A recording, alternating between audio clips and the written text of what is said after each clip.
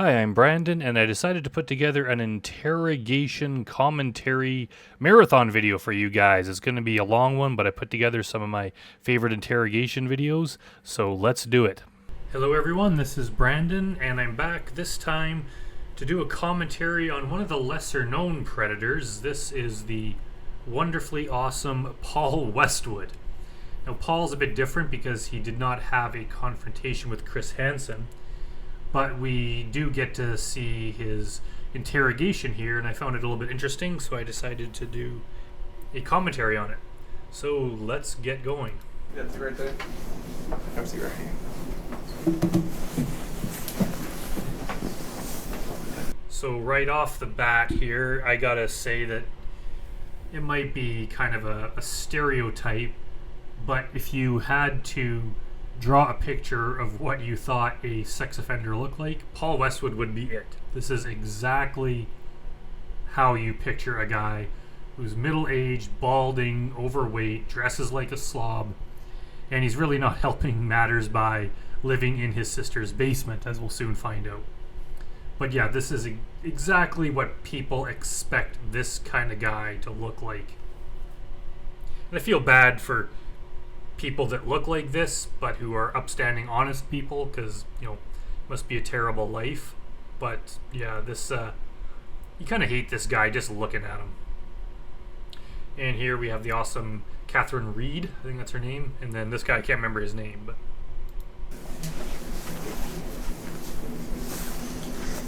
Paul puts his foot up there on his knee just to get comfortable.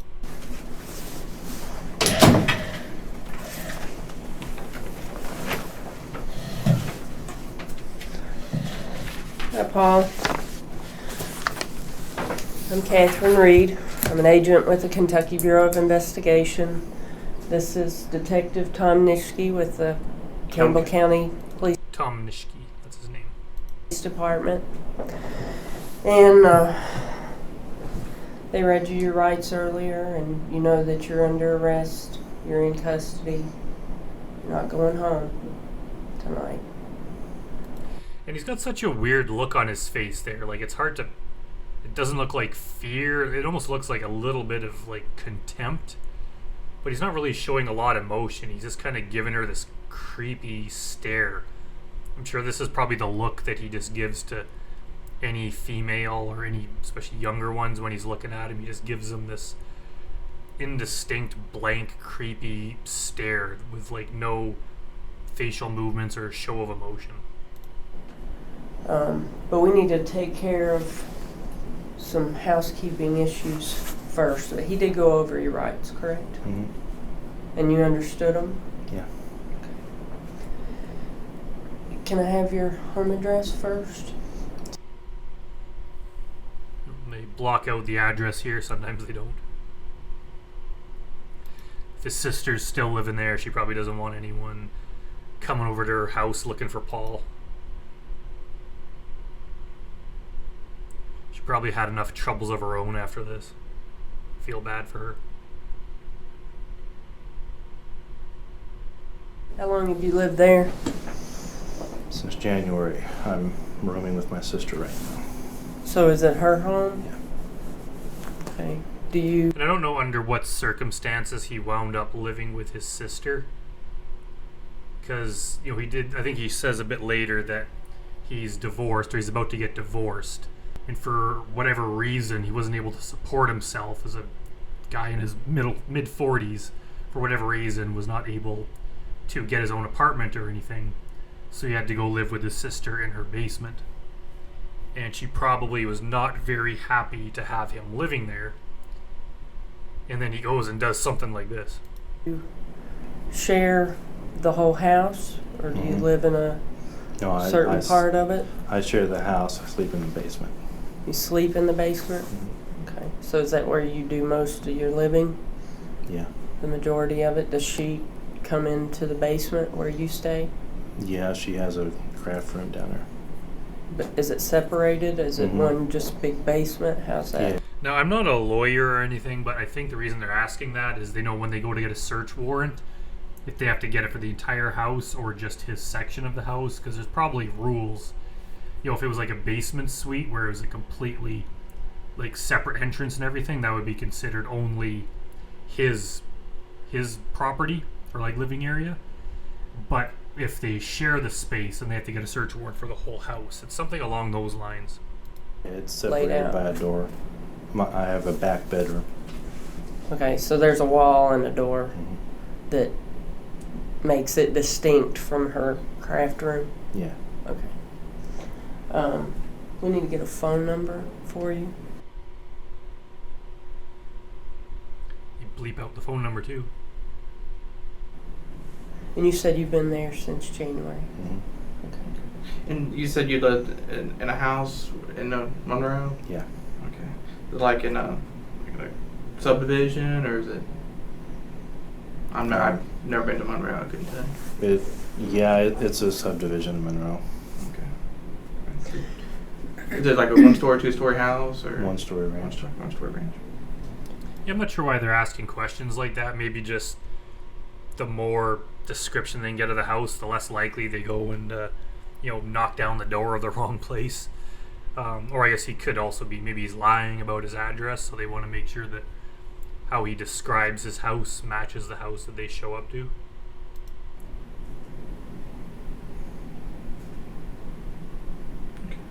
You got all that? Yeah. So we're good to go. You have an emergency contact. Yeah, my sister. You want to give us her name and number? It just seems like him and his sister, like I don't know if they're close, but maybe she's the only one he has left. I don't know if his parents are alive or what's going on with them, because it just seems like he would have gone to live with his parents before his sister, unless that's not an option. So there's a good possibility that she was the last person in the world that would ever give this guy a chance. She gave him one more chance, and he's trying to mend his relationship with her, and then he just totally screws her over by pulling this crap and kind of dragging her into it.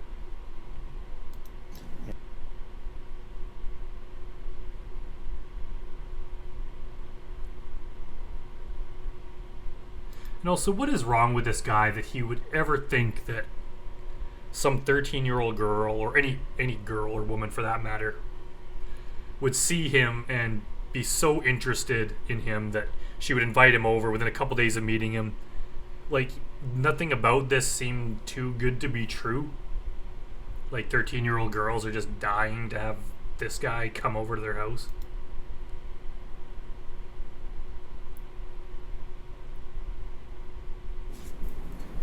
And during his chat, I might do a commentary on that some other time maybe. I was kind of reading through it, but he was really trying to come off as romantic.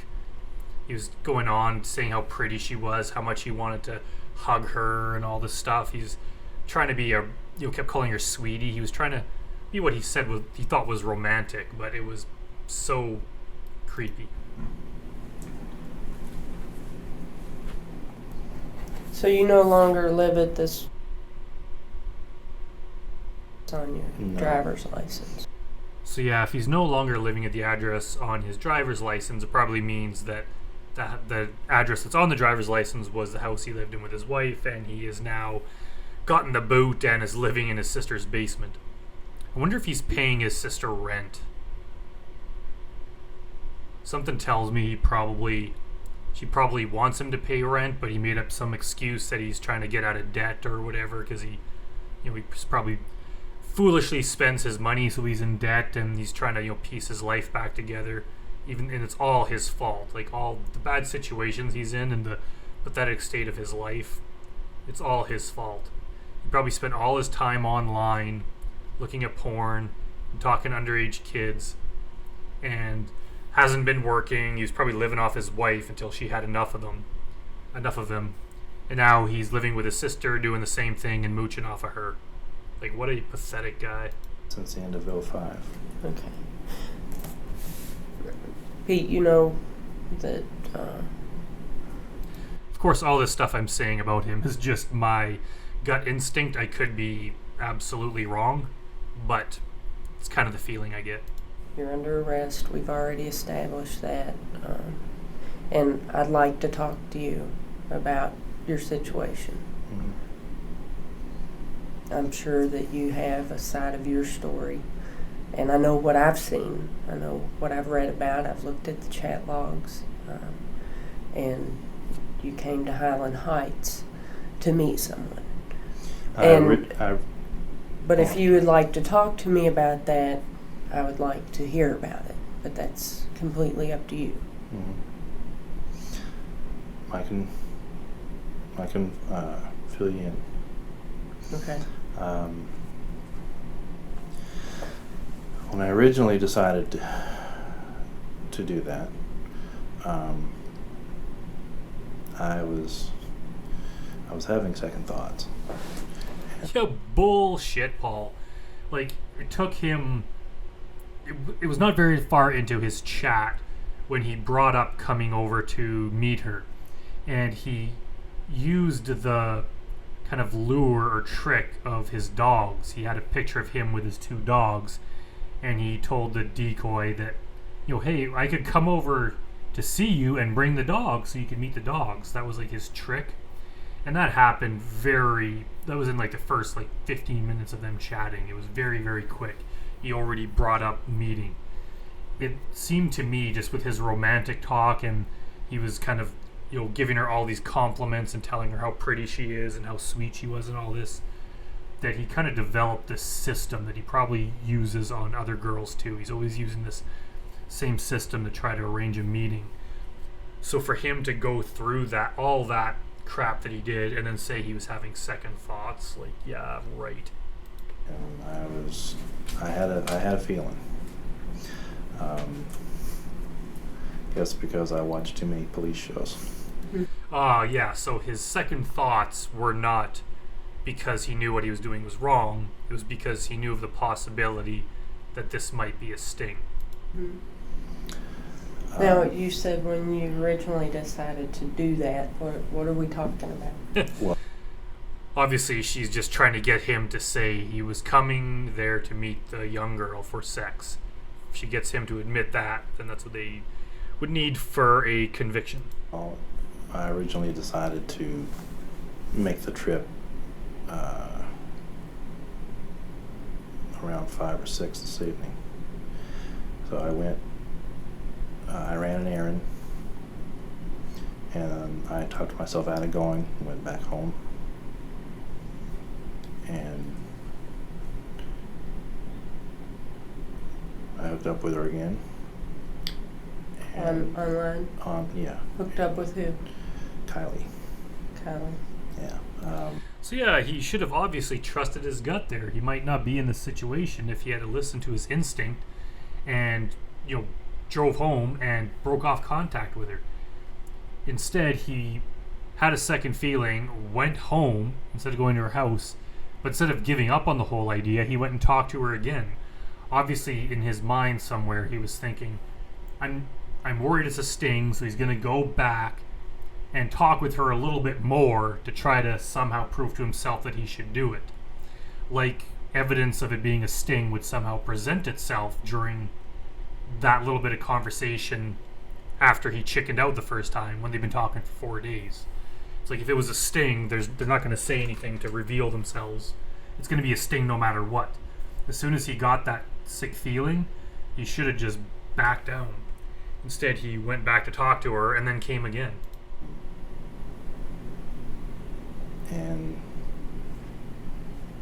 I decided to, I don't know why I decided to follow through on it. In the words of Chris Hansen, I'll answer that. Well, the reason he wanted to do it is because he wanted to have sex with a 13-year-old girl. There's really no other reason. It's obvious why he wanted to do it. I should have. I've never done that before. You've never met anybody in a chat room? Well, I've met women in chat rooms, but I have friends in the chat rooms who are my age or a little younger, but not that young. Not that young, being 13. Right, or under 20. But they're all friends. I wonder if these so-called friends he's talking about, I wonder if they consider Paul a friend, or if they're all just women that Paul annoys on a semi-daily basis, and they kind of chat with him a little bit just to be polite, but they don't actually want to talk to him. It's kind of hard to say, because if you're friends with someone in real life and you spend time together, obviously you need both people to somewhat enjoy the other's company to repeatedly hang out, physically in person. But if it's online, I'm sure everyone has people they don't particularly like talking to, but they message you every once in a while, so you gotta just talk to them briefly, but you kind of put up with it. Because just the way that Paul talks here, I can't imagine he's the most exciting person to talk to. He sounds like a very boring individual. And also, unless these women miraculously somehow were so desperate that they were looking to this guy for some sort of sexual excitement or some sort of romance, I doubt they would have any interest in him for that. So what are they talking to him about? They talk about music or sports or movies or something? It just doesn't sound like he would be an exciting guy to chat with or anything. So I don't know why he claims to have all these female friends, some of them as young as early 20s, that are so eager to talk to him. I just don't buy it.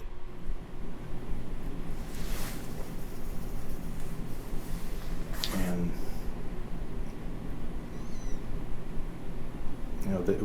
all I've done is talk to him. I've exchanged with a few of them. I've exchanged phone numbers, and we've been talking on and off for months.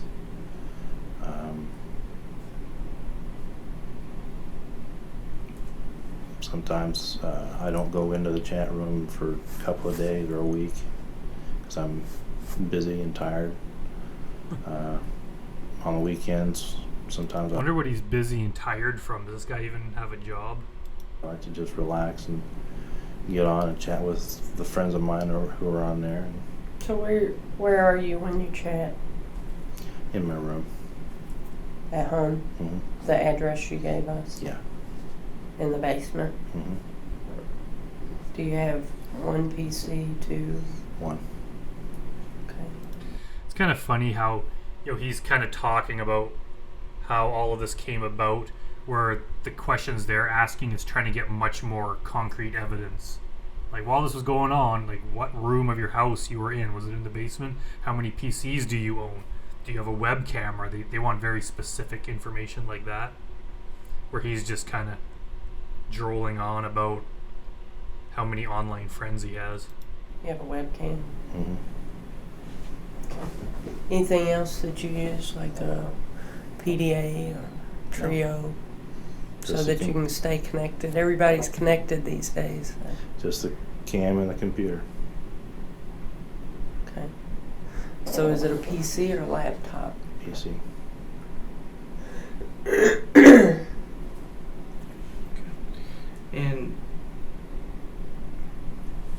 And yeah, this guy, I haven't watched a lot of these interrogations to really make an overall judgment, but I don't think people in general make this much constant eye contact with someone. It seems a bit weird. I mean, when you're talking to someone, you make some eye contact, but you look away a little bit.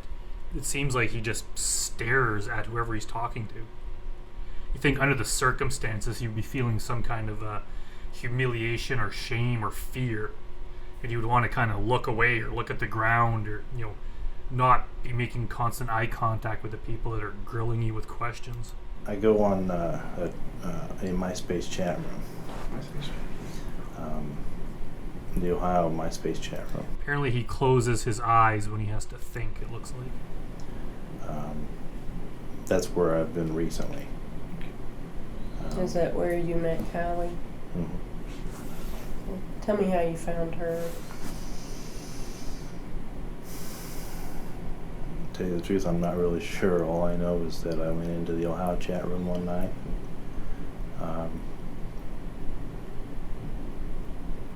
Somehow we just struck up a conversation, and we exchanged instant messenger IDs. I think. Don't pick your nose there, Paul. It's gross.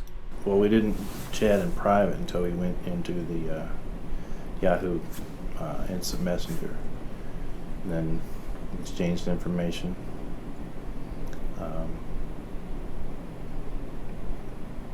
Gave her my name and age. She seemed okay with it. As I said, I've never chatted with anyone in their 20s. But this time you were okay. Seems weird that he just, right after he says, I've never chatted with anyone underneath their 20s, and then he just starts like nervously fidgeting and rubbing his hand. I'm not a huge believer, and there's a lot of videos on YouTube or whatever about analyzing body language. I don't know how accurate they are, because obviously it would change from person to person, but this just seems kind of weird here. Let's skip ahead and watch that again. What all they did together, and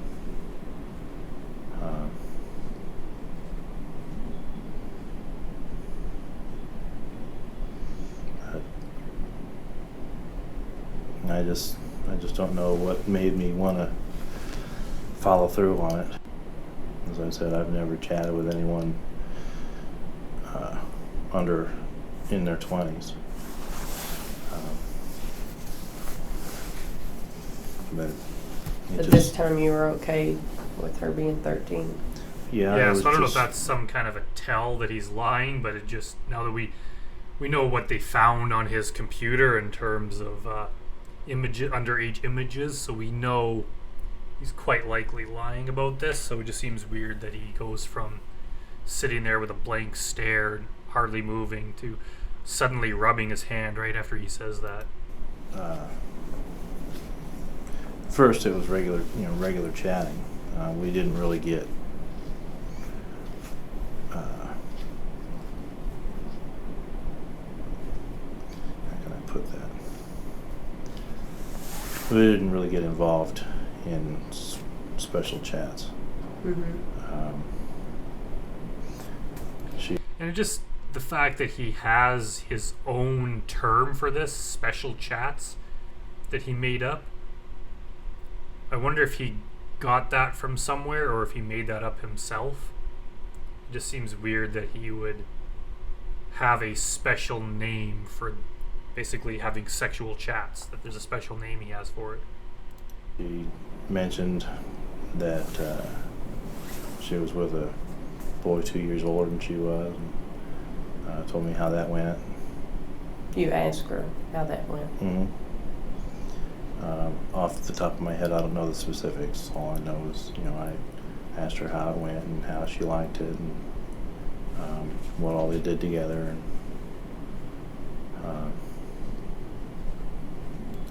yeah, I haven't read his full chat, but I'd be willing to bet that he probably used the classic Predator handbook of asking if she's a virgin and then asking for specific details of every possible act that she has done before.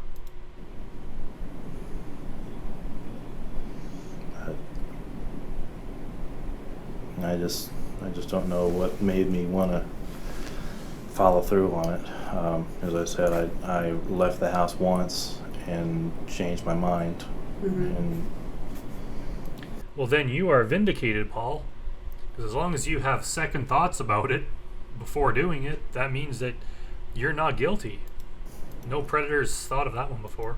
kind of wish I stayed with my gut feeling, Yeah, why didn't you?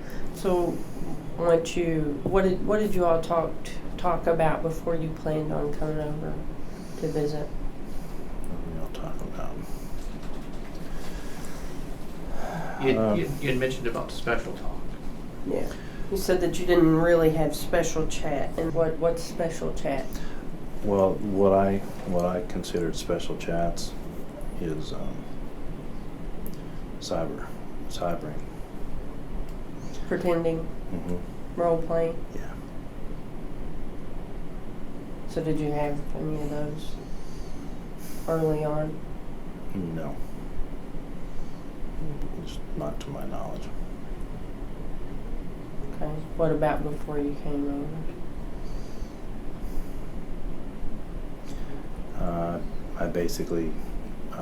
when we set it back up, I basically asked her to wear a skirt.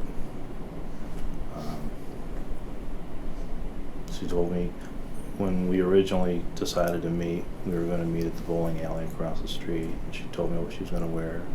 Told her what I was going to wear. That's probably why he didn't have a confrontation with Chris Hansen, is that he was not coming to her house. They were supposed to meet at the bowling alley across the street. So he was probably fearful of going to the house because it might be a sting, and he thought that the police would somehow not be able to catch him if he was at a bowling alley instead. So he must have gone there, and they were waiting for him to bust him. And this guy looks exactly like the kind of guy that would hang out at a bowling alley.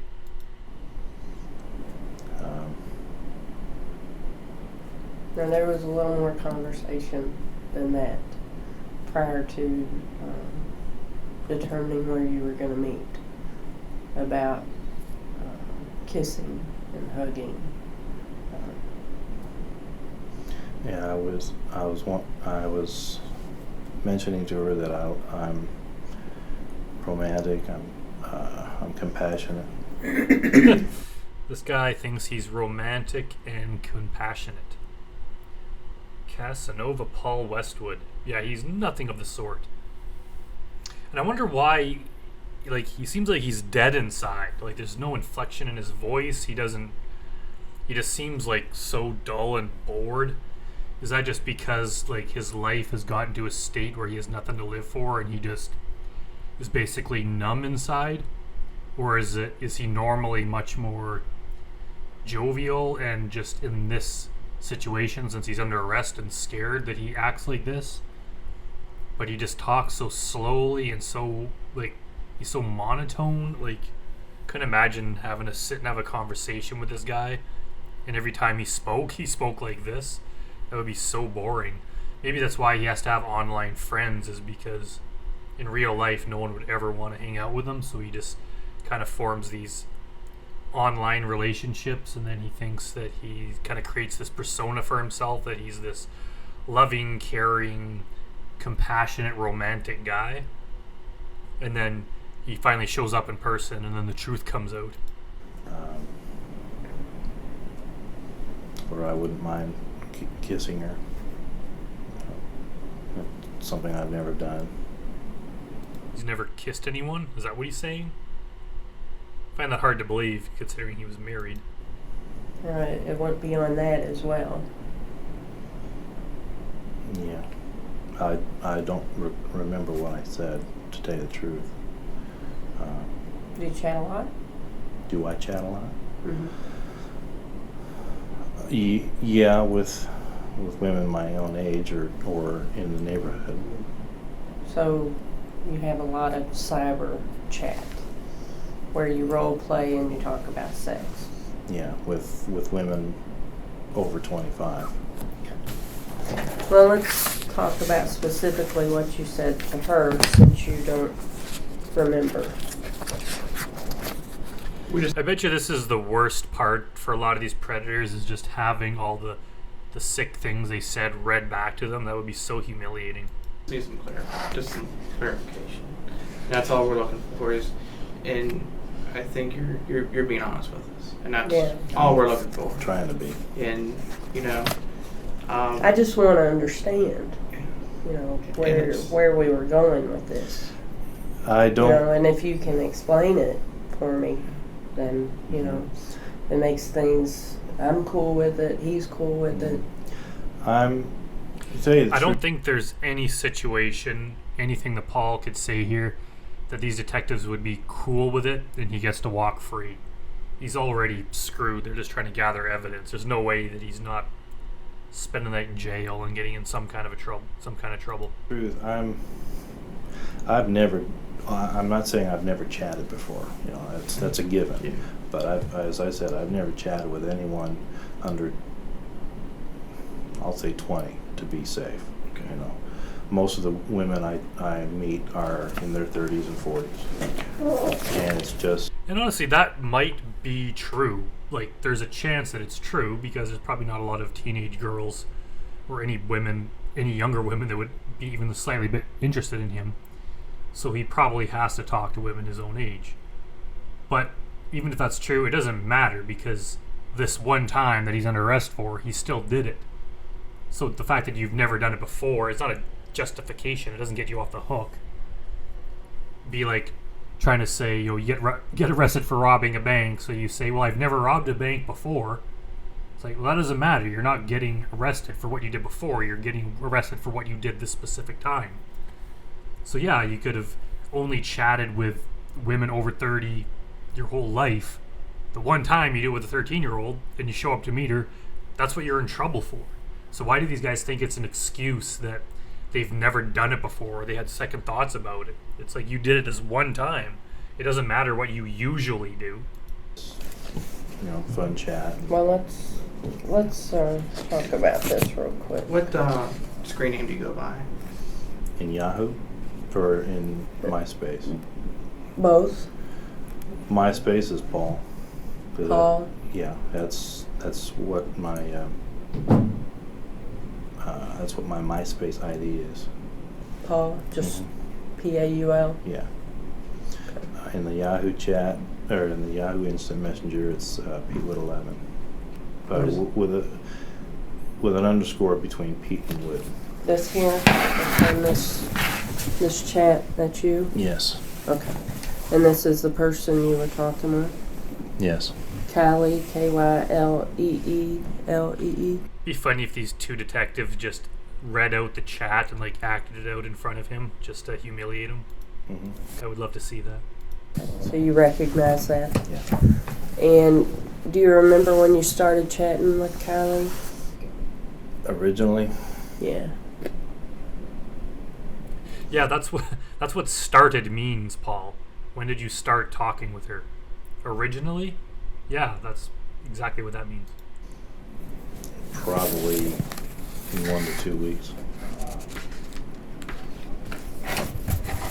Do you usually talk to somebody that long? That I long? mean, yeah, over that amount of time? 2 weeks? Yeah. Okay. Some of my friends I chat with almost every night. So you consider her a friend? Yeah, I guess. You really had to think about that answer. You talk about in your chat that you're a lonely guy. What's that about? Well, You said you've been living with your sister since January. Yeah. So Well, bring me up to that point. Okay, I was married in 01. Married for 4 years. We separated. She moved back in with her family. I moved to Westchester, and then I lived there for a year. And then January of this year, I moved in with my sister. Yeah, so it doesn't really shed a lot of light on his situation. So he was living with his wife. They split up. She moved back with her family. He moved to a different city, presumably living on his own.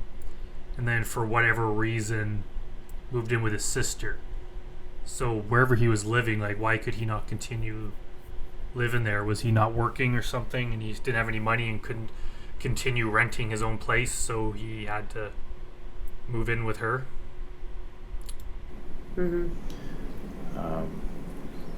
My wife and I were very close for 2 of the 4 years, and we started drifting apart, and we're still. They probably started drifting apart the moment she realized, oh my god, I'm married to Paul Westwood. Friends, but we decided to separate. I'm in the middle of a divorce. I'm in the middle of filing for divorce. You filed? Yeah. I'm going to file. I've got the paperwork already. So you're separated. That's interesting if he's telling the truth there, that he's the one that's filing. Somehow, yeah, I find that hard to believe. Actually. We've been separated a little over a year. But we're still friends. We still see each other.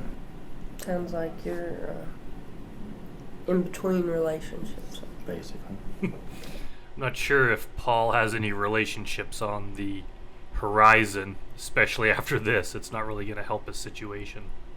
Well, I guess he does have all those women online lined up, so maybe he's just a complete stud, and I'm wrong. Specifically, you talked to Kylie about, and you say special chat with you here on the phone while we're both alone. I'd love us to make each other feel good because I'm lonely tonight. It's just kind of weird, too. Back to his eye thing. Like, she's clearly looking at the page and pointing at the page with her finger. She's even making noise with her finger as she runs it along there. But his eyes are just, like, boring into her, like, forehead there. Just seems if someone was pointing at something, you at least glance down to... Wouldn't it be, like, human nature just to glance down and see what she was doing? He's just, like, staring at her with this, like, creepy, evil glare. Where were you going with Well, that? basically a romantic chat. Okay. Do you recall having this conversation? And yeah, romantic chat. I'm pretty sure he talked about that a lot in his chat log. He said he was a very romantic guy and romance this, and he was very sweet, and he would call her, sweetie, and just he really goes over the top in putting on this nice guy persona that is absolutely not even close to being reflected in the presentation he gives off here as a person. If you read his chat log, you would not picture this guy here as saying that. So even now, for him to say romantic chats, there's nothing romantic about those chats. The only thing romantic about it was him saying it was romantic, but there was no content in there that was romantic. It was all just like gross, creepy sex stuff. Not word for word, but yes. Okay, tell me about And just saying that you want to cuddle with them and all that stuff, that's not romantic. it. I just suggested that we could get together and cuddle on the couch, watch movies or watch TV. I've told her on a few occasions that I am kind of lonely and I don't have many friends. That's why. So he's talked before about all these friends that he has online, so I guess he means in real life he doesn't have a lot of friends.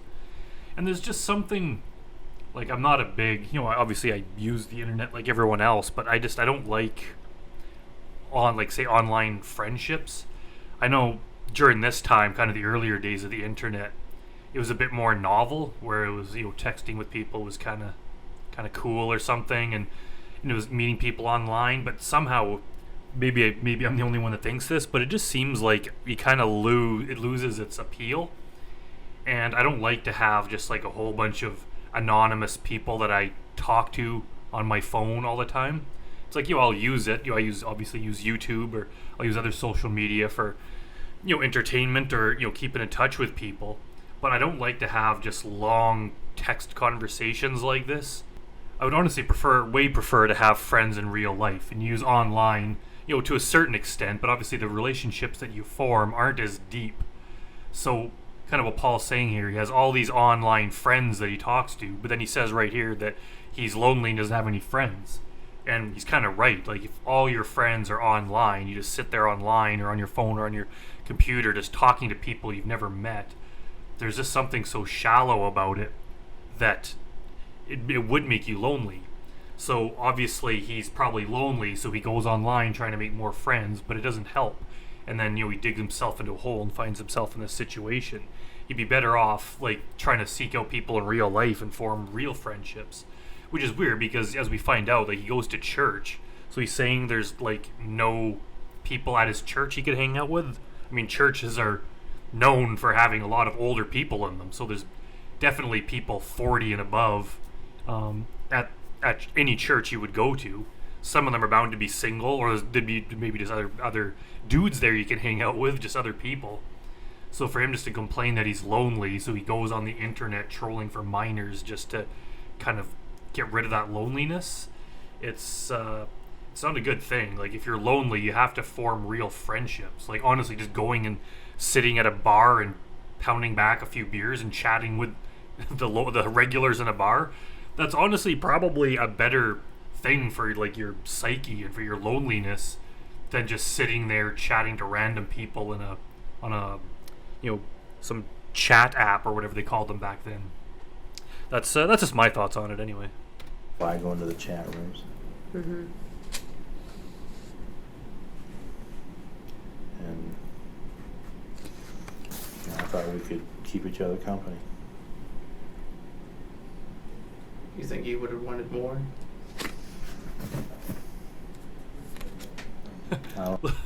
Look at the way that when that guy asked that cop asked that question, just look at the way Paul looks at him. Looks like he just wants to like kill him or something. Mhm. And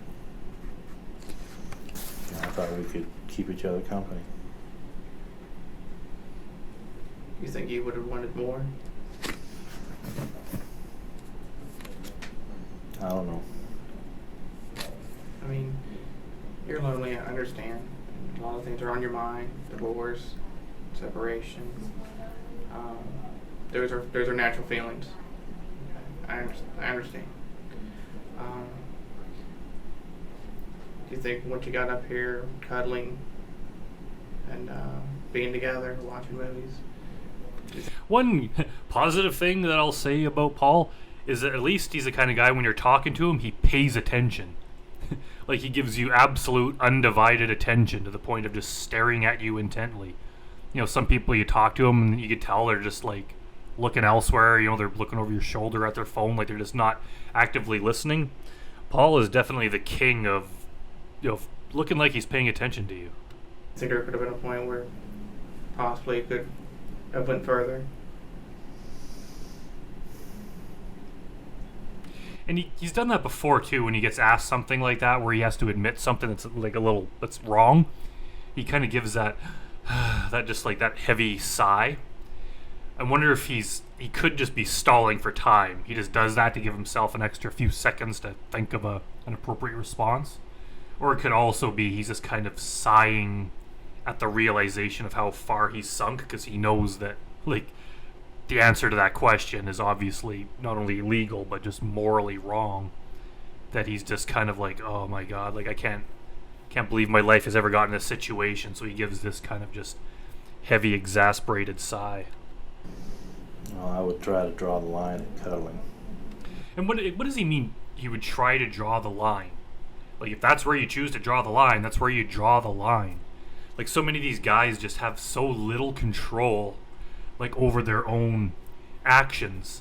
How could you live like that, just not being able to trust yourself? You're with another person and you can't trust yourself to not do something horrible to them.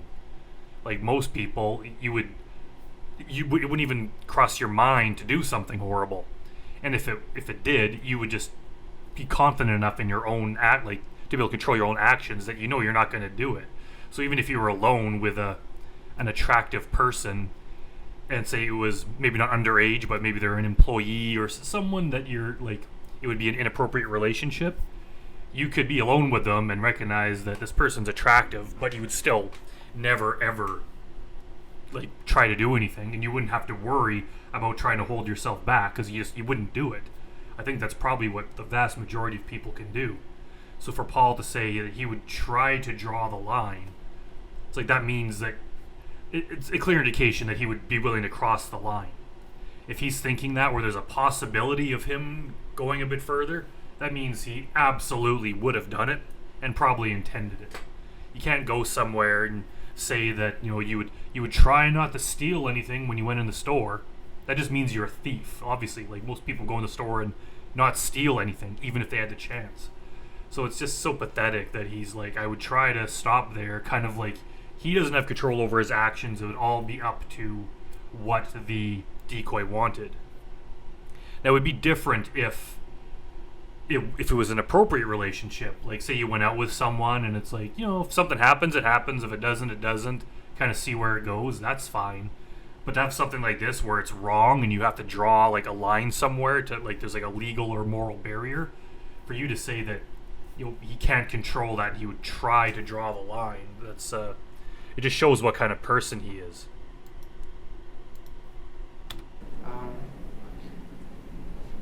Do you think once you got up here cuddling and being together, watching movies, do you think there could have been a point where possibly could have went further?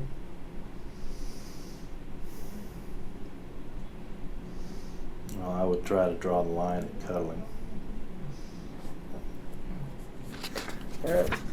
In your chat, you specifically told her that you'd like to have oral sex.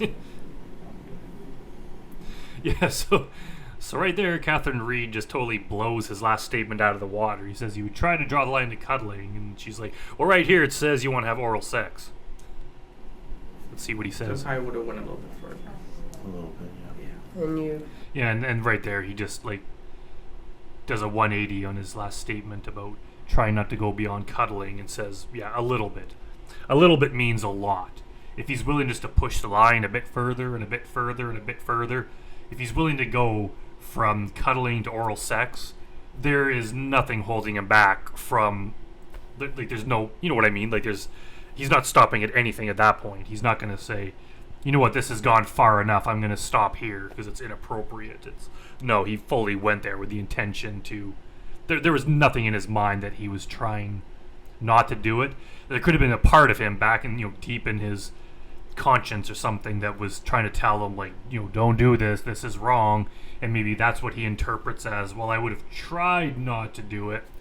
So the entire time he's sitting with this girl, he would have been having this internal debate over whether or not to take it further. Like, that's a very dangerous person, because all of these guys would have obviously found any opportunity or any excuse to just go that bit further. Like, there's no way they could hold themselves back. If they're willing to have this conversation and then drive there, they're past the point of no return. graphically talked about how you would do that in her breasts.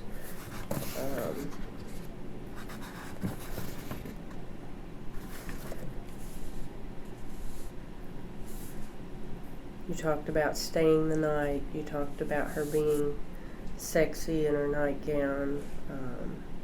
That you'd be rubbing. That's another thing too. It's not, a little bit off topic, but so many of these guys, they're so into asking what they're wearing. It's like they have this fantasy in their head, especially because the decoys obviously they could never see them on video because it wasn't a real teenager. So sometimes they would have a profile pic or two, but they can never actually see them. So these guys have such big fantasy in their mind that they need to just have descriptions of, like, what are you wearing? Like, what are you wearing right now? What are you going to be wearing when I show up? Asking about their body types, like a lot of disgusting details like that. And it's strange because I don't think in my entire life, like, of just dating and stuff, I don't think I've ever asked that, even to, like, women that I was dating or in a relationship with, or like anything like that. I don't think I ever was like, what are you wearing right now? What are you going to be wearing when you show up? I need exact descriptions. We need to discuss it to agree on the exact things you're going to be wearing when you show up at the restaurant. Like, that is so bizarre to me. Like, maybe, I guess if you're both adults, you could do that if you want. It just seems so strange that these guys are just so hung up on what they're wearing to bed, just like what the person's wearing. I don't know. I just find that so bizarre. Correct me if I'm wrong. Maybe everyone does that except for me, but at least in this situation, it's very creepy. Rubbing her thighs, massaging and kissing her breasts. And then you talked to her about if she had ever gone down on a guy, the guy that she had been with. And then you talk about that this aroused you, that you were ready to masturbate, to ejaculate from the conversation. So you did expect to have something happen when you went to the house?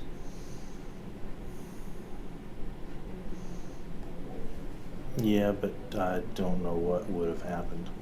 I would have just played it by ear. But your intention was to have sex tonight, or oral sex.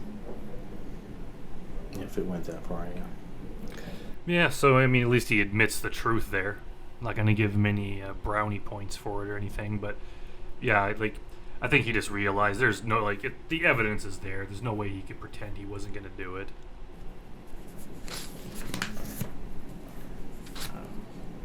Well, Did you bring anything with you? Anything special with you? Bring any movies or anything with you tonight? No. Just that bag of pop. Okay, bag of pop. Was that for you, or did she mention you to bring that, or? No, it was for me. Okay. So were you going to stay the night?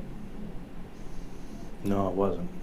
No. No, I had made my mind up to not stay the night. Okay.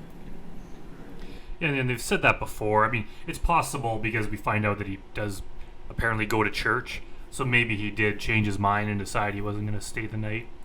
But that whole thing, we've heard that before with James Rutherford and others where they say, I said I was going to do this thing, but then I made up my mind not to do it. So it's kind of like once you get to this point, you can't trust anything these guys say. And I kind of understand it from the point of view that they don't want to go to jail. And they know they're going to be in trouble. So they're going to lie. A lot of people would in this situation. But it's kind of like you just can't trust anything they say. Like they have a reason to lie. And some of them, say Jerry Griffith or JPW, they'll go like way off into left field with their lie.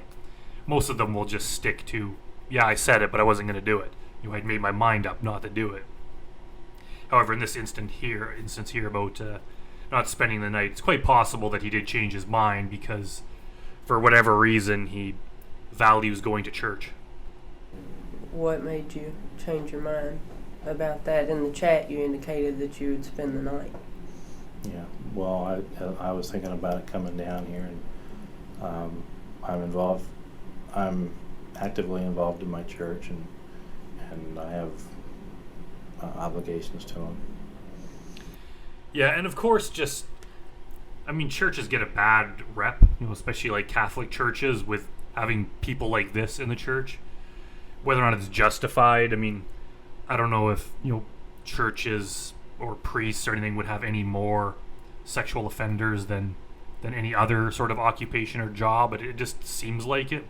But he's not the only predator to say that he goes to church, and they almost kind of use it as a defense. I don't think Paul does so much, but obviously going to church, any sort of religious belief, does not excuse you from doing this kind of thing, and it does not mean that you're above doing this kind of thing, because clearly we can see that is not the fact. But it also makes you wonder, how did he get involved in this church? Was it his sister went to this church and she kind of encouraged him to go? Or did he just find a church on his own and go? And of course, anytime a sex offender like this starts attending a church, you kind of have to question his reasoning behind it. And when he says he's actively involved in the church, what does that mean? Does that mean teaching Sunday school? Because that's obviously a problem if it is, because churches tend to be full of families too. They just have lots of young kids there, and it's not like teaching at a real school where you need to go through years of schooling and there's a process, criminal record check. There's some sort of process to go to. You could just pretty much walk into any church in the country and start attending. They're open to the public, and if you start going a few times and get to know people there, they could put you in charge of teaching Sunday school. So it's really a kind of place that might draw predators to it because it's easy to get close to young people. So it's possible that maybe his sister encouraged him to come. Maybe he had good intentions in going to church, but whatever they're teaching at that church, it's not working on Paul Westwood. So that would have made the difference. You could have came down here and had sex with her, but as long as you didn't stay the night. What's this thing right here? It looks like I think it's like a microphone, is it, or something? But it looks like an ashtray or something. It was okay. Well, I wasn't planning to spend the night because I had plans for tomorrow. Anyway. To go to church. Mm-hmm.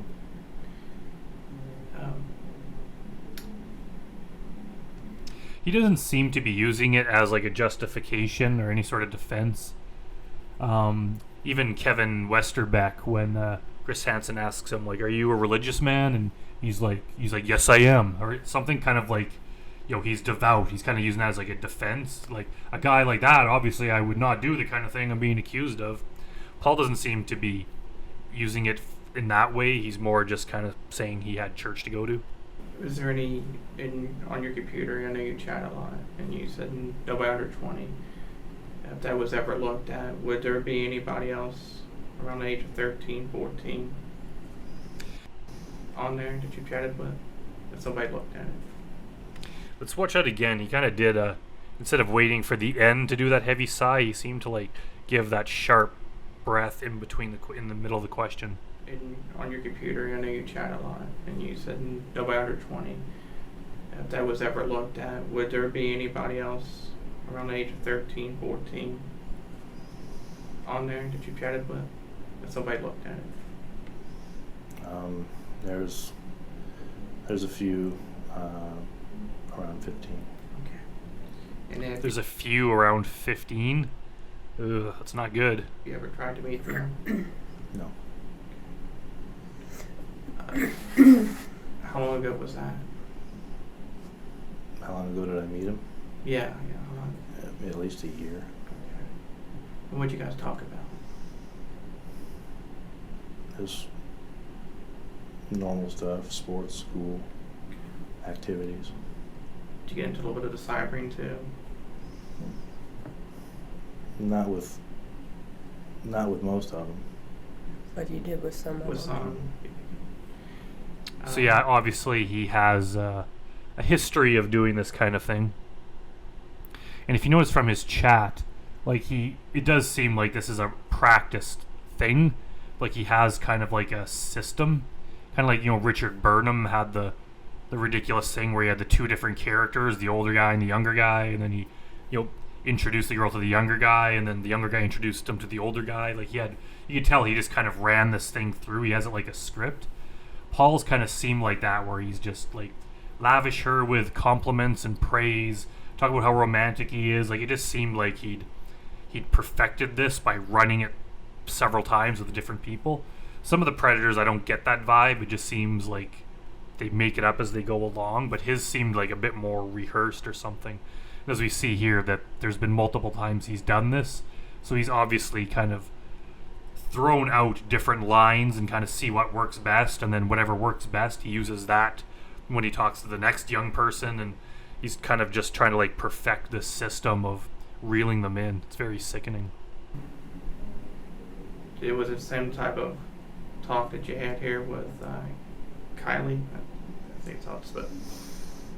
Basically the same, yeah. On your computer, at your place there, there isn't any type of pictures of minors or anything on there, is there? So as we know later on, I read a summary somewhere that he was caught with child images on his computer. So we know how it turns out, that he absolutely had that on his computer. So let's see what he says here to that question. Not that I'm aware of. Okay. Do you visit any type of, Oh, look at that. He does the weird hand thing again. Let's watch that.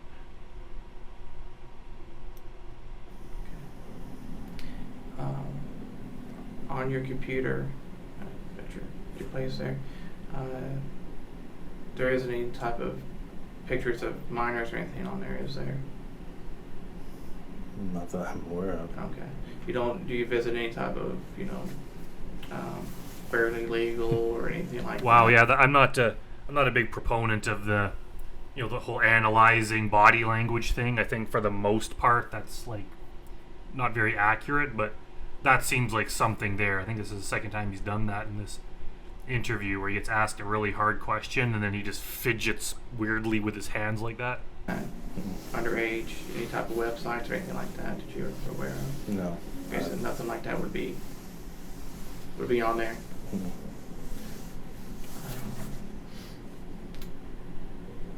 Let's see.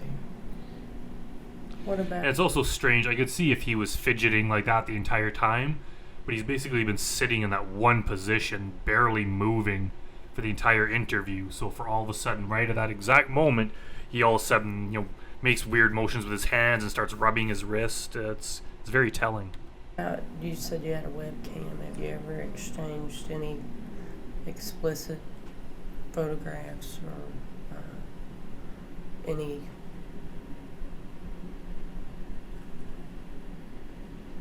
pictures of you masturbating or while you're cybering? Have No. a more interactive situation where you can see them and they can see you, Not with minors. but it may be on your computer. I'm not sure. I understand. Photographs of you through the web. Oh, it might be. I don't know. All I know about that webcam is that it's just a live feed. It doesn't save any still pictures. Okay. But have you exposed yourself? I mean, genitalia or anything? Not like to that? minors. Not to minors, okay.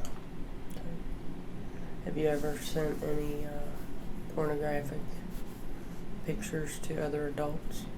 To other adults, yeah. The other friends of mine. I wonder why they ask that, like, about other adults, because obviously it's not illegal to do that. I wonder if they just kind of ask that to get him to admit that he's done that with other adults, so it's more likely he'll admit that he's done it with underage people. Because I've seen a lot of the people have done that, where they've asked, like, about things they've done with adults or looking at adult porn, and it's like, well, that's not illegal, but maybe they just kind of want him to get admit that much, so it's easier to get them to admit to the next thing. Yeah, I'm not sure. Okay. Are these men, women? It's women. So you term them as friends? Mm-hmm. Okay. What sets them aside from someone who you may be interested in having a relationship, or are you interested in all at any given I time? am interested in one specifically for a potential relationship. She lives in Oklahoma, and we basically talk every night. Not online, but we talk every night. We've chatted on her nights off. Mm-hmm. Yeah, this relationship might be headed for trouble after this incident. I wonder if that woman in Oklahoma ever saw this or found out about it. In this particular chat with Kylie, there you referred to another person that you were chatting with. Do you remember who that was? Yeah, she's 19. Her name. And even I mean, I know a 19-year-old, like, it's legal, but for a guy that this age that looks like this, it's still creepy. Her name is Brenda. Is that her screen name, or is that her name that she's Well, I given you? believe it's her name, because Okay. she also uses it as her screen name. Just Brenda, Mm-hmm. no numbers or No. And that's the 19-year-old you were talking about? Yeah. Okay. From Oklahoma? No, that one is a 47-year-old. Okay. So you don't discriminate as far as how old or young they are. No. Yeah, I wonder if that's, like, he doesn't discriminate, but that's a pretty wide age range that he seems to be into. Or maybe he just knows there's no future in a relationship with an underage person. So, for a relationship, he's interested in the 47-year-old. But for sex, he goes after the really young ones. Like, is that what he's thinking? I'm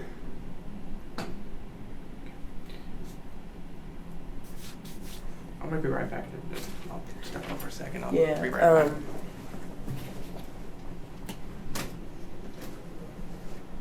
Good chance I can get a glass of water? Yeah, I'll take care of that for you in a few minutes.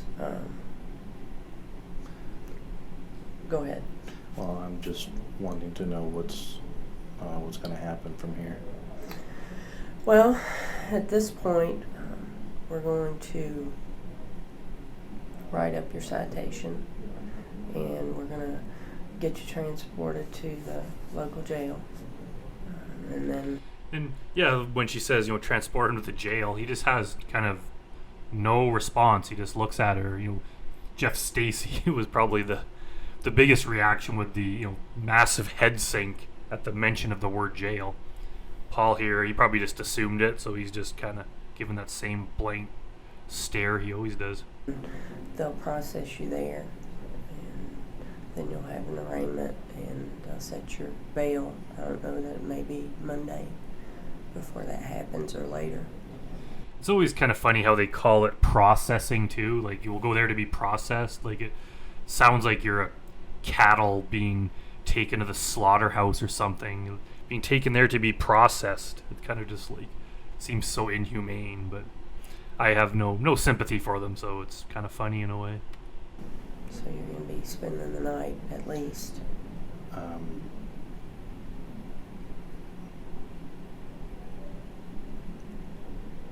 So will I be able to, well, the two main questions I have is, am I going to be able to attend church tomorrow? And am I going to be able to go back to work on Monday? You're not going to be going to church tomorrow. Okay. And it's funny how that's his biggest kind of like fear, or the big question he has. Like, would skipping a week of church really be that big of a deal? Like, honestly, even if he was let out of jail, like, I'm assuming this is late at night, by the time he drove home and then finally got to sleep, like, it's going to be super late. Does he really want to sleep for an hour and then have to go to church? Like, wouldn't he just assume he's going to skip church? So the fact that that's, like, his big concern is very funny. Or it's, I wouldn't say it's funny, but it's just odd. Okay. I can live with that. I don't know about work. That's going to depend on when you're arraigned and when your bail's set. So I can't make any promises on that. Okay. That's an unknown right now. One of my most important questions. I know I did something wrong.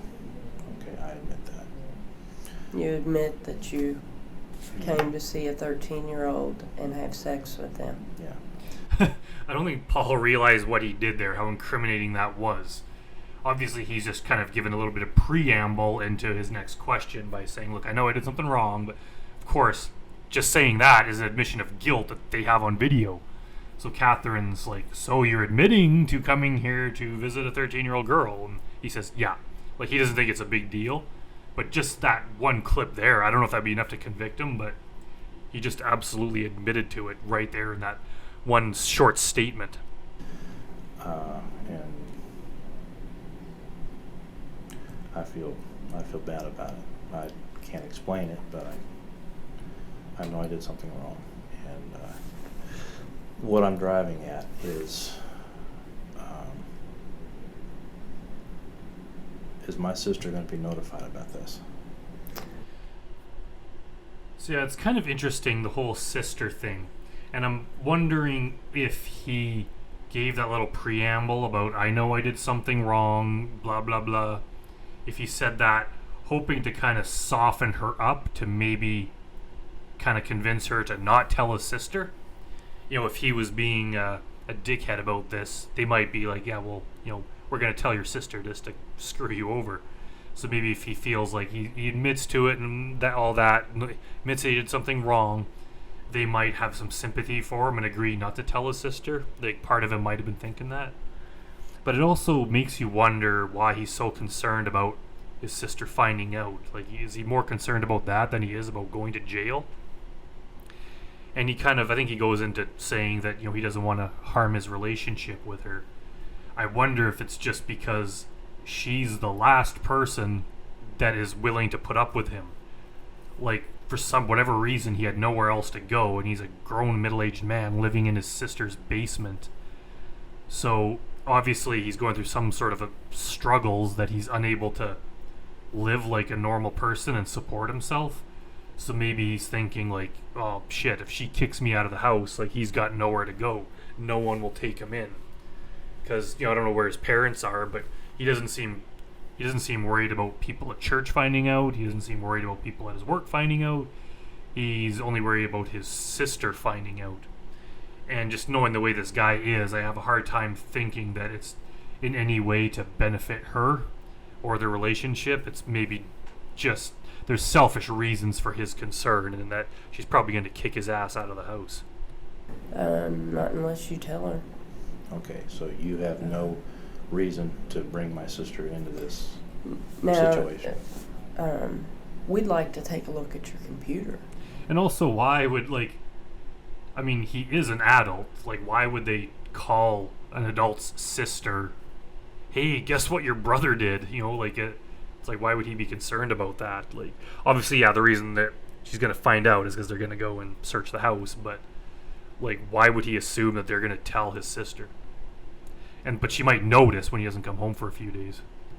If you wanted to give us consent to do that, we. Does it have to be at the residence, or can I bring it somewhere for you guys to do Well, what you you're want going to? to be. Yeah, what a dumb question. Can I bring it to you? Yeah. Like, I'm sure he's not going to go on there and delete all the bad stuff before bringing it to him. Like, why would that'd be like a murderer saying, can I go grab the murder weapon and bring it to you? Like he's not going to wash it off first. Like, why would he think that the police would be that dumb to ever do that?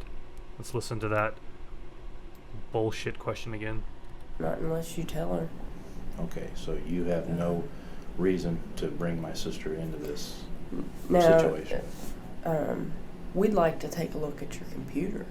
If you wanted to give us consent to do that, we. Does it have to be at the residence, or can I bring it somewhere for you guys to do Well, what you you're want going to? to be in jail, so we would have to be able to get Yeah, you dumbass. You're going to be in jail. Why would you even ask such a stupid question? access to that computer.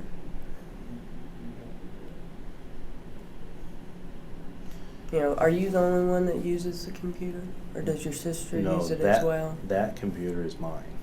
She has her own. And it's in your room Yeah. on the basement level of the Mhm. house. Mhm. That would suck, like, because I know whatever the rules are, like, depending on how the house is laid out, they can seize, like, every computer in the house. That would be terrible if just some guy that lives in your basement, like, was doing this kind of thing, and then the police seize all your electronic devices and have to, like, search them all just because of him. Like, man, that would piss me off. And you say she has a computer, She has her own laptop that she uses. a laptop, Yeah. and where does she keep it? On the main floor, either in her office or out in the living room. Okay. What I was driving at is it seems that she is going to find out, because if you have to have access to the computer, you have to go to the residence to do it.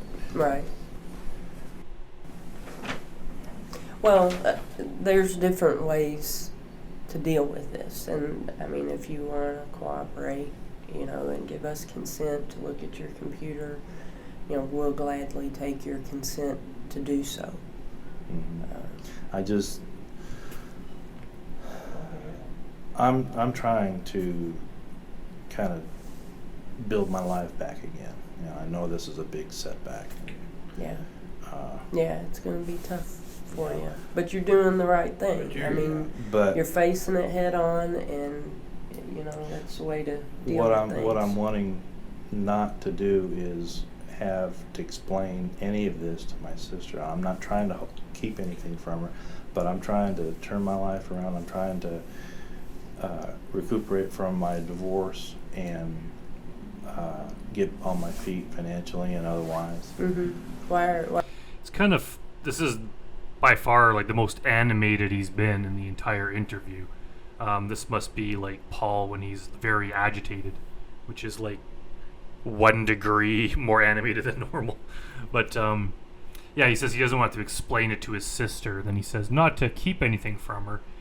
It's kind of hard to tell what his motivation is here. Like, I bet you part of it would be embarrassing to have to explain that, especially when he's probably been in trouble before. Like, whatever, especially when a middle-aged guy like this comes to you and he's like, oh, I'm getting divorced, I got nowhere to stay, can I live in your basement? Like, they probably had to have some heart-to-heart conversations about, like, dude, you gotta shape up, you gotta fix your life, like, you should not be living like this when you're this age, you should be responsible. Like, she probably had to have a tough conversation with him. I don't know if she's older or younger, And he probably was like, you know what, I'm going to try hard. I'm going to start going to church. I'm going to get a job. I'm going to work hard, and made all these promises, and things seem to be going fairly well.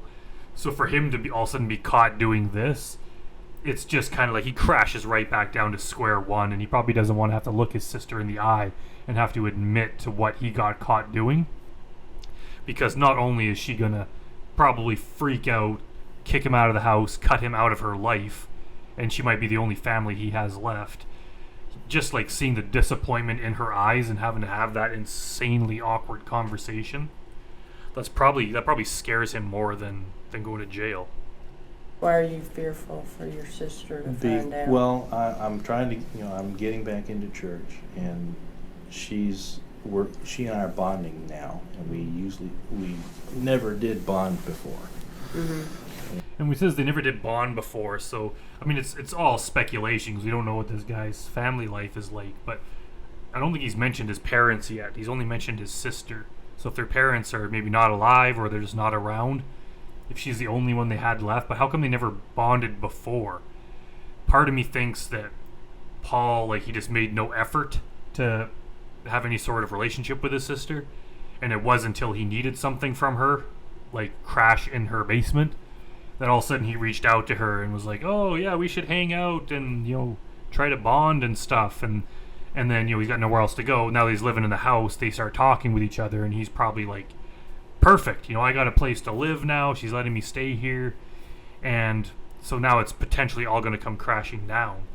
So I don't think it's bonding just in any sort of natural way. It's probably because Paul's screwed up his life to the point where he has to sleep in her house because he got nowhere else to live, and he doesn't want to lose that last person that is willing to let him mooch off of them. We had a hard life, and oh yeah, he says they have a hard life. So who knows? I mean, obviously, if their parents were abusive or anything like that, that's bad. But it doesn't justify the horrible things he's been caught doing, and it doesn't justify the hell he's going to put his sister through.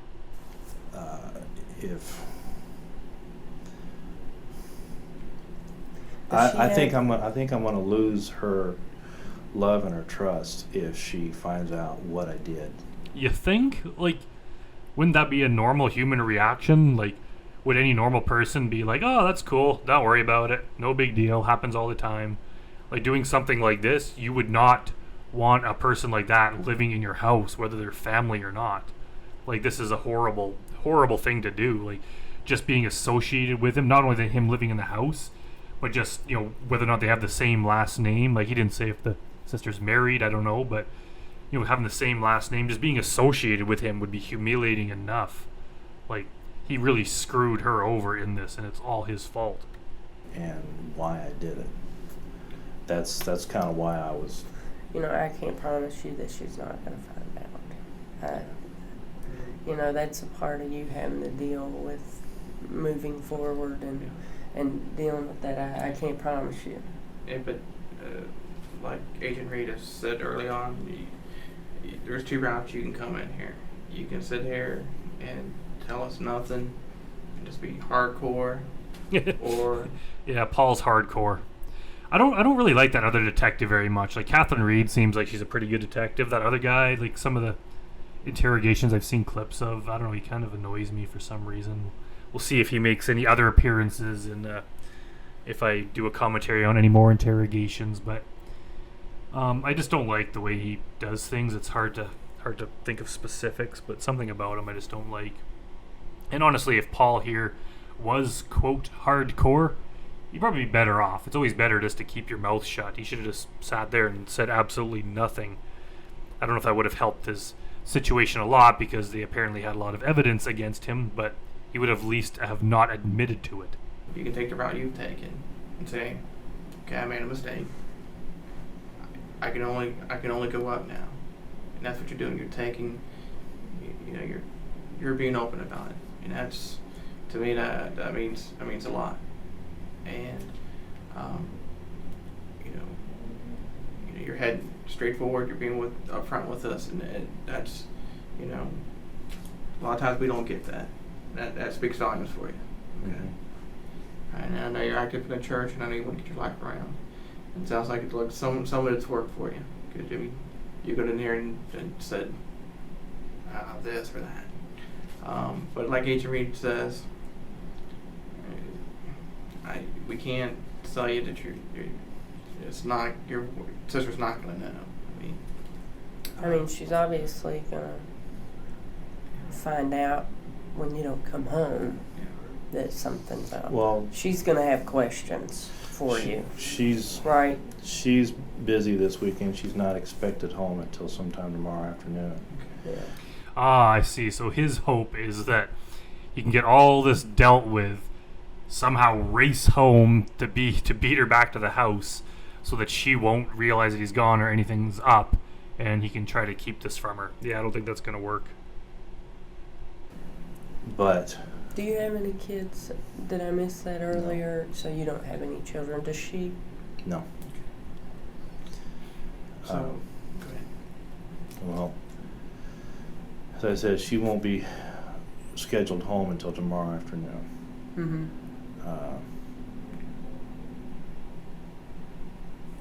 And as you said, there's probably no way that she will not find out. If I remember correctly, I think, was it Jeremy Todd West, who from the Texas thing, who also had something similar where he was just so worried. I think he lived with his grandparents or something, and he was just so worried about them finding out because he said they had nothing to do with it. Maybe I should do a commentary on him next. It's been a while since I've watched his segment. I just don't know how I'm going to explain it. Yeah. I can tell her I was arrested, and if she asks what for. Obviously, she would ask what for. You can't tell like a friend or a family member, I got arrested, and they're just gonna let it go at that. There's not a human in the world that wouldn't ask, like, what did you get arrested for? Like, you would have to explain that. So you would either have to just lie about it or tell the truth. I'm going to have to tell her the truth. I don't want to lie to my That's sister. your call. That's your Yeah. call, and you're gonna have time to think about it before she gets back. He's gonna have time to worry about it until she gets back. I bet you that's gonna be weighing on his mind. You know how you're gonna deal with that. Mhm. And did you have a cell phone or anything with you when you No, came? I don't have a cell phone. So you don't own a cell phone at all? No. And your PC down in the basement with you, that's the only PC. Is there another PC in the house? Or? The other one's my sister's, but this is the only one I use. Okay. I don't. So there's a laptop that she Oh, keeps upstairs. She keeps upstairs. Yeah. Okay. I only use my PC. Now, is there a separate entrance to the basement that you use, or do you? No, it goes up. Yeah, so now they're back to the whole thing, trying to figure out if he lives in a separate area, because I can't remember. I don't know the law for sure. I'm not a lawyer, but yeah, it's something I mentioned earlier that depending if it's a shared living space, they can seize like every computer in the entire house. Whereas if he has like a separate entrance that she can't really go through, then that's considered like his living area, and then they could only seize his. So they're trying to figure out the layout of the house without flat out asking him. Upstairs into the kitchen. So you have to come in where to get to your I room? come in through the garage. Through the and garage? into the kitchen and make a turn and go right downstairs. Well, I guess the biggest thing is, I guess regarding the consent, so which way you're on, so we kind of know which way to go with you. I mean, if you feel like you want to consent regarding, checking everything out, verifying everything, she has a form. It's up to you if you want to sign it or not. If you do, she'll have you sign it. If you want to consent up. You have your computer and stuff checked out. If you don't, but that's up to you. Okay. Is it gonna hurt my case if I refuse the consent? No, it's your right. It's your call. It's your call. I mean, consent, I'm if not you gonna- want to say no, it's not going to change what we've talked about here. You've told me the truth. I'm cool with that. If you tell me no, I just take that blank paper back out the door. Or if you tell me yes, we'll sit here and we'll fill it out. You'll get to read it. You'll know exactly what it says, and everybody will feel good about it, and we'll have consent to look at the computer. I mean, that's your call. I think I'm going to refuse the consent. It's probably the smartest thing Paul's done so far. But it doesn't matter. They're going to get a warrant anyway and search the computer, and apparently they did, and they found some disturbingly illegal stuff on there that he got in big trouble for. So I don't think he's refusing consent out of any sort of intelligent move. He's just doing it because partly he doesn't want his sister to find out, and he knows what's on his computer, so he's probably just trying to throw up any sort of roadblock to make their life difficult. Okay. That's all it comes about. See, we're not tough guys. We just and girls. We just want to find out what happened and go easy. Nobody's been mean to you or rude that I know of. So, not that this is a good experience for you, but I hope that you can. I've learned it. You can build off of it. Yeah. Adrian, I'll be stepping out. If you need anything, just let me know. Okay, I'll be out in a few minutes.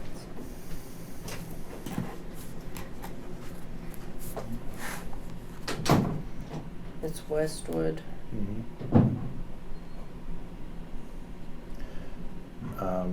Another question I've got, and so I know what's going to happen. When all is said and done and all this is processed, am I going to lose my truck? They will. That's the best way I can ask. They will take your. So I'm not sure why he asked that. I think it could be because I don't know if all states have it, but there's some sort of law in some places where if you get caught for prostitution or some sort of criminal acts, they're allowed to seize your vehicle. So that could be he's asking whether or not this is one of those cases. Your vehicle to a secure location. And at that point, once you get out of jail, you can make arrangements to see what the plan is with your vehicle. I'm not sure at this point how that will be addressed. But once you get out of jail, you can ask them about your vehicle, and they'll give you that information freely. Okay? All right. And you go by Paul, you said on MySpace, right?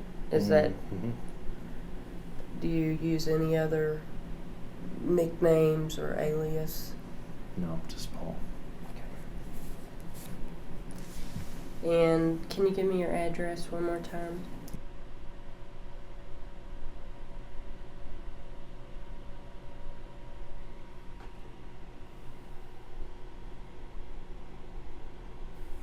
I wonder if whoever was editing this video just felt so bad for his sister that they decided to edit out her address just so no one would harass her. Because I know sometimes they don't edit out the address.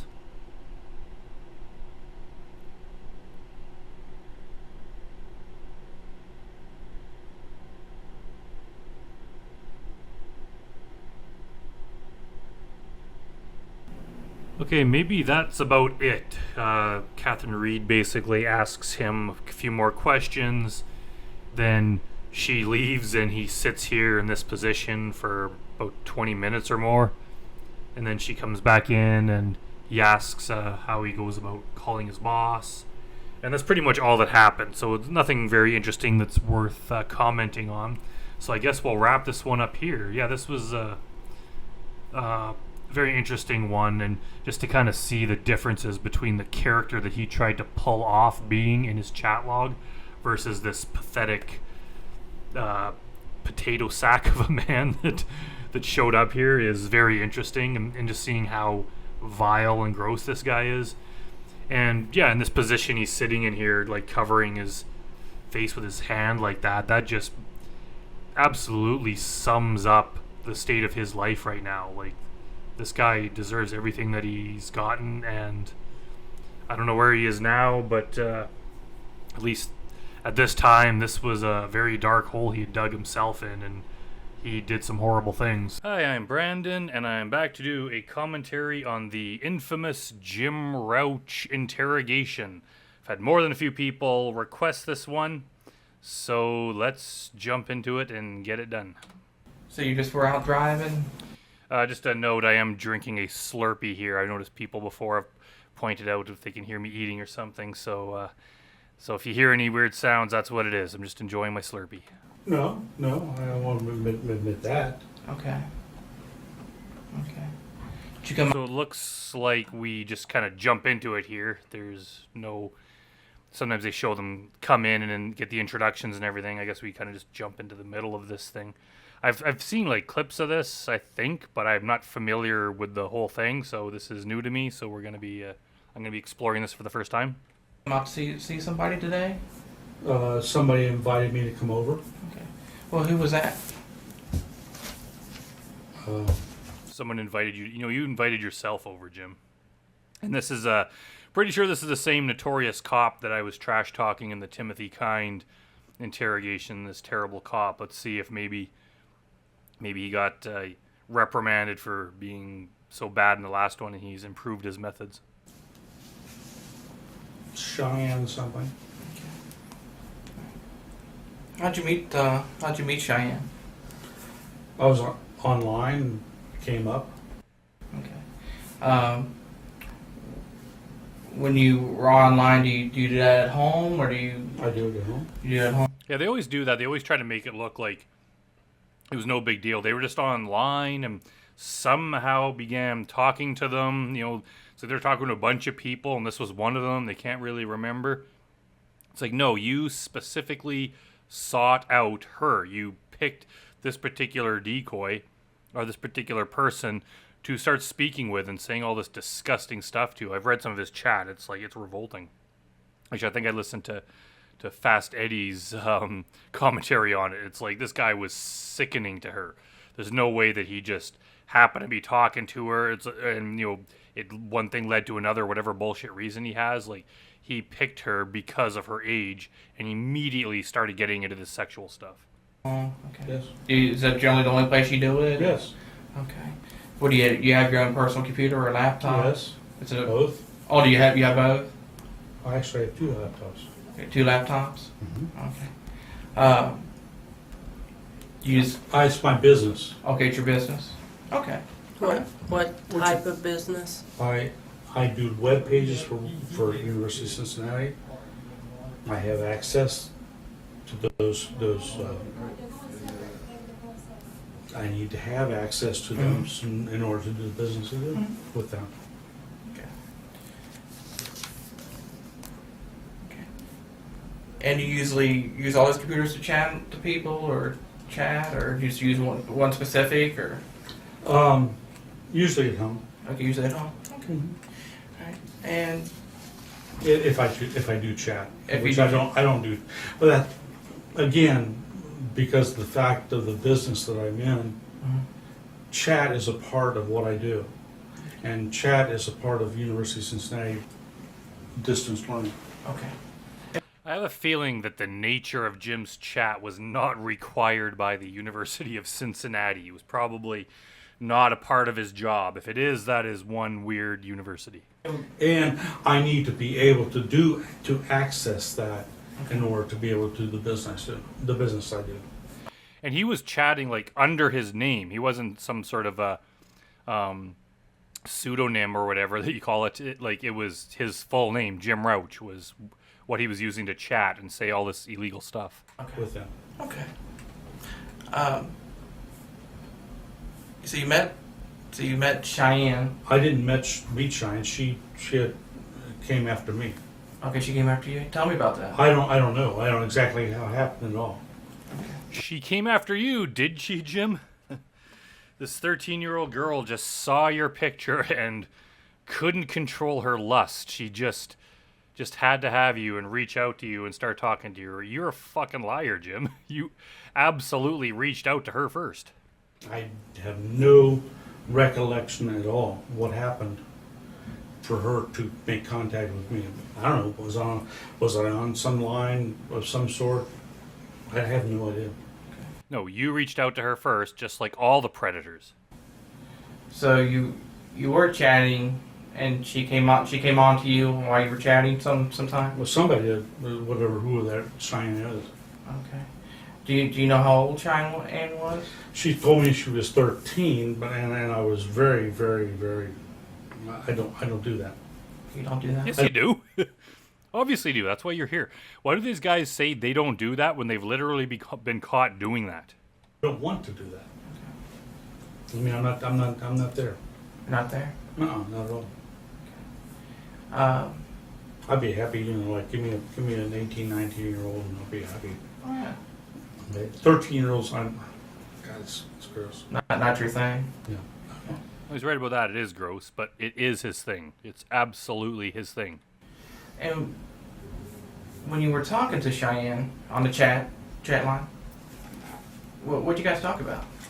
Well, and up until this afternoon, which was, I don't know what I gave in for, but I thought she was more like an adult. But You just said that she told you she was 13. Now you're saying you thought that she was more like an adult? What changed? She didn't give you a different age. She didn't say, I was lying about being 13. I'm actually an adult. She never said that. She was 13 the entire time. So how does all of a sudden now she seems like she might be an adult? no, I was very, very cautious not to be there. I didn't want to be there. Okay. I really don't. That's not my thing. I don't like it. I don't want it. Don't want it. Oh, where's work? But you might have had a little curiosity. No, I don't even. Which is I'm normal. not even curiosity. I don't have any curiosity about it. It's too young. It's stupid. He's acting like he was having this conversation against his will. Like I've said before, it's very easy when you're talking to someone over any sort of text-based method. It's very, very easy to stop the conversation. It's not like the person's in your house and you tell them to leave and they refuse to leave or something like that. You just ignore them. You could block them. You could delete the app if you have to. Like there's no way that you're going to be stuck in a conversation that you don't want to be a part of, especially one that lasts like days, like his did. I don't know if it lasted. I'm pretty sure it lasted quite a while. I'm not sure how long, but he was not a like fast mover as far as I remember. Like it lasted multiple days at least.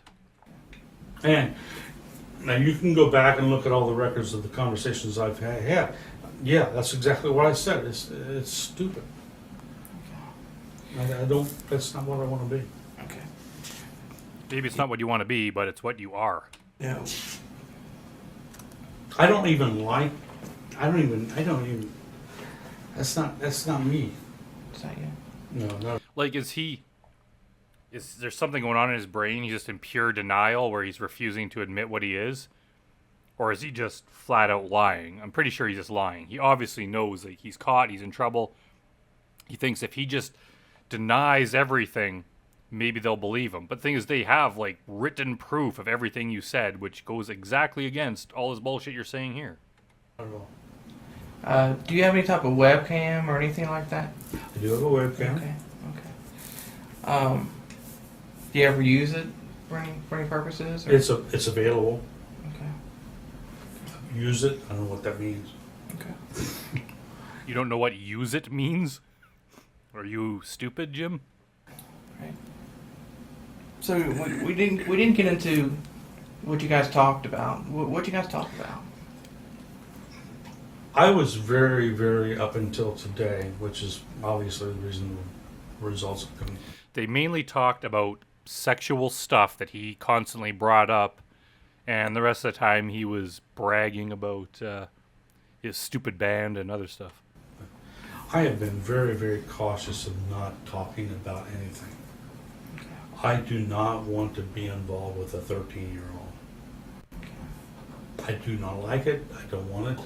And for some reason, I just relaxed. And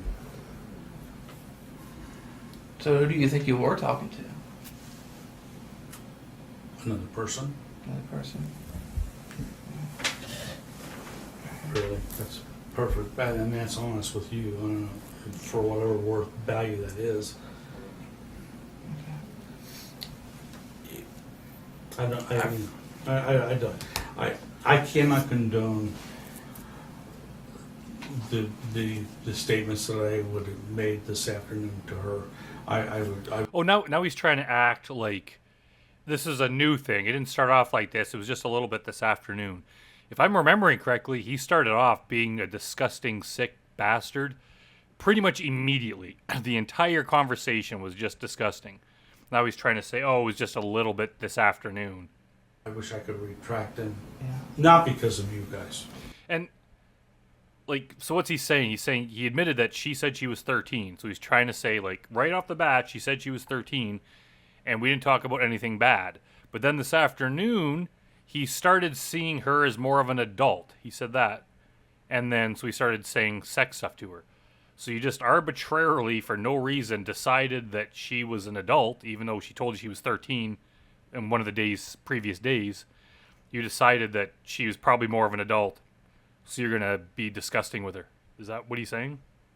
Yeah. But because of the fact that I just don't, that's not it. That's not me. I don't see it. I don't. Like, the time to make a statement like that it's not you, would be if someone reached out to you. Say the 13-year-old did reach out to you, or someone pretending to be a 13-year-old, and they're like, hey, come do this illegal thing with me. And you're like, no, I'm not going to do that. That's not me. I don't want to do that kind of thing. That would be the time to say that. It wouldn't be after you reached out to them and then said disgusting things to them and illegal things over and over again, and then come to meet them and then got arrested, and now you're being interrogated. Now it just seems like you're saying that to avoid getting in trouble, when you clearly can tell by everything that he's done that he was absolutely the kind of person that would do this. Jim, I understand, right? And I understand you've made a mistake here, okay? I've read the chats. Right. Okay? And you can see how. I see here where you told her that you wanted to fuck around, and that you. We're then what provoked that? Yeah. I mean, we can go down. Yeah. I'm not going to go to the details of the thing. Yeah. I understand what you got. Yeah. And I know what you got. I'm just trying to understand here. I did don't- not meet with her. Number one. Number two, I didn't really want to meet with her. Okay. Another guy who's just forced against his will to come meet a 13-year-old. If there's something you don't want to do, you generally don't do it unless you're like forced to, like at gunpoint. Someone's like robbing you, or if it's some sort of law, like you have to pay your taxes or you get in big trouble, like things like that. But for the most part, if it's something like this, if you don't want to do it, you're not going to do it. You're not going to expend the energy to do something if you don't have the desire to do it. Clearly, he had the desire to do it because he had this chat with her, then asked if he could come over, repeatedly talked about it, and then drove over. He wanted to do it. There's no other way to look at it. I really, if you go to the bottom lines of things, let's talk about facts that I denied, and I did not want to do that. I really did not want to. Jim, I know you're under lock. Being hesitant about coming over is not the same as not wanting to. If you didn't want to, you would just say no. A lot of pressure right now. I'm not sure under your wife. pressure at all. Well, I'm not. I'm really not. I mean, obviously being here is a little bit Yeah. of pressure, but that's not. Are you married? Yes. No. God, no. You want her? You Yes, no, God, no. can have her. I'm sorry. I got one of my own. That's enough for me. Yeah, this is just give her ammunition. That's all. Well, I'm not trying to give no ammunition for nobody. This is just me, you, and Kate here. Okay. Well, it's not, but Well. okay. I did not do anything. It's all of us, too. This, whatever this person is, whoever it is, I did not intentionally Okay. I met with this person because this person, whoever it is, male or female, whatever, enticed me to the point where Oh, shut up, Jim. They did not entice you at all. That's the whole point of the decoys doing this sting. They are careful not to do anything to get you to do something you weren't going to do. They don't reach out to you and start saying sexual things to kind of lure you in. They just put the profile up and you reached out to them, and they just responded after you said hello, and then you're the one that started bringing up all the disgusting sex stuff. They didn't do anything to entice you. I wanted to. And If you felt enticed, it was all of your own making. It was because you got so horny saying all this stuff to them that you felt enticed, but you can't project that onto them because they didn't do it. Did you? So you guys did talk about sexual acts in your conversations. I don't know that. I mean, that's the kind of stupid logic is, he could say, like, hey, will you give me a BJ? And she says, sure. And he's like, look, she's luring me because she offered to give me a BJ. It's like, no, you asshole. You're the one that brought it up. She was just saying, yeah, sure. Like most of the decoys do. They're not saying a hell of a lot. You're the one saying, requesting, and demanding all the sex stuff. They're just kind of going along with it because you've already, like, brought it up and asked for it. They're not the one enticing you. You can go back. Yeah, I mean, I'm looking. I don't know. I really don't know. It doesn't really, as far as I'm concerned, it doesn't matter. Jim, I'm just trying to figure out what really happened because I'm just trying to figure out why this guy would possibly think a 13-year-old would be interested in him. Well, if we don't talk about it now, and if I just give this to somebody, they're going to think you are a sick. Oh, he's going with the same trick he pulled last time, that they're going to hand this off to someone else who might not be as nice. But the thing is, these are the investigators here, so it's kind of a bullshit trick, but who knows, maybe some predators fall for it. Maybe possibly a child predator, and I don't think you're that point, okay? I'm not. And you're not. I'd be like, okay, good, then can I go? If I don't think I'm a predator, can I leave? But if we don't talk about it, what else? Tell me. What else can I tell people? Saying, Jim made a mistake. This is what happened. Follow through. Number one. Number two. Yeah. Number two. Because the fact I didn't follow through is I'm not so sure that I wasn't turned down the street right when I was picked up. Yeah. If you check back on the records, on the results, there have been at least three times where I turned around. What is it with these predators thinking that having some kind of a doubt, or rethinking it, or wishing they turned around, or even some of them actually turning around? We've seen a couple guys recently in Takedown that they they'll pull up and then they'll turn around and drive away, and then a few minutes later they come back. Who cares how many times you think of it? Like, if you are intending to rob a bank and you spend years driving there, but then you chicken out and you turn around and you come back and then finally one day you do it, you can't be like, man, I spent like 500 times rethinking this. There's so many times that I turned around because I didn't want to do it. We only care that you actually eventually went through with it. Who cares if you had second thoughts? The thing is, you still drove there. It's such a dumb excuse. And I don't do this. Number one, I don't really want to. Mm-hmm. Okay? Give me some sex, okay? And I'll find ways to do the sex, but not this use thing. This is crap. You'll find ways to do the sex? That's a weird way to put that. It's really, really crap. I bet you most of the ways that he does the sex is with the hand. If nobody stopped you tonight, what do you think might have happened? Nothing. Is it just me, or is Jim's skin like nearly identical to the color of that wall? Absolutely nothing. And I'll be honest with you about that. Nothing. Nothing would have happened. Okay. God, is this a place to tell the stories? It's as good a place as any. Jim, we're just trying to be honest with each other. I went to a swingers club last night and walked out. Where's that at? In Dayton. Up in Dayton, Ohio, Kentucky. Dayton, Ohio. I walked out. And the reason I walked out is because, no, it's not for me. I'm not selective. I don't want you to think of it as being selective. I wonder if they tossed him out. Maybe that's the reason he left.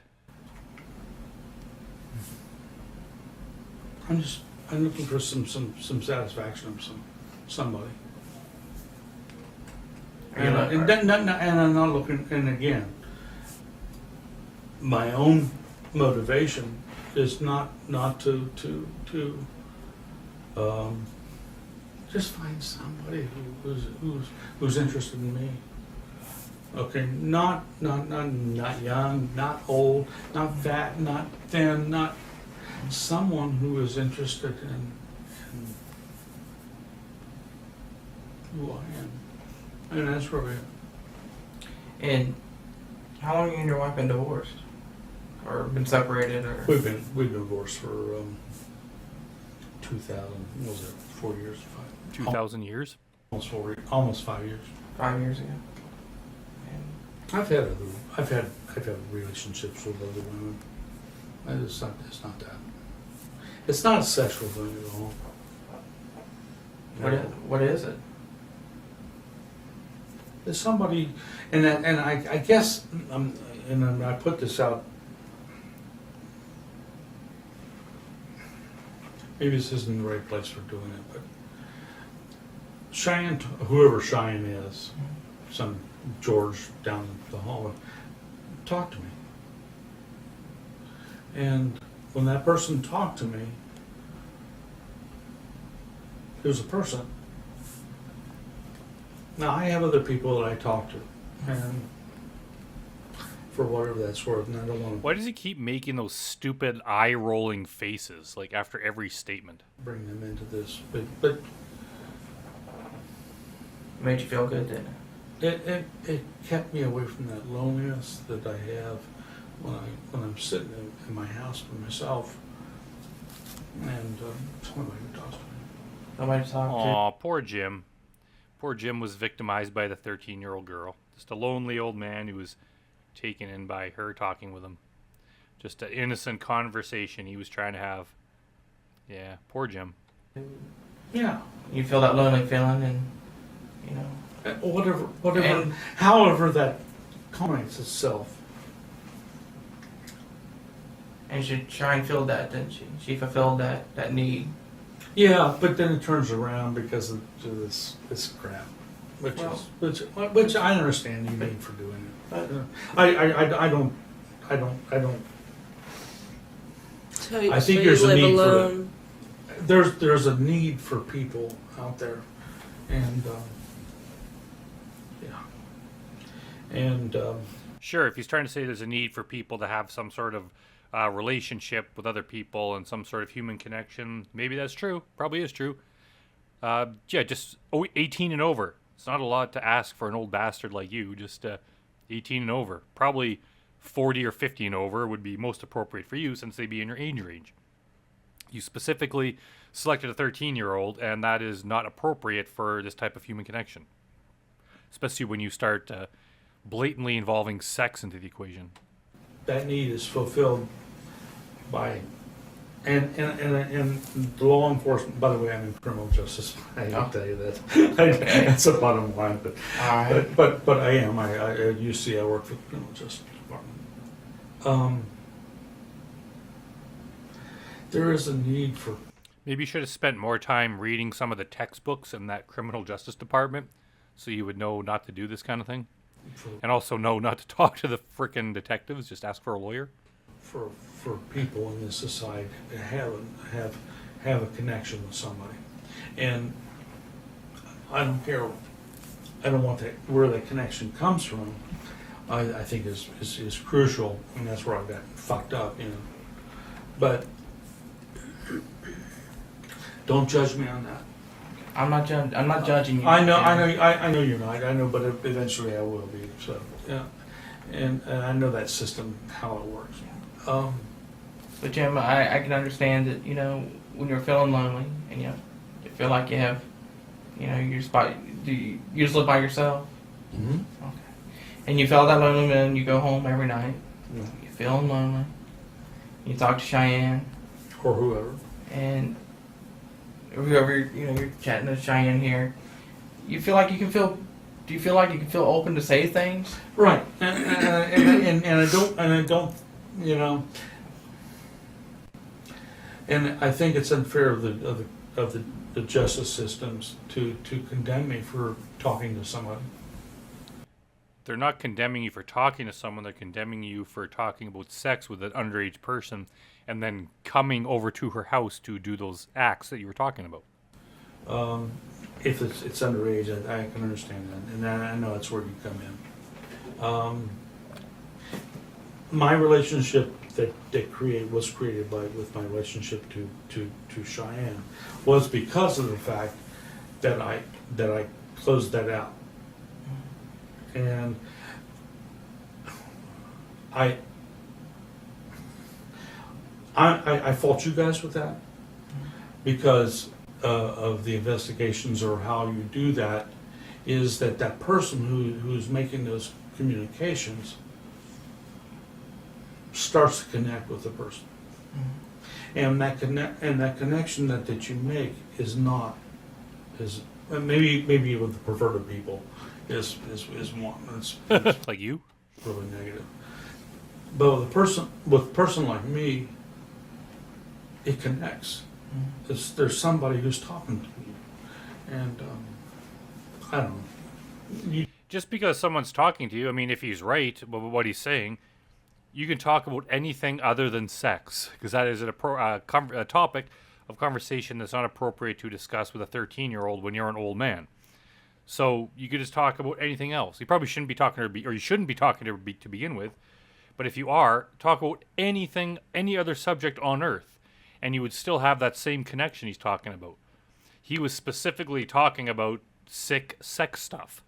So obviously that's what he wanted to talk about. He couldn't care less about the human connection. He probably barely even saw her as a person. He just saw her as like some victim he could predate on and just get off on talking to and sending disgusting things to her. Like, he's just trying to pretend that it was like some innocent conversation. No, it was not. You do what you have to do. Let's cut the bullshit and let's go. I'm to the point, you know. I'm lonely. I'm not going to get back to my ex-wife. I wouldn't do that anyway. I have people who don't want to talk to me anymore. I don't care. So I have somebody who's Cheyenne who talks to, or whoever it is, you, whoever is Cheyenne. Yeah, it's okay. Yeah, maybe I went over the border. And I would like to see this guy's, like, the rest of the chats on his computer, other people he's talking to. If what he's saying is, like, he's just looking for human connection, and she was as good as anyone. She's just the one that, he started chatting with. I'm sure there must be just, like, a whole bunch of other, grown men he's talking to about sports and other things. I have a feeling that if you look at who he was chatting with, it was probably only this one girl during this chat, or possibly other very young girls. Maybe a few adult women, who knows. But I bet you this was not just like a one-time thing. It's not like it was a sample pool of different types of people. He's probably exclusively going after young women and underage girls. I would strongly suspect that. if I did, that's what I'm paying the price. So you spend a lot of time chatting? I don't know what a lot of time is. I guess it's relative to. It really is. Yeah. I mean, probably a couple hours a day, Yeah. maybe 3. And most of it's not chatting. Most of it's just trying to find somebody who wants to talk. Yeah. Jim just has to struggle to find anyone willing to give him the time of day because he's probably just not the most interesting person to talk to. I think that's a major problem too. What do you generally talk about with Cheyenne or other people? Just brags about his incredibly awesome band that he used to be in and other awesome things.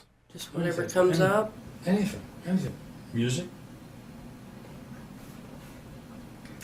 the weather. Really, it really is. I'm trying to, I'm really being honest about that. I don't think it's going to go any further. I mean, you're gonna, this great, wonderful thing. You're going to find out the answers to the world on chatting, but it's a whole world out there, and I have some real problems with what's going on right here, because I think it's an invasion of privacy. Not in terms It's not privacy when you arrive at their house in person. the younger age. I think that somebody else should have stopped that before I got to it. Well, I'm not a chatter, Okay. so if you could educate me a little bit on. Okay. I'll go. Well, Catherine, you could start with Jim right here. If you're not a chatter, you got someone that could teach you. You and Jim can have 3-hour-long conversations each night. You know, where would you go to find in the somebody case to of, talk in the with? case of the Cheyenne thing, that was done through Yahoo Messenger, who has, if you're 18, you're not allowed here. If you are, if in the sessions, adult, can. Adult Kentucky. And in that regard, that's where I really come off with I think it's not fair for you to come at me. Except for the fact that up front, because of the way you guys do the way you do things, you make sure that you say it's 13, 14, whatever. But that shouldn't be there in the first place. No, Jim, you shouldn't be doing this in the first place. The cops have to do this to catch guys like you. If it's going to be if it's going to be something that legally binds Yahoo or Goggle or whoever it happens to be an adult place to go, then if I go there and you even say that you're 13, why are you there in the first place? Oh my God, he's going back. I use that example in another video where it's like the whole thing. Hey, if you go to a bar and then there's a 12-year-old in the bar, well, they shouldn't be an adult place to begin with. So they're fair game to do whatever you want to because everyone there's supposed to be an adult. It's like sometimes kids or young people get into places they shouldn't be. It's like kids are always trying to use fake ID to buy alcohol and stuff like that. They're trying to sneak into bars. That's a kind of a common thing. I'm sure they go to websites that they not supposed to be part of either. Like kids do that all the time. It's your job as an adult to not prey on them when they do, and to maybe even try to stop them from doing that. So if you do go to a place that's for adults and you see a young person there, you should alert someone, some sort of authority that works in the bar, example, or is on that website, and be like, hey, there's an underage person here that shouldn't be here. You should do something about it. It's not like, oh, they're fair game. I'm going to choose them out of everyone else here to be the one to start speaking with because, they're in an adult place. Like, that's wrong. What a bullshit excuse. How did you get through that first level? It's not hard to lie your way onto a website. Like half of them just say like, "Are you 18?" Like it's not like, well, you should have worked harder to protect them. If you didn't lock your car doors, how can you expect me not to open them and steal your stuff? It's your fault for not trying hard enough. No, it's your fault for not. It's your responsibility to not do the criminal acts to begin with. If they're all 13-year-olds on this website, it's like, well, don't talk to any of them or search through them until you find an adult. It's not like, and even if they're not supposed to be there, you still pick them for some reason. So you don't get off the hook. I really have a problem with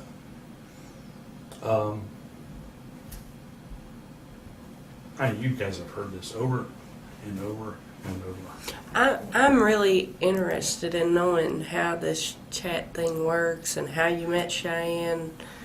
What type I is there? don't have any idea. I could go back to that. I don't know. I don't know what initiated the first conversation with Cheyenne. I'll tell you what initiated it, Jim. It was you seeing her picture and the fact that she was 13. And that excited you enough and attracted you enough to her to reach out to her and initiate a conversation. That's how it happened. I don't remember. It could have been 3 weeks ago. It could have been a week ago. I have no idea. But I know that maybe I went through and I looked and I went down my list of people who were adult cams, and I said, "Hey, you interested in talking?" Boom, webcam available, and the name came up. So you could tell that they had a webcam? Yes, you can tell that. Okay. So that's something that you look for No, when you no, talk no, to no. people? I don't. No. I don't look for it. I don't Oh, look for okay. it. Yeah, No. I'm sure you don't look for it, Jim. You don't want any underage person potentially sending you video. I'm sure that's not something that went through your head. I look for somebody to talk to. You know, and But if they have a webcam, even better. no, it doesn't really matter. It Oh. really doesn't matter. It means that they're probably a prostitute and they're putting their stuff out in the camp. Most likely, it means it doesn't mean a damn thing at all. So what happens after that? Okay, like her- Okay, I put up a message out and they respond, and Cheyenne responds. What happens after that? I'm not tech savvy. So Okay. So Cheyenne responds. She says, "Hi, how are you?" "Hi." I'm just glancing at his chat right now, and it says December 16th, 2007. First contact was a webcam invite. So bullshit, he doesn't even care if they have a webcam. That was like his first thing. "Yeah, what you doing?" And it was a webcam invite before he even spoke to her. It wasn't like, hey, and they chatted a bit, then he sent it. That was what initiated the contact. And it goes from there. And then, you know, if they're in the legal system and they're taking care of their little niches that they need to take care of, say, "Well, hey, I'm only 13. "Oh, that's okay. Still want to talk to you. What's going on? How was school today?" And I don't mean that. It sounds so trite, and it doesn't mean in terms of me. I'm a teacher. I've been a teacher. Done it. How was your He's a teacher? Good Lord. school today? Is not, well, let me get in and fuck you. That's not it. It's understanding that person, and I guess that's what Because they have social needs too, they just have like social you. needs. Here, okay, and then in what is presented to me from Cheyenne or whoever it is, stupid said me as one, is here's this girl. Okay, I'm just, as I'm listening to Jim blabber away here, I'm going over his wiki page. And it has a quote from him. His quote is, apparently he said this when he was frustrated that he couldn't find the house. He says, "The bottom line is I'm going to find where the F you are, and then I'm going to take you to my house and F your brains out." So that's the kind of thing that Jim was thinking and saying, and then here he is trying to pretend like he wasn't going to do anything and it was just an innocent conversation because he wanted connection.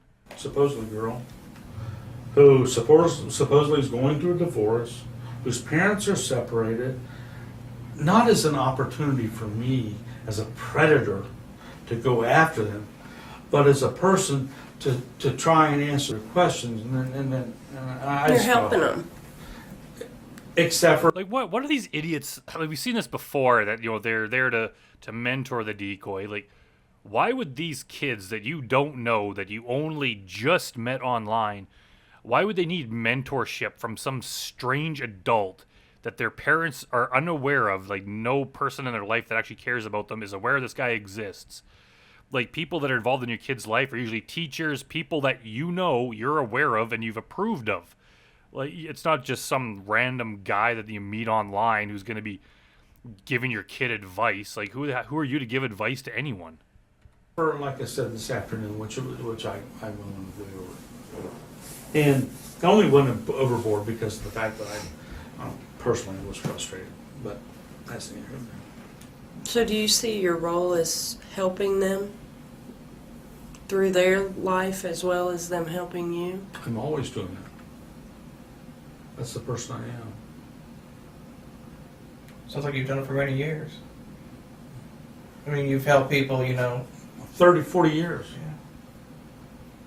Yeah. And not on the internet, but yeah. Well, I'm not saying in your life. In your lifetime, you've helped many people. To my colleague, it's next door to me. I'm helping her do what she needs to do.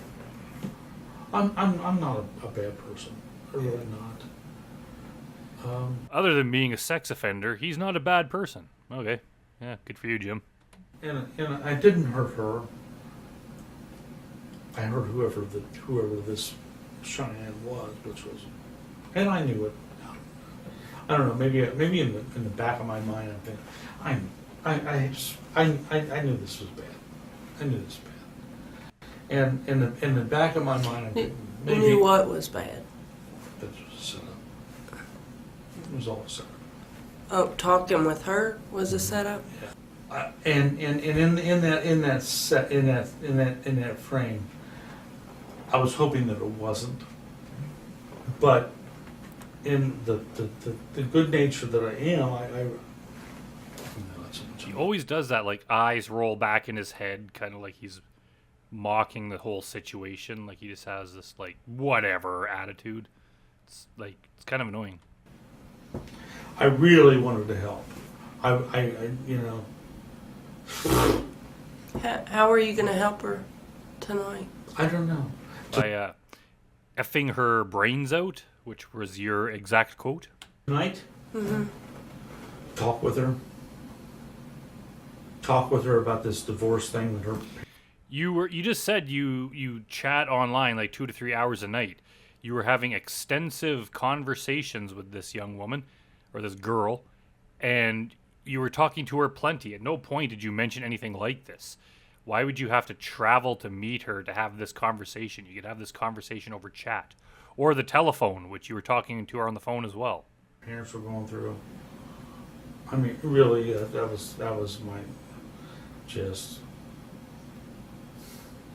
Do you think it could have been more? No. Got it. Okay. Let me go back to who was talking about last meeting. I went to, like I said, a swingers club last night in Dayton. I walked down. You walked out of the swingers club, Jim, because not a single person there was interested in having any sort of contact with you or even looking at you or speaking with you. You walked in completely struck out and you left in humiliated shame. That's what happened. 3 women there. That's not what I mean. Sexual. But He just went there thinking that all these like hot women would just be made available to him, and none of them were interested in him, so he left. in your chat, you asked if she would have Well, sex. only because I was trying to get that corner into her to let loose and and I don't. Why would she need to quote unquote let loose in order for you to help her? If that was your only intention was just to help her, why do you need to talk about sex to get her to let loose? Like, that doesn't even come close to making sense. I don't know. Maybe in the wrong. Maybe in the bad sense of things. Maybe that was it. But I don't think it was. I wouldn't have followed through with it. Think it was more trying to get a connection with her? Yeah, I really do. I think she's just. There are other ways to get a connection with people, Jim. Like, many other ways. Just doesn't know where she's going. She doesn't know where she's And going. she's trying to figure life out, and you're trying to help her figure that life out. At least in my sense of it. In your mind. I would have. The last thing I wanted to do was come over here to Campbell County and meet a 13-year-old. Give me a break. That was the last thing you wanted to do, was it, Jim? Well, it was the only thing you did that night. If it was the last thing you wanted to do, you would have just stayed home. You drove to her house. And not only did you drive to her house, but you apparently got lost along the way, and there was a big frustrating ordeal trying to get you directions to the house. You had to keep calling her, and you were putting a lot of effort into finding the house. If it was something you wouldn't want to do, you would have turned around at the first sign of frustration and just given up on it because it was something you didn't want to do. You really, really, really wanted to do this. Last night I could have had 2 women. Why would I want to do that? But tonight, Last night I could have had 2 women. Anyone could have 2 women any night. Anyone could have 15 women. Those are just random numbers he's coming up with. At no point has he had the opportunity to have 2 women. It's just like, I could have had this if I want. I could go out and nail 5 women in one night if I wanted to. Yeah, like, no, not in your case, Jim. Like, what does that even mean? Like, or he's bragging like, I could have 2 women, so I wouldn't want one. Is that what he's trying to say? Like, he's just bragging about that. Like, that's not. It's just some like it's like that. It never happened. He just said he turned around and walked out, and I'm sure he didn't walk out because he wanted to. He probably just totally struck out there. Now he's like, I could have anything I want whenever I want, so I wouldn't need in this particular situation. It's like, well, yeah, I don't believe you. you were just trying to help somebody. I really feel I was trying to do that. And I turned her down twice. If you read those damn emails, I turned her down twice. I'm not coming. I'm scared. I don't want to do it.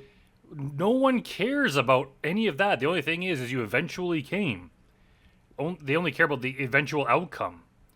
If you promised you weren't going to shoot someone, and over you promised you weren't going to shoot them, and then you ended up shooting them, no one cares about how many times you didn't do it. They only care about the one time that you did do it, because that was the crime. Who cares about how much you thought about it before? And anyway, that makes it look worse. It makes it look like you knew it was wrong and thought about it and still did it. So shut up. It's too much for me to do. Yeah. And I really felt that way, but I was trying to. She was so searching. Now again, it's that, and this is the part that bothers me. Is like that provoking to get me to do something. Yeah, you were provoked, Jim. Without that provoking, I would have. If she'd have backed off, if it had been backed off, I would not even thought about it. This girl, no matter what she talked about in the chat, Jim always turned around and somehow turned the conversation back to sex. He repeatedly brought it up. So even if she was trying to back away from him or whatever, he would have just kept pursuing her until he finally got what he wanted. You can't say that he just somehow didn't want any of this and he just she just lured him in. It's not even close to what happened. Yeah, but she must have really needed you for you No, to, not for she. her to, Whoever it is. Let's make clear. right, but what you Because thought was that she that- needed you. Yeah, absolutely.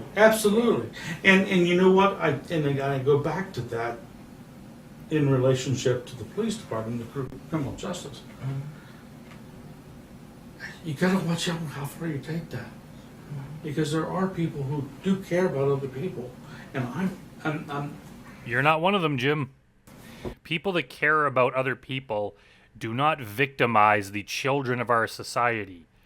People that care about other people protect the children of our society. Even people that don't care about other people, even asshole criminals who are violent offenders, still mostly protect the children of our society. That's why they beat the shit out of guys like you in prison, because they know that's beyond any sort of moral standing or moral code you should have. Like, you crossed a huge line. Most people, it's instinctual somewhere inside them to protect kids. You would run into buildings to save them from fires. You You would sacrifice your life to protect your children. You would take a bullet for them. Most people have those kind of feelings. That's why when you find out that a kid dies, it's so much more horrible than an adult, because people care for the kids. They don't seek them out to have sex with them. Only sexual predators do that. And you clearly did that because you talked about it, repeatedly told her you were going to do it, and then drove to your house, to her house, and you got caught along the way. So you can't come back and just claim that you're a caring person that only wanted to care about her. Like, there's other ways to do that. You could have brought up some sort of caring or help in the chat. You could have been telling her not to do this kind of thing. He never mentioned any of that. Like, he's lying on every level. You can write off this thing. You can take me to court and all that. Yeah, well, yeah, they're going to do that. I wasn't going to hurt that kid. And I don't think you would. I wasn't. And it depends what in his head he means by hurt. Yeah, possibly he wasn't going to punch her or strangle her or, do anything like that. But the act or acts that he intended to do would also hurt her. If not physically, it would hurt her mentally, emotionally, and it would traumatize her. Having this fucking guy as what was probably her very first sexual experience would be a hard thing for a young person to live with. So he can't say he wasn't going to hurt her. No, there's no question about it. Jim, I honestly think you were not going to hurt Cheyenne or whoever you thought you were going to meet tonight. Jim, I know you're not going to hurt her. Right? I know that. No, I wasn't. I don't think you had any. I have more intention of hurting myself than I do of hurting But her. you needed to fill a void. Did you just say he has more intention of hurting himself than hurting her? Well, maybe you should have hurt yourself a little bit more. Smack yourself in the face a couple times so maybe you don't do this kind of thing. No. It's not a void. I don't want to make it a void. I got people I talk to some places. Okay. What a need? I have a need to help people. Yeah. Maybe that's closer to it than. Give us an example, Jim. Give us an example where you, more so than every other normal person, really goes out of their way to help people, so much that you identify with as a kind of person that helps people. I want to hear an example of what he did, and not something that people just do in their everyday life, like taking care of your kids and that kind of stuff, your relatives, or helping a friend move, like those kind of things that everyone does. What does he do that makes him such a caring person? I bet you couldn't even come up with one example. And filling a void, because I do have people who have problems, and I have my own problems. But Relationships are hard, and Yes, they are. it sounds like that the connection that you were making with her, she was innocent, you were innocent, you were just trying to help her, and it just got out of hand. It got out of hand. I agree with you. Yeah, and it's much easier to talk to a younger person because they're more open and understanding. Is it? I don't think that's the case. I mean, obviously she's probably not telling the truth. She's just trying to get him to confess. I think it would be harder to talk to a teenager unless they were in your family and you knew them. Like just a strange teenager you meet. What would you talk about? You'd have nothing in common with them. It'd probably be kind of an awkward conversation. Even a teacher would know the kids and they have something there to talk about, like the schoolwork. But if you're just talking about your daily life and stuff, like what life experience do they have? Like I don't play the same games they do. I don't watch the same things they do. They're probably fans of things I've never even heard of. The things I'm a fan of, they've never heard of. So how is that just going to be like an easy, fun conversation? It would just be such a very simple chat. Like it'd be such a simple conversation that I'd want it over with as quickly as possible. It's not like I'd want it to go on for 3 hours because what the hell are you going to talk about? These guys just act like it's so exciting to talk to a 13-year-old. I just don't think that that's the case. But see, and again, this is the lesson I think that you need to learn.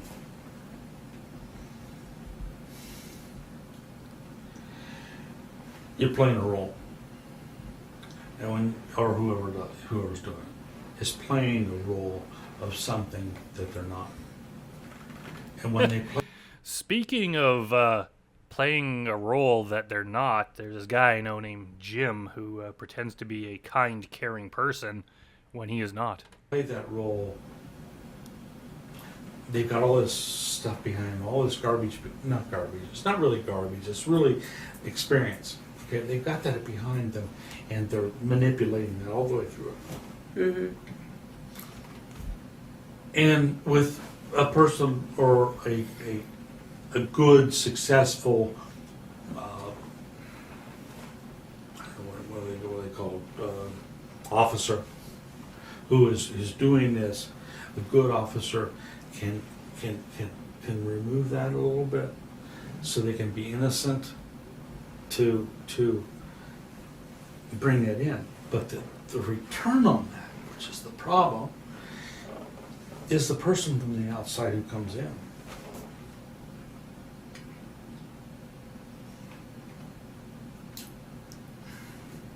They don't see it as that person who has all that control. And therefore, relax, give up. Does Jim just think he's like a very smart person? He just thinks he's so intelligent that he's so far above these cops.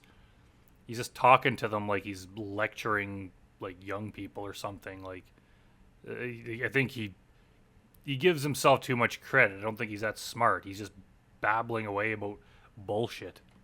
Levels of intensity that they might not have. I think this cop is probably jealous. He's like, damn it, Jim. I'm the one that's supposed to be just talking a whole bunch of nonsense in these interrogations. Now you're stealing my thunder. If they were talking to an adult. And therefore, because of relaxing that intensity, maybe some things out that need to get out, but also in my case, go overboard. And expect that person who's on the other side, who is intelligent enough and has the experience enough to really understand what's going on there, makes a critical judgment instead of an emotional judgment on what's happened to a person like me. Get to the friggin' point, Jim. You're just babbling. I don't even know what the hell you're talking about. Sum it up in one sentence so we can get on with this. I don't know if that makes sense, but do what you have to do. I don't really care. I mean, I really do. It's either gonna crush my life or we're gonna go. I think No more swingers club for you for a while, Jim. by getting it off your shoulders and talking about it, I think at least you're making a step somewhere. I mean, I'm not trying to get some damn 13-year-old in my bed. That's not it. No, it's in her bed. That's why you drove to her house. If I want to get somebody in my bed, I go to the swingers club. Dude, you just said that you left without doing anything. I mean, he's trying to claim that he changed his mind, but as if he drove all the way to the swingers club. You know, he took a shower, he got prepared, he combed his mustache, he put on some of his nicest clothes and sprayed on some cologne, drove down to the swingers club, and he expects us to believe he just turned around and walked out without doing anything? Like, why would you go all the way there? He's horny, he's looking for something, and then he just turns around without doing anything? Yeah, I don't believe that. So now he's trying to pretend that he just has a ton of options available to him at this swingers club. I go to the people I date, which there are 3 or 4 that I normally date, and I can do that. Exactly, you can do that. If he's telling the truth that he has like 3 or 4 women that he's juggling around, which I'm hesitant to believe is true, any one of them is someone that you can not only chat with, but also meet for sex. So why not choose them instead of this 13-year-old? I'm not a predator. I'm not that in that ballgame. I don't like even young women. There's a little problem with that. I'm sorry. It's like young little guys. I don't know. Put them over there. That's not your thing. Okay, it really is something. That's not your thing. But it's not. But beyond not my thing there are people out there who do, and that's not me. Yeah, I know. We watch them a lot in these videos, and it's funny that you are a well-known entity in these videos, so you can't say you're not a predator. And I'm really serious. you know, Jim, if I thought that was you, I wouldn't waste my time here with you. Because if I felt that way, I'd say, you know what, Jim's Yeah, like throw that, throw you away, and out the door I go. Okay, let me give you another indication. I taught music for 31 years. Oh, great! Now we get to hear him brag about his music career. I have never been arrested in that 31 years for any kind of child molestation or anything like that. And the 31 years, Well, notice that he didn't say he didn't do it in the 31 years. He said I wasn't arrested in the 31 years. So he could theoretically have done it thousands of times and just never been arrested for it. It doesn't mean he didn't do it.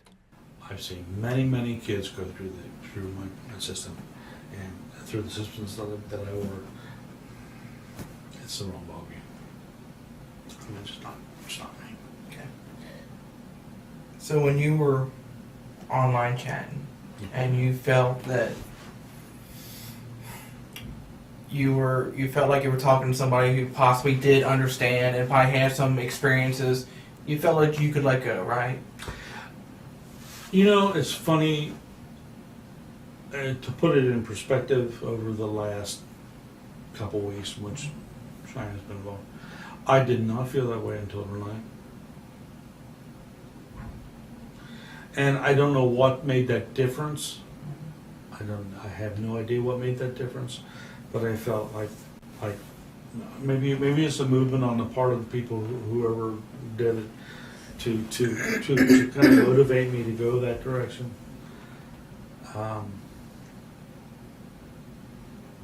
No, I really was very cautious of not letting any information out, not even my emotions until tonight.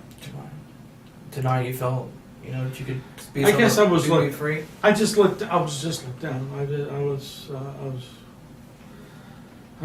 tired of playing games and doing things and just backed off and just, okay, you want to talk, you want to get together, here's my phone number, give me a call, I'll do it.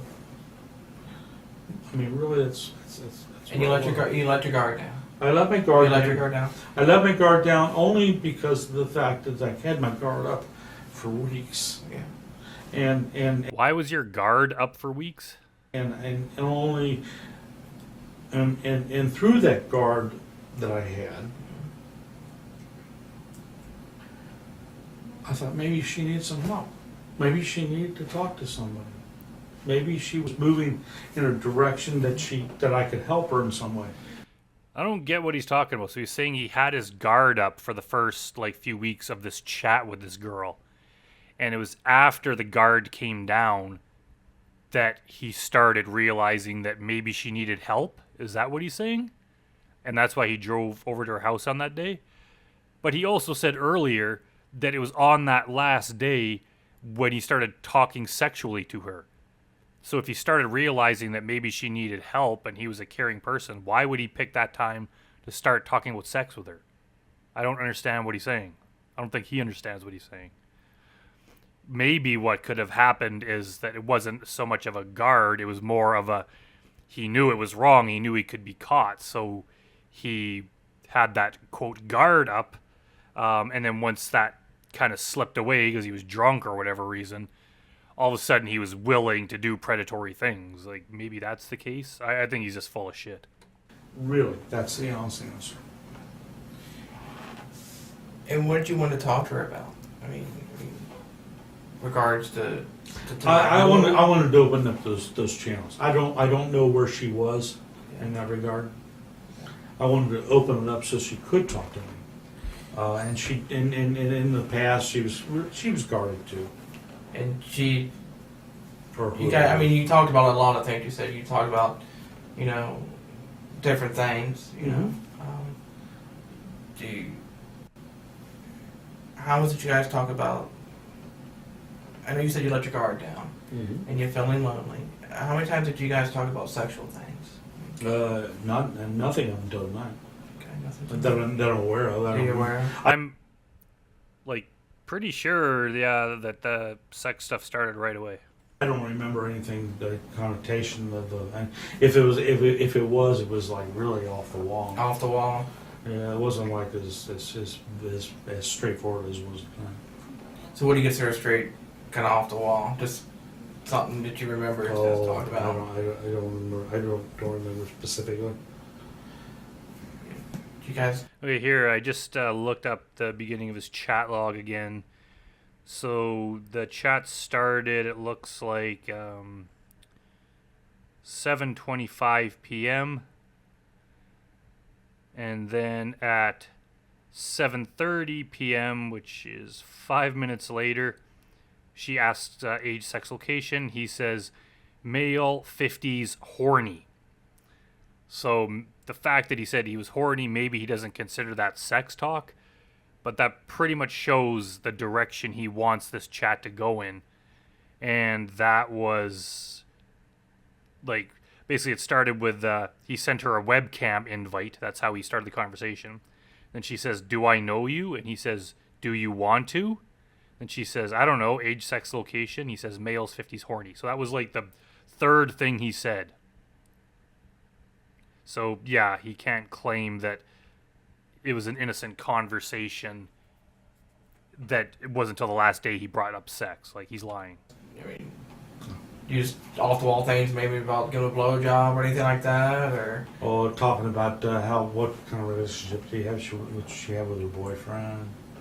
Oh, here, I'm not going to pause this too much to read this chat that I'm looking at here. This is right after they met. This is 7:33, which is like 8 minutes after this chat started. He says, "Would you like to suck on this?" So probably he was sending her some sort of picture or video or something. And he says, "Would you like to suck on this?" And even the, the perverted justice people, they always do those annoying little, the blue commentary on it. And they say, "Well, that didn't take long." So yeah, it took him all of 5 minutes to say he was horny and 8 minutes to ask her to suck on this. That was immediately, and this is like a fairly long conversation they had over days. So what the hell is he trying to just say that it was only on the last day? Like, that was the only reason he reached out to her, and it was like all sex talk. did you guys go deeper than that? He ever touch you? Yeah. About that? That's about the extent of it. That's about the bottom of it. Really. I mean, did she ever talk to you about going deeper than that? I mean, any? Not until tonight. Okay. And I'm not sure she really went that far with me as much as I went with her, which is my problem. Yeah. I'm sorry. What'd you guys talk about tonight? That just kind of seemed like everything. I don't know what it was about tonight. I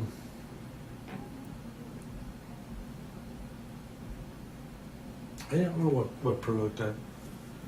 Maybe it's just a commonality or just a talking over. Yeah, the commonality, just all the things that you have in common with this 13-year-old girl. Period of time, which is probably a lot of it. Kind of culminated over a couple No, of weeks. it wasn't a culmination. It was more. It was more of a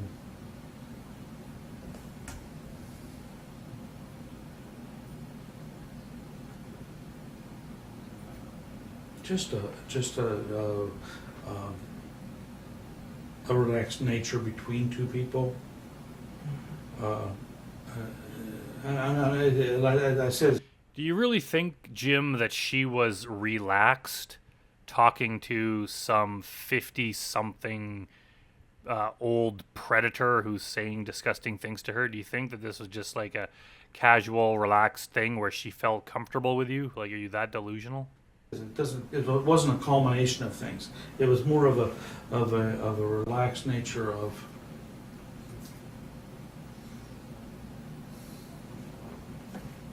Understanding each other. So you felt like you were on the same page? Yeah, that we could talk about something. And you were open. You guys were open. I agree with that. I think for some reason it became more open tonight than ever before. And Why? Why would you become more open tonight than you ever have been before? Like, you're in your 50s, just having a chat with a virtual stranger online, someone you barely know, you've never met in person, and you've just felt more open than ever before. I'm sure the liquor had something to do with it, but I'm sure it's not the first time you got drunk, so, like, what the hell's he talking about? exploded. But again, I jump on you guys for that. I jump on you for that because that what I needed, whether it was Cheyenne or Joe Blow, I needed somebody to talk to, and instead of somebody to talk to, I ended up with investigations. Well, I understand. I don't criticize you for it. Don't misunderstand. I understand. It's a real social, and it's a real social problem. I don't know how often do you do this every night? No, this is the first time they've ever caught a sexual predator. Like, yeah, it's probably their full-time job is catching bastards like you. No. This is Jim. You know, like I said before, we're just trying to get at what happened tonight and what's been happening. And, you know, I understand that you've had a rough time. You've needed to talk to somebody. Yes. You could have went out with 2 women or 3 women the other night. 15. I mean, Right. the other night, Yeah. 2 nights up there. Wow, Jim's such a stud. Talking to Cheyenne made you feel good. Kind of let you. It solved a problem, It- but it didn't solve a problem in terms of I didn't do anything except for talk. Yeah. And when you, and then tonight was just a culmination of, you know, you felt like, you know, hey, maybe I need to see her. Maybe she can actually, I can open up to her. And that is really essentially it. You know, would it come to in some sexual thing? I'm not going to say it wouldn't, but I'm in the other side of me, which it wouldn't have. It wouldn't have. I can't believe your phone's ringing. I was complaining about that in the Timothy Kine video. I guess Jim here is also annoyed when you try to talk and the phone starts ringing. It would not have. It would never reach that point because of the person I am, and because I would never take advantage of her. If you go back on those and you'll see it, how many times I asked her, "Are you sure you want to do this? Are you sure?" But it doesn't matter. Like, she's underage. She's 13. It doesn't matter how sure she is. Like, this should never come up, like, at all. It's not like under certain circumstances or anything like that. The law is pretty clear. It's just like, it's no. Like, that's why it's called statutory rape. Like, you're just not allowed to do it ever. Like, they can't consent. They're just too young. So you can't, it's not like if they're mature enough, or it's just like, no, just don't do it. And the reason why is because I didn't want to hurt her. I didn't want to. She was young, supposedly. She was young, and I did not want to do that. I really, this young thing. I don't think Jim, you did not. I know you didn't want to hurt her. No. And you went there tonight to see her, to help her out, you know, and things could have, you know, but you would. I don't think if anything would have happened. And I'm talking anything. Okay. You would have never hurt her. Jim, I know that. No, I wouldn't. You would. You. That's not me. That's not you. But you know, you were there for her. You were trying to be there for her, and you came here for that reason, to be there for her tonight. And let's be realistic about that too. Yeah. I came here to be for her, possibly sexually too. Yeah. And I. Why is he admitting to this? Does he not realize that it's bad to admit to this? But I don't know if I could ever have done that. I don't think I could ever. I mean, I'm serious. I've gone to I told you this, went to the Swingers Club. So I've been dating. I have gone there twice, and I've walked away because, no, that's not what I want. I want to go to some place and meet somebody who really, really needs what I am, not my dick. You know? He wants you for you. Wants Jim. Yeah, and I'll do a hell of a lot for that. We can go into personal details on that, but there are people. There are people in my life who would do anything for me to just give up everything I have and just go with them. But I won't do it. Did I hear that correctly? He's bragging that he has so many people in his life that are just so in love with them, and he won't do it? If I heard that correctly, it surprises me because I don't think Jim is quite the catch that he thinks he is. And there are other people on the inside who need every bit of me, and I can't give them that because I've got this other person who really needs me, who won't say the thing. And tonight, go ahead. Sounds like there's a lot of relationship issues going on Oh, for absolutely. you right now. Oh, absolutely. I have no question about it. Yeah. I can be specific about it. You want specifics, or you want to talk about legalities? I have a girlfriend who won't get married, who doesn't want to see me, except for on the weekends when she wants to get fucked. Okay. I have another woman who would love for me to just move in with her. I can't move in with her because she's not going anywhere. She's not. I want this one to come around, and she never will. I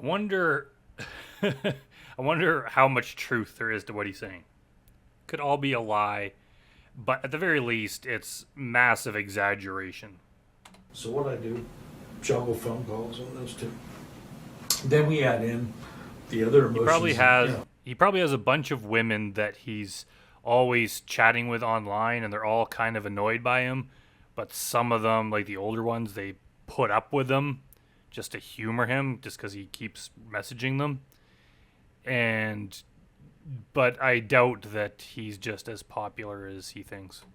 Okay, so I can't satisfy any one of the two. I know I can see you're gone on this. You have no clue what I'm talking about. But this is all going on. But these are your feelings. Yeah. These are your feelings. Well, no, they're beyond my feelings. So they're people who affect my feelings, and they're people who I can get down on my knees and say, "Stop this shit." And they you know. So eventually I'll die, and everybody else will go on. And tonight, It's just, as I said, I don't care. I don't want to be involved in a whole bunch of legal shit. I've been there before, not major, but Yeah. I know what it's like. I know what this shit is like. And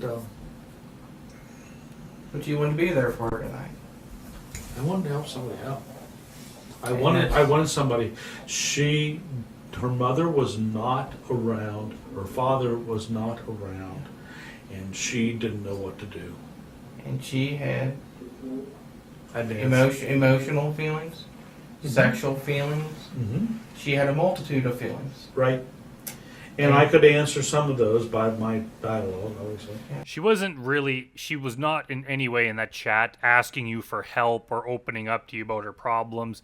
She might have mentioned basically things about her parents getting divorced or something like that, just to add a bit to her character, but she wasn't seeking any sort of guidance from you.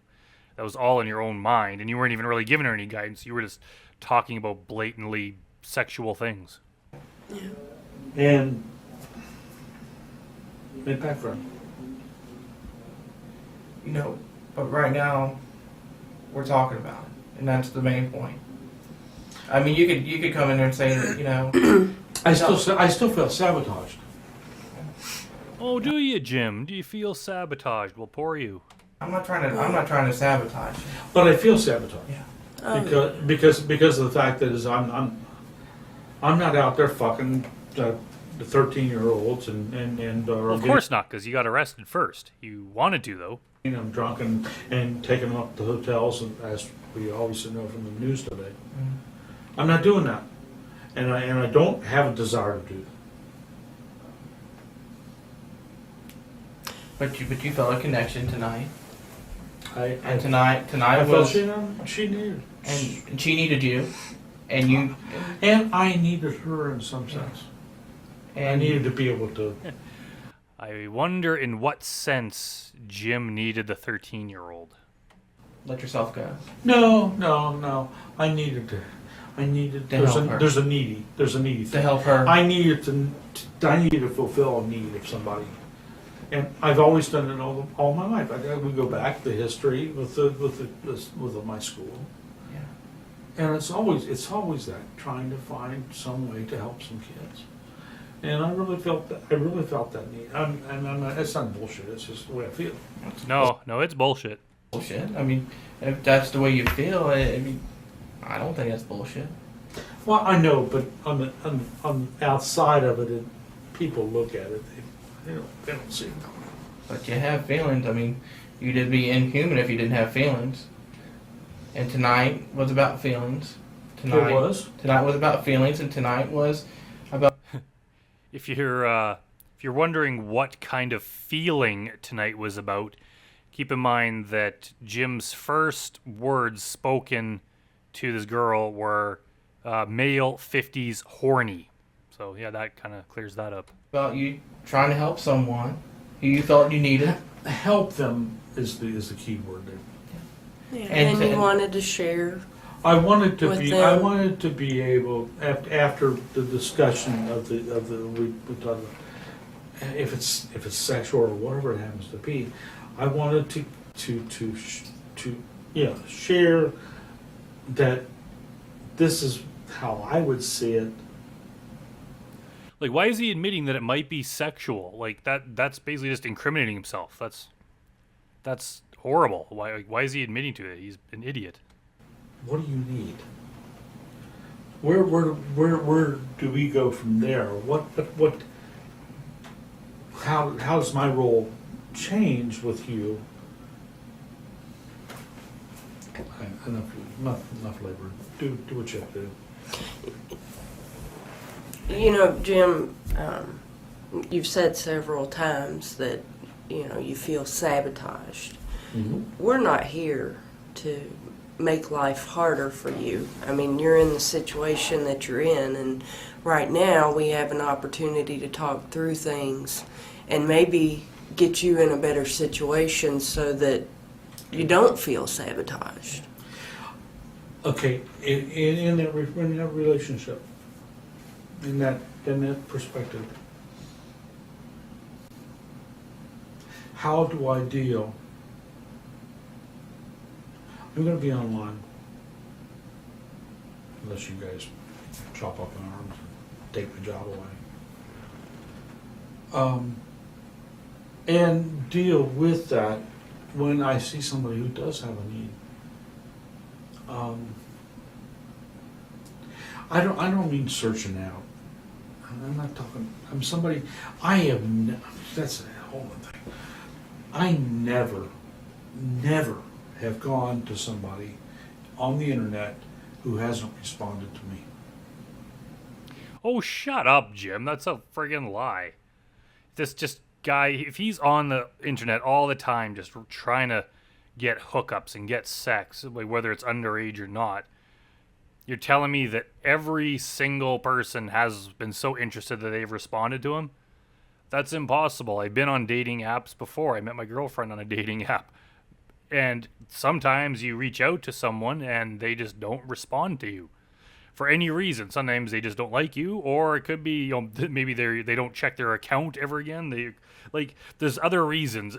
Jim would be the only person in the world that has never had someone they've attempted to communicate with not respond. Like, I've reached out, for jobs, sent out resumes, and sometimes people just don't respond to you. Like, that's just part of life. Like, just telling me that Jim is just so popular that, like, that he's never had anyone not respond, like, that's not true. However that plays a perspective in how you deal with the job that you do. For me, once they respond to me, then I have not an obligation. I need to. Do I need to answer them, or do I shut it off? And that is really hard for me. Yeah. That is really hard. When somebody said hi, after I said hi to them, I mean, just that simple. If I don't respond to them, it says, oh, well, he doesn't care. It's like the 37,000 other people that don't care, And I have a real problem with that, because if somebody responds to me, I always respond to them. Okay, I'm sorry. What do we do here? If you could talk more about If you could just confess a little bit more, just to make sure we have everything we need. the information that you exchanged with Cheyenne, as far as pictures or I never. chat. I did have my webcam, and my webcam has been both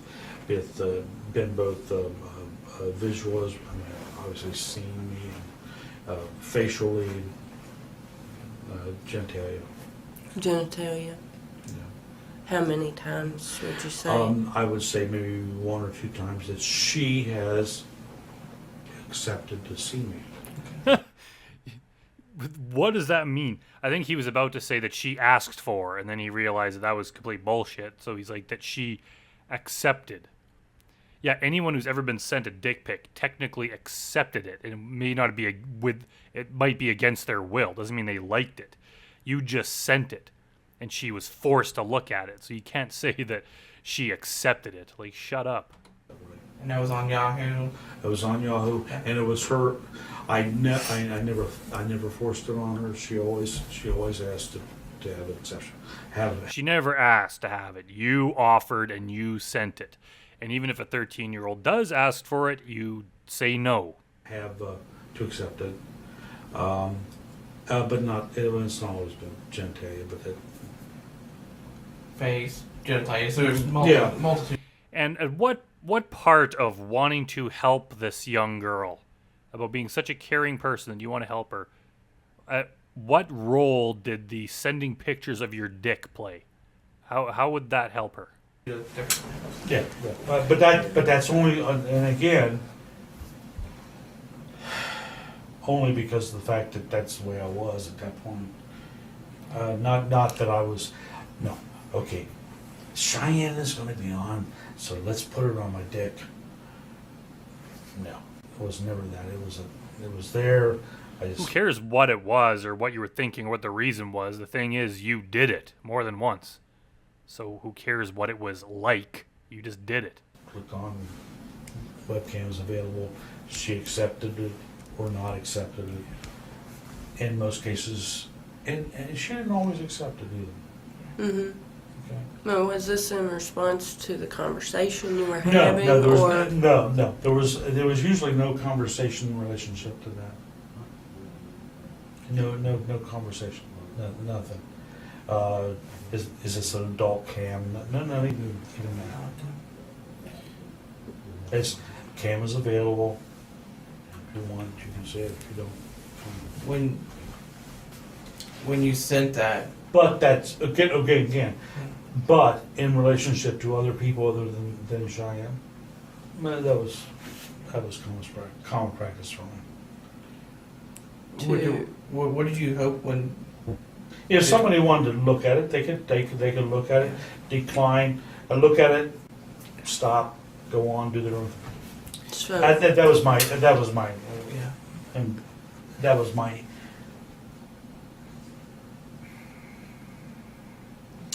That was what I expected them to do. If they didn't want to see it, they didn't do it. Also, he's trying to say that they had the option to see it or not.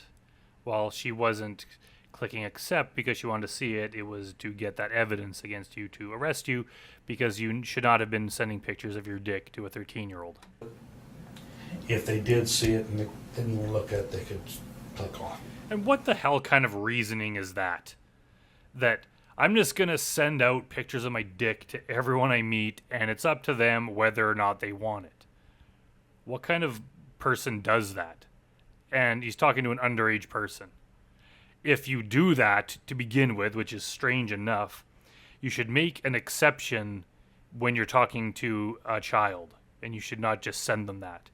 You don't send them a picture of your dick and tell them, and then just rationalize it that they have the option to see it or not. There's no reason that you should do that. So you sent it as something as, if she wanted to view it, she could view it. If she didn't want to view it. Exactly. And I would have done that I would have done that beyond Cheyenne, way all of any other people that I had any contact with. Anyone else you had contact with? So you're telling me that you sent pictures of your dick to your bosses at work and then just left it up to them whether or not they wanted to look at it? You're a strange man, Jim. I mean, when you go through hundreds and hundreds and hundreds, and you get a response, and you put on my webcam is available.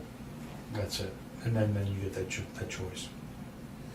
so when you said that there were webcam shots of your genitalia, Mm-hmm. what was going on? Was there masturbation involved? Not in all cases, no. Just there. Just There was masturbation in places of people who did have a connection with me. Okay, in other words, people who stayed with me and been long. Short term, no. what about with What about Cheyenne? No, I don't think so. I don't think so. And that may be just I don't remember, but I don't think so. No, I don't think so. I think it was more like, here's a guy's thing, More that was more of it. More of an education for her. I think so. She was at least whoever she is. Go back. Why would you need to educate her in that way? If they really wanted to, you could find all sorts of sick pictures on the internet. They don't need this specific 50-year-old man to send pictures of his genitals to teach this girl something that she can't learn elsewhere. It's not your job to teach her anything like that. It's your job to not even speak to them like that. Like, what a sick bastard. To that. Yeah. It was more of a Exploratory. This is what a guy looks like. Yeah. Oh, your boyfriend looks like, you ever touched that, your boyfriend? Oh yeah, I touched him once. He's talking about this like it's like, that was just something I was doing. This is normal, no big deal. This is not normal. Normal people don't do this. Nothing more than that. Nothing for more her. That I remember. I remember. Okay. And you said you only did that like one or two times? You said you sent something out, or? Probably one or two times. No more than that. And then tonight, One or two times is one or two too much. you said you were going to be for her in various issues, because her son with her parents, and She said her mother was working at the hospital, and that she was free, and I connected, and you I gave her my phone number, gave her phone number, which was a big step for me. yeah, well, for Well, big step for me because number one, I didn't even know where she lived, yeah. and then we followed through with that, and that fiasco. Been driving all over. Driving. Been How'd you find her? How'd you find her place there? Luckily, Did you get like a MapQuest or? I had originally had a map, but we knew I spent an hour looking. Her directions were terrible. Yeah, apparently it was quite the struggle. I'm not sure if those phone calls are recorded anywhere, but apparently it was a frustrating experience for him and the police and Chris Hansen trying to, or I guess Chris Hansen wasn't there, but the police trying to get him to show up. Or whoever it is, they're crazy. They were terrible. Yeah, they were. So did you have to call her back, or? She called me, but then obviously that was. And that's where you kind of asked where is this? Well, where at? am I going? What am I doing? Was it a cell phone? Or? I'm not sure. Or your I had a home cell phone? phone. I had a cell phone. So she was calling you on your cell phone? Or whoever it was. Yeah.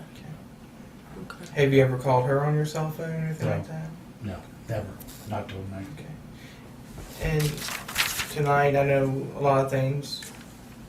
You wanted to express certain things. You wanted to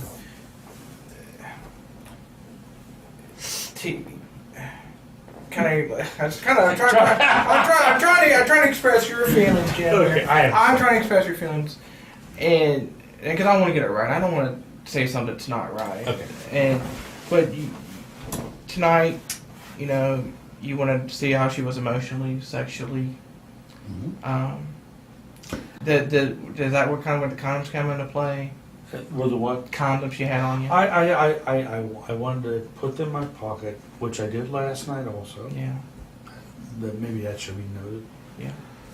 I put the condoms in my pocket tonight. Yeah. If it's something. So he had condoms on him too. Like this guy, he's trying to deny everything, while he's admitting to absolutely everything. This is like the worst interrogation suspect ever. Like I think he doesn't realize that what he's admitting to is very incriminating. He even says like, yeah, he might have come over there maybe for something sexual.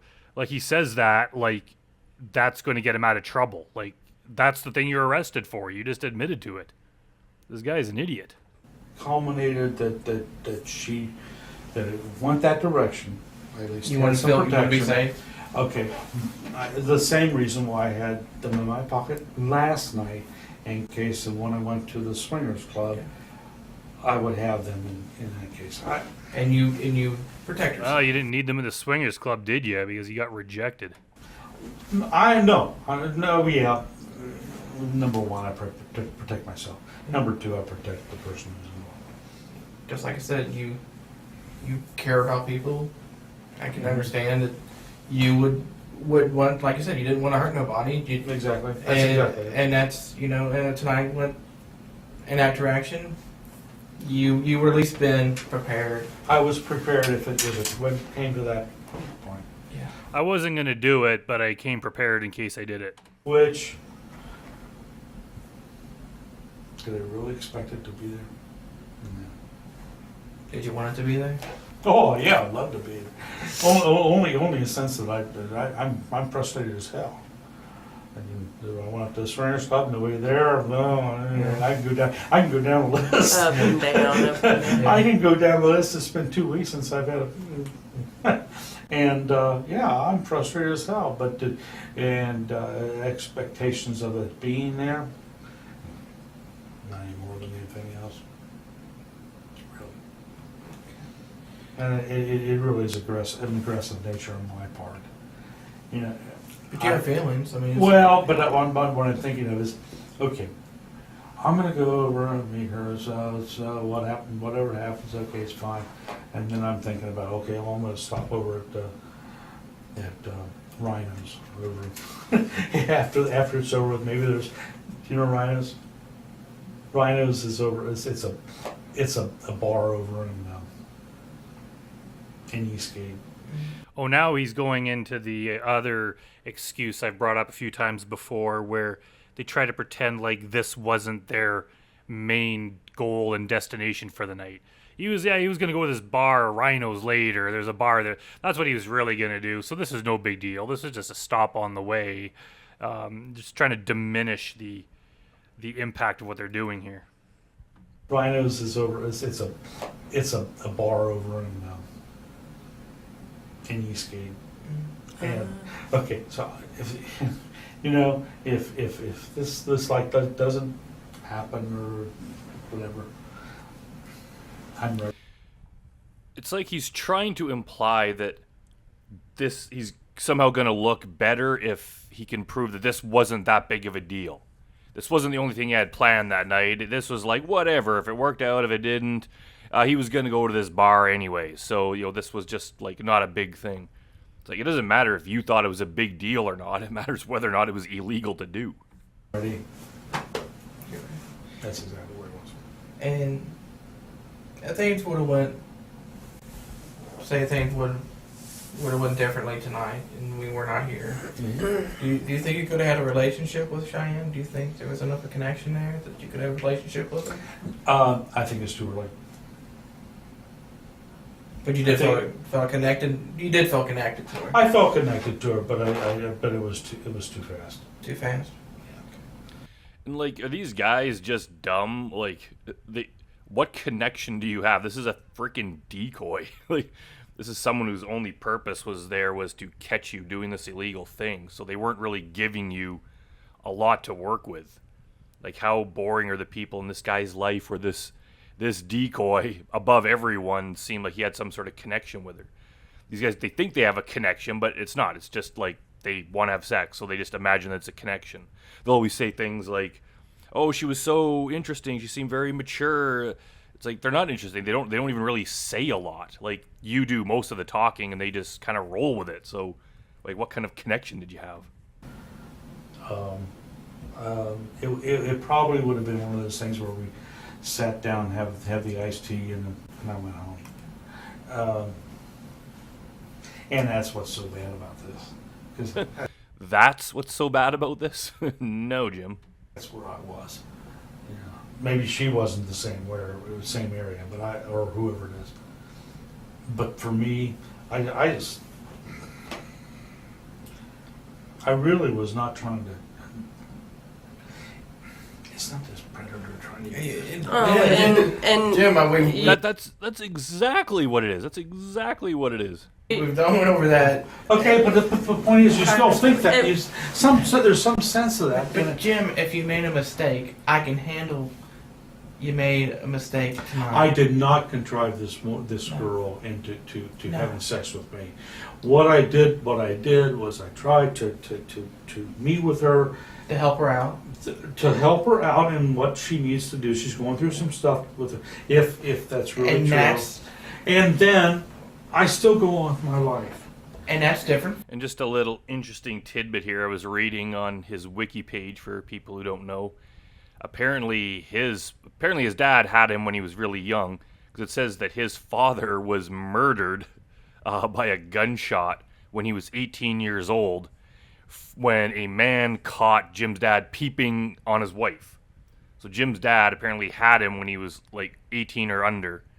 And then Jim's dad was a sexual predator himself who was peeping on women through their windows, and some guy caught him and shot him and killed him. So I guess maybe it runs in the family. From a predator. Yeah, I hope so. I hope so. You know, Jim, I see the difference. Okay. Okay. And I hope so, because I certainly there's a not there. clear distinction there. Okay. Well, I just, I don't want that clapped on top of me. I've spent many years not keeping away from it, but being aware that it's out there, and just being careful. Yeah. And then to fall on this is like. Well, you've not had any issues before. No, not at all. Not at all. But the thing is, music teacher, elementary school, there's magnitudes of shit out there for that. And things like this, if this had ever happened to me, I would be fired from West Claremont immediately. Because of the fact that there is that stigma. And because of the fact And there's a stigma because guys like you do this kind of thing. that, I'm since retired, so that it doesn't matter anymore. But you should know that. You should know that those qualifications that come along with that territory, and it's not just music teachers, it's the other teachers as well. Any male teachers in elementary grade. And like I said, I don't consider you in that category. And Okay. while I'm here, is there anything? I don't think they expect I would find anything, but is there anything in your vehicle that I should know about? Or anything? I don't think so. Would you mind if any of the officers would look through to Oh, see? If, I've no absolutely not at all. okay, so you don't mind if they look through your vehicle? To see If they fill up my tires with air. well, I don't. I will ask them. I'm sorry, I will ask them, but I don't know. Why is he joking around? Like, does he think he's like friends with these people? Like, he just thinks they're buddies, and he's just joking around with them. Like, does he not understand the gravity of the situation, or he thinks that if he can make them laugh and if he can make them like him, that he's less likely to be in trouble? So what you'll get. The reason I say that because my light came on. It's Oh. my air pressure is Well, down. I will. No, I'll let them know. there is not a damn thing in that car. But you don't mind them taking So you don't mind them absolutely not, searching? not at You all. want me to go get those forms? Yeah, for if you? you- I don't Okay. do drugs. I don't do that kind of thing. I do drink, but Yeah, Jim would never do anything wrong like drugs. I'll be right back. Yeah. okay. Hand me my paper and pen here if you don't mind.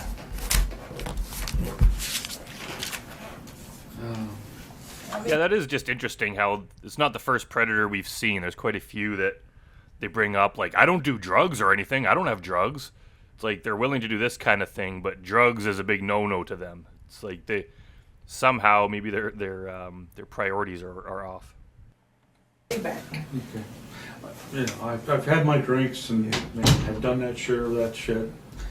I was a professional musician for years and years. Never did drugs. Never did drugs or Yeah. About the only time I ever, well, I could one experience. I'll share. What? Okay, I'll share. It was with my ex-wife. Mm-hmm. We were, I guess we were like, oh, I don't know, 3 or 4 years married. We had a 30-year marriage. And she said, "Oh, I want to try that pot shit."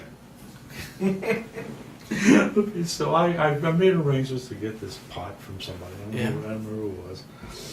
And we had rolled these little cigarettes and stuff, and didn't feel fine. Why are you telling this story, Jim? This is not helping you at all. This is just kind of wasting time. Thing, right? She took a one draw of this, and she got deathly sick. I mean, deathly sick. I'm telling you, at the end of the whole evening, I had called the doctor, and I had taken her to the hospital. So you had a whole night of just her idea. Oh God! It was, Oh. That's one of the only 2 times. The other time was You should be like, all right, just because of that story, Jim, we're adding a drug possession charge to you. Just to throw it in his face. I was playing a New Year's Eve job in Ashland, Kentucky, and the snow was really bad, and I had helped move some equipment and stuff, and I pulled me back, and they took me to the hospital, and they gave me a damn shot of morphine at that time in Ashland. I couldn't sit up at the piano. I swear to God, I couldn't play. I couldn't play with shit. They'd hired me for like $100 for that night, and I could just that's my drug thing. I drink vodka. I drink a lot of different. We don't care about any of that stuff, Jim. I don't think the police do either. They're mainly asking you for things related to this crime. All they asked was, is there anything like illegal we're going to find in your car? And then you launch into this stupid story. Things, but probably a couple drinks a night. Just a couple drinks tonight. Yeah. You said tonight. You said you just had a couple drinks. yeah. A couple vodka tonics, I think you said. Or... And that's what I usually do. I usually come home, take a couple drinks, and just relax, and that does me. Can I get home just And then chat online with underage people. kind of relax a little bit? And I do at home. I do, and until I get a phone call that says, "Hey, you want more?" I'm sorry. Yeah, Jim, we're just talking here, and that's the main thing. You know, I really have not done anything wrong here, except for follow up on something that somebody else has provoked me to. And Oh, shut up, Jim. It was all you. Someone else provoked you. You started the whole thing. It was all on you. And you like what we talked about. You just I just cut it off. you have a thing. You felt a connection. You felt a need to help her. well, but the and she thing was is, gonna help you. it isn't a real person. So what I do is I cut it off, which is like my apparandi anyway. Which is I cut people off from really annoying me, which is probably more detrimental than. How often do you do that? Just every so often, or anytime you get close to somebody? Or? I have somebody that's really close to me right now, but she just, if she would come close to me, it would be my be in euphoria. Yeah. There are other people that I was dating a couple on Like, is he trying to say, like, his argument is, like, he has other options available that he could have if he wanted, so he doesn't need this 13-year-old girl? But, like, we've had guys on here who are married, who are engaged in all sorts of relationships who still do this. So just because you have another romantic partner in your life doesn't mean you would never do this. It seems like if you're bad enough to do this, you would just cheat on whoever because you're a despicable person. I don't know, 5 people, maybe one person up in Wilmington, one person in Dayton, all online, and all legitimate and all real people. And I said, well, How do you know they're all legitimate if they're only online? I mean, you could could be getting catfished like Lauren for all you know. the real person I want to be with is right here. And so I sent these emails to these other ones and said, I'm sorry, I'm going to have to stop seeing you because I really want to see this one person. And then she doesn't understand. That's hard. That's hard. It is hard. Mainly because I know that she's the right person. Yeah. I mean, I kind of been married. I was married for 30 years and it was the wrong person. Yeah. Speak up, Jim. Jesus. And I've known this person for probably 10 to 15 years. Somebody you work with, or No, actually not. It's somebody who I have had an acquaintance with, and she's divorced, and everything's fine. She's got older kids. I have older kids, and she just is so scared of.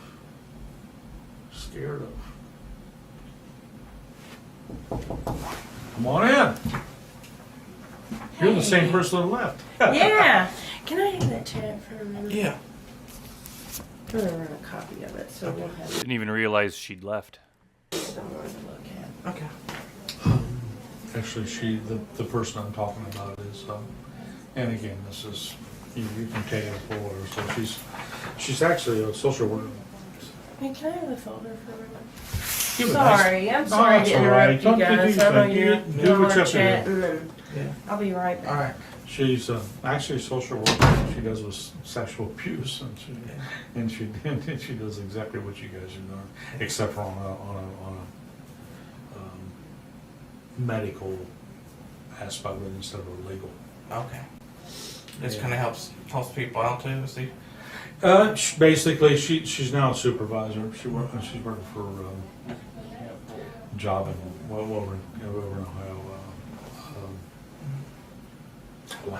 All the ones with the Marcus White FICO stuff. Visor.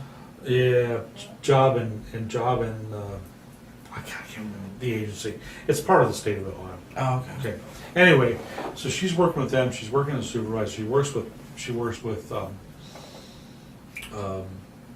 basically physical abuse. She used to work with sexual abuse. Okay. God, day in and day out. Damn, that's hard. Oh God, it's horrible. I mean, I would see her 2-3 times a week, and every time she'd come with another story of somebody that's been doing something. Like, are you kidding me? He's trying to make it look like he was sad over his girlfriend telling him because she was a social worker that dealt with sexual abuse cases, and he was sad over these horrible stories. Like, you're doing that exact same thing, or at least you were attempting to. Like, what a scumbag. Like, he's just trying to, like, oh, yeah, all those other guys that do those horrible things with underage people. Like, you were caught doing literally that. You even admitted it. You admitted you thought she was 13 and you were going over there and sex was a possibility. Like you are just as bad as all of those stories you heard. Crap. But now she's involved. She's a supervisor, but she's a supervisor over this physical abuse. I don't know if it's any worse or better. I mean, she's got 3 times a week. She's got some kid who's been killed by their parents. It's overwhelming. Oh, it is. It really is. It really is. And I sympathize with that. But that goes along with my feelings here too, because I respect what she does, and I kind of like. I just wish you'd reach a point where you were happy with dealing with that and can go to sleep at night knowing that you've done the right decision. Yeah. But it's hard. It's very hard. And the divorce was hard between her and her husband, her ex-husband. My divorce wasn't as well. I say that. 2 weeks ago was the first time that my ex-wife and I, after 4 years, were able to sit in the same room. Really? Yeah. That bad? She. Really, you mean someone doesn't want to sit in the same room with Jim Rouch? What a shock. And it wasn't me. It was her. She just couldn't. She couldn't do it. Yeah, I believe him there. And then they add this onto it. God. Let's add it up on the. What'd you get? What made you guys separate or leave each other? Well, to be perfectly honest, the woman I was talking about she wasn't totally committed to me, but I had a relationship with her, and her husband was a judge. Maybe go there. Yeah. And he has made it absolutely miserable for her to move on to anything. And I don't know. We connected. Actually, connected at church. I was an organist, and she was a piano player for one of the groups, and we grew, and I knew her kids. It was really healthy. It was really healthy, except for the fact that he didn't want it to happen, and he didn't know what to do when he lost. He lost his control. Lost his control. Yeah. And but the thing is, I've been over the years trying to recoup that, and she's gotten her independence to the point where there's not a control issue anymore. It is, but it's a control issue on her part. I could care less. Come on, I love you. It's he's just going off on these rambling, stupid tangents that just don't mean anything. Like, what is he talking about? He just thinks if he just keeps talking and explaining more about his life, that it'll, take the focus off the crime he committed this very day, and that the police would sympathize with him, and he'll somehow get away with it. we could have a great life together. I want my independence. It's okay. I can deal with it. It sounds like you made peace with it. I've made peace with it, as long as she understands that I truly do, to my dying day.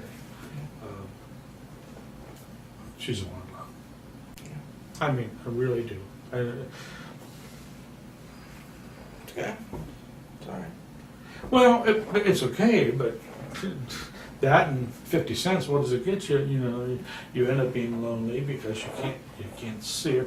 But here's a perfect example. Last 2 weeks, she had a breast examination, and it turned out that there was something they wanted to relook at. So they looked at it a second time.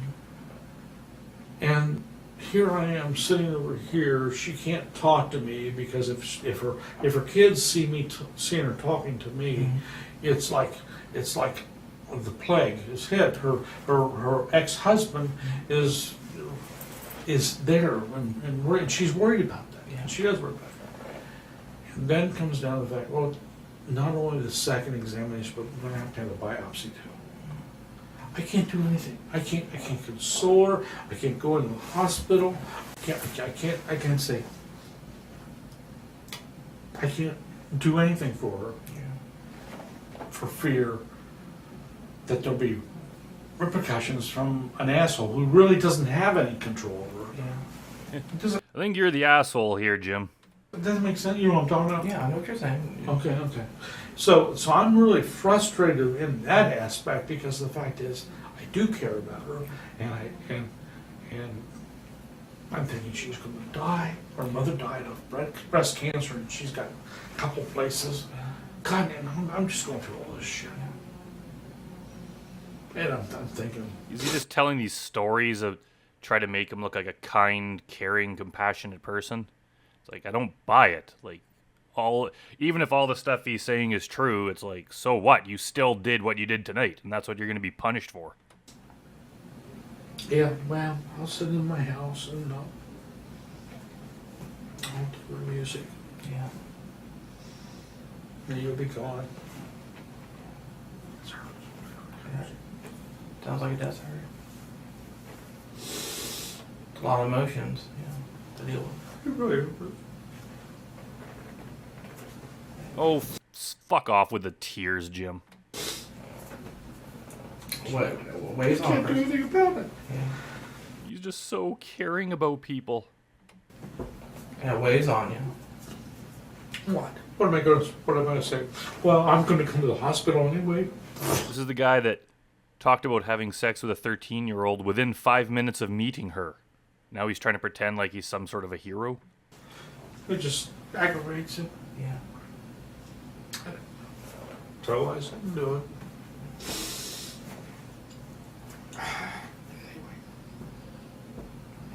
Yeah. My job is great. I have a great job, by the way. Sounds like it. You said you work. Oh, I love it. Don't take that away from me. I'll fuck you.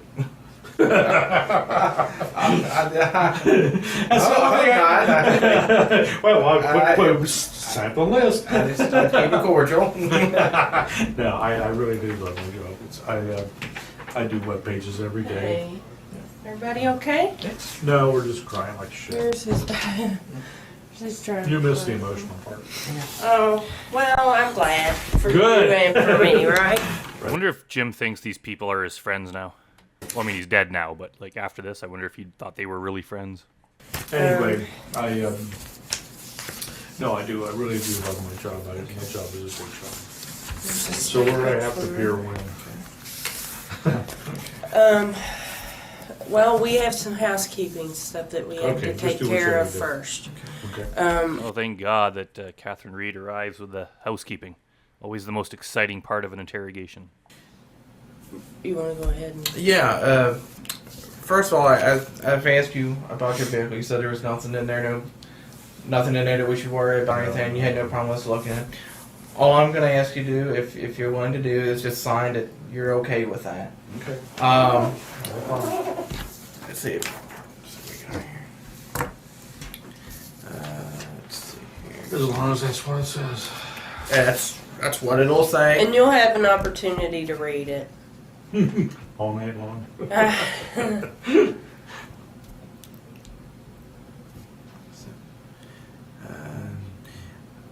Let's see here.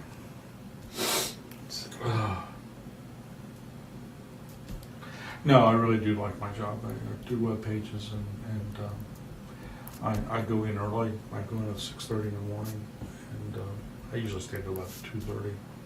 At the university? Yeah, come on, Justin. Yeah. And Sounds like a lot of freedom. actually, it's the University of Cincinnati is really, well, the people I work for are really flexible about that. I go, actually, if it's a good morning, I'll go in and exercise and go to the rec center and do Oh, that, yeah. and then show up about 7 or 8 o'clock. It's not bad. Yeah. Let's see. Do you have the vehicle information? Is it in here? So what's the story on me, guys? Right now, let's just do the housekeeping and I can give you a little bit more about You're a sexual predator and you're going to prison. That's basically what it comes down to. That's the short version. answer here. Is it in here? Do like vehicle information or I'll something. see if it's in here. Kind of kind of vehicle did you have? It's a Aztec, Pontiac Aztec 2003. 2003. That's what they told me. I asked him. I didn't really know. Oh, 2007.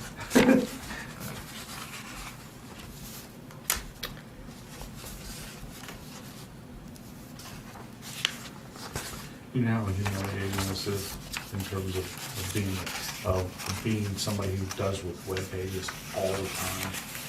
Well, but I think we've kind of reached that issue. You know, it's we've talked about that, and I think we've addressed those issues. Here it You know. is. 2003 Pontiac Aztec, Champagne. four-door wagon sport utility. That sounds good. How much were you giving me for it? I don't know. I don't know about I'm not that. that good. I was ready to sell it a year ago and they wouldn't give me shit. That's the way it goes. They depreciate so Oh, fast it's as soon as terrible. you pull them off It the is lot. absolutely terrible. Yeah. You want me to read it for you? Let's see if I can do this. Okay. So, have either one of you taken the master's degree online program at UC? No, have you set it? Did you set it up? I have been there since the very beginning of it, and it works. I'm pretty much involved with it. Yeah. The Yes. mechanics of it online. I do the delivery part of it. Mm-hmm.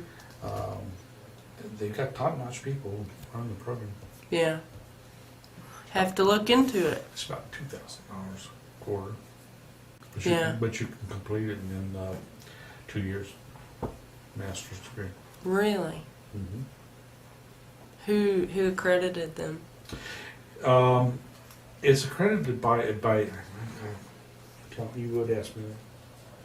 It's accredited by the people who accredit university education. No, see, I'm not a police officer, so I don't know what all the best methods are, but it just seems that the police could be more efficient if they just didn't let the predators ramble on like this. Like, I get you want to get them talking so they'll say incriminating things, but when they're so far off on a tangent related to what they're doing, you're basically just spending 2 hours listening to a guy babble about nothing. Like, I just wonder if it'd be in their own best interest to just get him to shut up and you'll throw him in a cell and then move on to the next guy. I don't know. I don't know if there's any benefit to this. Maybe I'm wrong. You can give him a call. Yeah.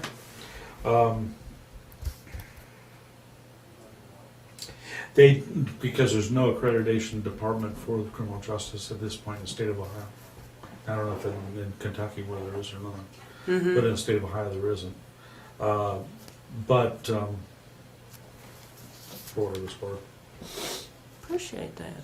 you know. I have to look at it and see. I mean, if you're looking for a master's degree, it's an easy way to go. Coursework isn't too bad. A lot of reading.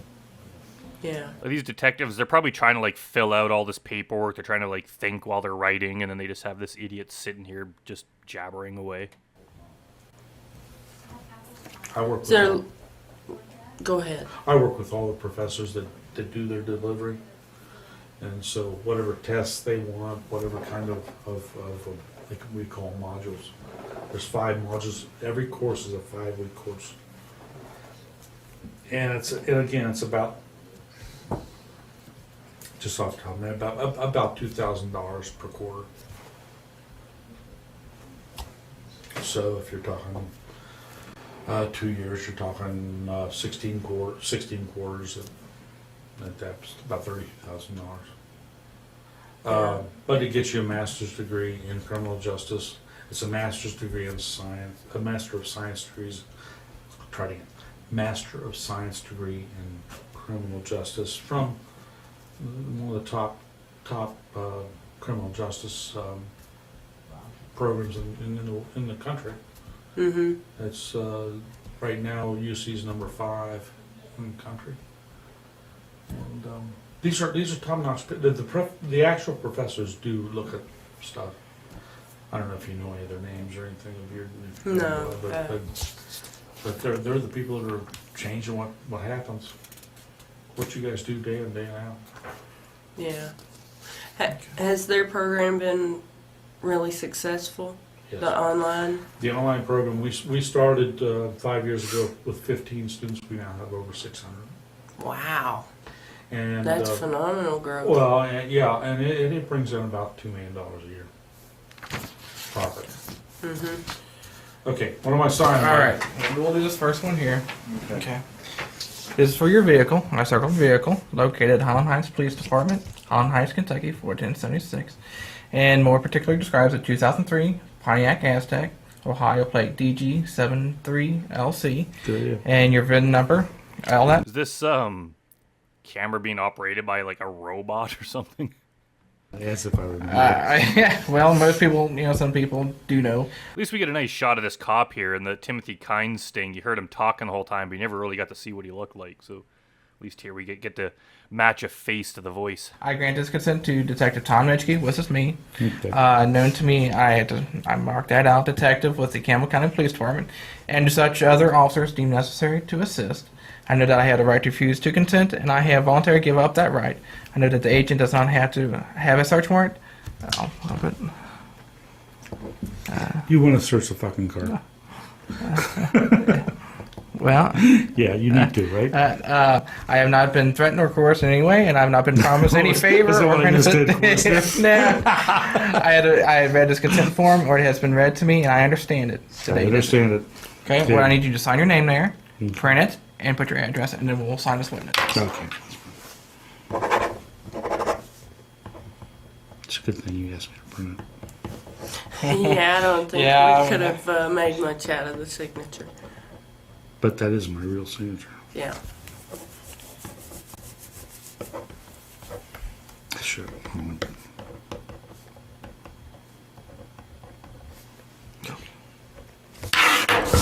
all witnesses here. Okay. Just one other piece of housekeeping here. Not much. Are you Here, ready? you can keep your. Yes. It's kind of weird. It didn't seem like he was sitting that far away from them while they were talking. I imagine he was quite close. No, you can say MC. The only other thing is, I know you said you had nothing in your house. Do you have anything inside your residence there on Brandy Way. Brandy Way? Is there anything in there that would give us any concern? You said you didn't have anything. You have, the only thing that you would have would be the computer things, but you have all the references to that. Okay. Do you have a problem with anybody looking in there to make sure there's nothing of? Well, I want to see my genitalia. would I'm sorry. you got me off guard there. That is definitely not a joke, Jim. There's nothing funny about your genitalia. Jim, you got me. Yeah, we're I really? Jim, you got me. it's late. Yeah, it's late. I'm sorry. No, there's nothing on there. I don't keep pornography on there. I don't distribute pornography. If somebody wants to go in there and go through and find some sort of program that I have, There's no kiddie porn or anything like no. that. And it's nothing at all. Everything I'm going to find is adult stuff. No, I'm not even talking about that stuff. I'm talking about if somebody goes in, they find out that I have a piece of software that I have. Oh, No. like taken with somebody Juarez or else, something. That there might be something like that, but there's no, I don't do that. I'm wrong. Yeah. Go in. All right. You have no problem with that? No. Okay. Well, what I'll just do another consent if you don't have a problem with that. Okay, but does that mean that they come in and take my computers away and cause me a problem not to be able to work? Well, that could be an issue. Yeah. I mean, obviously, if there's information, if they deemed it feels like it could have some information that they may need, yeah, that is a possibility. Okay, so give me some help here. I can't tell you what to do. Yeah. It's up to you. Like, they're probably going to take his computer regardless of whether or not he consents. They'll just have to get a warrant for it. It'll be a little bit of extra work, but one way or another, it's happening.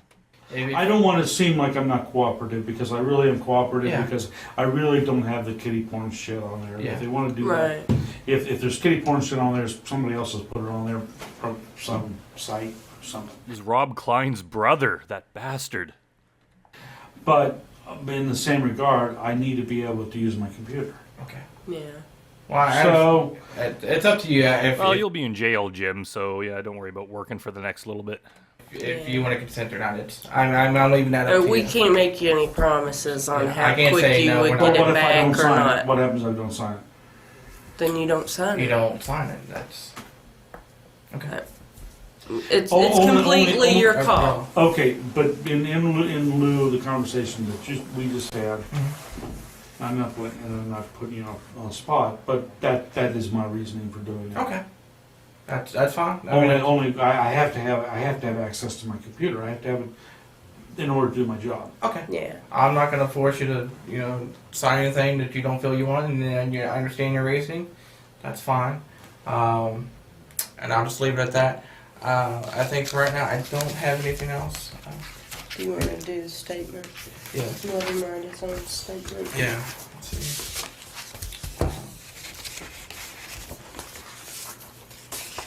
The last thing here, I overlooked it here.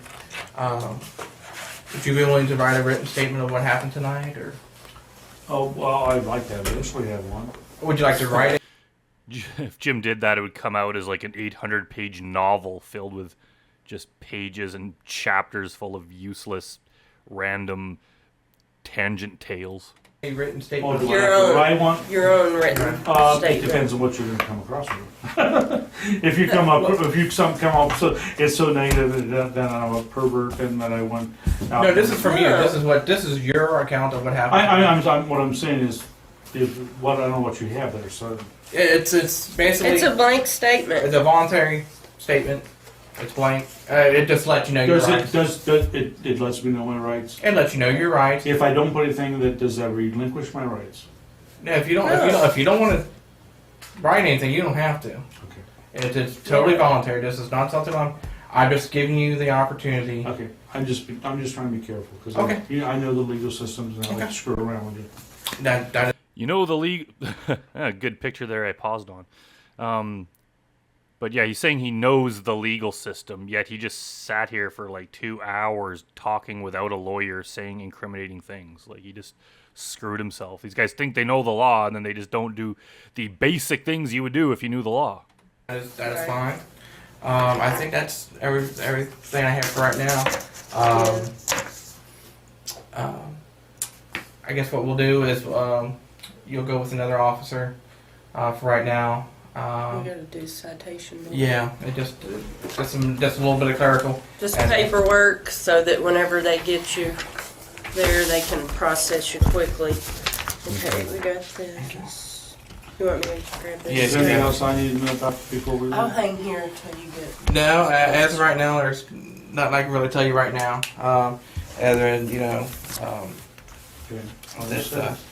Okay. this Just sit here. yeah, just Yeah, hang tight you with just her. hang tight, and I'll hang here with you until we get somebody in here. Okay? And take a nap. Yeah. Tough night. No.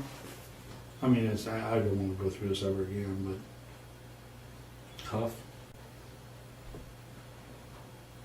How old did you say you were? 59, 59. going on 60. You've seen a lot of life. Mm-hmm. How old? I didn't hear that. Did he say 51?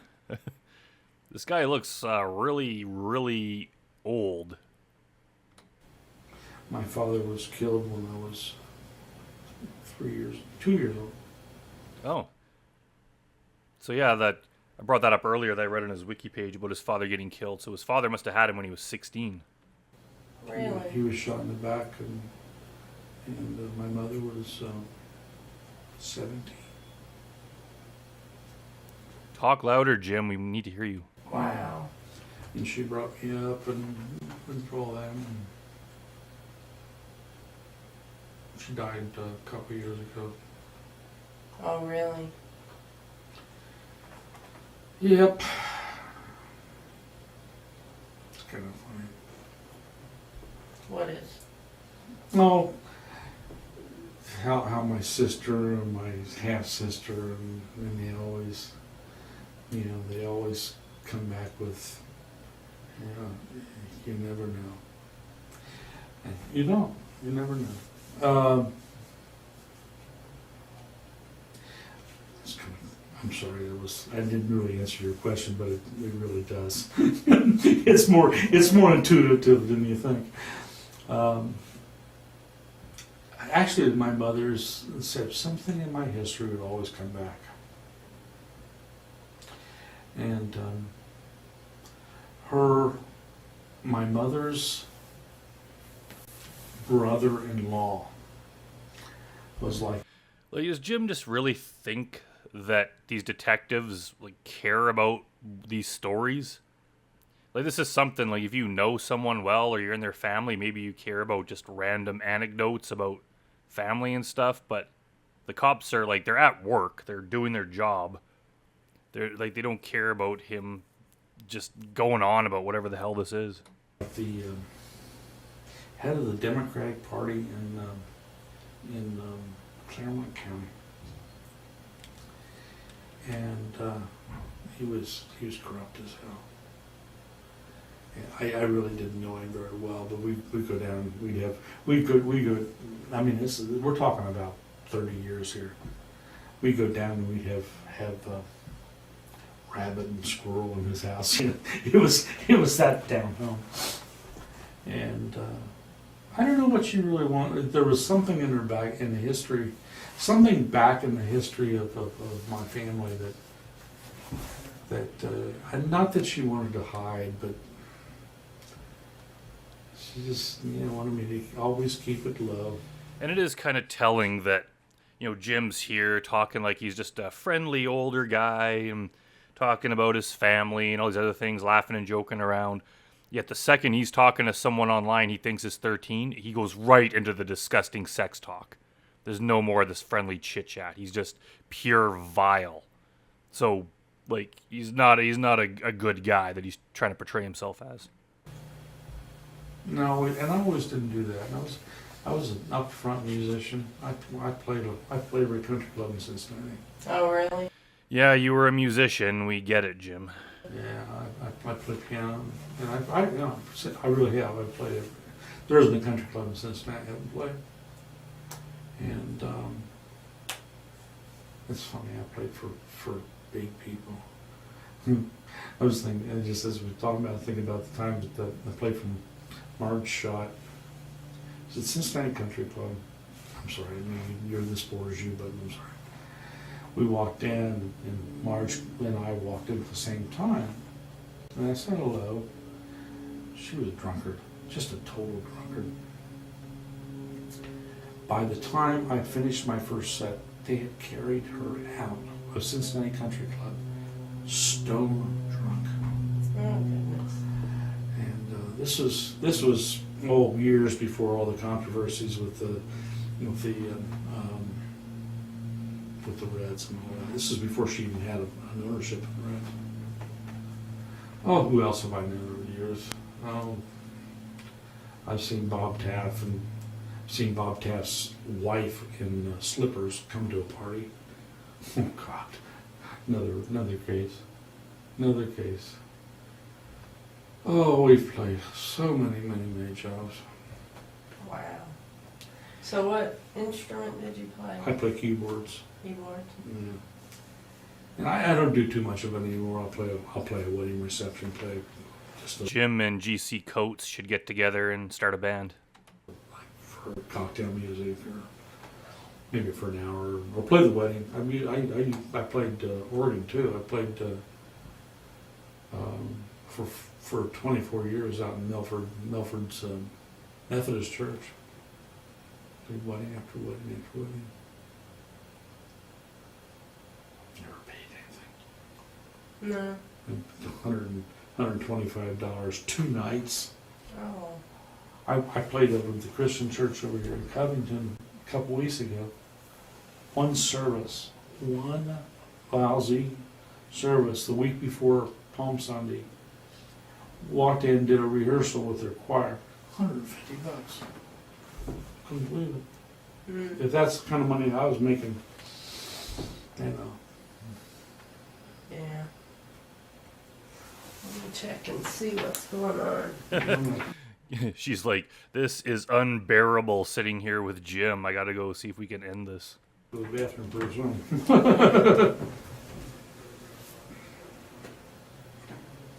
I don't care. Just take your time. All right. Not sure how much we have left here of good stuff, so I'm just gonna skip ahead a little bit. He's just dozing off.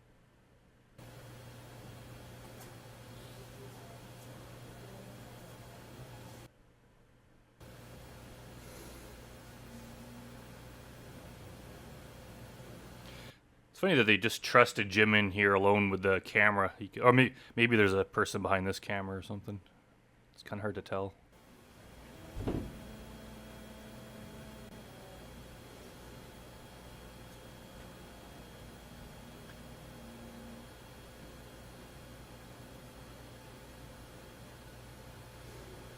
Come on, something's got to happen soon. Oh, here we go. Keeping issue. Now, when you came in, you had a cell phone, Mm-hmm. and what else did you have with you? My billfold, my keys, my money. Okay, did you have, what are those things called? A Trio or Blackberry or? Trio was my phone. Okay. We would like to take a look at that. Fine. Would you give me consent to do so? Absolutely. Okay, so that'd be property, and hereby consent to complete search of property located at, Self. it was on your person, right? Mm-hmm.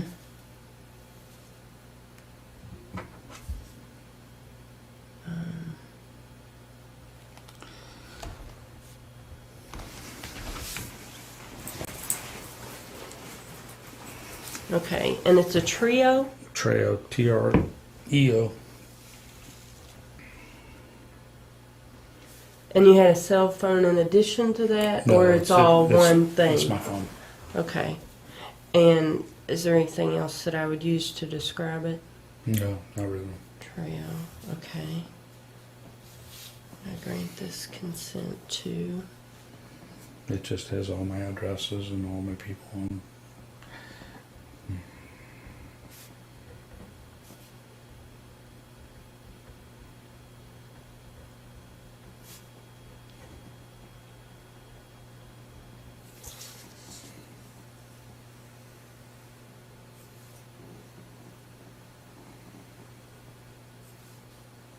Okay. The date is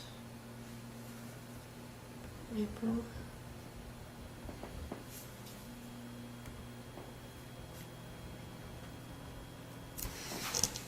I have the time. Let's see if it's on this phone. No such luck. What, the date? The time. No, I don't know. At the time. I watched Eye to Days actually. You have the time. You have the time.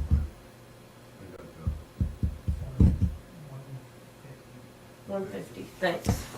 Well, no wonder I'm tired. Yeah. Let's see, it's 1:50 a.m. Okay, let's go over this and make sure it reads correctly. I hereby consent to complete search of the property located on my person, and more particularly described as Treo, Treo. I grant this consent to Agent Catherine Reed, known to me to be an agent of the Office of the Attorney General, and to such other officers deemed necessary to assist. I know that I have a right to refuse to consent, and I voluntarily give up that right. I know that the agent does not have a search warrant. I have not been threatened or coerced in any way, nor have I been promised any favor or benefit. I have read this consent form, or it has been read to me, and I understand it. The date is April 13th, 2007, and this time is 1:50 a.m.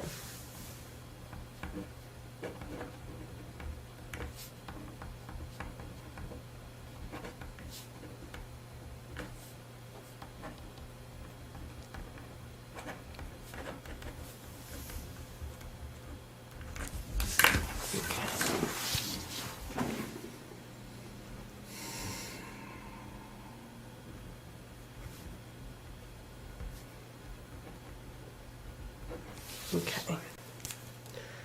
All right, and he's working on the citation. He's almost done with it, I promise. We're going to get you out of here soon enough, okay? Whatever happens, happens. All right, thanks.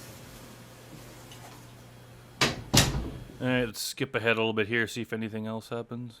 Oh, here we go. Okay. I'm sorry, I don't know the number. I really don't. Okay. I don't even know what it starts with. I really don't have any idea what it starts with. Did you get it in Cincinnati? The Yeah, service yeah. came out of Cincinnati? Yeah, it's over in each one. So it's a 513. Yeah, area I just code. don't know what the next numbers are. I'd be guessing. I'd really be guessing. So when you use it, do you just give people your landline number? Yeah, And and they, it forwards to my phone. okay. That's like I said, that's the reason why I don't know. All right. All right. Well, I'll see if that's enough information. If not, we may have to back up and punt. No, I hope not. Thank you. Being tired. Hello, I'm Brandon, and I'm back to do a commentary on the interrogation of Michael Myers. Michael is finally caught after wreaking so much havoc in Haddonfield, Illinois, so I'm glad he's caught. Now, of course, different Michael Myers than the one from the Halloween movies, obviously. Different spelling, too, possibly, I think, but... well, let's jump into it and see what's going on with Michael here. I'm very scared. You're Michael Myers? Correct. They call you Mike? Michael. So what you go by is Mike? Either one. Mike, my name is John Sparks. Okay.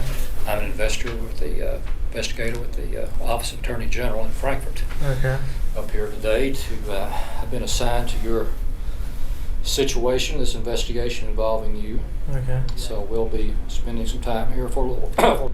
It's kind of worth pointing out that this little interrogation area here is much nicer than the one used in some of the other stings. Like in the Bowling Green, Kentucky one, it's kind of just like a drab gray little cubicle kind of area, where this one actually looks like an office where, like, I'm judging by that desk, this guy probably works there. Like, this looks like a real office that you would use to work in. It doesn't look like the classic interrogation room that you see. For a little while. Okay. And getting to know one another. I'll be needing to get some information from you. Okay. Going through some things, make sure that you understand exactly what your situation is, okay? All right. You know that you're currently in custody. Yes. Were you advised He's like, I hadn't noticed. Wow, what a surprise. of your rights before you came up here? That I can have an attorney and stuff like that. Yes. Yes. Do you know what your rights are? Yes. Are you aware of your rights? Yes. Okay. Are you aware of what charges have been placed against you? Not really, sir. Okay. You've been charged, or going to be charged, with several different crimes Okay. pursuant to why you're here today. One is the unlawful use of electronic means to induce a minor to engage in sexual or other prohibited activities, which is chat activity. You understand that? And the other one is attempted unlawful transaction with a minor. Now, both of Okay. these are felonies. Do you understand that? Yes. Okay.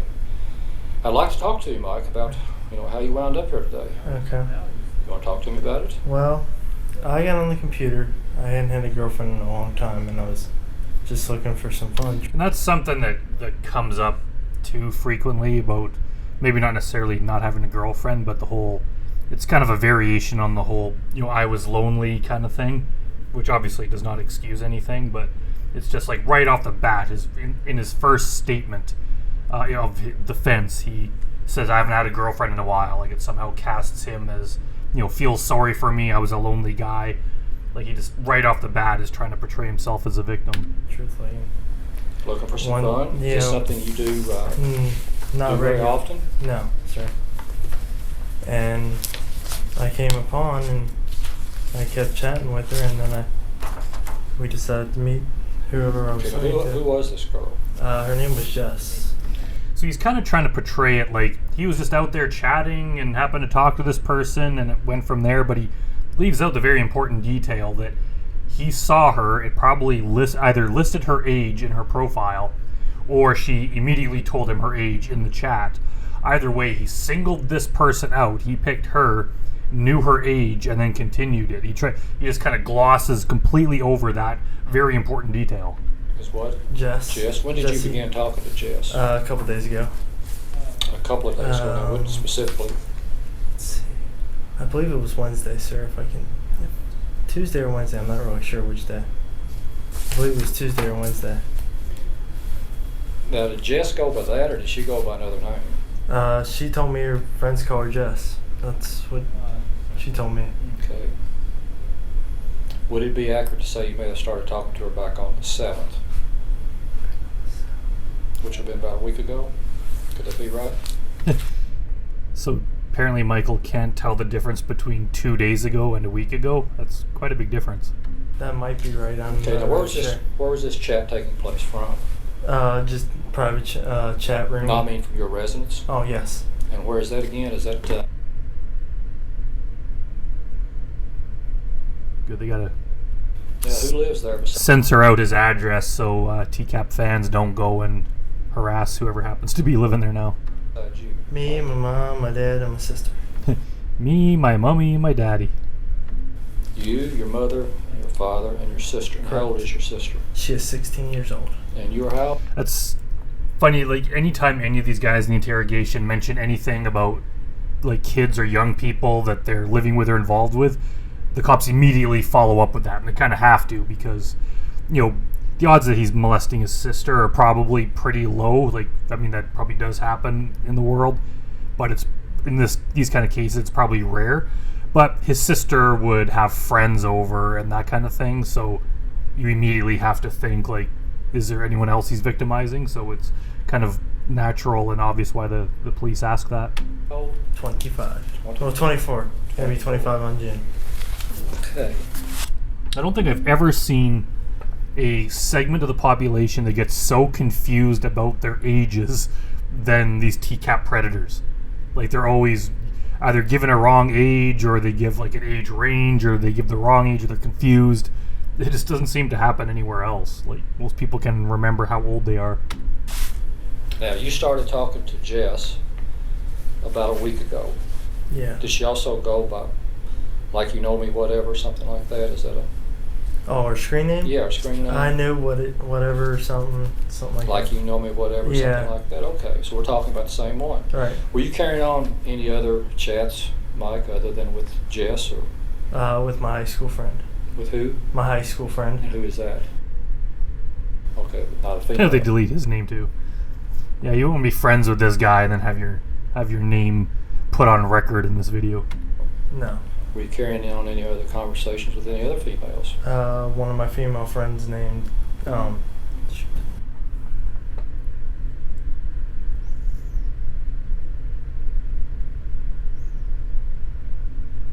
She must have a long name.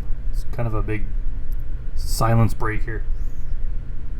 And you know her? Have you ever met her? yes, we are friends. I wonder if these two friends that he mentioned, like, I'm assuming one's a guy, one's a girl, I wonder if they stuck with him after this, or if they broke off contact. She lives down in Warsaw. We are friends. How old is she? She is 20. 20. Okay. Have you been talking with any other young girls, Michael, other than Jess? No. Have you ever talked with any other young girls prior to this? No. Okay. What possessed you to begin this conversation with Jess? She seemed like a nice person to talk to, and How could she seem like a nice person to talk to if you've never met or talked to her before? It's not like they were like schoolmates, they had some other reason to be in the same room or like be together.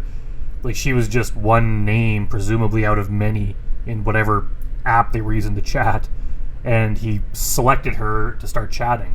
So obviously she couldn't seem like a nice person. He couldn't know anything about her. Like, I don't think they don't give enough information in their basic profile other than like name, age, picture, and maybe like a one sentence statement or something, as far as I know. But it's not like you could think someone's a nice person before you even chat with them. I figured I could chat with her. Okay.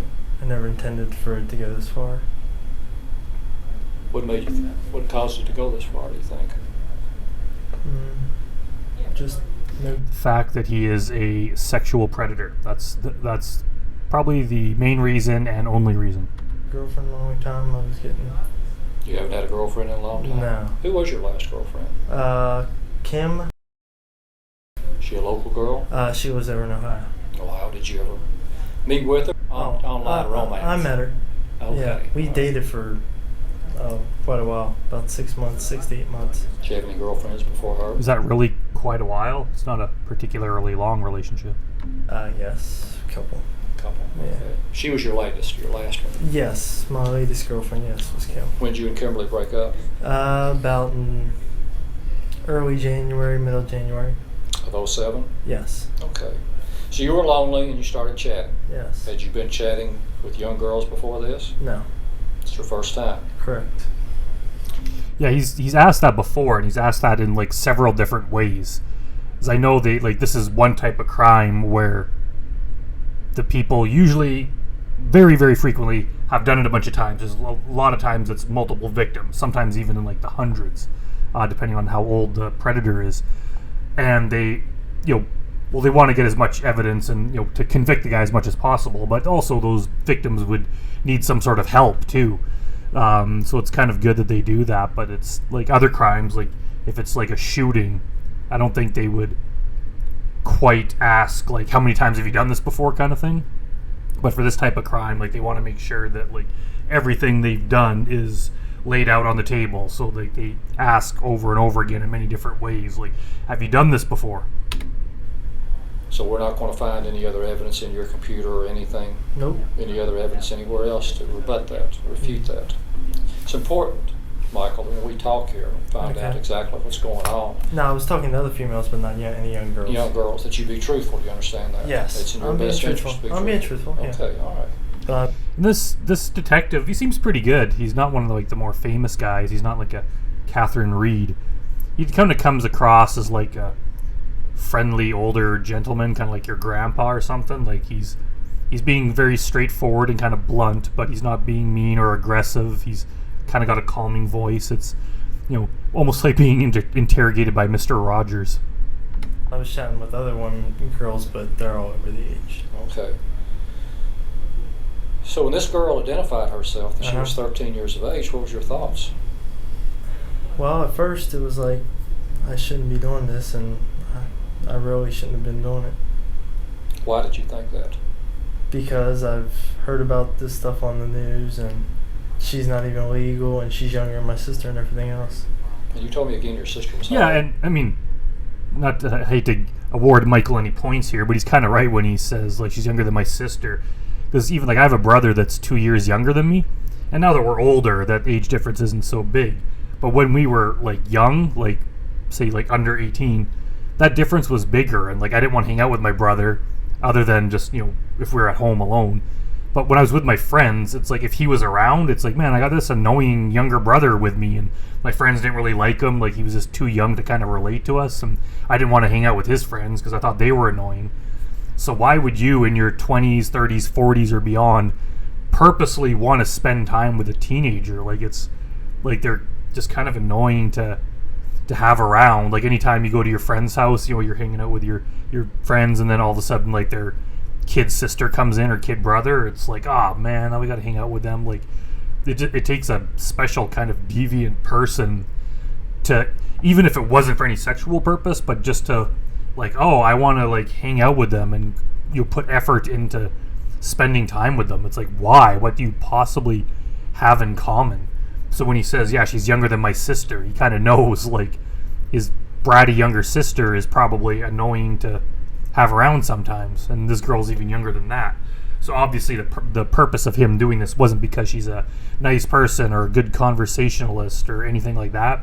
It's like, well, we know damn right well what his intentions were. 16.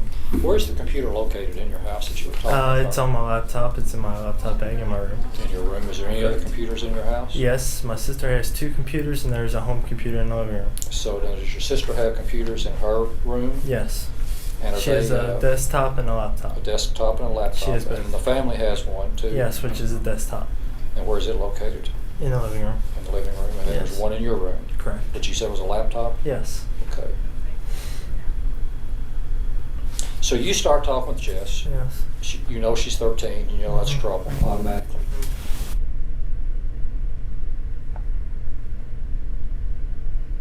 It looks like the sound cut out again here. there was some missing sound there, so we have to jump ahead a couple minutes. But I usually always carry some on me just in case. Right. Well, I doubt, Michael, that you came here to talk. I'm sure talking may have been an aspect of it, but your intentions, and you and I know that, were to come here and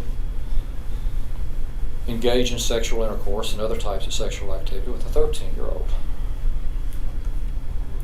And again, pretty much every single predator follows the same kind of storyline where it's completely obvious what they were coming there to do, but they deny that they had the intention to do that.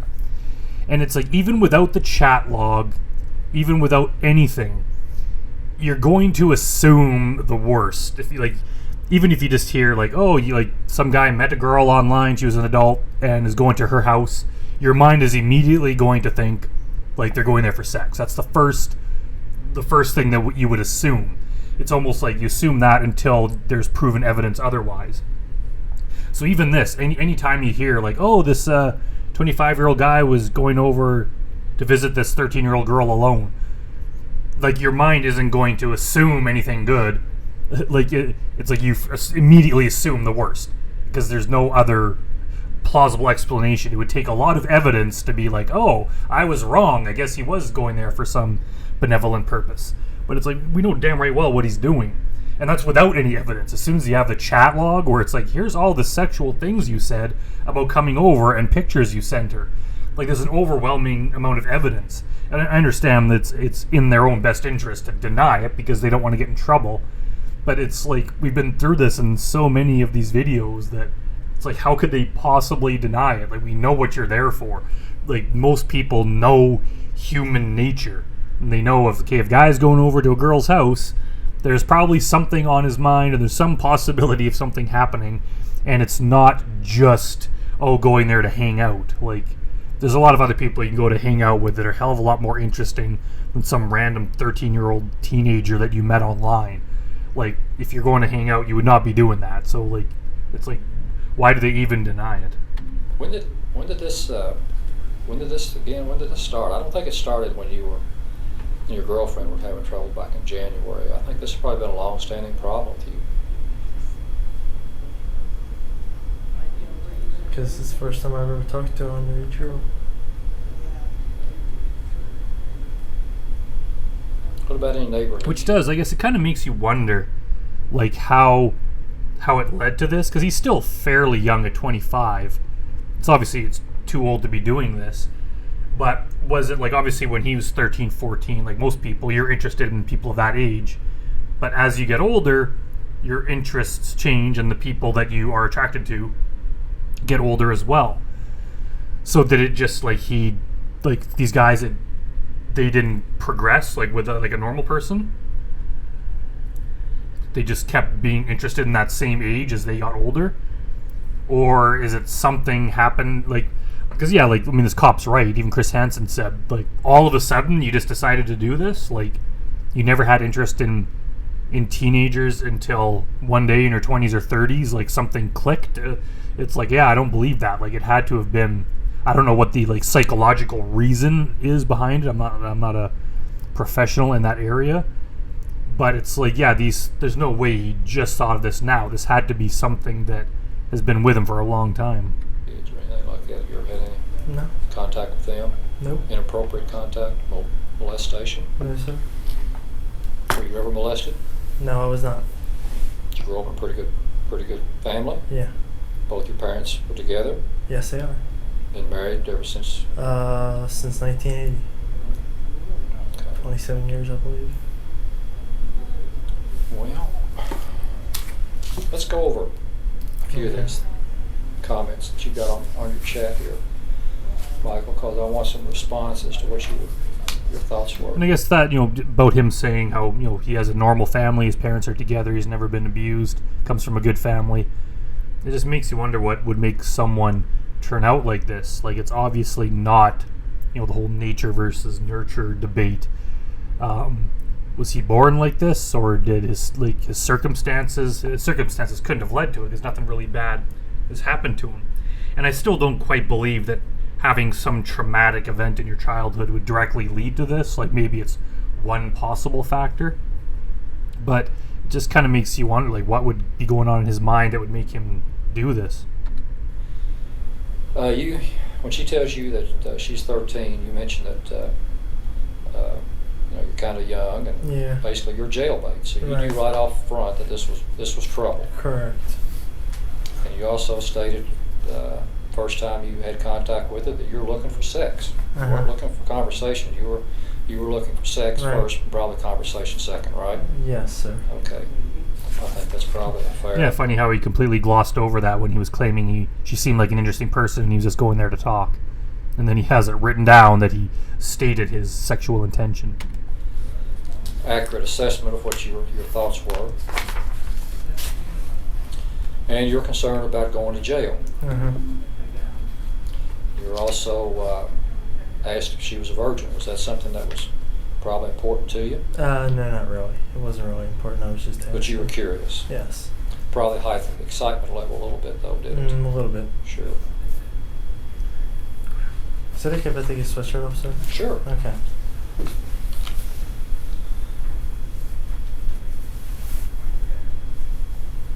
Is it warm in here? Yes, it is. Yeah, he's definitely starting to sweat now that the chat log comes out.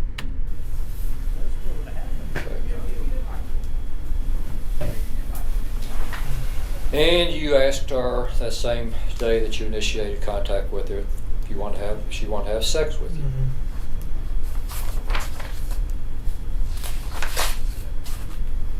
And then you get into some pretty explicit Yeah. comments with her. Details, yes.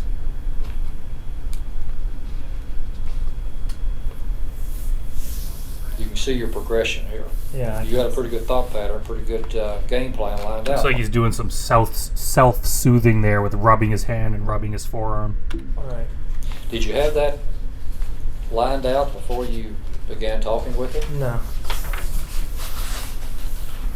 And like, just to mention it, if it is true that these guys had never in their life had a thought about doing this, never tried to do this kind of thing before, this was the first time they've ever done it, that doesn't really reflect too well on them for the fact that this is something they've never thought of before, never wanted to do, but just this situation being presented to them, they just see a teenage girl on there and their mind immediately goes to I'm going to chat them up and then start talking sexually to them and drive to their house.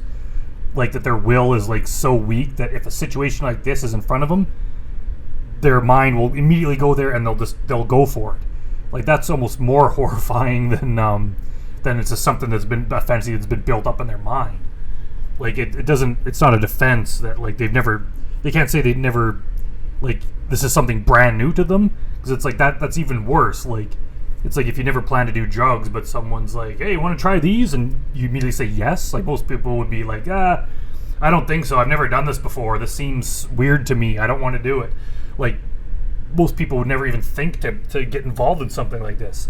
So just him scrolling online and then seeing this girl and immediately, like, jumping after her, that's horrible.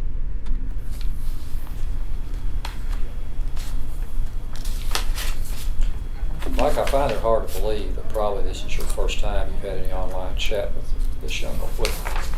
people of this age. It is, sir. I swear, the first time. You swear? Yes. That's probably a pretty good indication that you're lying. No. Yeah, it's one of those things when they say honestly or I swear or anything like that.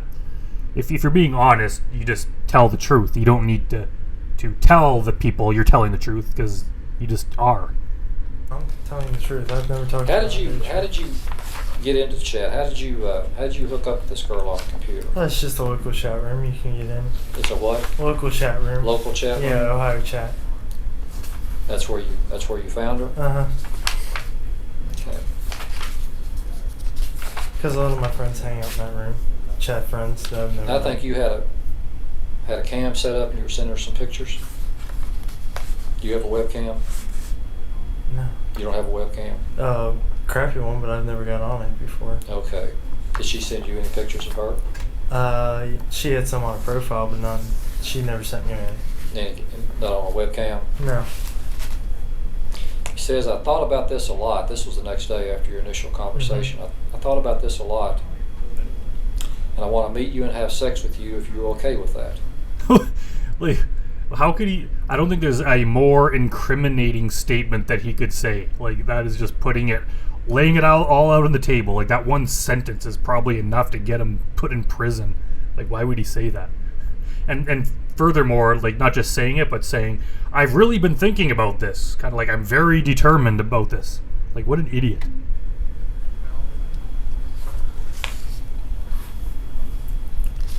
And you say, I will bring a few condoms, and which you did. Yes. So again, your thoughts about coming up here today were probably sex first and talk later. Yeah. What's this thing with Britney Spears? I like Britney Spears. I had Yeah. I had a crush on her when I first saw her. So You kind of want to just act out a fantasy. Yours, And Britney obviously, you didn't just have a crush on her when you first saw her. You have a crush on her now, too. Spears. correct. Okay. Okay.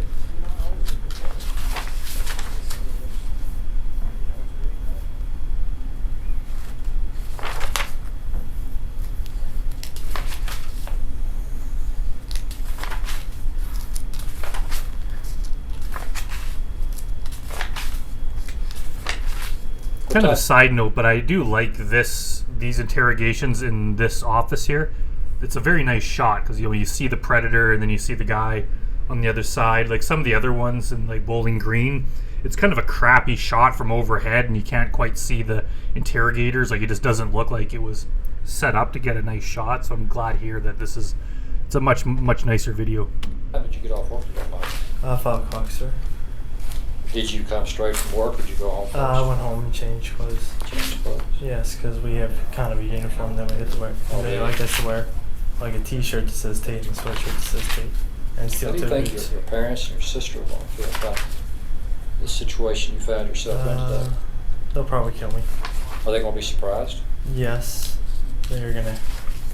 I will lose a lot of stuff, my computer and everything else. His mom's just gonna completely throw his computer right out. Is there going to be anybody at your house tonight? Yes, my mother and my sister should be home tonight. Where's your dad going to be? He is out of town. He is in Las Vegas, Nevada. He travels due to work. What does he do? He works he repairs industrial laundry machines, washers, and dryers. So he And travels stuff. a lot? Yes, he's usually home about maybe 2 weekends a month, if that. But other than that, he's usually not home.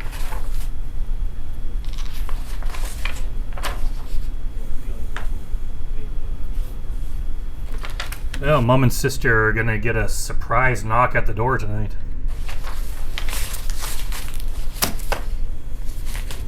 Well, Michael, I don't know. The cop really liked getting those pages straight there. What else to talk to you about? Is there anything that you want to tell me or ask me or? What's going to happen to me, sir? Well, from this point, Well, you're probably going to go to prison where you will get beat up a lot and be humiliated for the rest of your life. you're going to be charged with these 2 crimes, Okay. or lodged with these 2 crimes that I told you. Mm-hmm. You'll be taken to the county jail here in Campbell County and processed. Okay. And at some point in time after today, you'll have an arraignment in Campbell District Court. Okay. Charges will be read to you. Okay. If you could not afford an attorney, one will be appointed for you, Right. as explained to you in your rights. Uh-huh. And or if you're going to get an attorney, you need to be making an effort to do that Right. at some point in time. Yeah. And then after that, then it's basically in the courts arena to Okay. determine whether you can make bail or a bond will be set or that sort of thing. Okay.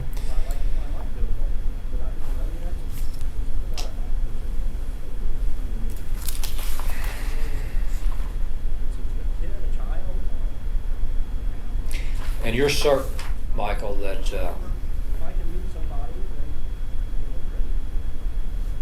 the initiation of this chat with Jess back on the 11th was the first chat you've engaged with of this type of activity with young girls. Yes. Like, yeah, he's asked that like several times already.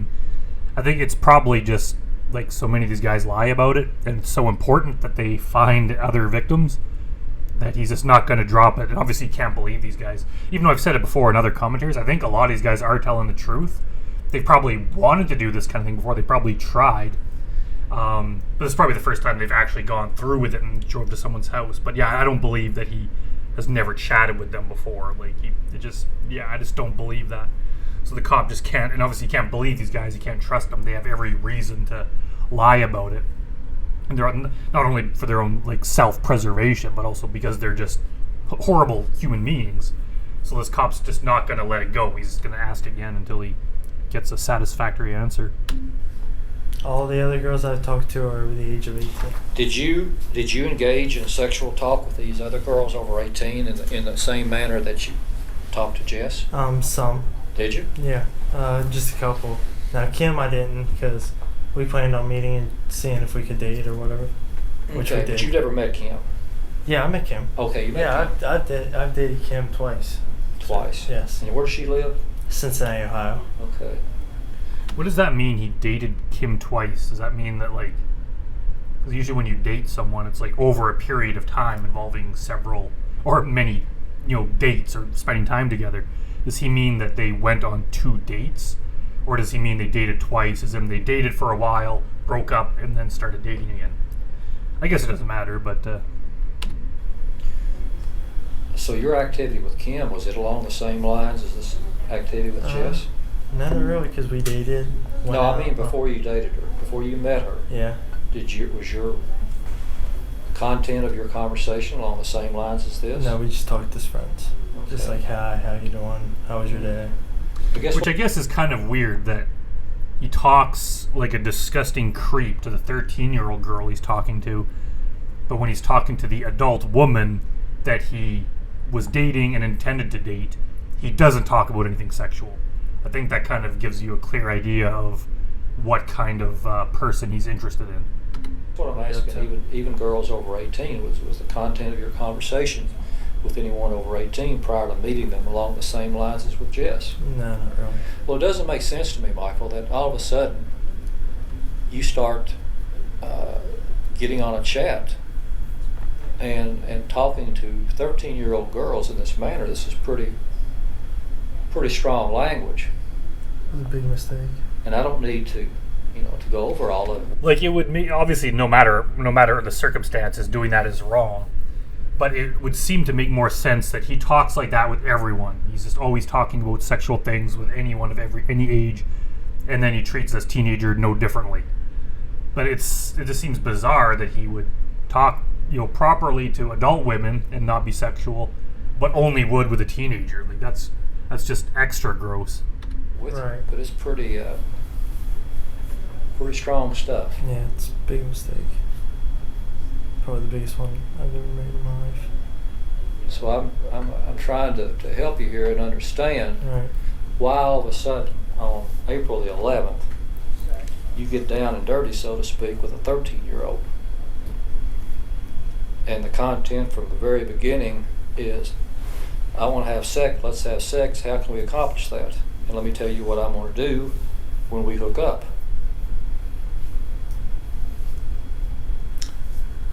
And you don't have any explanation for today, No, sir. I'm sorry, I don't. other than it happened and it was a I big regret mistake. it. I regret You it. regret it. Okay. Well, Michael regrets it, so he's off the hook now. He's no longer morally responsible because he regrets it. Well, I'm going to get some information from you here for the citation, Okay. and then you'll leave and go with the officers down to the jail, and they'll let you at some point in time make some notifications.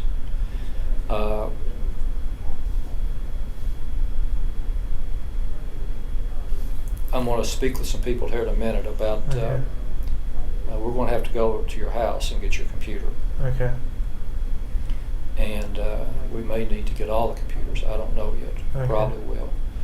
And that's like, I see why they do it, but that would just suck so badly that someone else that lives in your house does something like this without your knowledge, and then the cops show up and like they take all your devices. It's like, especially if you work from home or something, it's like you need that for work. Like they just take your ability to communicate with the world. they just take them for God knows how long while they're searching through them, just because of some piece of garbage like this. It seems unfair. I get why they have to do it, because he could have used someone else's computer, but it just does seem unfair, and it just makes them like just such a piece of shit that they would just affect other people's lives like that. And so,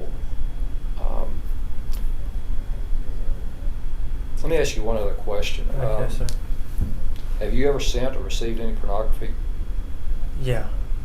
I've not sent none, but I've got some. From who? From And we know exactly where this conversation's going. all kinds of people. Well, name it. Give me some names. From all kinds of people? I don't think it's from all kinds of people. It's probably from a very specific group of people, and they're called sexual predators.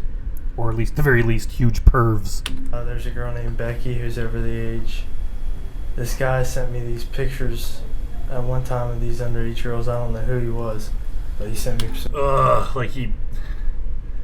I think he's probably in his mind. He knows where this conversation's leading. He probably knows what's on his computer, so he's trying to kind of get ahead of it by admitting to what he has before he's even asked, because that would make it look like, oh, it's no big deal. See, I'm bringing this up without you having to even ask me. But just the fact that he's bringing it up is alarming, because, well, let's see what happens with it. Who's over the age. This guy sent me these pictures at one time of these underage girls. I don't know who he was, but he sent me some pictures. I didn't really want them. How long ago was that? About a year, 2 years ago. Okay, let's talk about that a minute. Now, all of a sudden, out of the blue, some guy sends you pictures of underage girls. That tells me that this problem didn't begin on April the 11th. After Yeah, that story just doesn't make sense. Some guy that you didn't know sent you these things for no reason. That's very alarming. your breakup in January with your former girlfriend. I didn't ask for the pictures, sir. Well, pictures just don't pop up on one's computer. Right. Because he told me they were pictures of older girls, and then when I got them, they would just look too young. Who told you this? I don't know his screen name offhand, sir. So is it a screen name? You don't know his name? Yeah, I don't know his Not a name. friend of yours? Not someone you've ever met? No. So someone who you do not recall about a year ago sent you pictures of underage girls. A year or 2 years ago. Okay. Has anybody else sent you any pictures of underage girls? No. The rest of the pictures are from friends and stuff. Were they pornographic? There's a few, some that are, some ain't. Okay, and who were these friends that sent them to you? Just people I just chatted with. Just random Chat people. friends, not known friends? No, not known friends. Never met these people? No. So anybody that has sent you pornographic images on your computer you do not know or nor have met? Correct. These are all friends you met on the computer? Correct. Have you transmitted any of them onto other people? No. Not at all? No. Okay. Because if you have, Michael, that's it's not good. I have not sent them to anyone. Okay. All right.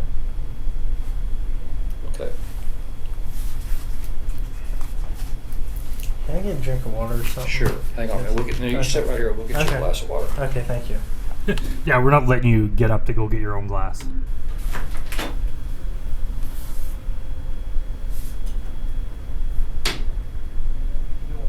Alright, so we might have a bit of a wait here, so I'm going to skip ahead until the cop comes back.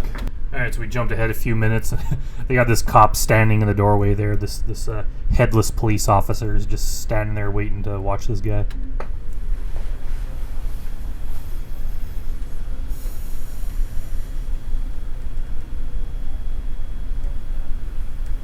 Okay. Thank you. I appreciate it. Thank you. It's weird that they brought him a bottle and a paper cup. Why didn't they just give him the bottle? Don't most people drink straight from the bottle? Okay. I think that was being so close to the microphone, you could really hear that water pouring there.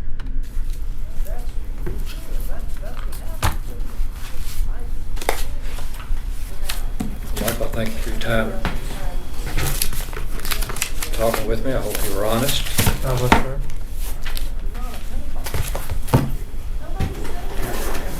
We may be talking in the future about what we talked about tonight and Okay. what we may or may not find in the future. Okay.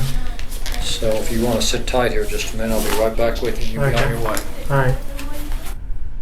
And that's pretty much the rest of the interrogation. The cop leaves the room, and then Michael just sits there for the next 20 minutes, just wondering why his life led down this path, I guess. So there's no point in watching the rest of that. Hi, I'm Brandon, and we're here today to do a commentary on Timothy Kine. I had at least one person recommend I do Timothy's interrogation here, so let's jump into it. County Police Department. Tim, do you know why you're here? Yeah. Well, probably because he was arrested and they drove him there. That would be my guess. Why did you come to Highland Heights tonight? Can you tell me? I was going to meet this guy and just, you know. I like the hesitation there before he says guy, because obviously it's an underage boy, so he didn't want to say boy. So he's like, I came to meet this guy. Why did you come to Highland Heights tonight? Can you tell me? I was going to meet this guy and just, you know, we were going to watch some movies and stuff. Yeah. So, tell me how that We evolved. just met online. I was actually going to be in the area anyways, and, you know. Okay. Who was that person? John, I can't remember his last name. I'm sorry? John, I can't remember his last name. John? Okay. And was he, how old was he? I, You know? 18, I think. I really don't know. 18. Okay. How'd you meet him? Online. Do you chat online? I think he was about to say the name of the app until he realized that it's probably a gay chat app, so he didn't want to say that. Like he's somehow going to be able to keep important information from them. Yeah. Quite frequently. Yeah. Do you know where you met him online? Gay.com. Oh, what do you know exactly? Which I suppose is fine if it's an adult, but given the fact that he's here, we know that it was not an adult. And so he invited you here Yeah. today? I have some chat logs where you all talked back and forth, and I think that person told you they were 13 in the chat log. I wouldn't meet somebody 13 years old. No? Mm-mm.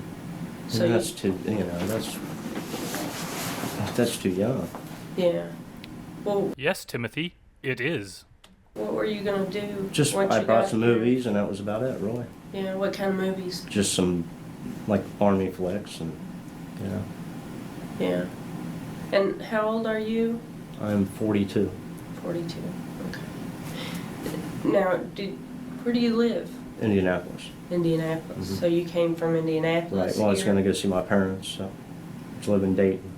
Your parents live in Right. Dayton. Where do they Right. live in Dayton? From This is another guy that's coming to visit his parents and then did this as a stop along the way. We've seen that before. Or at least they claim that's what they're going to do. Mad River Road. Mad River Mhm. Road? Like, by the Dayton Mall area. Uh-huh.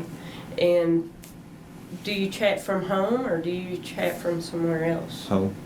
From home? Do you have a computer? Mm-hmm. What kind of computer Well, I would assume so. I don't know how he'd be using the internet without a computer of some sort. do you have? Just a lap, or a desktop. PC? Mm-hmm. Do you have a webcam? No, So you don't use that no, to chat? no. Okay. You want to tell me a little bit about how you chatted with, was it John, you said? Yeah. Nothing, we just met and, you know, it just went from there. Okay. Did you have something in common? Just seemed like a nice guy, you know. What were some of the things you guys talked about? All kinds of different things, really. Tell me about that. Just I mean, God, you know,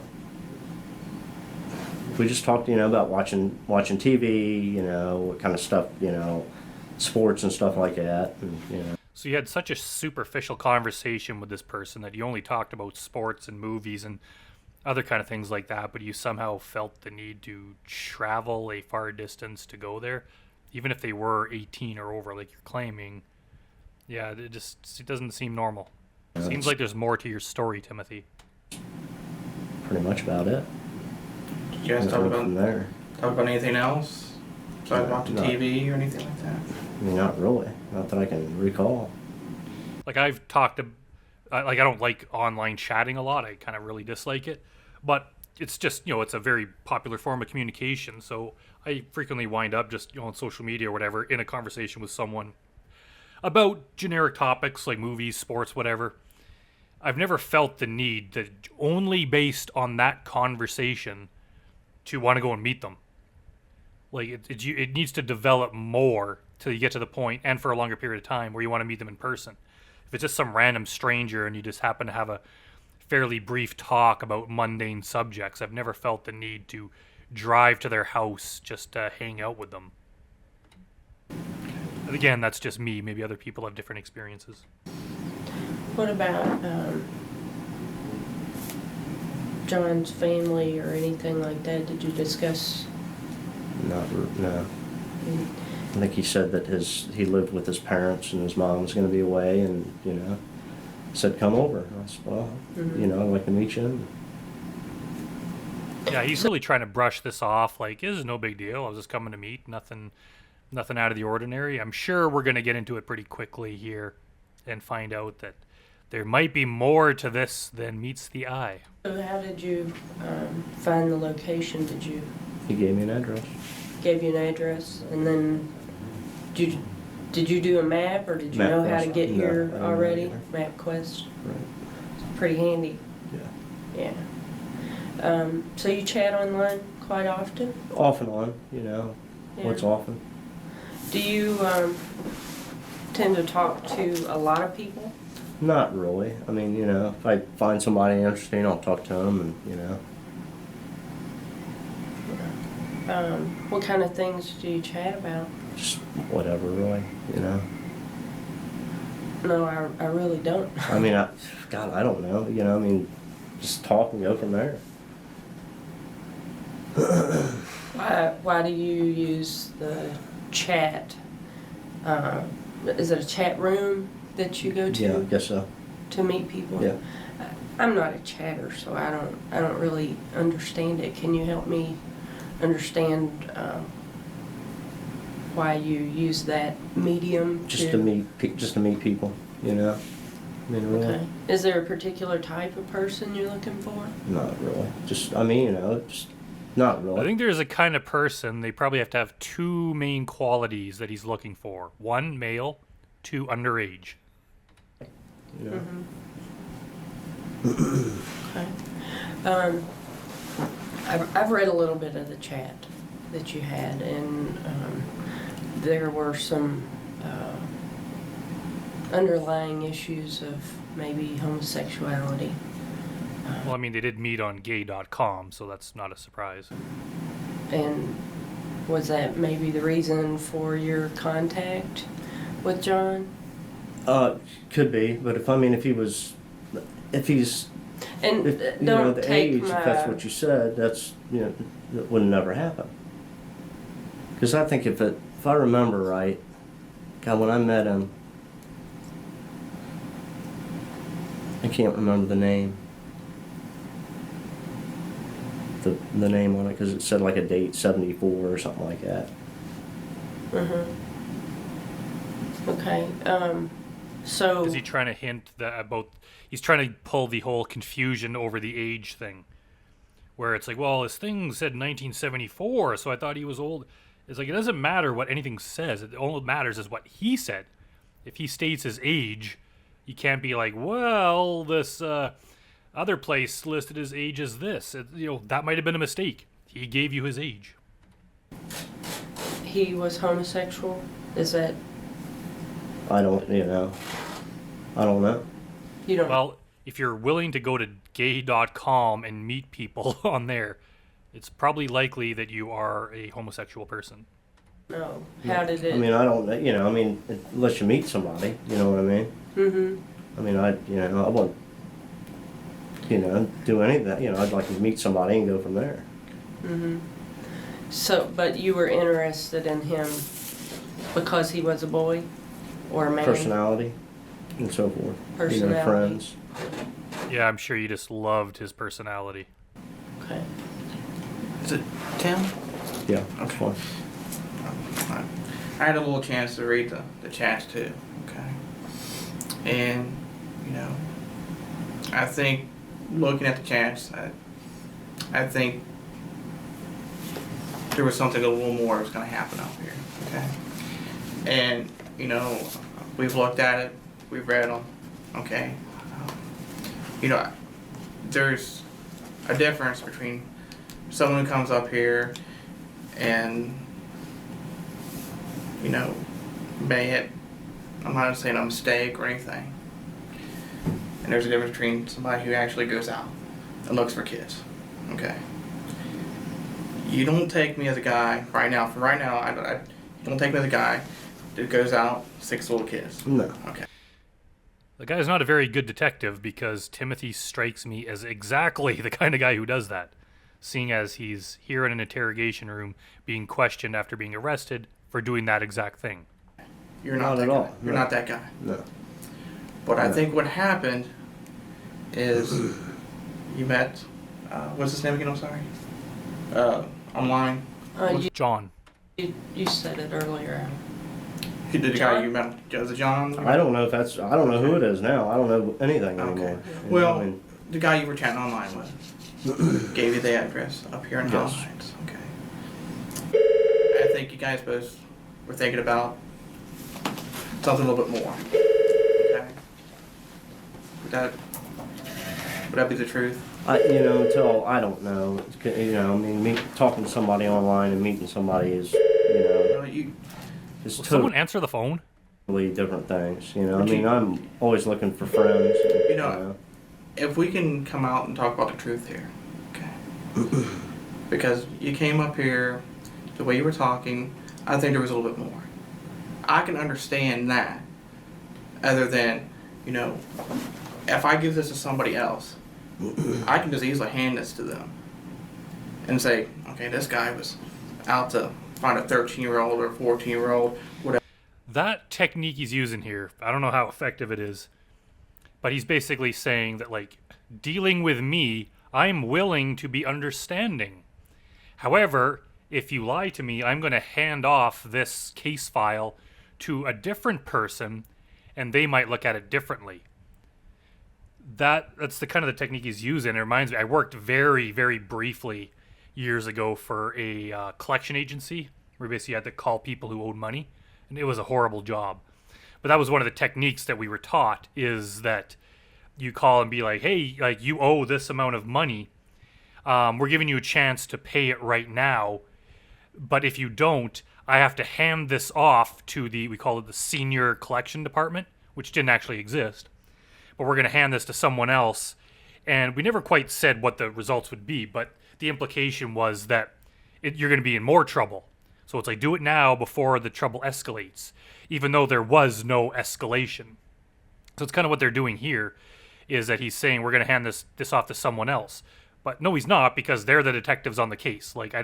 I can't guarantee that's how it works. I'm not a police officer, but they're the ones doing the interrogation. They're not going to give up and hand it over to different detectives. So he's basically just trying to trick him into saying this could get worse unless you confess to me right now. And yeah, I remember I lasted, I think, 4 days at that job, and it was so horrible having to do that. I couldn't take it anymore, and I just didn't show up one day and never went back. Whatever, they're going to think a lot worse. But if we talk about what happened here, just the 3 of us, maybe we can figure this out, and maybe there's something a little different. And maybe you're not that guy that's out there looking for little kids or that. I'm not looking for. And you're little not, kids. and No. but you were looking for a little bit more when you came up here. I don't know until you meet somebody. I think they're just trying to get him to confess to a little bit. Right now, he seems to be denying everything, so getting him to admit that he came for sex with a minor is probably not going to happen.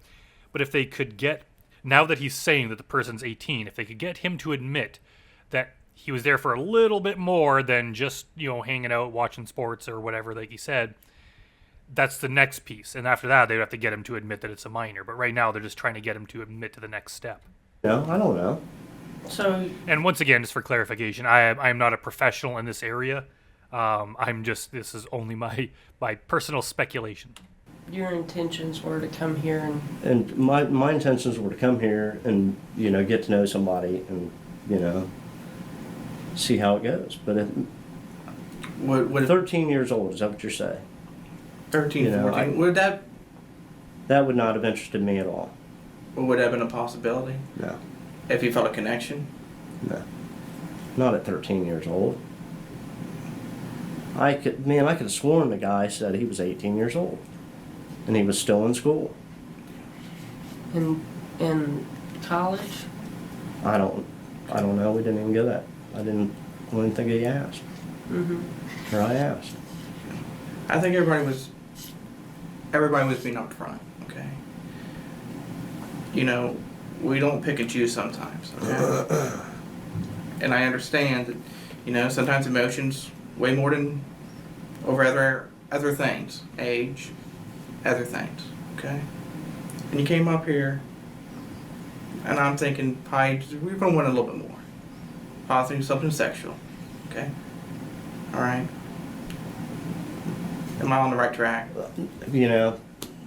I'm not looking, if that's what you're saying, that I came up here looking for sex from a kid. Well, you're looking to be with somebody, have a good time. To meet somebody, have a good time, and have a good time sex-wise, or have a good time, meet somebody and have a good time. Talk to them, get to know somebody. So it was a possibility. Not at that age, no. I don't even think I would not even, think about that. To have sex with a 13-year-old, no. Yeah, I can't. But, looking at some of your chats there, I'm not saying you're gonna do some make it about things, but it's not like you want to be a little intimate. You know what I mean by intimate? Close. Would that be a character? Yeah, they're just trying to get him to just admit to a tiny bit. It's not sex, just intimate, just being close. Just get him to admit to that, and then take it to the next step. So far, Timothy's not budging. He should be asking for a lawyer, but he's sticking to his story. I don't, Say throw out the sexual part. Just be intimate. What's intimate? Being close. Being close, Hugging. sharing space. Yeah, it Sharing depends, personal on the space. person, though. It depends on the person. If that's the definition, I'm intimate with people every time I ride the train. I don't know if just being close really means intimate. Were you hoping for something like that up here? If I meet the right guy, maybe so. But, until you actually meet somebody and go, and get to know them, You really strike me as a very caring person. I can't imagine that you How does he strike you as that? He doesn't strike me as that at all. would violate someone No. in any way. that's what, You want to meet somebody and spend some time and get to know each other, and possibly if it leads to something more, then Yeah, it would be a true that's what you're saying relationship is- is what I'm hearing. yeah, And what exactly. I see But in you. What you guys are trying to say, I didn't know somebody was 13 years old. So they didn't tell you when they chatted with you, you know, that they were 13. Oh, that person's calling back. Someone answer the phone. Yeah, I thought he said it was 18, though. I remember he saying he was in school, and he went to school. Yeah, I just don't recall. Yeah. But 13, no. Okay. I would have found out he was 13. I would have shit. Well, you found out now. Yeah. So you said you chatted with him from home. Yeah. Is that Indianapolis? hmm Okay. Because I noticed that you told him you were in Dayton. I was actually going to Dayton. Okay. So, I You go to Dayton travel like back every and weekend. forth? Yeah. What do you do? I'm actually in between jobs, so Yeah. electrician. I guess he's another name to add to the list of predators who are in between jobs or lost their job or basically have free time on their hands. Basically, they're not being productive citizens. They're just being a bum and not working, and then spending their time preying on our children. So, yeah, good job, Timothy. Oh, okay. Houses or Commercial buildings. commercial buildings? Okay. So you're in between jobs. And Yep. Just your parents live in Dayton, Right. so you travel there. Do you stay with them? Sometimes. Yeah. Do you have any kids? No. Okay. So anybody lives with you? No. Significant other? I have a nephew that stays with me every now and then, but Okay. How Oh, often would you say he visits? maybe it's hard to say. Sometimes he'll stay for a week, a month, 2 days, Yeah. Okay, so does he work? No, he's in between jobs too, actually. What's he do? He's a landscaper, just whatever.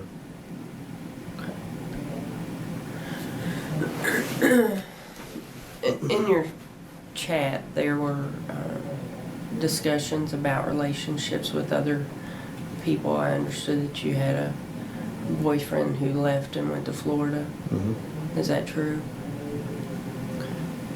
So you've had some ups and downs Sure. in as far as relationships are concerned and how they've worked out for you. So you turn to the chat rooms to discuss those Just things? meet people, and- to talk, yeah, Yeah. sure, Pass the time. yeah. Lonely and need somebody to talk Just, to and you maybe know. meet and do something. of course, these cops have probably heard the lonely excuse so many times that they just bring it up as a possibility. Yeah. I'm sure, not that I know personally, but I'm sure that it would be hard the way society is today with homosexual tendencies for that to be accepted very easily. So it'd be hard for you to find a whole lot of people to openly display your affection with and not offend other people. So I can. Even back in this time, like 2007 or whenever this was, I don't think being gay was that big of a deal. Maybe in this guy's personal life with his family it was, so he's trying to hide it. But I don't think that's that big of a deal. I think it's mainly the fact that the person's underage that is the big deal here.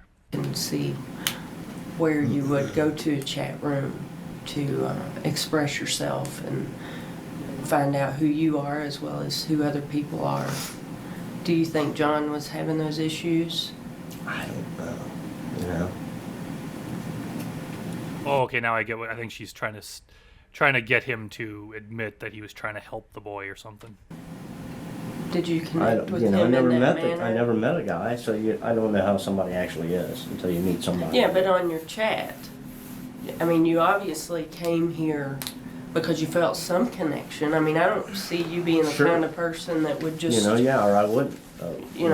run Yeah. off and No. go to somebody's house without having some feeling about whether you're even going to be able to talk to them. Mm-hmm. Is that true, or am I way off base? No, I guess that's true, but I mean, the age thing is what you guys are, Tim, you're getting caught up with the age thing. I'm not. Well, in Timothy's defense, the age thing is the only reason that he's here in this room now under arrest. There's nothing other than the age that is the problem. So Timothy's right here. Yeah, we're just trying to understand. You're getting caught up with the age. Now, if you want to get caught up with the age, that's fine. But throwing out the age thing, you come up here to have some fun, to be with somebody, bring some army flicks, you bring some, just to have a good time, right? yeah, I mean, to have, have a get to good know, time. yeah, right. And to get to know somebody. Yes. Okay.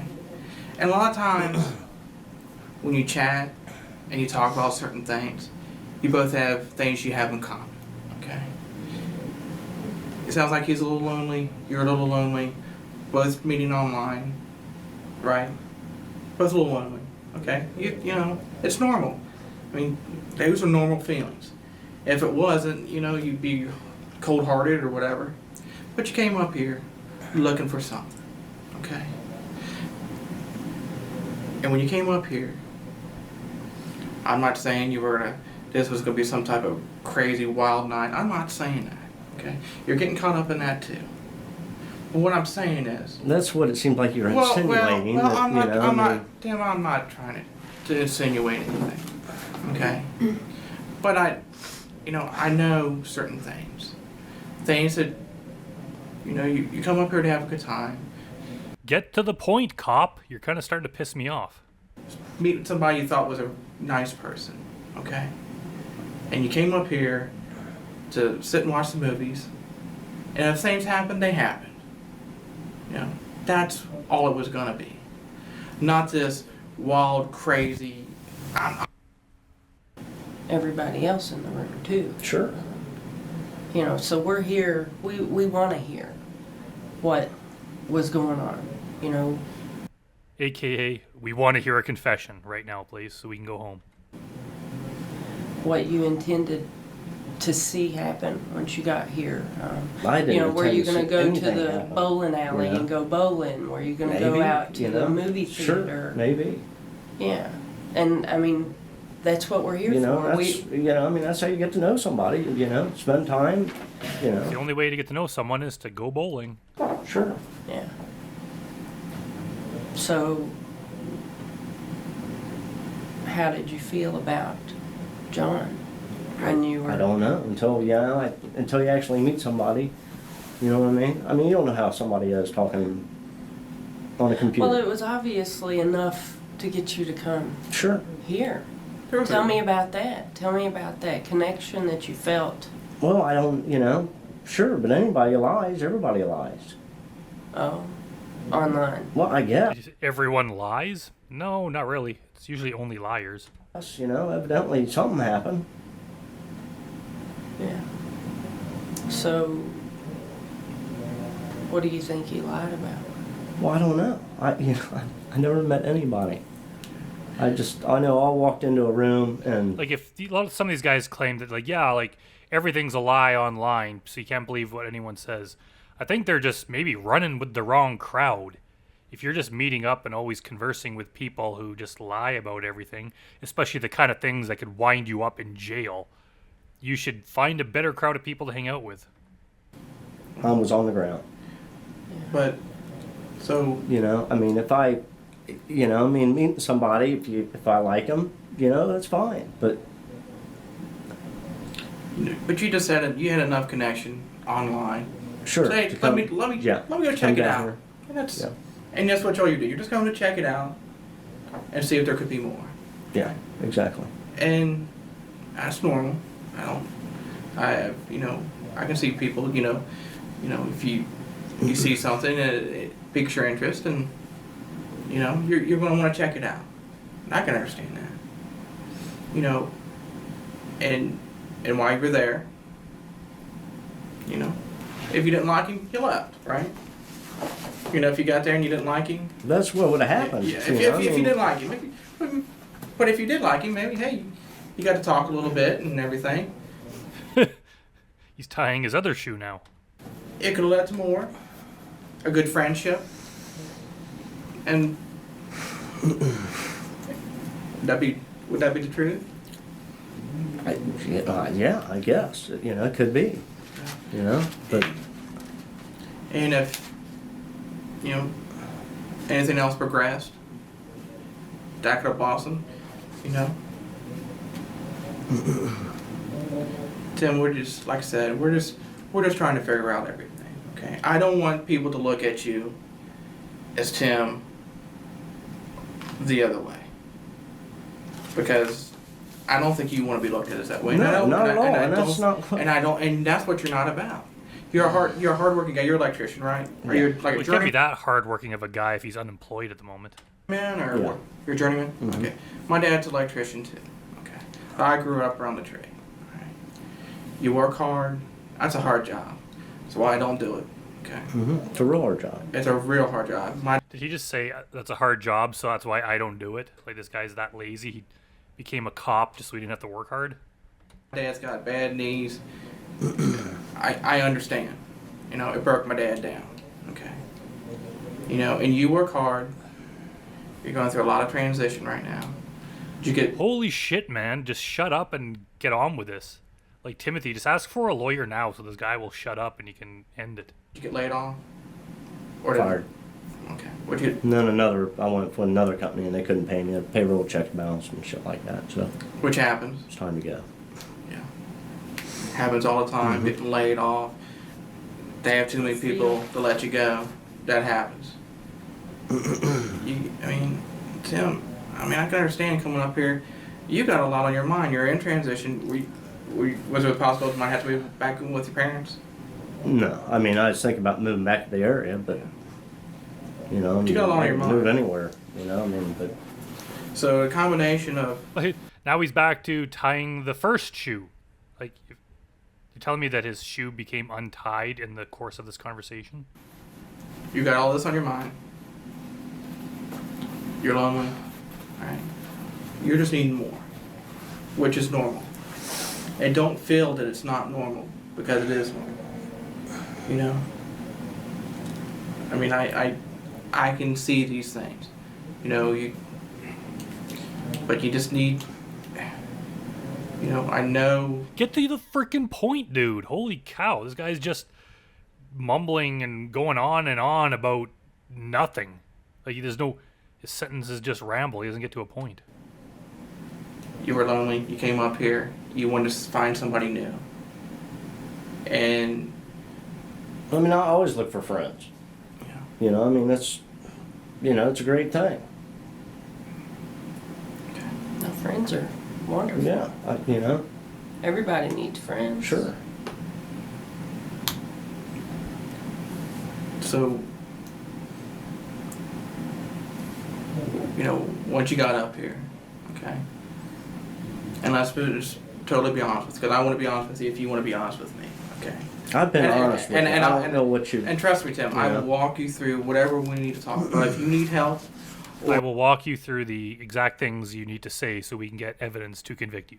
or something is there, I will walk you through it. I promise you, I will walk you through it.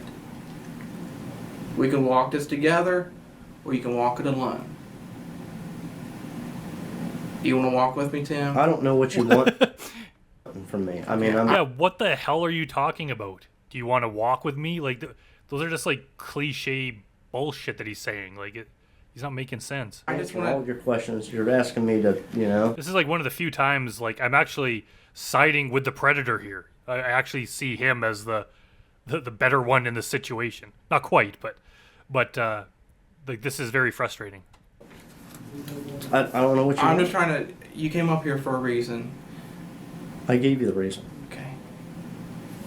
I just want to make sure we're 100% honest with each other, because I think you're getting, you know, about the issue of, you know, whether there's gonna be some wild crazy weekend or something like that. I don't want you to get that out of your mind. But I think when you come up here, you were gonna watch movies. It's probably gonna turn romantic, and that's what's gonna happen. And you then know, then you could leave. I can't the week, tell you. You can. The weekend was gonna be over, and then you go home, and you might have found a new friend out of it. You know, maybe. You know, I don't know. I mean, you can speculate. You know what I mean? But everybody I has just don't know. But everybody has an idea of what they want to do. Everybody has an idea of what they want to do. Everybody envisions, regardless if they get to do it or not. Everybody envisions. You know what I mean by envision, correct? You know, I guess I can kind of. I don't. You know. You know, everybody has thoughts of. Or you play it out in your mind. Yeah. What may happen, what could happen. What are you asking from me? Yeah, yeah. What the hell are you talking about? I don't think Timothy here is some kind of a brainiac, Mensa member. But even he's smart enough to be like, what are you guys talking about?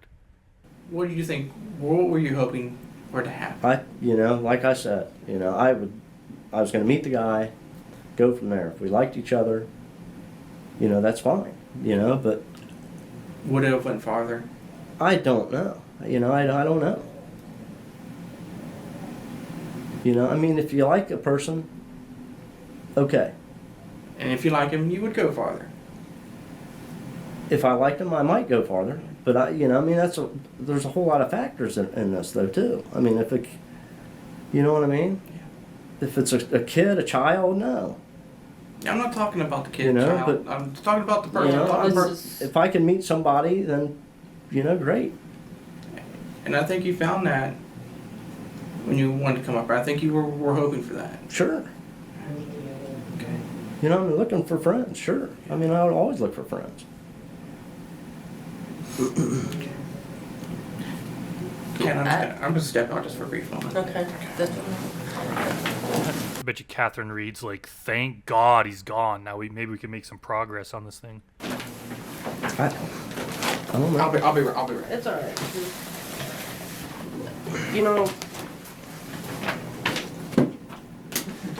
I get the feeling that you think that we're trying to mess with you.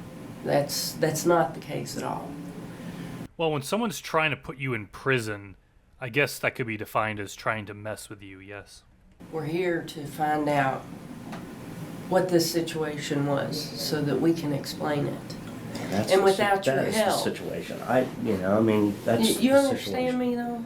Sure, I need your understand you. help I understand you 100%. so that I I can need your help in getting you to confess to this crime. explain it Right. to everybody else I on your behalf. understand you. So I need you to come clean with me and you tell know, me what this was all about. That is exactly what it was about. You know, if I meet somebody, fine. You know, I mean, if it goes farther, that's cool. But, you know, I mean, I'm not looking for, I'm looking for friends. Yeah. Maybe a relationship. You know, I mean, Yeah. And when you came up here today, It just kind of jumped ahead. That was not me editing. So we just teleported ahead a bit, and then now this guy's back in the room. that's what you had on your mind. So it's probably going to extend this whole interrogation by an hour because we have to listen to this guy ramble. That's what's going to be. well, no. That, Tim, That's not what I had on my mind. I mean, when I came up here, I planned on meeting somebody, getting to know somebody. Tim, Not, you had an idea what you want to do with it. sure, watch the movies. Watch your movies and be... Maybe go to the bowling alley. More than... Tim, I mean, you want one moment you're telling me, it doesn't matter, now it does matter. What the hell? He's been saying the same thing the entire time. He's not flip-flopping on his story. Tim, I can see it. You could see what? This guy's just making bullshit statements that mean nothing. I'm willing to... It's funny how usually in these I'm kind of shit-talking the predator. In this one, it seems like this cop is the one that deserves all the criticism. work with you, okay? What do you mean you're willing to work with me? I'm willing to work with you to help you not be there. I'm not there. I mean, Okay. I'm Not not. where. These things he's saying don't mean anything. But what you're telling me is not matching what I see here. If I go out and I look at somebody, What, that I'm looking for a boyfriend? That I'm looking to meet somebody? I'm meeting for friends? That you're A looking to have relationship? sex. you're looking to have a good time. Let If I like the person, and that's what was going to happen when you came up here. And yeah, so what if he admits that he went there looking for sex? What, like, obviously the issue is that it was an underage person. So they're going on and on about this whole getting him to admit he's looking for a good time and all this stuff. Like, obviously they're just trying to get him to admit to that before they get him to admit that he knew the age. But it just seems to be taking a hell of a long time for them to get to this point. I don't know. You don't know. I don't know until You I meet already the guy. liked him. You're not going to. How Did do you you know? not already like I- him? Sure. I Did did, but the picture that was painted, I don't know. I really don't know. You don't know until you meet somebody. You're telling me he seems like an awesome guy. You're telling me, I hope you sleep good. Sure. What's wrong with that? That means there was something more. Well, yeah. I mean, we talked for days. And you talk for days and you built a connection and you come up here to be with him. He was going to be I by did not. No. He was going to be by I did not. himself. I swear. And you I did guys not. could be alone, and you could exchange all those things that you talked about. You guys were going to be alone together. Nobody to bother you. Can I please use the bathroom? I'm gonna pee my pants. I can do a break real quick. Okay. Do you have something? Or? Yeah. I mean, it's up to you. However you want to do. You still have that folder? That's the folder I had. Yeah. Yeah. Okay. Let me Okay, take a break real quick. she's gonna step off for a minute. Pen. She's gonna come back in, okay? And we'll see what we can do about a bathroom for you, okay? Timothy just hangs his head. He's like, oh my God, now I'm alone with this guy. Asking me to say stuff that's not true. Tim, I'm not trying to make you say something that's not true. I don't want you to tell I me came something. up here to meet somebody, you know, and hopefully It went friends, and hopefully more. find a boyfriend, And more. and if it went farther, And you cool. But I not, think you wanted- not you with wanted a child. more. Not with a child. No. Tim, If I would have met the guy, and if I would have known that, Tim, I made a Tim, mistake. age is not a. You're the kind. Age is a difference when it No. goes that young. No, Yes. Tim. I'm sorry. It's not about the age. It's about the person. Well, It's about the person. not. It's about the age. That's why he's here. If it was about the person, he wouldn't be in the situation. When you're And you can not be when you're 13 and be mature. 12, 10, You can be mature at 13. 5, you know. I'm not talking. No, you cannot be mature at 13. Which one's the predator here? Am I getting this mixed up? I was under the assumption that this guy we're looking at was the predator. Maybe the other guy talking is the predator and Timothy's the cop. I don't know. I'm getting confused now. Talking about a 4-year-old. Well, even I'm not- 13 you know- is still you know- a child. You know, but it didn't. When you felt he had enough, what you felt connection. You guys had enough together in that short amount of period, and you guys wanted to explore that. There's If, this nothing. kid, if I there's- would have went there and this kid would have been 13 years old, nothing would have happened anyways. I think it would have. No, it wouldn't have. Tim, Maybe we would have became friends, but that's Tim. probably as far as it would have went. Tim. Age doesn't matter to you. Age matters when it's like that. Well, Yes. Come on. How could a police officer? Obviously, the cop's lying. He knows that age matters. He's just trying to get Timothy to admit to it. But this conversation is kind of frustrating. I'm not now. talking a 4-year-old. I'm talking. Come Tim. on now. Tim, I'm talking about. Even 13, 14, 15, 16, Taking 17. you can show some experience, something you can be with him, Not show him some things. a child, though. You said it in those things. Well, then I made a mistake. You know? I mean, I would have never had, you know, that with him. You know? Tim, we got some problems here. The problem is, out of the two detectives, one of them's kind of frustrating and really extending this thing longer than it needs to be. Aside from that, I think Catherine Reed is about to get into the bad cop mode. They tried being nice, so she left the room, and I think now that they know that he has to pee really bad, that they have something on him. It's like, if you confess, we'll let you use the toilet. Whenever you talk to John, you told him straight up that you knew he was 13. I can't tell you how many times in this chat log that you tell him that you know he's 13. You talk about spring break. You ask him when his mom's leaving. You planned on I know coming to I- stay. Hold on, I've listened to you. Okay, I'm gonna lay it out for you because here Yeah, Catherine's laying down the law now. it is. He, Now we're getting somewhere. you were coming to stay all weekend, not just a day. You told him you were coming all weekend. You were gonna have oral sex. You were gonna give him oral sex. You asked him the first time that he jacked off if he had been caught by his mother. And whenever he asked you how old See, why didn't they confront him with this information like 36 minutes ago? Instead of going through whatever the hell it was up till now. It's like, yeah, just confront him with what he said. That's probably... I'm not a police detective, so I couldn't say for sure, but I think that this is more likely to get him to confess. You were when you started. You said 13 or 14, and he said I was the same age, and you said that you understood. So don't tell me that you don't know that he was 13 and that wasn't your intention to come here and have sex with a 13-year-old. No, that was not my intentions. It was absolutely your intentions were intention, to meet Tim. somebody and Don't have a fill me friend. full of crap. I'm done with that game. That game is over.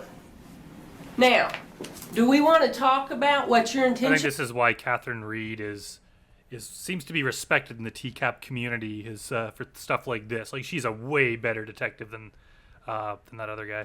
Were here because I'm beginning to think you're a pedophile. Not a pedophile.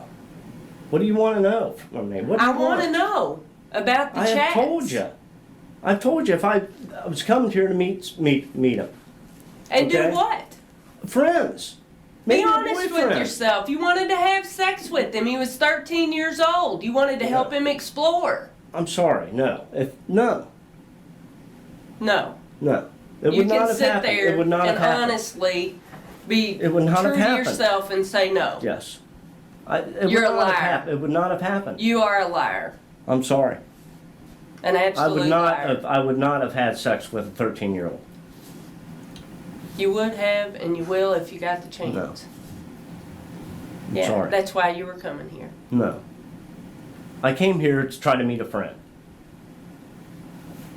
And do what? Maybe a boyfriend. A relationship. Give him a blowjob. Cuddle with him.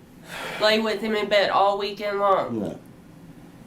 I do not have any clothes with You're me to stay all unemployed? weekend. Just bouncing around?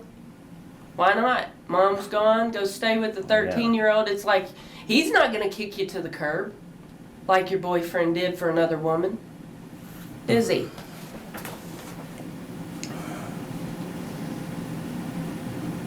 I don't know what you want me to say, but that's not what. Just say, my name is Timothy Kine, and I hereby drove to this place to have sex with a 13-year-old boy. Just say that, and then it's over. What you're saying is I'm a pedophile, and that is not. Well, that's I what am. I'm thinking you are. I mean, can you think of anything other than that, John? After what she Yeah, regardless of what that idiot cop was saying, your actions tonight, Timothy, really indicate that you are that. just said, she went down, you wanted this weekend. You guys spent the whole weekend together. That's making me think, the way you're talking to me, that's a pedophile talking. The way you're talking. That's a pedophile. Or, Tim, I thought we were on the right track. I thought we were on the road to figuring this out. But all you're telling me is you weren't expecting anything. You were. No, I You wasn't. I were. was expecting to meet somebody. You were going to spend all night, if we have all a weekend connection, long. go from there. You had No. plans. You I had plans to meet somebody. You had sure. plans. No, you had plans to be with him all weekend long, all weekend long, and to be with him romantically, sexually, however you want to put it. That's what you were going to do, and you were going to be with him and explore all those things. Age didn't matter to you. All those other things didn't matter. You found somebody you connected with, Tim. That's what I found somebody I was connected with, but I did not find a 13-year-old child. You absolutely You did. I about made the a mistake then. 13-year-old. I No, made you a didn't. mistake. Yes, I did. You told him 3 different times that age didn't matter. Well, age matters and then when you it's talked 13 about years Jack. old. You know what? 13-year-old is good for you because he's innocent and he doesn't No. have all the baggage I'm that your sorry. other I'm relationships sorry, no. have had. And it'd be much easier to pull the wool over his eyes and be No. a slug and No, him yeah. think you're great. No, I'm sorry. Oh, yeah, you can help him explore his gayness. Yeah, that's where No. this was I coming could from. no, it was not. It Yeah, was not. that's It was- absolutely where it was I coming came from. here to meet a friend, maybe a boyfriend, but not a 13-year-old kid. Then I made a mistake. So what were you going to do with this boyfriend Then I all would have weekend? left. If I would have found out, if I would have known, then I knew and then I just didn't realize it. Because when I looked on the website, it had a date, like 1974, something like that. So that's the connection that I thought. Okay. You've already told me that everybody lies online. Why Yeah, would you until think that that's correct? Until you meet somebody and go. Until you yes. chatted with him and he told you he was 13. Well, if this took place as like 2007 around, we'll say, and he was born, the guy was allegedly born in 1974, my calculations put him at 33 years old. So that's kind of a big difference from a 13-year-old. So I doubt that Timothy can honestly say he believed this person was 33. Years I old. made a mistake. And you said that was great. That was fine. You did not have a problem with the age difference. Yes. I You would talked have a to him problem with about that. I would high have a school. huge You talked problem to with him that. about girls at school and the boys, if there are any gay boys at his school, at his high school. Yeah, we talked about a lot of things. So we you talked knew about, he wasn't I 18. haven't read this guy's chat log, but the more that Catherine Reed references it, the more it sounds disgusting. So now the tide is starting to turn against Timothy, and he's starting to look really, really bad. I thought he was 18. No, you didn't, Tim. I swear I thought he was 18. Come off of it. You knew he wasn't 18. Tim, you don't say it 3 times. You don't forget 3 Well, separate then times. I can't type for shit. Not in a Because- day either. Not in a And day. you talked to him for 5 or 6 5 days. or 6 days a week. You yes. spent a lot of time grooming him and getting him ready for this day. Don't No. tell me. Don't Man, tell me that you weren't what do you planning on coming here and having sex No, with him. that's not my That's intentions. No, it's absolutely not. your intention. You talked to him for 5 or 6 days all that It's time. still not my intentions to go into and have sex with somebody that I don't know. Why not? Because He's gay. that's not. I don't care. You don't? That's you not cared what- in the chat? That's not what I'm looking for. You absolutely cared in the chat if he was gay. No. Did I? I did not say I care if you're gay. I So did you- not say so you that like girls. You wanted I to wanna have sex with a you. girl. I did not say that you're going to have sex with me or nothing.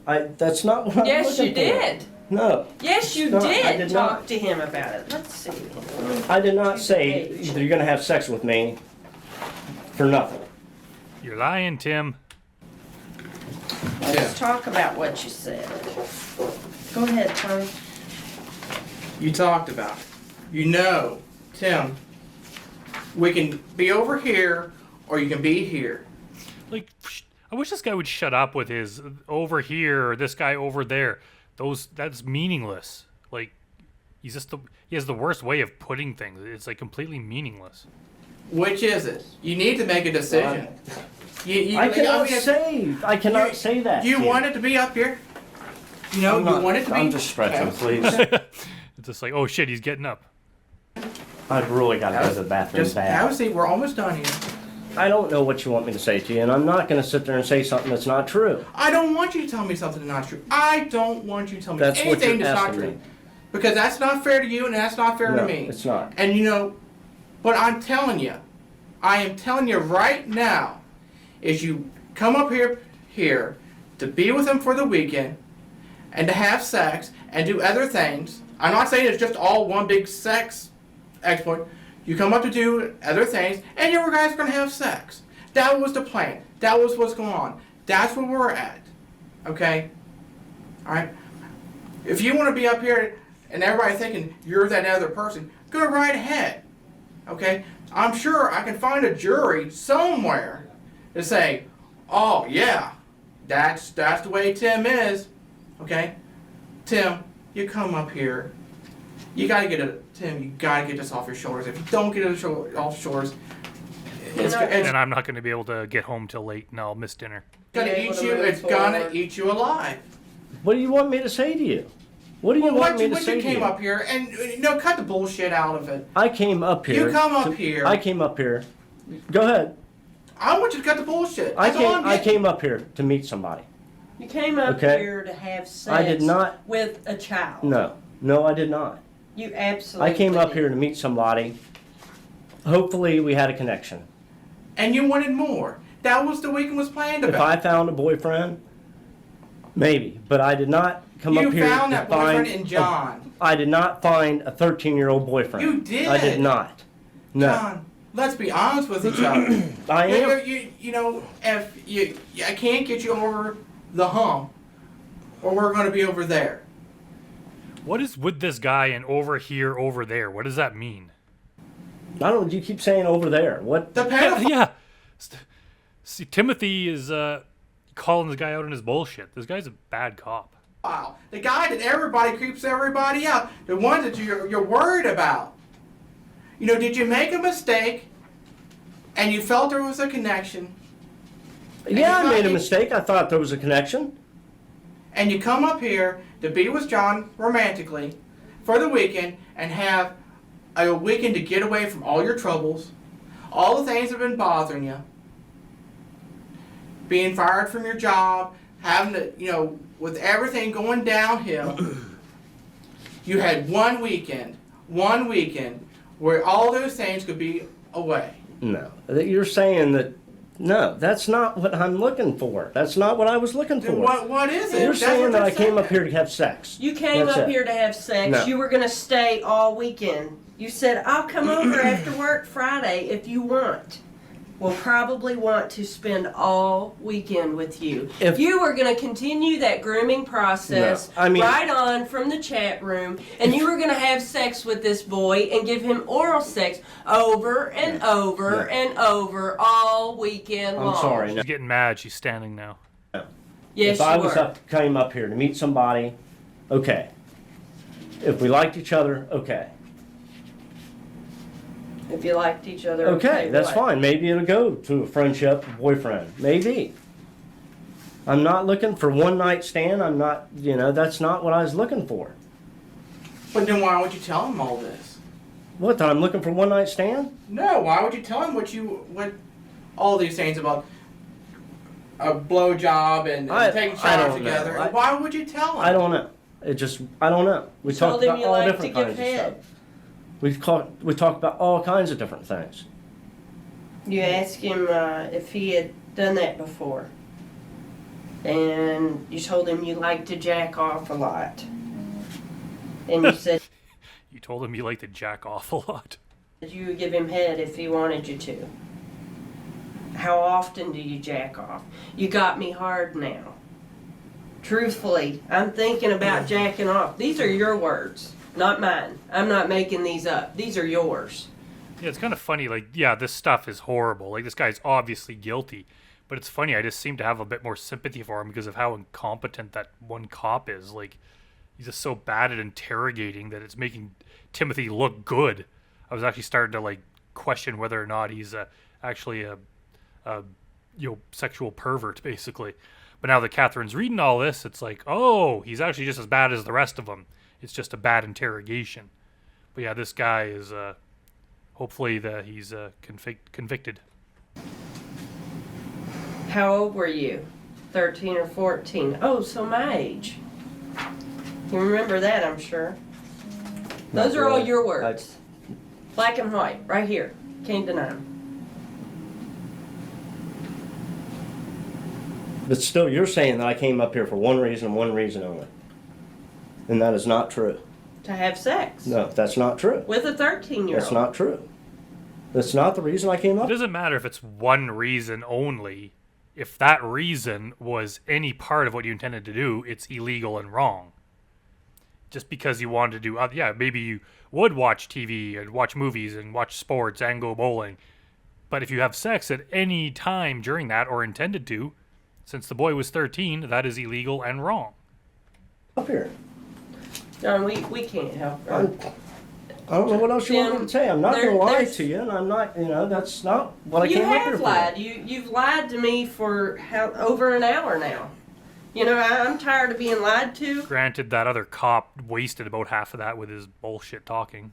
And the only unless you become honest with me, the only other thing is I'll just hand this over to somebody and say, hey, See, now he's going back to the whole thing about handing it off to someone else. Like, I don't think they can. Wouldn't that just make him look bad? Hey, I can't get this guy to confess. I'm too incompetent. Can you do it? It's like he's not handing it off to anyone. And how would he be if Timothy here continues to deny it with the next person, if it was passed off, how is this going to affect him at all? this is what he's saying, this is what the evidence says, you make your decision. And they're going to say that he's a pedophile. I can tell you what they're going to say. What They're do you going want? to It say, isn't up to a judge or a jury to make that decision, not just some other cop. To say that I can't. What do you really want me to say? I want you to tell me the truth. That is the truth. I came up here to meet a guy, okay, And be with him. and be with him, and go from there. Hopefully, find a boyfriend, watch movies, get to Have know sex. each other. If it maybe have Jack sex, off, give oral.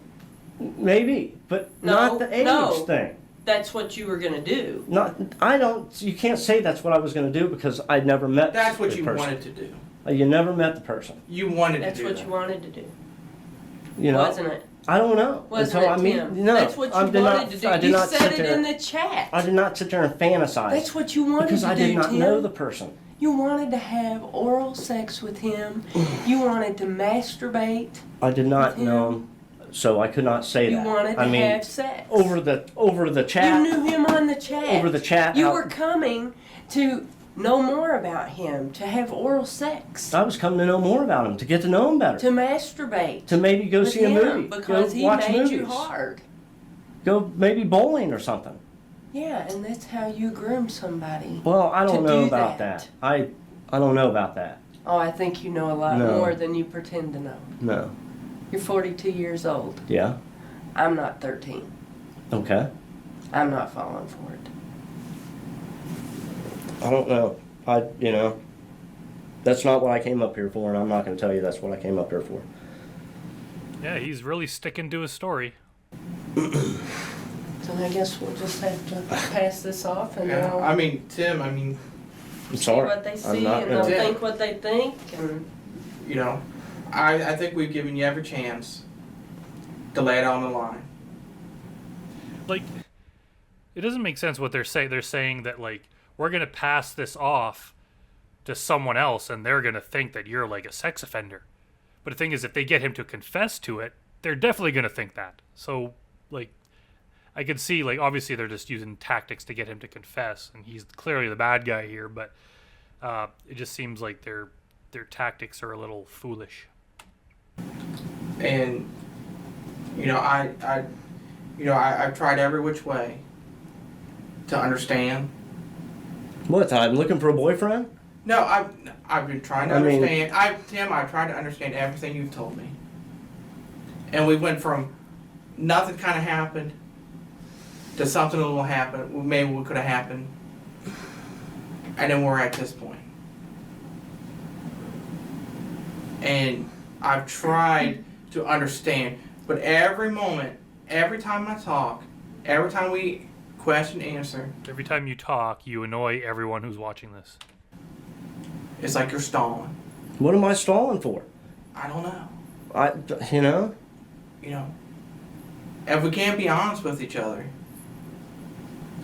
I have been honest with you. No, Yes, Tim. I have. I told Tim. you why I came up Tim. here.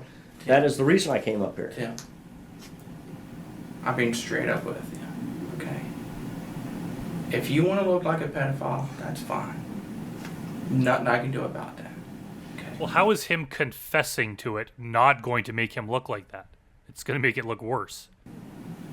If you come up here to be with somebody, be with John, and you knew the age, you knew what was going to happen this weekend, you had plans set in sight, that's one thing. I'm not saying you're a mass guy going out molesting boys and this, and I'm not You're not saying he's a mass guy? I've never heard that before. saying that. I'm not trying to go there. And this whole time I've been with you, and Agent Reed has been with you. We're not trying to say he's that. Well, you're trying to make me admit to saying that I'm that. But You know, and that's not. we're Tim. trying That's to get what you to you- be that's- honest with I am yourself honest. That is about what has happened. Yes, I realize what has happened. Tim, You know, the whole thing was a lie. Tim. What whole thing was a lie? The whole thing was a setup, You're coming here? huh? You're coming I thought here? that I came here to meet somebody, okay? To get to know somebody. Maybe be friends, maybe a boyfriend. I did not realize, that it was a child. if I would have found out that, I would have probably maybe watched the movie and left. And you would have stayed there a little bit longer. You would have stayed all weekend. No, I would not have. I don't have any clothes with me to stay all weekend. I You don't. would have cuddled. No, You would have hung out together. You would have Sorry. gotten to know each other. not if I would have known that this You would have kid had was a 13 years old. relationship. You could have had a boy. I guess he's following the Lee Greer playbook of wearing clothes more than one day. You could have had a relationship. Not with a 13. How are you gonna But you're not How are you gonna have a relationship with a 13-year-old? Maybe you need to answer that question. You can't. That's impossible. That's what I'm saying. That's So not. your intentions were never to have a relationship with this boy. It was to come and have sex. No, that's Since not you knew true. he was 13 I years did not old, realize he and was you 13 years visited old. that issue 3 to 4 times did in not your realize chats that he was over 13 5 to years 6 old. days. You did too. Then I made a mistake. I thought it was 18. There is no mistake in this. You came all the way from Indianapolis to be with a No. 13-year-old boy who was exploring his sexuality. I'm sorry, but that's not. You're saying I came here to have sex, and that's not true. That is not true. Well, you I'm didn't not- come here to have a relationship because I you didn't. said you couldn't have one with a 13-year-old. I didn't know he was 13. I swear I thought he was 18. Come on, Tim. Then I made a mistake. We have run around in circles here. Yes. Yeah, this is going nowhere, so may as well just wrap it up and bring him to jail. I did not Age- realize that. Tim, age does not matter. Age matters when it goes You to that. It's like they're arguing the points that are like opposite of what they should be arguing. And it doesn't matter. When it goes to that, yes, it does matter. I'm not interested in the age. I'm interested in the guy. Yeah, And when that's you're what 13 you found. years old. And that's No. what you found in John. You found somebody you were interested in. You came up here to be with him. To be with him several different ways. One to watch the movies, one to cuddle, probably to have oral sex, probably to have actual sex. That was what's going to happen. I'm not saying it was a free-for-all. That was what You can't say that's what was going to happen because I don't know if that's what was going to that's happen. what you intended. I That's don't what know. you wanted. That's what you were dreaming about. That's what you were hoping for. I was hoping to meet a friend. You were hoping that Maybe a this- boyfriend. You Sure. you were hoping that this could be a nice weekend, a romantic weekend with John, alone, nobody around. That's what this weekend was about. That's where the truth lies. This weekend was Tim. about meeting somebody, Tim, maybe friends, Tim, maybe. that's where the truth lies. Now, if you want to meet me there, I'll meet you halfway. Meet him where? What is he talking about? We'll meet you halfway. Okay? What are you talking about? Meet me halfway. Yeah, I hate to say that I like what Timothy's doing because he's still a predator, but in this situation, like he's calling this guy out on all his bullshit statements that are just so completely meaningless. You're just telling me the same thing. Oh, I didn't know. Maybe it couldn't happen. Maybe it probably wouldn't happen. I don't know. You said verbatim I wonder if Catherine Reed's just wishing this guy would shut the hell up. what you wanted to do when He's you like, I want a different partner. came up this weekend. That's what you had in mind. That's what was probably was going to happen. I'm not saying that you did anything. I'm not saying you ever had a chance to do anything. I'm not saying that. But that's what you intended for this weekend to be about, was to explore those things you talked about. If you didn't, you wouldn't have said it. And you told me that already. If it wasn't going to be that, you wouldn't have said it. You wouldn't have said it. That's what this weekend was about. The weekend was going to be something special. Something that you could get away with all that. If I can meet friends, yes. Meet- I mean, if I can meet a friend, friends. maybe relationship, yeah. This was going to be something special. Was going to be a special weekend. This was one of the things that you guys talked about. You were guys going to try them out. That's the truth. That's the reality. Okay. I'm not saying you did any of those things. Tim, I have not once said you did any of those things. Okay. But that's what this weekend was about. That's what we're talking about. And No one knows what you're talking about. You are completely senseless. you know, I'm telling you straight up, I'm telling you the truth. That's what this weekend was about. I don't know what that's, I don't know until, And I'm not saying Tim, we've been all over this issue, this and that. I can read, I know, this is what it's about. This is what's gonna happen. Tim, I know. That's what it was about. And I know. And you know I know. Okay? Tim, this was what the weekend was about, wasn't it? the weekend was about meeting somebody. Tim. I'm sorry. Tim, That's don't. what the weekend Tim, was about. don't. Tim, I am reaching. It wasn't even I a am weekend. Tim, I am reaching out. Like, we're into an hour into this, and you've really gotten nowhere. So maybe this cop's methods are not working. To you. I'm sure you are. I'm throwing you a rope to help you. Help me? How are you helping me? Yeah, exactly. Like, Timothy's the only. I mean, Catherine Reed normally is pretty good, and it's just this guy's talking way more than her. But Timothy's the only one here that's actually making sense. I don't understand. Well, you know what? You're not being honest with me, so I'll treat you like a pedophile. Well, you're treating him like that anyway, considering he's under arrest, being interrogated for that exact reason. I don't understand I'll what treat you you like a want. pedophile. I'll just say, you know what? He wasn't honest with me. I have been honest with He you. yanked me around left, I right, came up left, here. right. I came up here to meet somebody. Okay, friends, maybe a boyfriend. Okay, go from there. And what do you mean by go from there? A boyfriend, relationship. Go build a relationship. Go from there. And you're Well, going to you do that. do in a And you're relationship. going to do that in one weekend. I would know if I liked somebody by meeting them within, a few hours of getting to know somebody.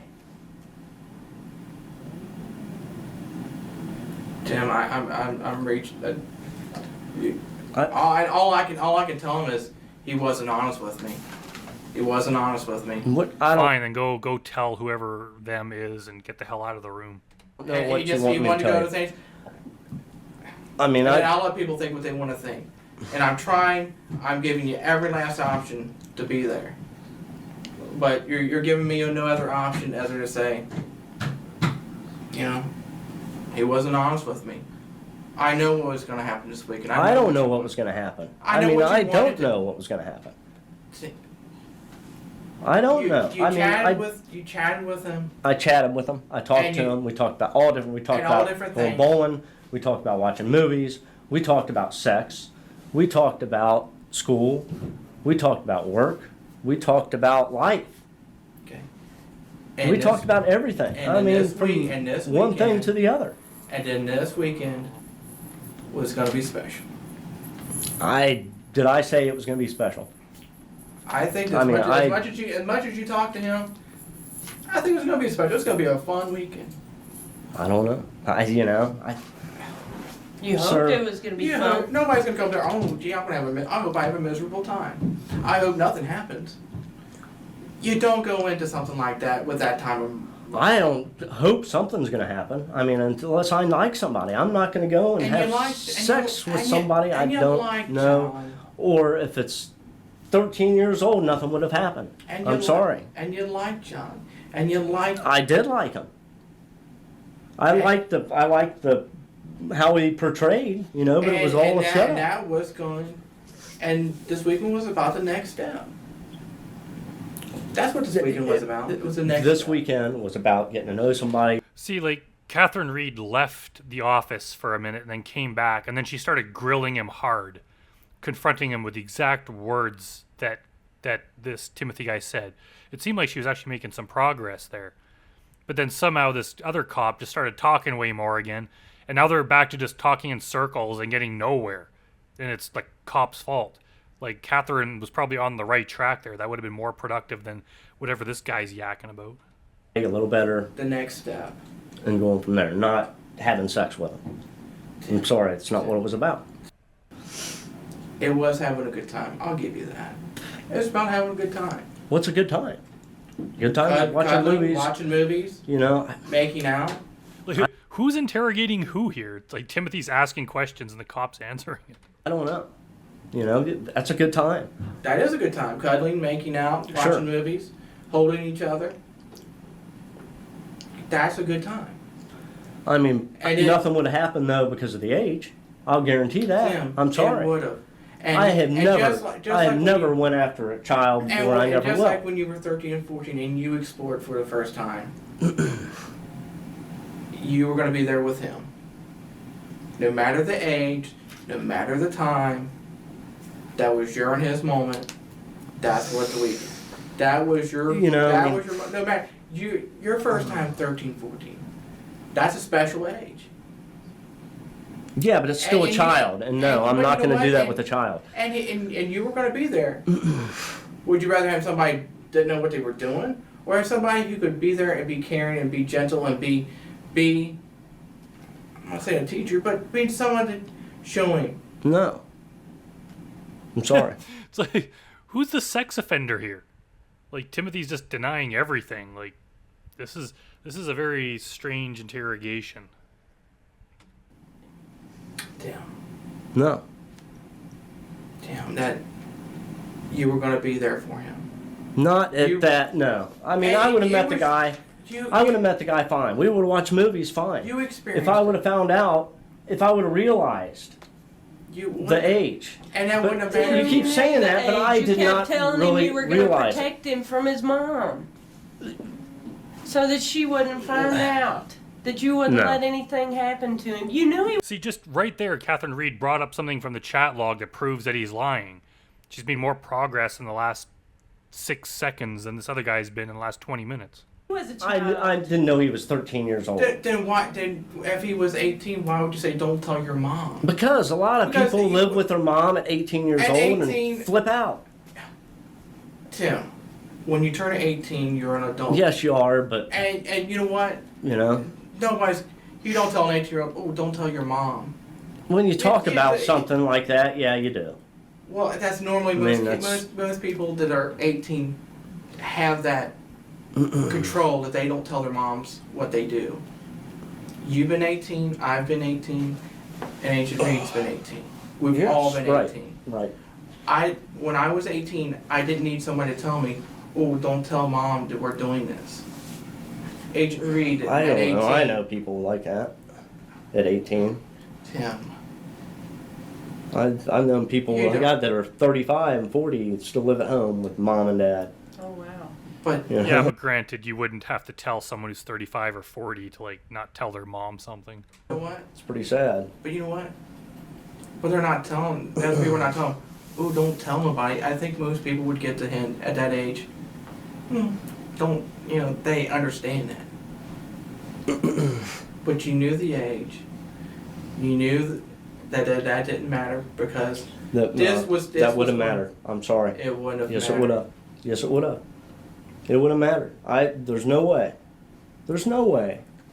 No. Tim, in It your was own about the person. words. In your own words. No. That I made a mistake. Age Then doesn't it matter. makes It's yes. the guy I'm interested Sure. in. If you're thinking If is you're a thinking friendship. they're If you're a 13, friend- which is what you said in friendship, the but chat. not sex with a 13-year-old, And you 14-year-old, didn't want his 15-year-old, mom to 12-year-old. know because she would have Friends. cut it off immediately. Friends, that's fine. But no, I'm not going to have sex with a 13-year-old.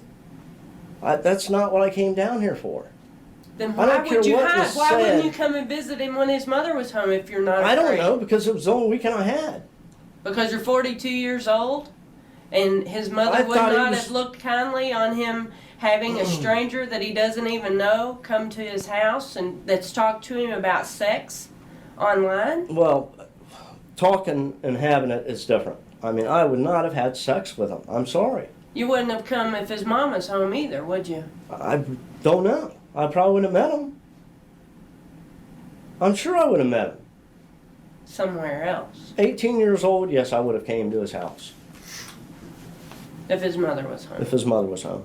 Well, then why did you try and come today and his mother wasn't home? Why did I try to come Because he was today? 13.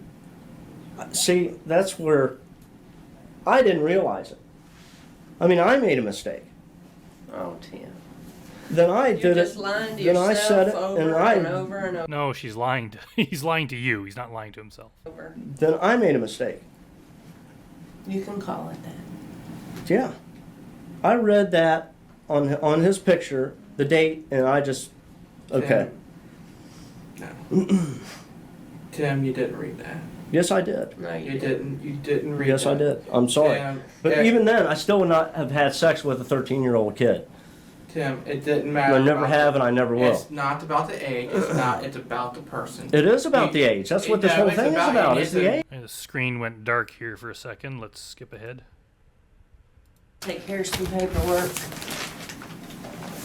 I'll check back in on you. I gotta admit, Timothy Kine is like the king of being defiant and sticking to his story. I can't though use the bathroom. Just You need give to us a stay minute, right there. okay? Please, We'll just be give back it- in. I'll give you a minute, Need okay? to go. Okay. Alright, let's skip ahead a bit until they come back. Yeah, he's really gotta go to the bathroom there.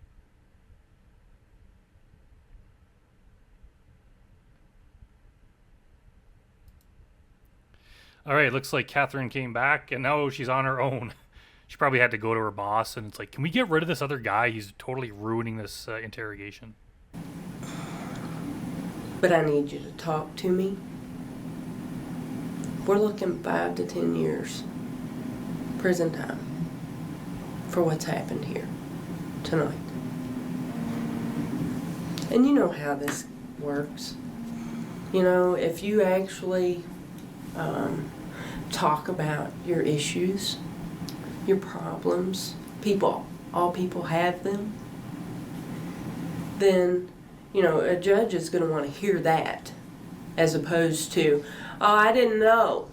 I didn't do this. What do you want me to tell you? I'm not gonna. I want you to tell me what you intended to do I when told you you. came here. I told you. I want you to tell me how you knew this person was underage. It's obvious in your chats that you knew this. And I'm not buying this song and dance that you didn't know he was 18 or 13. You thought he was 18. You think he was 18 now because that's what you want to think up here. But that's not what it was. You knew he was 13. No, he wants it to be 18 because that would legally get him off the hook. That's why. No. Looking at his page, name had a date, which basically insinuates how old you were. And by Okay, his and name, then I made a mistake. and by his name, his screen name, it said 93. No, I'm talking about gay.com. And Yeah. you told me everybody lies on the internet. Well, yeah, I know, and that's how when you meet somebody, that's how you know. So then you talked to him and he told you he was 13. You knew he was 13. See, then I made a mistake, man. Okay, it's a mistake. Then I made a mistake. But it's going to be a mistake that's going to cost you 5 to 10 years.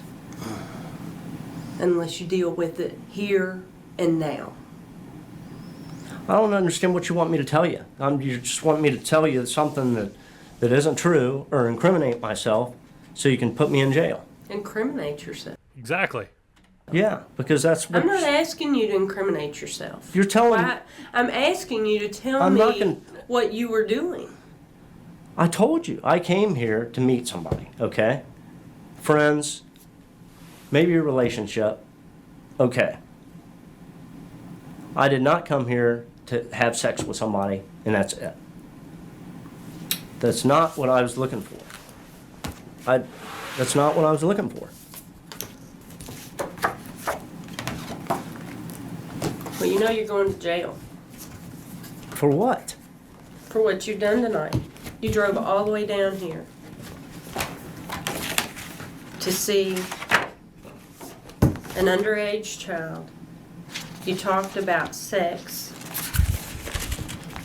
with them online, on chat. You talked about giving them head. You talked about sleeping with them, cuddling. You were going to stay all weekend. You asked if their mom wasn't home. You were going to protect them if nothing happened. And to How boot, you said if your mom kicks you out, you can come and live with me. Yeah, a 13-year-old kid. And then you wanted to meet him. Yeah, if he believed that in 1974 thing it said on his profile, I mean, the guy was 33, so why would he offer that if his mom kicked him out? But then again, unless the guy was Donald Morrison, I guess that's the only time it would make sense. Somewhere, and what'd they tell you? I can't drive. An 18-year-old can drive, can't they? Unless you lost your license. You knew this kid hadn't lost his license. Maybe I did realize that. I just, but still, nothing would have happened sex-wise. No. Nothing would have happened No. sex-wise. His head's down. You've almost broken him, Catherine. Keep going. No. No. Not to a child. I'm sorry. I don't care. Tim, I see how this developed. You've had horrible relationships. People have manipulated you, treated you like garbage. You don't know me. Even your No. own parents You don't know me. don't My agree parents. with who you are. What are you and talking what about? you're My parents are great people. Yeah. Yeah, she's just assuming that he's like, probably like the other predators, that his life is pathetic. And this guy's life is partly pathetic. But she's just doing like the same approach as to all the guys, and it's like it doesn't always work. It's probably true. He's like, my parents are fine. Like, it's like she's trying to portray him as the victim when he's not portraying himself as the victim. He didn't say, most of the guys are, I was lonely, I was bored, I'm going through stuff, whatever. This guy said nothing of the sort. So they're trying to pretend like he's the same as every other predator, but he's not. He's not claiming any of that. So it's kind of backfiring. How can you say that? You talked about it in your chat. They might not. Yeah. That they would flip out. They probably would. Yes, they're gonna find out though. So you aren't they? hide everything about you. You can't be real with anybody out there, can you? But online you can. And with this innocent 13-year-old, he's not going to judge you because all he's looking for is somebody to understand him. See, no, man. See, you're trying to say It's that so easy. I did not come to get here. caught up in that. I You did- need acceptance. I Tim didn't- and I understand that.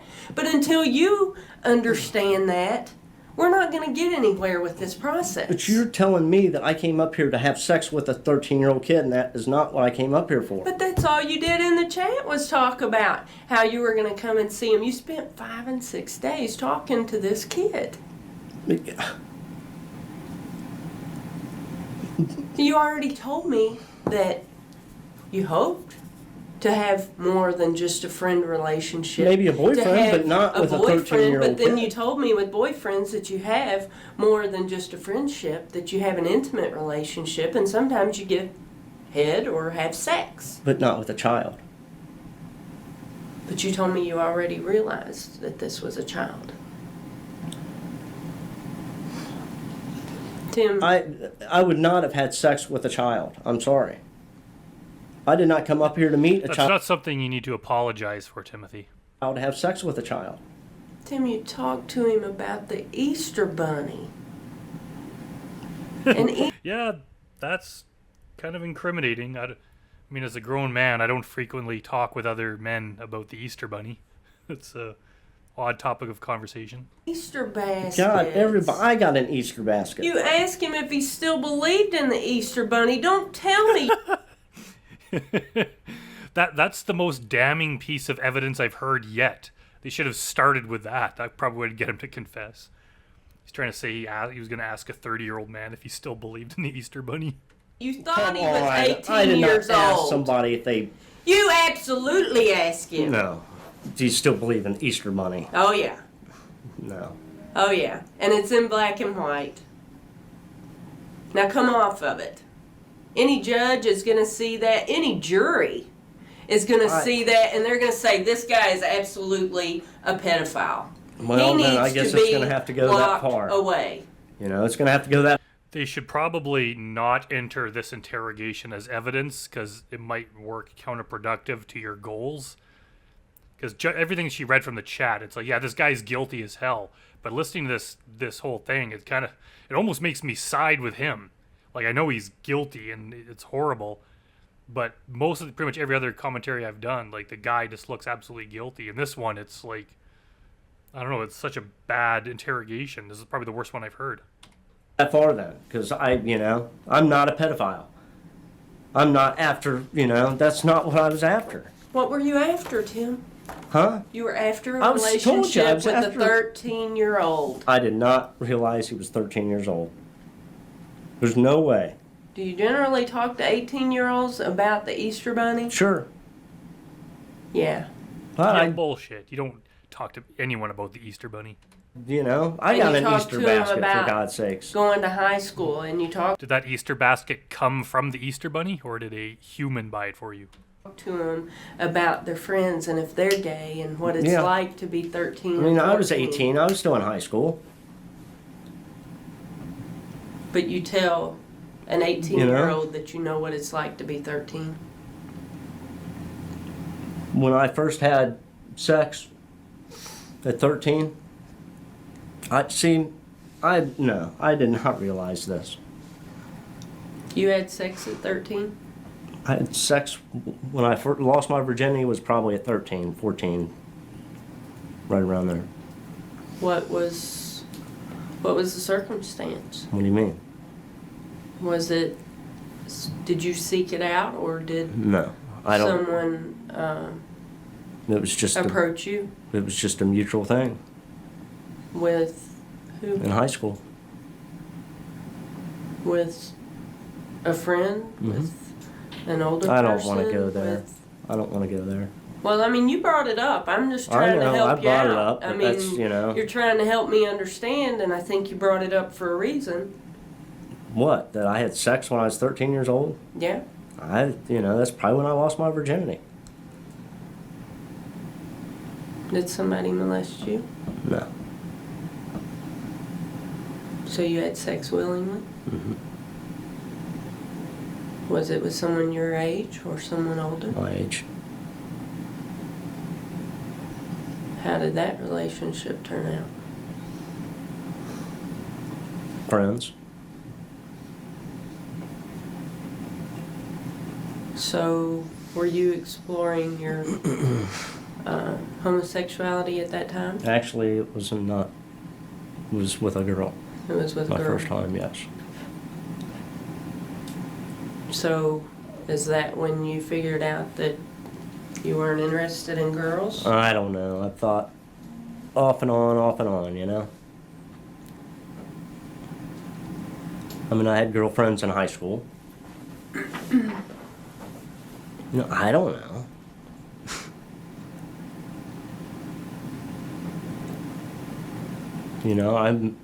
I like men better.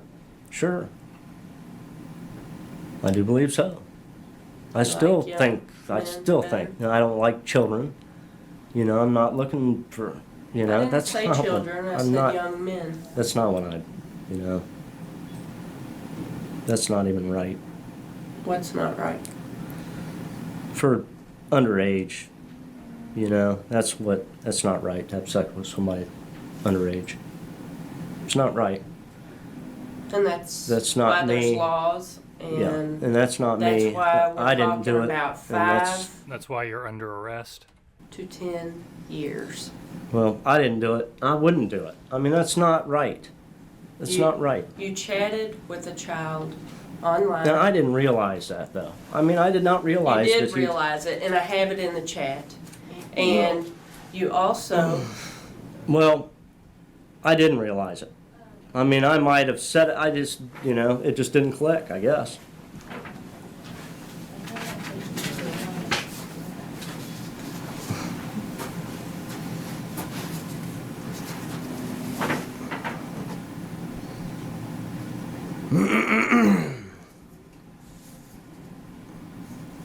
so is this the profile you saw for John? I wonder, did they let him use the bathroom during the break there, or is he still holding his pee? Yeah.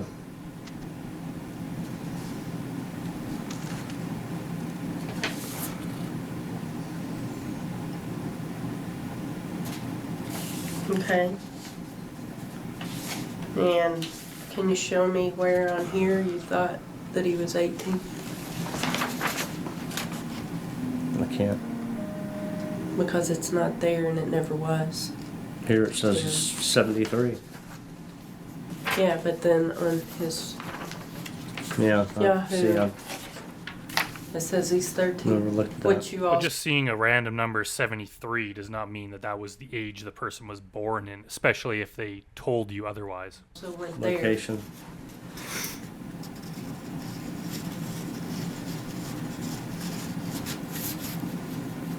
See, Tim? You See, what that's this, where. No, you see what I this mean, looks like? Yeah, I see what it looks like. It's terrible. It's absolutely terrible. Yes, it is. And a jury? I still would A not. jury will not, I still would not have had a sex group with of your 13-year-old peers is children. not going to see it that way. It looks like your intent, your motivation, everything. It's right there on the line. You're a pedophile. You're a predator. Yeah, regardless of everything I've said, again, most of my criticisms have been about this horrible interrogation, particularly the male cop. But at the end of the day, they're right. Like, this guy is the same predator as the rest of them. It was not my intentions. It was not my intentions. You can't make me say that was my intentions, because that's not what my intentions were. Tell me I'm what sorry. your intentions were. I told you. I told you. But you've told me everything except what you did in that chat. Except what Well, you we talked actually about said in the sex chat. and stuff like that, but I still don't. I would not have sex with somebody without meeting them, getting to know them, and going from And there. that's what you intended to do, And- was meet them, get to know them, and go But from if it was there, a child- which means have If sex. it was a child, no. You knew it was a child. I did Tim. not know it was a child. I'm sorry. Tim, you did. I did not. Come on.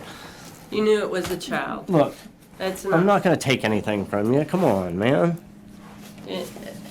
I know what the chats say. You know what the chats say. We'll just let a judge and a jury see them. I guess that's, The profile Yeah. doesn't say what you said it said. No, but it's 73. It says age 73. Right. That's what, Age. I thought that was like birth date. I made a mistake. You thought it was birthday, so whenever you were in there, you asked how old he was. Yeah. And he said 13, and you said age didn't matter because it was the guy you're interested in. See, I made a mistake, because I You still didn't would make not. a mistake, you I knew. still would not have went with somebody because they're underage. I'm looking, 18 would have been fine. He didn't have But a car. I made a mistake. He didn't have a car. He didn't have a driver's license. He couldn't meet you somewhere because he was Well, 13 I didn't years put old. 2 and 2 together you that he knew was that. 13 years old. I did not know that. I did not. I did not know that. Well, we have some paperwork to fill out, so when you go to the jail, Well, I think we'll leave it there at the paperwork. It's probably not very interesting. Hi, I'm Brandon, and right now we are going to launch into the interrogation of Jay Refner. Let's do it. And we start off here with a moment of peak excitement as watching this cop write on a piece of paper.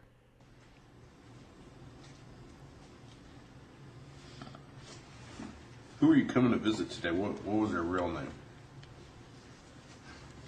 Well, she told me it was Sarah, but Said her name was Sarah. And what was her screen name? right there. Is that right? Bush Sucks Girl. That sounds right.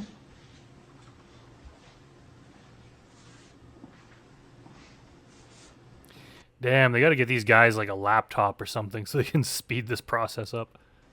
You looking for something in particular? Or? Just anything. Oh. Yeah, not too much in there. How did you first meet her online? Yahoo. Hmm? Yahoo. Yahoo? Yahoo. Like in a chat Oh. line? Yes, sir. When did you meet her? I've never met her. When did you meet her in the chat room? Well, When was the first time you started talking to her? earlier today. Earlier today? Had you talked to her previously today? Before today? Yes. Never seen her before in the chat rooms, never spoke to her before. What is it with this cameraman? He's like half hiding in this room, so like part of the screen's blocked off by the door. They do that in the new Takedown ones too, where they, I don't know, they're trying to like make it exciting and get like a cool shot. So they have it kind of like peeking out the side, like it's looking out through a crack in a door or something. Like, why would the NBC or anyone use this shot? It looks so crappy. You can't see the cop that's talking, and you see the back of Jay Reffner's head. Like, this is not a good shot for a professional cameraman. Why doesn't he just take the camera out where it was and just get a nice shot and leave it there so we can listen? No, I usually don't go to the chat rooms very often at all. Can I have your phone number, home phone? My home phone? Why is that? So we can call you about your vehicle? You know what? So we can call you about your vehicle? I won't be there. Well, you will be eventually. We need a home phone. Don't give attitude, Jay. You are the last guy who is in the last position to ever give attitude to police. Do you know how old the person was that you were supposed to be coming to visit today?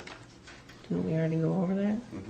All right, I gotta ask these questions like 3 or 4 times because they got questions on here. I gotta ask questions from there. Oh. Okay, so I'm asking you again. Well, no. How old was the female that you were supposed to come and meet? She never told me while we were online. Okay. At any She did. She told you in the chat how old she was. time, did you know how old the female was? Post entry? No. He didn't say post entry. He said at any time. Or pre entry? No. Yes, they wouldn't be doing this sting if they didn't say the age. If you were not coming to meet someone underage, you would not be here because you would not be in trouble. The whole reason they're arresting you is because they clearly state the age in every single chat, so don't lie.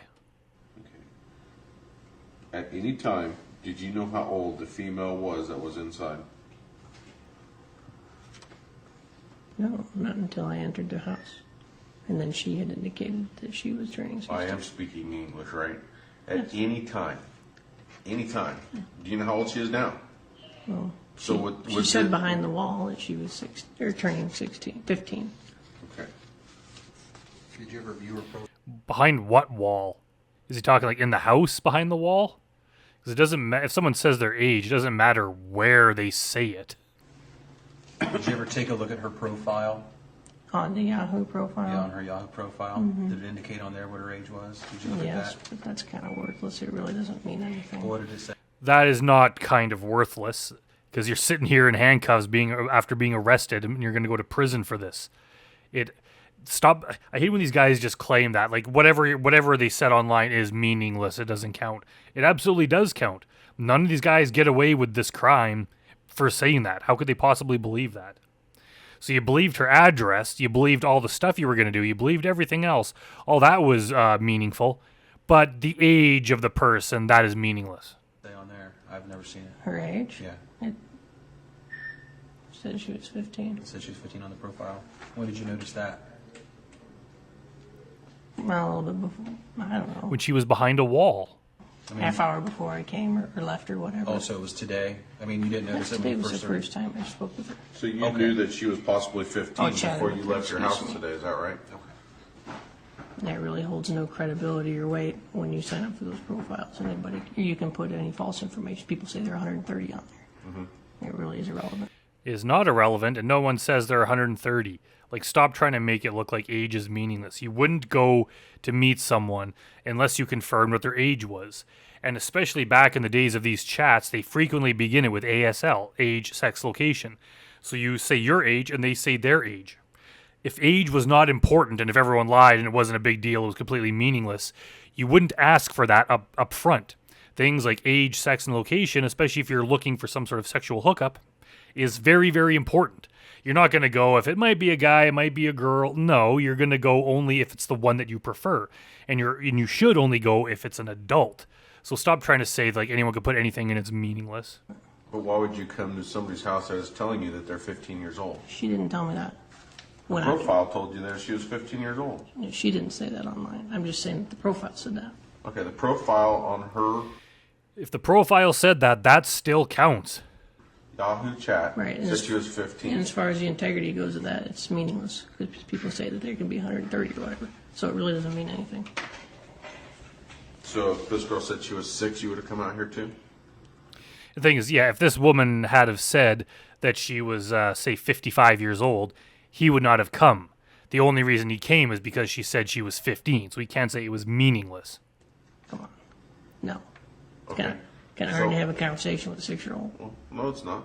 I mean, how old would a... And if it's completely meaningless, it might be an older person lying that they're 6. Yeah, no, he's full of shit. An intellectual conversation. How old would have the chat ID had have said she was before you wouldn't have come today with condoms? The profile? Uh-huh. Well, again, the profile it has no bearing or weight because it really doesn't mean anything. Sure, tell the judge or the jury that the fact that this profile that you selected out of many profiles said female age 15, and you're the one that picked her, had a sexual conversation, and drove to her house with condoms.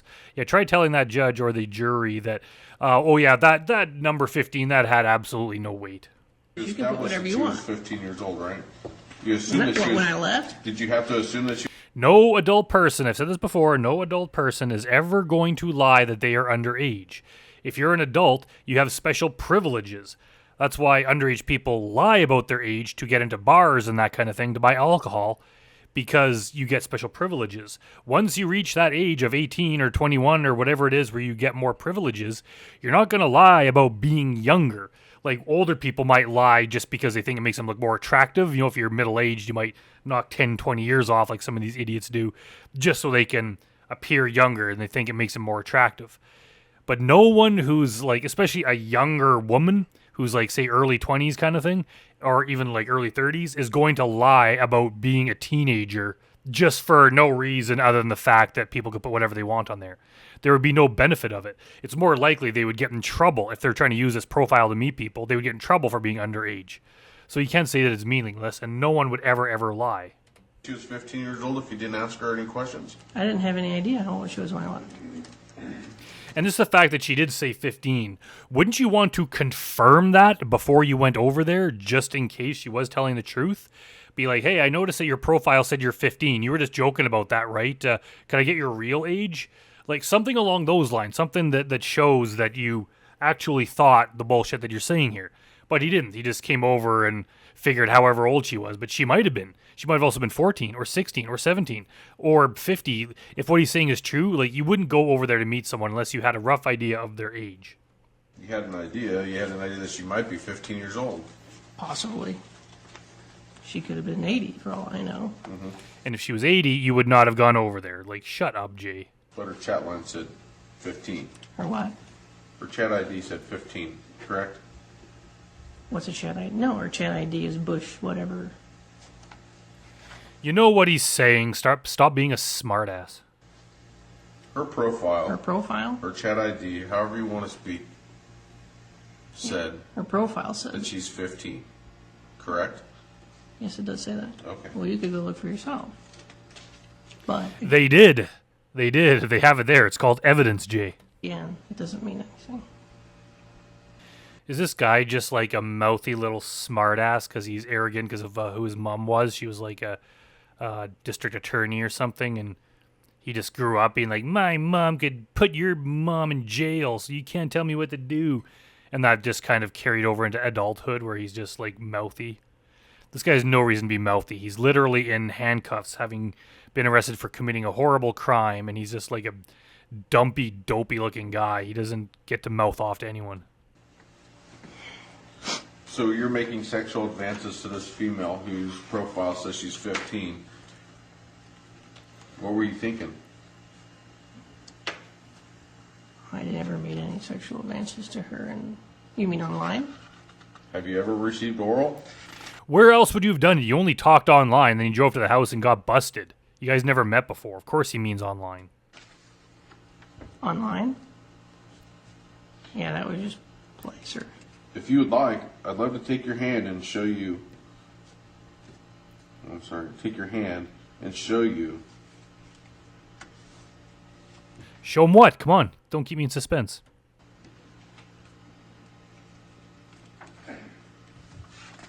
I mean, we don't have to read through all this, right? You already know that you made sexual advances towards... Did he not have the other page or something? Why did he leave us hanging like that? No. A female online We whose talked. profile was 15, is that correct? We talked. And then you just drove 2.5 hours to see her, is that correct? I just want to make sure I got this all right before I go on further, so I don't have to ask these questions again. You stated here, would you like me to in you? And that you said that also that you would keep it wrapped.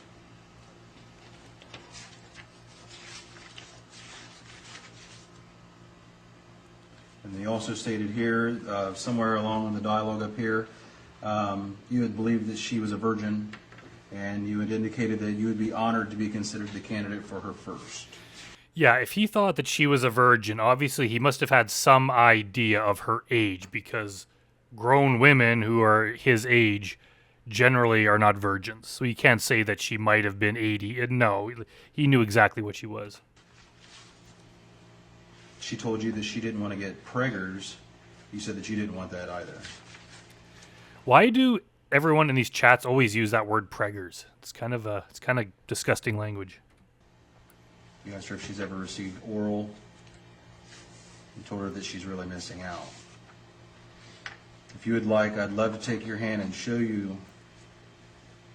Do what feels good, do what feels right, and stop where it doesn't. Oh, finally. Now I'm satisfied that I heard the end of that statement. Do you have any phone conversations with this person? Hmm? Do you have any phone conversations with this person? No. Never? This person? Yes. No. Okay. His whole attitude just pisses me off. He acts like he's just annoyed to be there. Like they're asking dumb questions and they're not smart enough to understand how things work. Like I hate this guy.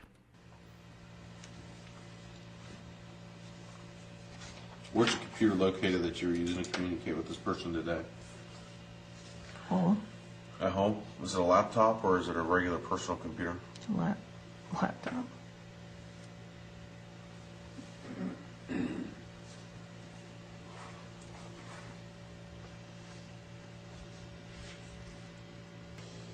What year is your vehicle, sir? Put 2, 2002? sir. Ford Escape? What? It's a Ford Escape. Sir. I already advised you that your car is being impounded and the vehicle will be inventoried. Is there anything else in the vehicle that we're going to find? Are we going to find any type of toys, sexual toys, Children's toys. children's toys, any other condoms, alcohol, drugs? Stop rolling your eyes and making stupid faces. Well, no Weapons. drugs or alcohol. There was probably one other condom in there, but that's it. One other condom other than this? Well, one individual one, yeah. One individual condom? Probably some McDonald's food. A few books. Kids' books. What's your license plate number, do you recall?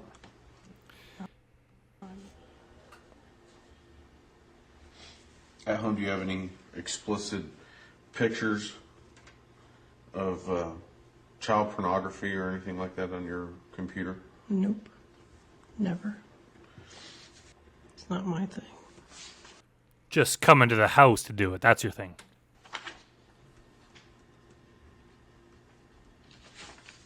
Do you have any type of porn on your computer at all?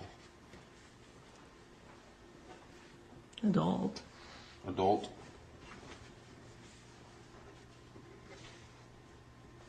Does your wife know where you're at right now? No. Where is she at right now? She's with my daughter at a camping trip in Lima. Does anyone else find it kind of odd for a family to go on a camping trip without the dad? It just seems like a whole family go camping. I've never heard of like the mom going camping with the kids without and the dad stays home. It just seems that's more of a dad activity.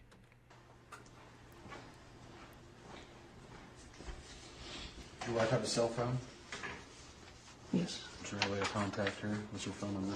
She probably has it turned off. Okay, what's her phone number? Have you ever done this before? Have you ever traveled anywhere to see anybody? No. Have you ever traveled anywhere to see anyone? Well, yeah. I mean, I'm sure he traveled to the living room to see his wife. You have to be more specific. I traveled to the dentist to get my teeth cleaned. I mean, it's impossible not to travel to somewhere to meet someone. Somebody online, this is the very first time that you've ever met somebody online and gone to their house to meet them, whether they were of age or not of age?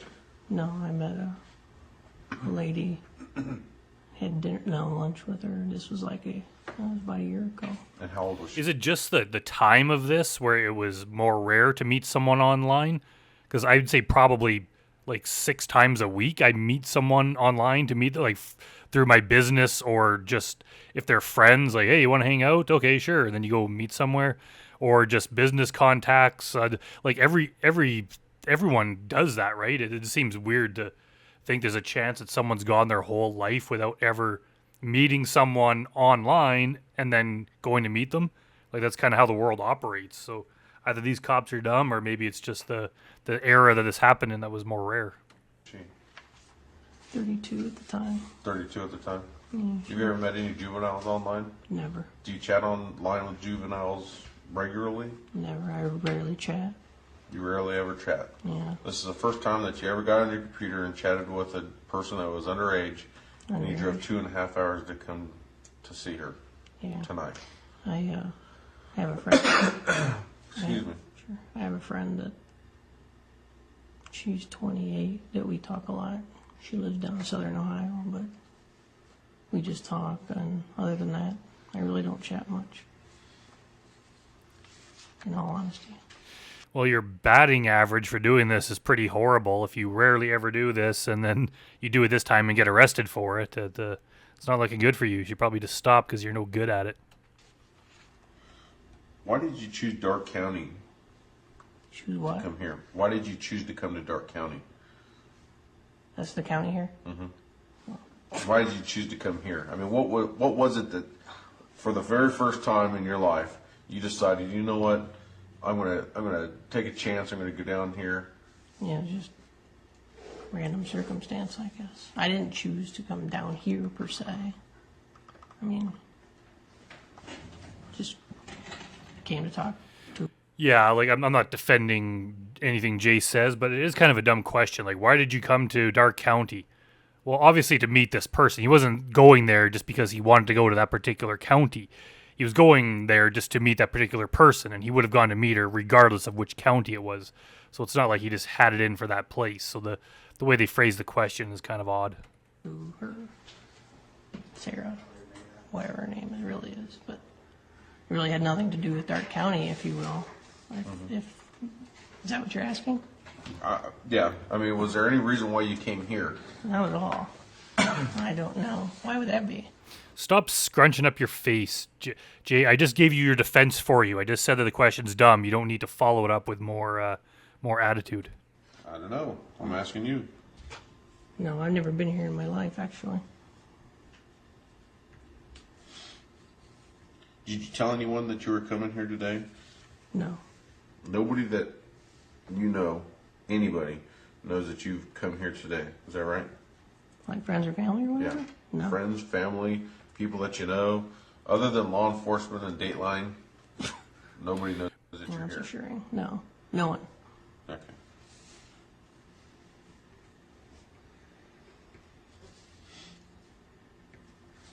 Do you have all the personal information that you're going to need? Yes.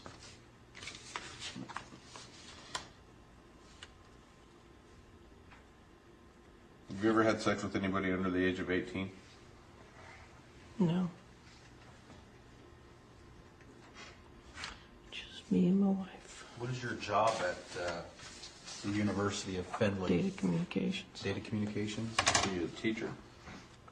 No. What's data communications? What do you do? I run the internet and the network, and I manage 5 people running the servers and stuff. Telephone, PBX, that type of stuff. Does that make sense? So you run the internet program through Findlay University? Something like that. I mean, is that what your job title would be? What would your job title be? Network Systems Manager Okay. is my official title. He's kind of got this combination of acting like a sad, pathetic, wimpy loser, but also just an arrogant, mouthy idiot. Like I don't know, it makes for a very, very annoying, shitty personality. I copied 22. Sir, Yes. is there anything I can do? For Clear. Anything? 2220. 2220.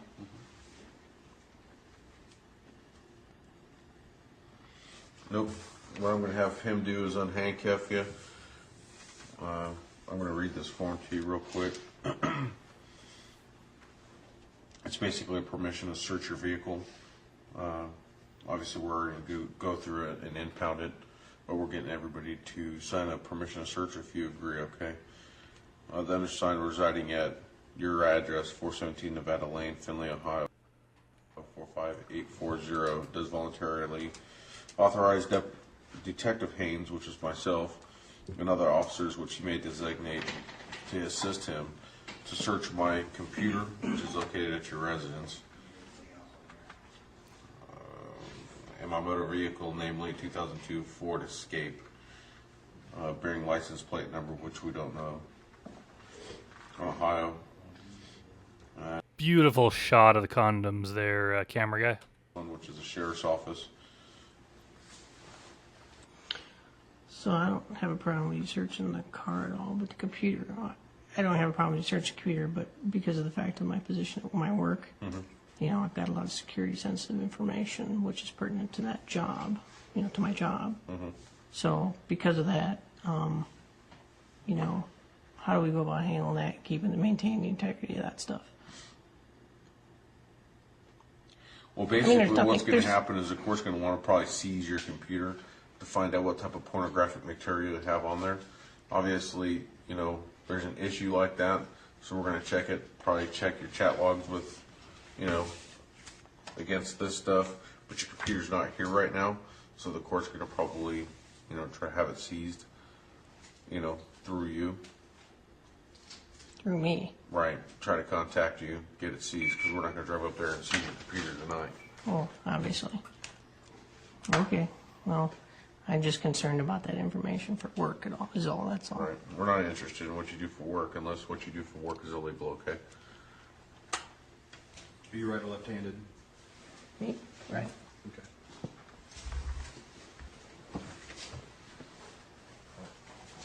Sir?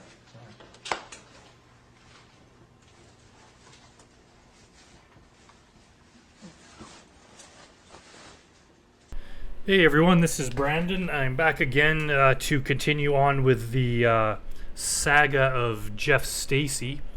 I'm going to do his interrogation this time.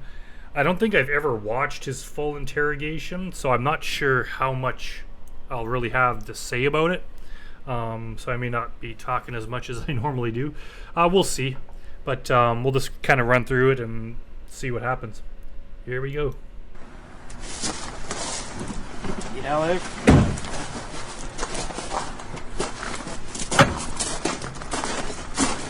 Yeah, first back.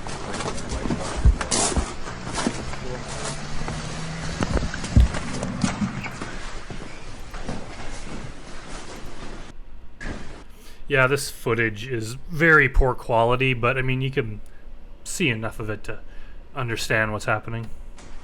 Take these cuffs off for you and you can sit in the chair, okay? Sure. Make you a little more comfortable that way. It's kind of an odd looking police station too. It just looks like it's some kind of like fishing cabin or something.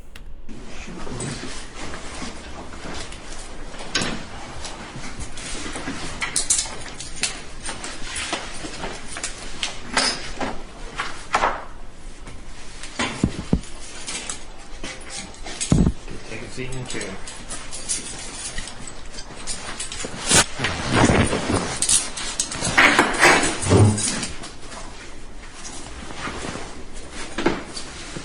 Heads up. And it is kind of interesting that, like, when he was talking to Chris Hansen, he really didn't seem to understand how wrong what he did was. You know, he just said he had no intention with it. He didn't know what was wrong. He pleaded complete ignorance on it. But here he seems to be like more upset than the rest of the predators. Like, even the ones that kind of know how much trouble they're in. So it's kind of funny how he either knew all along and was just lying, or it's finally starting to dawn on him the fact that he's under arrest, you know, just how much trouble he's actually in. Why that chair back against the wall. Okay. Jeff, I'm Deputy Green from the Dark County Sheriff's Department. This is Deputy Tom Nichols. Okay. I want to ask you a few questions. Is that all right? Okay. It's okay? And it's just all the cops seem to be wearing like the baseball caps like that. I don't know if that's just these particular guys' style or if that's a common thing with the Ohio police, but I just don't think that there's a lot of police officers that wear ball caps. At least not up here in Canada.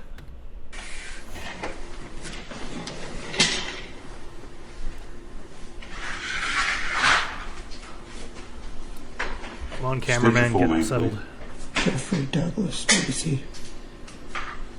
Last name again? Stacy. Stacy. S-T-A-C-Y? Yes. What's your social security number?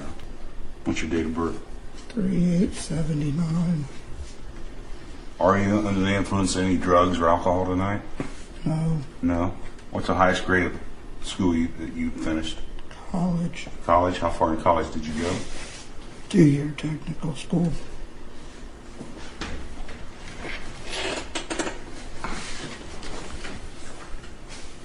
All right. I guess the first question is, why did you come to the house? To see a girl. It's kind of interesting too how their questions, like the questions are very simple and they're all just designed to get just evidence to convict them. It's just get him to say he came there to have sex with an underage girl. You know, that's what they need to convict him. So it's kind of different than, you know, the kind of questions that say like some sort of therapist or something would ask. Would probably be more into their, you know, their kind of thought process behind it and kind of what led them to this. Where the cops, their job is not to care about that. It's just what are the actual facts? Like, what did you come here to do? And they kind of tend to ask the same questions in different ways, probably just to get around any sort of doubt that there might be with the answer. What's your screen name? And I guess it goes without saying that I have no formal training in any of the stuff I'm saying, so I could be wrong, and I'm open to opposing points of view. I'm just kind of speculating on, you know, what I think about it. But I'm sure, you know, people in law enforcement or, you know, therapy or people that work in this field may have differing opinions. Single Texas guy. Is that all? I think it is. Is it single text guy for fun? Yeah, that might be it.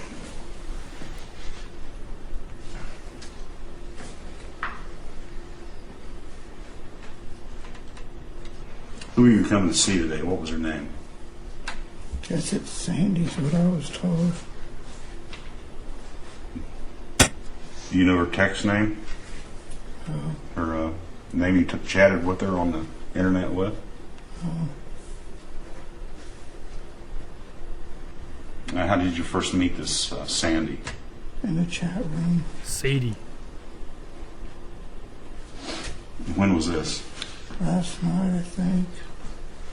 Last night? Mm-hmm. How long have you known her? Just since last night? How long did you talk to her? I don't know. You don't know? Yeah, it just shows how much your life can change in the matter of 24 hours when you do horrible stuff. It's kind of different, say someone like Lauren Armstrong that just went on for like weeks. And there's a lot more of the grooming process with him. You know, he was a quick mover. It was just, you know, wasn't as quick as some of the guys who were the same night. He took, you know, at least 24 hours, but it's still very quick. That, you know, 2 days earlier, his life was going in a different direction, and this was not even on the horizon, and then all of a sudden he kind of got horny and stupid and wound up here. Did you know how old the person was you were coming to visit? I guess not.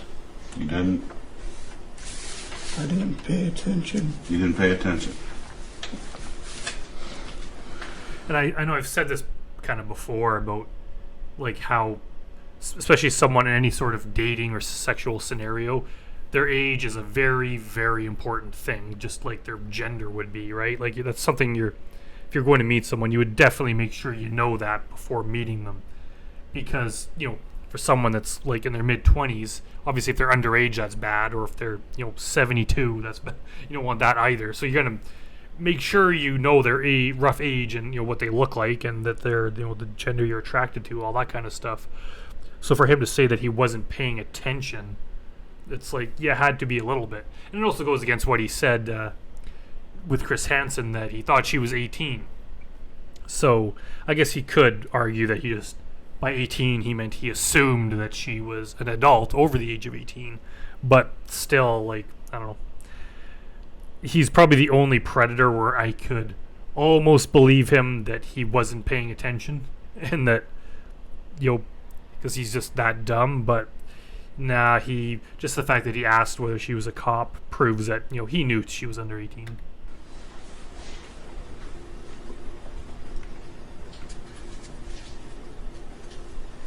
So you have no idea how old she is? I thought she was 18. You thought she was 18? Mm-hmm. Don't ask him why you thought that, or why he thought that, because you'll get the stupidest possible answer.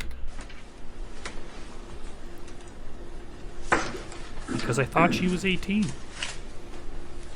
The Sadie the Smarty ring a bell with you? I guess. Yeah? And you chatted with her last night? Yeah. Up until like 12 a.m. in the morning? Something like that. Okay. Do you remember reading this? Because he typed it to you. No, I don't read those. You don't read those? That's your chat. Yeah, but I don't read. You don't read? No, I don't read that part. It doesn't matter. It's just talking. It's just talking. So when she told you she was 15, you just ignored it. It's just talking. It's just talking. You understand what kind of trouble you're in here tonight? Yes. Tell me what kind of trouble you're in. Probably jail. No, what did you do wrong? I showed up to solicit a minor. Like, this is exactly why you always have a lawyer present, because I get it with, like, the cops trying to get him to admit to what he did. But Jeff isn't admitting to it. He's saying what someone else told him he was doing.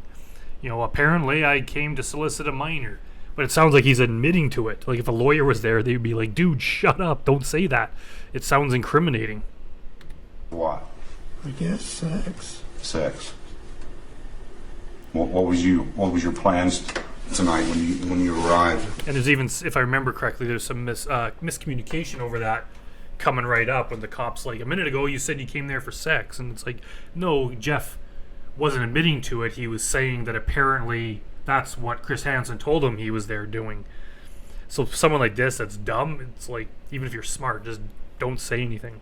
Obviously I'm glad they did, because they should confess and go to jail, but in general, it's always best to keep your mouth shut. With this 15-year-old girl? Just a talk. Well, that's not what your log reflects. I know, but it's an internet. I just say whatever comes to mind on the internet. And even if that's true, that he just says whatever comes to mind, if that's the kind of thing that just randomly comes to mind when he's talking to a stranger, that really says a lot about him as a person, and this kind of what goes on in his mind. You said whatever comes to mind. Yeah. And that, like, so would you like to me off? People generally you don't just say whatever comes to mind. I mean, you can think whatever you want, but most people have enough sense that when you're talking to someone, especially a stranger, you don't just say things you think, because that'll get you in a lot of trouble. You make sure that there's a kind of a filter between the brain and the mouth so that you say things that are appropriate. Oh, just came to your mind? Mm-hmm. You say that to everyone you chat with? Mm-hmm. Men and women? Adults? Like, I can't believe that he does this. That's a total lie. It's got to be.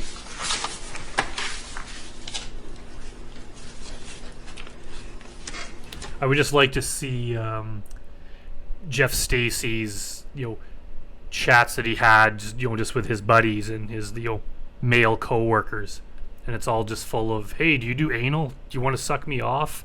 Are you a cop?" Like, he's trying to say that that's what his normal conversations are like. If it is, I mean, that's kind of frightening and kind of hilarious. The computer you used for this chat, where is it? The parents' house. Okay. Did you call her on the phone tonight? No. Did she call you? No.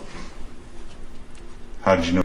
I know they usually try to do the phone call just to kind of gather more evidence against them, but I bet you Jeff completely avoided that because he did not want her to hear his voice. How to get there?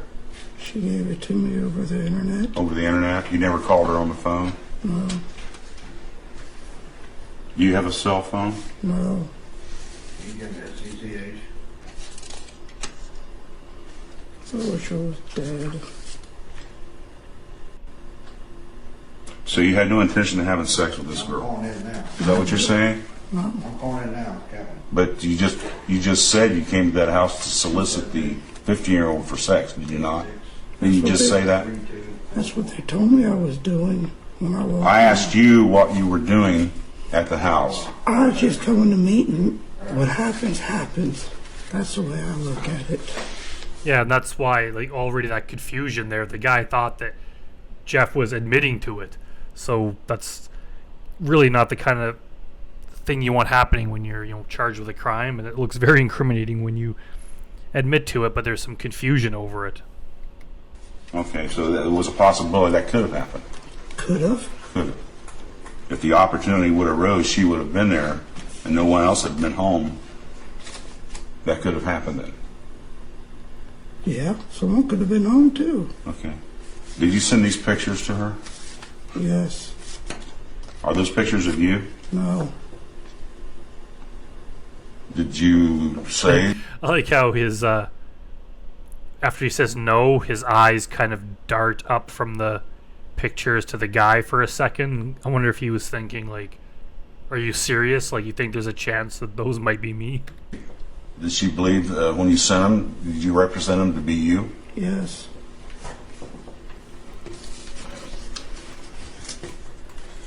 And why did you send a picture of someone else like that?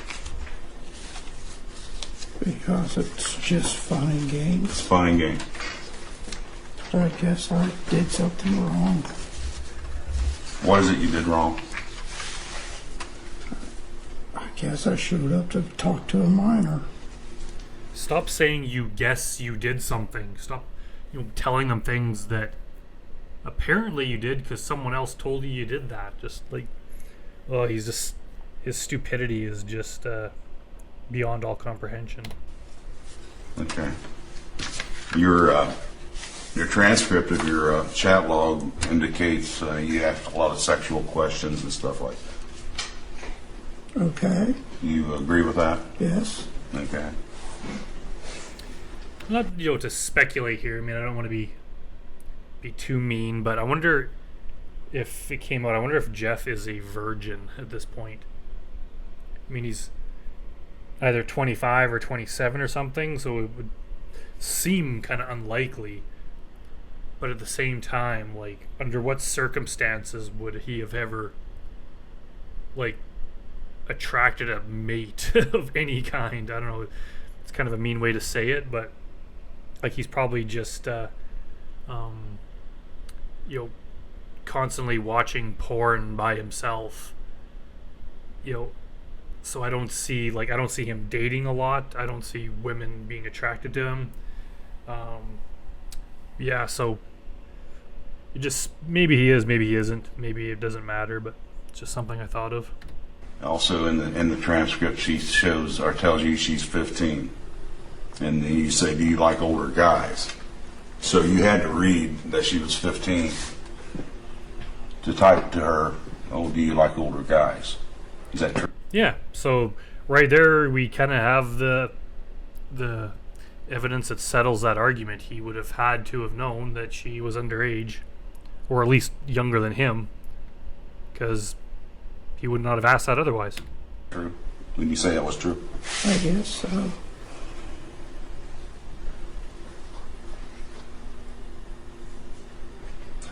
And then you go on to say, "Would you like to get me naked?" Do you remember typing that?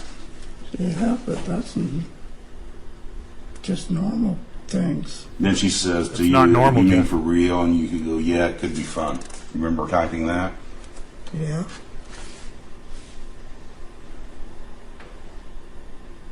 Then you say to her, "Would you ride?" Or me? Do you remember typing that? Yeah.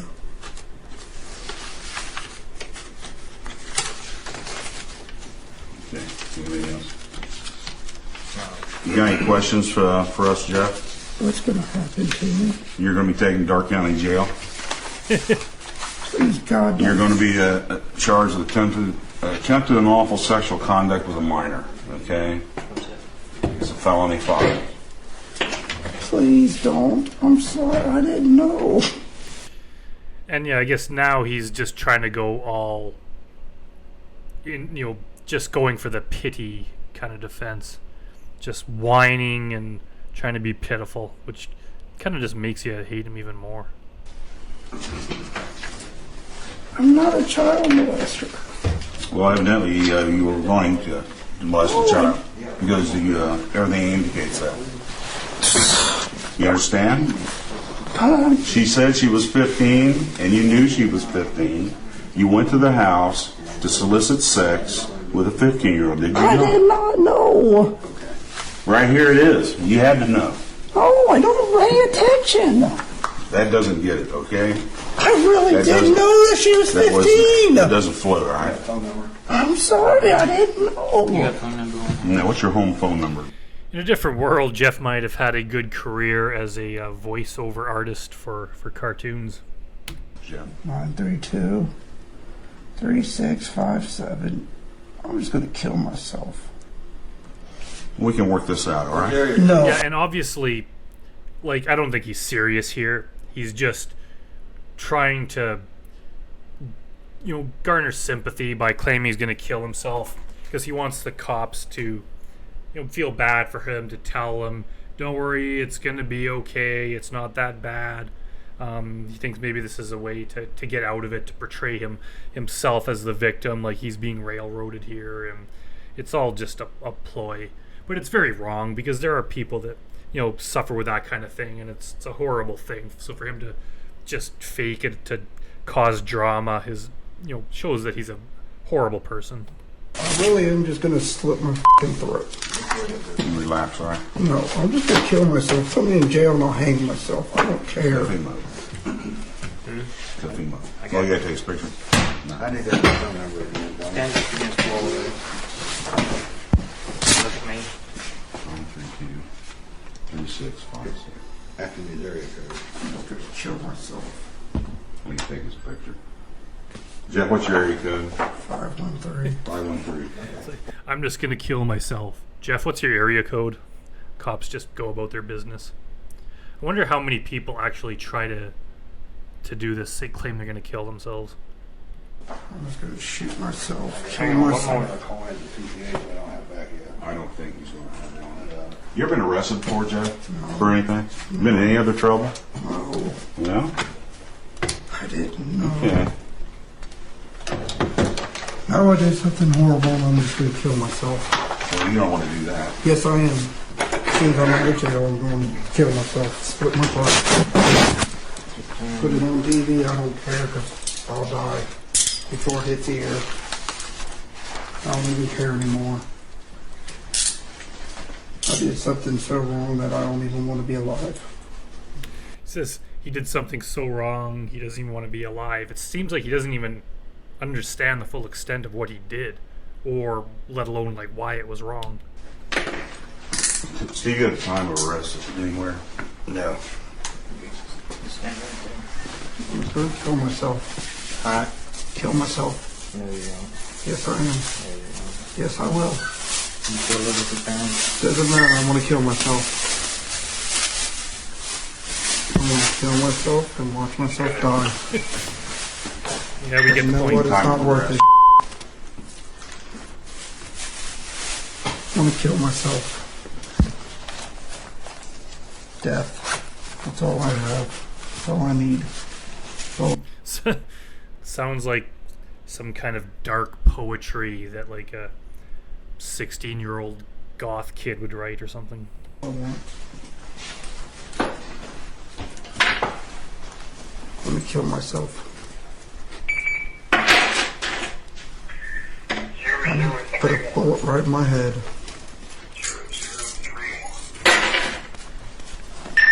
And yeah, he's just trying to get a reaction out of the cops. He's just trying to get them to, you know, comfort him somehow. Don't worry, it'll be okay. It's not a big deal. You know, it's not as bad as that. And of course, they're just going about their business. Put a bullet right in my head.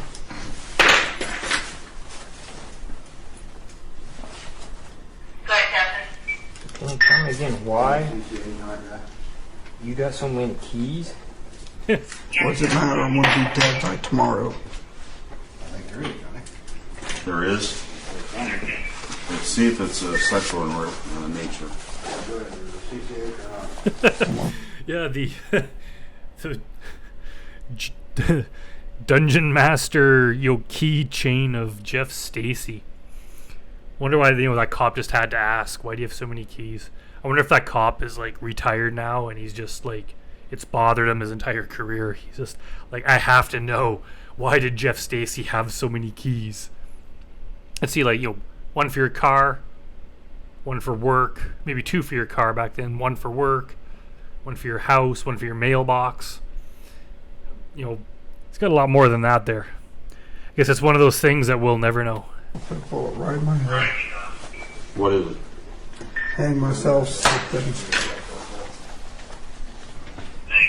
Okay.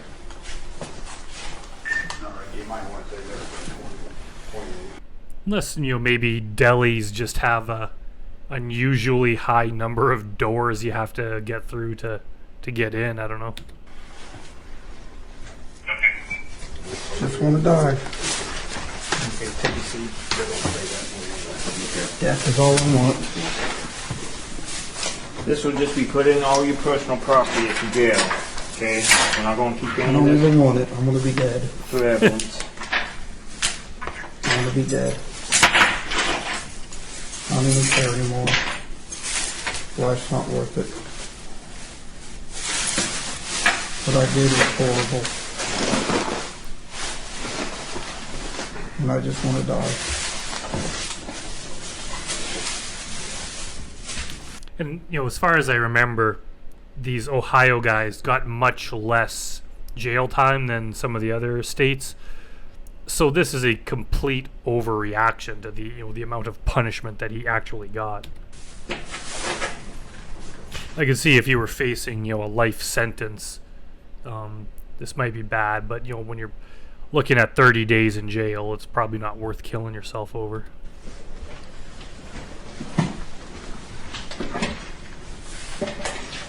Just want to die. What is the day of working in?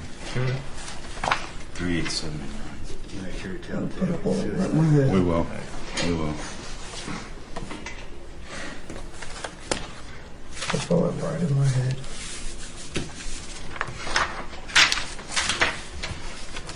I don't know the year and stuff of your vehicle, so I didn't fill that out yet. Okay. Didn't sign it. But we haven't asked him about it yet.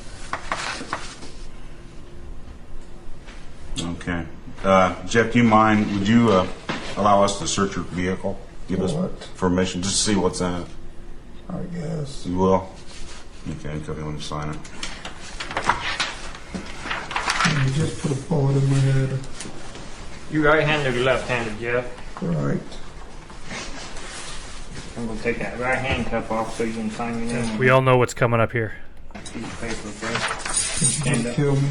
No, I can't do that. Is there anything in your car you want to tell us in there before we search it? There's nothing in there. Nothing in there? Is that your car or your mom and dad's car? I think it's mine now. It's yours? Any alcohol? No, Drug? no. Any personal belongings? Lots of that. Lots of that?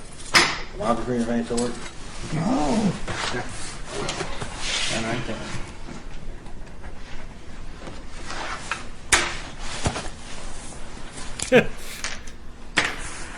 Like, what a pathetic, feeble attempt. Put your hand behind your back. You better behave, all right? Just kill me.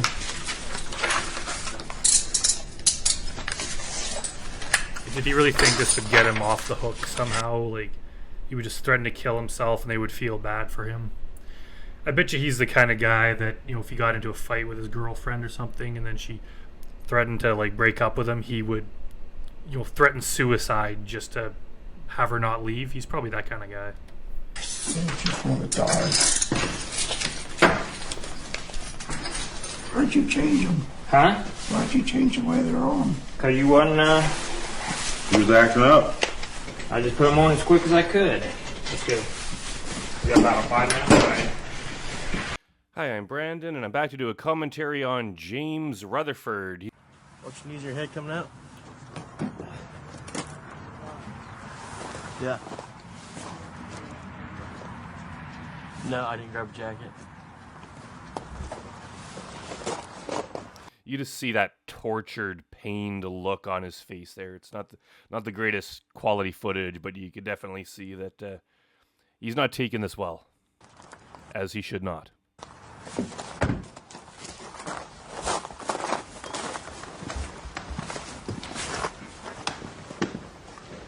Wait there, I see the watch here, okay? Can we like you move to the front, maybe? What's that? Can that cuss me maybe to my front? They're really hurting me. Three. I'm doing so much something. He's not even in the building like 30 seconds, and he's already making demands. I'm not going anywhere. They'll see for now, alright? I get what they say.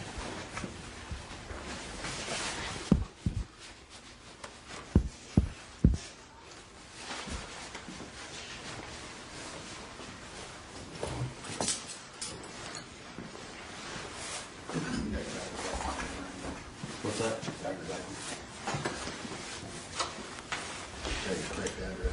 Say your correct address. No, it's actually not. It's not? No. That's my old address. What is your address now? I'm gonna have to cut out the part where he repeatedly states his address so I don't get in trouble with YouTube. But if anyone's seen other versions of this, they might have heard it, and yes, he has to repeat his address several times.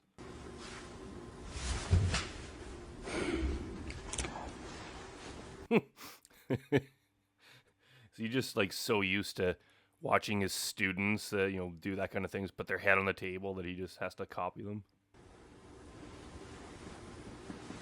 Even Jeff Stacy sunk his head down when he realized he was going to jail, but he didn't full on put his forehead on the table.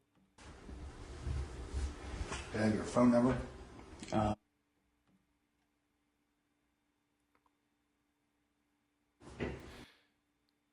It's kind of weird that they bleep out his phone number, but not his address. 09. 22. 22? Yes.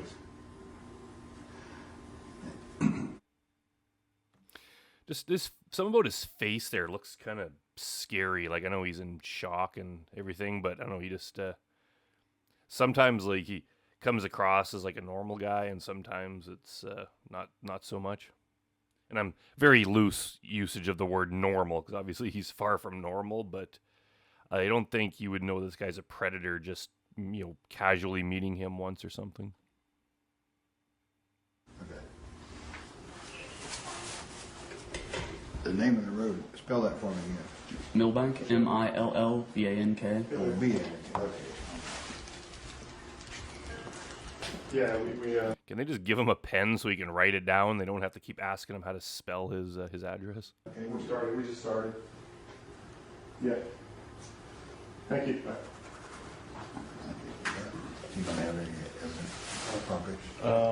There was a.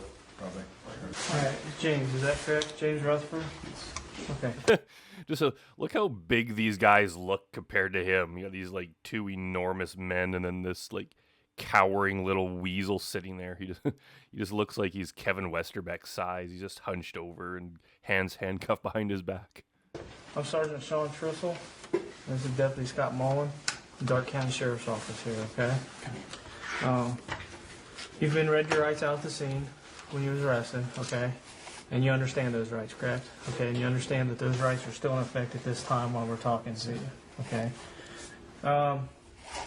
First off, I just want to start by confirming your personal information, okay? Yes, sir.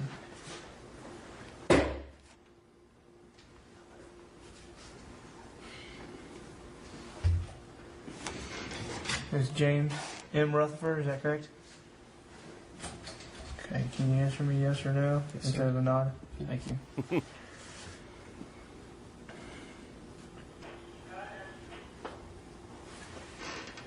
Okay.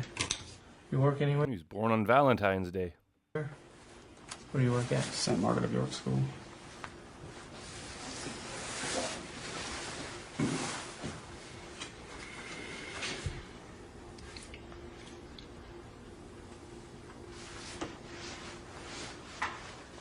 Are you a teacher there? What grade do you teach? 6th.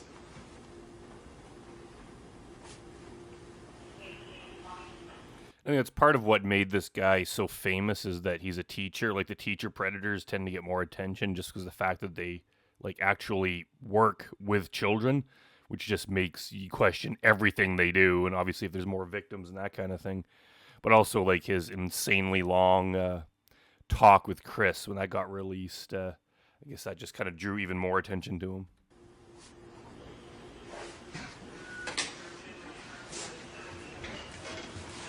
The reason we have it here is because we have some chat logs. Yeah, I talked to the guy at the thing about it. Okay. And we kind of want to sit down and talk to you about it, okay? Yes, sir. I understand. Yeah, talking to Chris Hansen's different than talking to the police. It's not like I already talked to Chris. It's all good. It's that's two separate entities there. Is the chat name that you used? IU Rutherford. IU Rutherford. Yes, sir.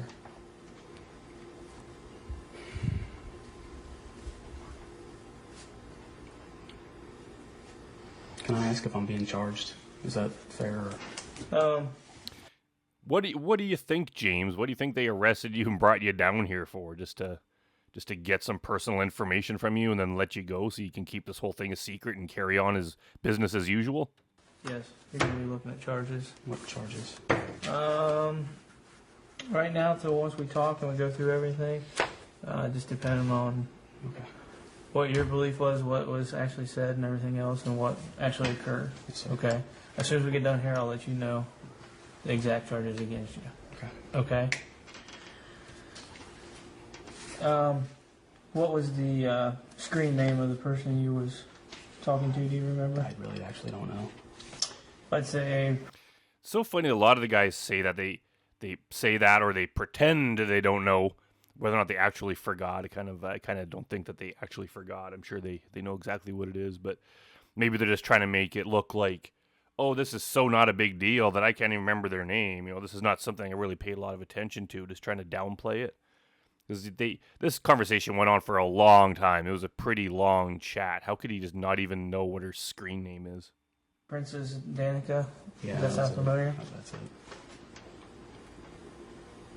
No, you guys. Or it could be like he was chatting up other underage people too. It could just be they're all the same to him. He couldn't care less what their name is as long as they're a young girl and he has them on the end of his fishing line. He just couldn't care what the name is and he's just talking with them. That's a possibility too. Should I have my lawyer? Yeah, you should, James. I cannot answer for you. You do have a right to an attorney, as you were advised in your rights. Did they ever advise what name did you think her real name was? Danica. Danica? Yeah.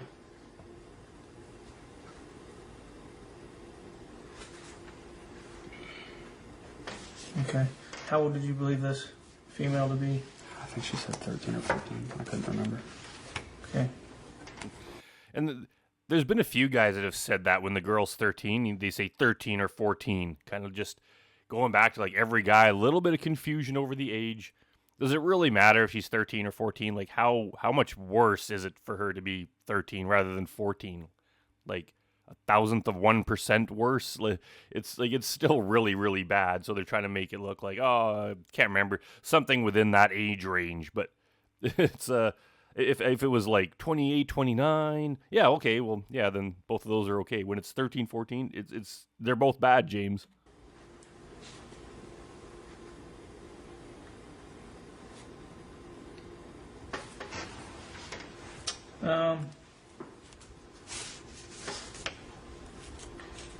I guess first question I'll ask you is what brought you to the address on 5K Avenue?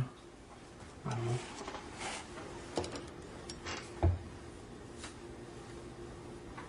I don't know. What did you believe was going to happen when you got there? Honestly, nothing. Well, when you open with the word honestly, it makes us all think that you're lying, James. I had decided long ago that I wasn't going to do anything physical with the kid. How long ago? Like, how long ago did you decide that? Like, you left the house today. You said during his interview with Chris that, like, on the drive over, he decided not to do anything. And he's not the only guy to have said that. We've seen guys, even in the newer ones, that take down with Chris Hansen, that, yeah, they talked about sex. Yeah, they came down there intending to do that. But on the drive there, they changed their mind. And they were just going to go and tell the decoy that they weren't going to do it. Like, how convenient. You changed your mind right at the very last second. It's like, yeah, that is such bullshit. Mm-hmm. I really did. I know it's probably hard for you to believe, but I didn't even really want to come. I told the guy over there I don't know why I was coming. My mind told me, stop, she's a kid. I am a teacher. I've never done anything like this before. But the thing is, apparently, Chris Hansen or someone talked to like kids from his school or like parents of the kids, and apparently like some of the girls there were creeped out by him just because of the stuff he would say and do, and the fact that he was also talking to other minors. I think he was even charged back in his home state or wherever he was from. He was charged with doing the similar thing to another underage girl. So obviously this is not like a first-time issue. It's possible this is the first time he drove to his house, to someone's house. I guess that could be true, but it's not like this is a new thing. It just escalated to this point. And if he hadn't have gotten caught, we know exactly what he would have done, and he would have just kept doing it and doing it and doing it more and more with different girls and escalating it every time. Like he's trying to just say, and it's possible that he doesn't know why he's like this. Maybe he just has these urges and he's unable to control them. Doesn't even try to control them, and maybe he doesn't understand where they come from. But that doesn't justify it. It doesn't mean that like that makes him innocent somehow, and that's complete bullshit. The fact that he was not going to do it. He had this long chat with him. We know what kind of guy he is, as if he was going to go over there and then just not do the things that he said he was going to do. And I just kept driving, but I decided long before I got here that I'm not going to do anything with her. Mm-hmm. I'm not going to touch her. I'm not going to violate her. And if that's true, like if it's true that he originally intended to do that stuff and he talked about it, but he changed his mind on the drive over and he was just going to keep driving, why didn't he do that and then just send her a text message or a phone call saying, look, this is wrong, I changed my mind, I'm not going to do it? Why would he actually go to their house? That's as dumb as the Rob Klein excuse of I just went to the house to tell her I wouldn't be coming over. Like, you could just, a simple message like that you could do by text, and that would not get you in trouble, and it'd just be a way better way to do it. Like, obviously everything about this scenario was wrong and you shouldn't be doing it to begin with, but going over to the house, it's just going to lead you to more temptation. If he would just be tempted in seeing her when he went over there. If he really was like, wow, I have this problem, I know it's wrong, I'm not going to do it, I'm going to stop. Just be like, hey, I'm not coming over, in a text message, boom, go home, and you wouldn't be sitting here. Now he's trying to say that like he actually walked into the house just to like tell her that, like bullshit. Mm-hmm. But in your log, you talked about performing sexual acts together. Is that right? We talked about kissing. And we talked about kissing. Okay. Anything else? I don't know.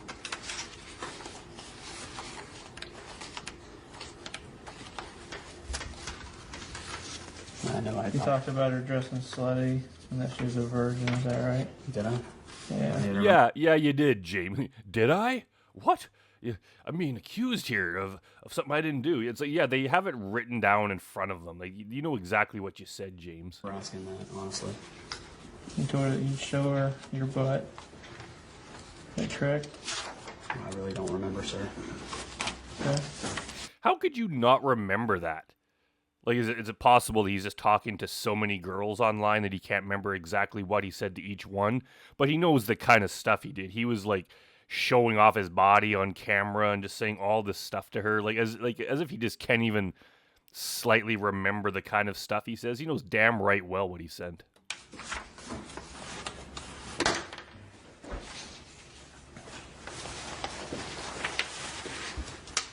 I know it was wrong.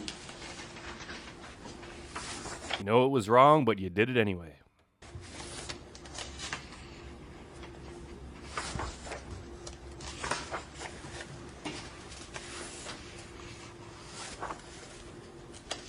She said quite a few things. Are you seriously trying to blame the decoy, James? So yeah, she said some things too. Yeah, well, she's underage. She can say all sorts of crazy stuff, and it's not up to you to play along with it. It's up to you just to shut down the entire conversation and break off contact. But I don't think I ever said anything beyond what I just told you. You did. Did I? Mm-hmm. What did I say? I'm going to tell you in just a minute. Up here you're talking about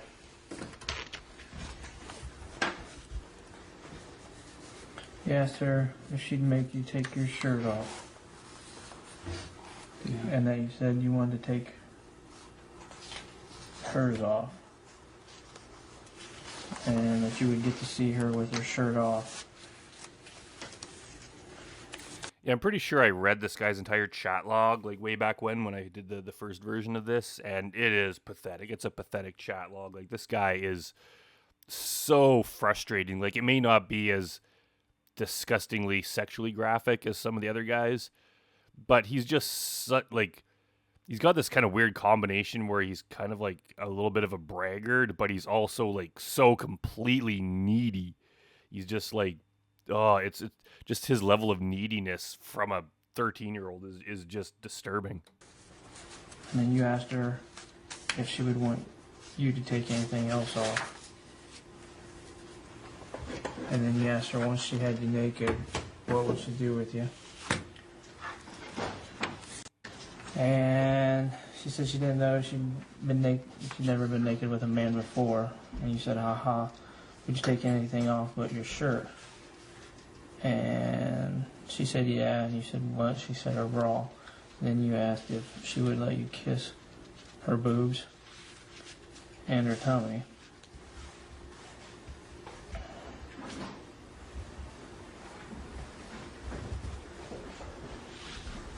And then you said down here that you're so freaking horny. And you know if you had me naked, I'd want more, right? Yeah, bingo. It's kind of incriminating, James. How can you say that and then just, yeah, well, I changed my mind when I was going over there. And then you asked if that would bother her. I wasn't insinuating that I would make her do more, sir.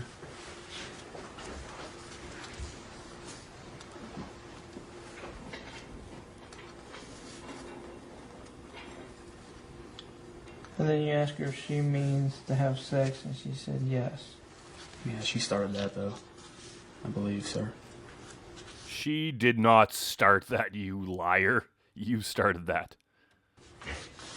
So you want me to believe that you talked about being horny, and then you ask her how horny she is and if she's wet, and then you say you want to have fun with her. I mean, I was planning on it, sir.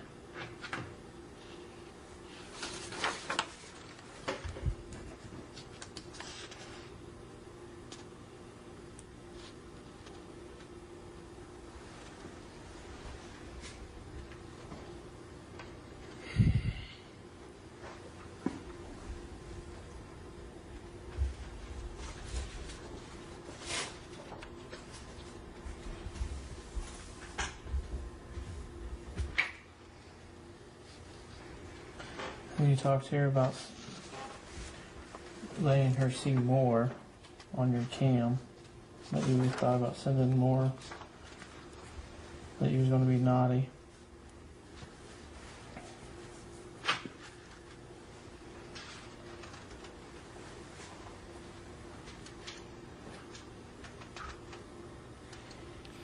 Yeah, I bet you when he was saying all this stuff online, he just thought he was such a big man. He was just getting such a kick out of being a predator, talking to this young girl and everything he was saying and doing.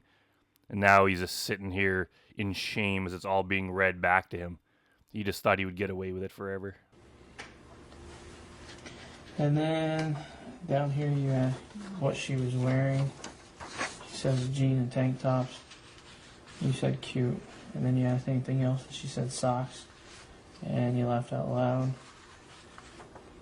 And then she said underwear, and then you asked no panties. And then you said, oh, okay.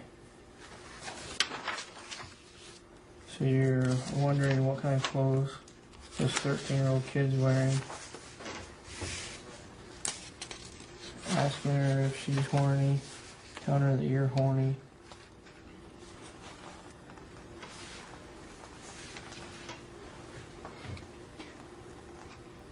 Yeah, so if he was saying all this and how horny he was just talking to her online, how would he feel any different physically seeing her in person? He's trying to say, like, all this conversation he had over multiple days, all this stuff he said and did, that, yeah, this was making him horny. However, when he physically saw her and was alone with her in the house with no one else around, all of a sudden he would just change his mind and he wouldn't be interested in touching her at all. Like, that, there's no way that is true.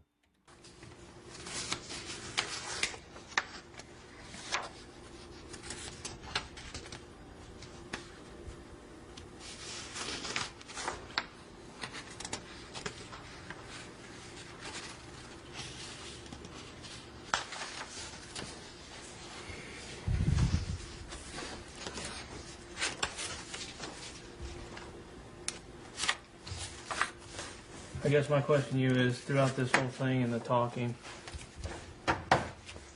and things that you said, there's pretty much a belief that you guys were going to kiss, get naked, and then it could lead elsewhere.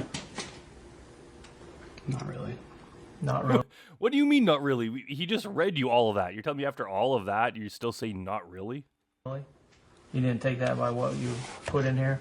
Sir, I never intended, when I was saying all that, to actually come up here today. What? How could you say that? You did come up here today. I was saying all this and I didn't intend to come over. I then immediately got in my car and drove over and walked into the house. But you did come up here? Yes, sir. Okay. And I didn't intend. So whether you made an intent to come up here or not, I know it's you illegal. still typed this stuff, right? Yes, sir. And you had the belief that if you come up here, there was a chance that you guys were going to have sex. Yeah, there's no one in the world that would ever believe that wasn't his intention. That is just not the way human nature works for normal people, let alone predators. Why would you ever do that? Like, even with an adult woman, no guy's ever gonna be like, oh, we've been having this really flirty sexual conversation online and we've been, sending each other pictures and all this stuff and talking about having sex, and then I'm gonna drive over to her house one day, but when I get there, I change my mind. I don't want to do anything with her. Like, why even go through the whole process? Why even, like, drive, let alone drive to her house if you don't even intend to do any of that? Like, what's the point? What's the point of going to her house? Just to tell her you're not gonna come over? This doesn't make sense. I wasn't going to have sex with her, sir. In fact, I don't think she mentioned it. And I said, you mean sex. So you're telling me you didn't Don't blame it on her, you bastard. believe one bit you was going to come up here and have sex No, with this sir, I did girl? not. No, sir. I know it looks like that, I'm sure. Yeah, James, it kind of looks like that. But no, sir. Really not. So if you didn't think you're coming up here to have sex, what did you think you're coming up here for? Honestly, and I know you guys haven't seen what I discussed with Mr. Guy from NBC. I don't know why I decided to come up. I don't know, maybe I shouldn't be saying this without a lawyer, but I don't know. I decided long before I even got here, though, that I wasn't going to do anything physical with her. But before you made that decision, But yeah, what does he mean? Like long before? It couldn't have been that long before because the drive over wasn't that long. I can't remember how far he drove, but I don't think it was. It wasn't like one of the 5-hour drive guys. Like so basically, you've been talking to her for what, like at least days, possibly weeks. All this time you've been saying you're gonna do all this stuff, but just in that last tiny little bit during the actual drive there, all of a sudden that's when you changed your mind and you say you decided long ago. Like long ago would have been before you even had started this conversation. That's when you should have changed your mind, not just in the like hour or so before you drove over. there was a belief that something physical was going to happen, even though you changed your mind. No, sir. And you said that. In fact, I wasn't. You changed your mind. I wasn't even going to come up, and I even And called why her. did you come? I don't know. I even called her. Yeah, what does that mean? I wasn't even gonna come. What kind of a defense is that? The fact is, you did come. That'd be like, man, I wasn't gonna shoot that guy, but I did. Well, it's not a defense. If you did the crime, it doesn't matter if you weren't going to do it. If there was some sort of internal debate going on in your head over whether or not to do it, it doesn't matter if you felt guilty or felt hesitation or anything like that. It doesn't matter if you just actually went through with it. And the second you walk through that door, yeah, you pretty much solidified your criminal intent. I said, I'm not really comfortable with this. You're way too young. And she said, come anyway. We'll just hang out. I don't know if you guys. Wait, he's trying to say like, oh, I said that I wasn't comfortable with this. Like I was trying to talk her out of this, but she just kept egging me on to come. But dude, you friggin' talked for like weeks about all this graphic stuff, and you sent her pictures of yourself and talked about all the stuff you wanted to do with her. So you can't say all of a sudden that like she was the one convinced you. You said all that stuff. You initiated contact, you initiated the sex talk, and you initiated coming over. Like all the other people do. The decoys don't. They're not allowed to reach out and start the conversation. They leave that up to the predator. So it's bullshit that she had any part of this. It's like, oh, she was trying to invite him over and he didn't even want to come. He damn well wanted to come. Logs of my phone calls. But that is what happened. I, in fact, turned around and was heading home, and I said, I don't think I'm going to come. I don't feel comfortable with this. I mean, I don't know if you can check that. Or... But why is he saying I was turning around? If you were turning around, it means your car would be going back in the opposite direction. But obviously that didn't happen since he showed up at the house. So at no point did you turn around.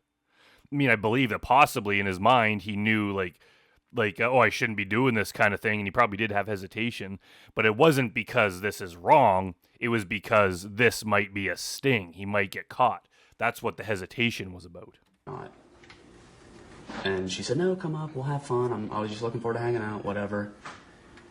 And I went home and thought, this is dumb, I shouldn't go, but if I drive up and just hang out, I'm not gonna... So is he trying to say, I guess there's no way to prove that he actually drove home and then left again? Like that he made a second trip? That's still not a defense.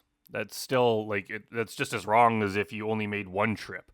I'm not gonna do anything. I'll drive home. What did you anticipate you were going to have in common with this girl? I don't know. That's one of the reasons why I didn't know why I was coming. I mean, judging by what you guys chatted with, looks to me like there's only one reason. Only one thing you could have in common with this girl. That was. Yeah, like he couldn't care less about anything about this girl as a person. There's only one thing he wanted out of her. She was just a minor, a young girl. That's all that he cared about. They're all interchangeable to him.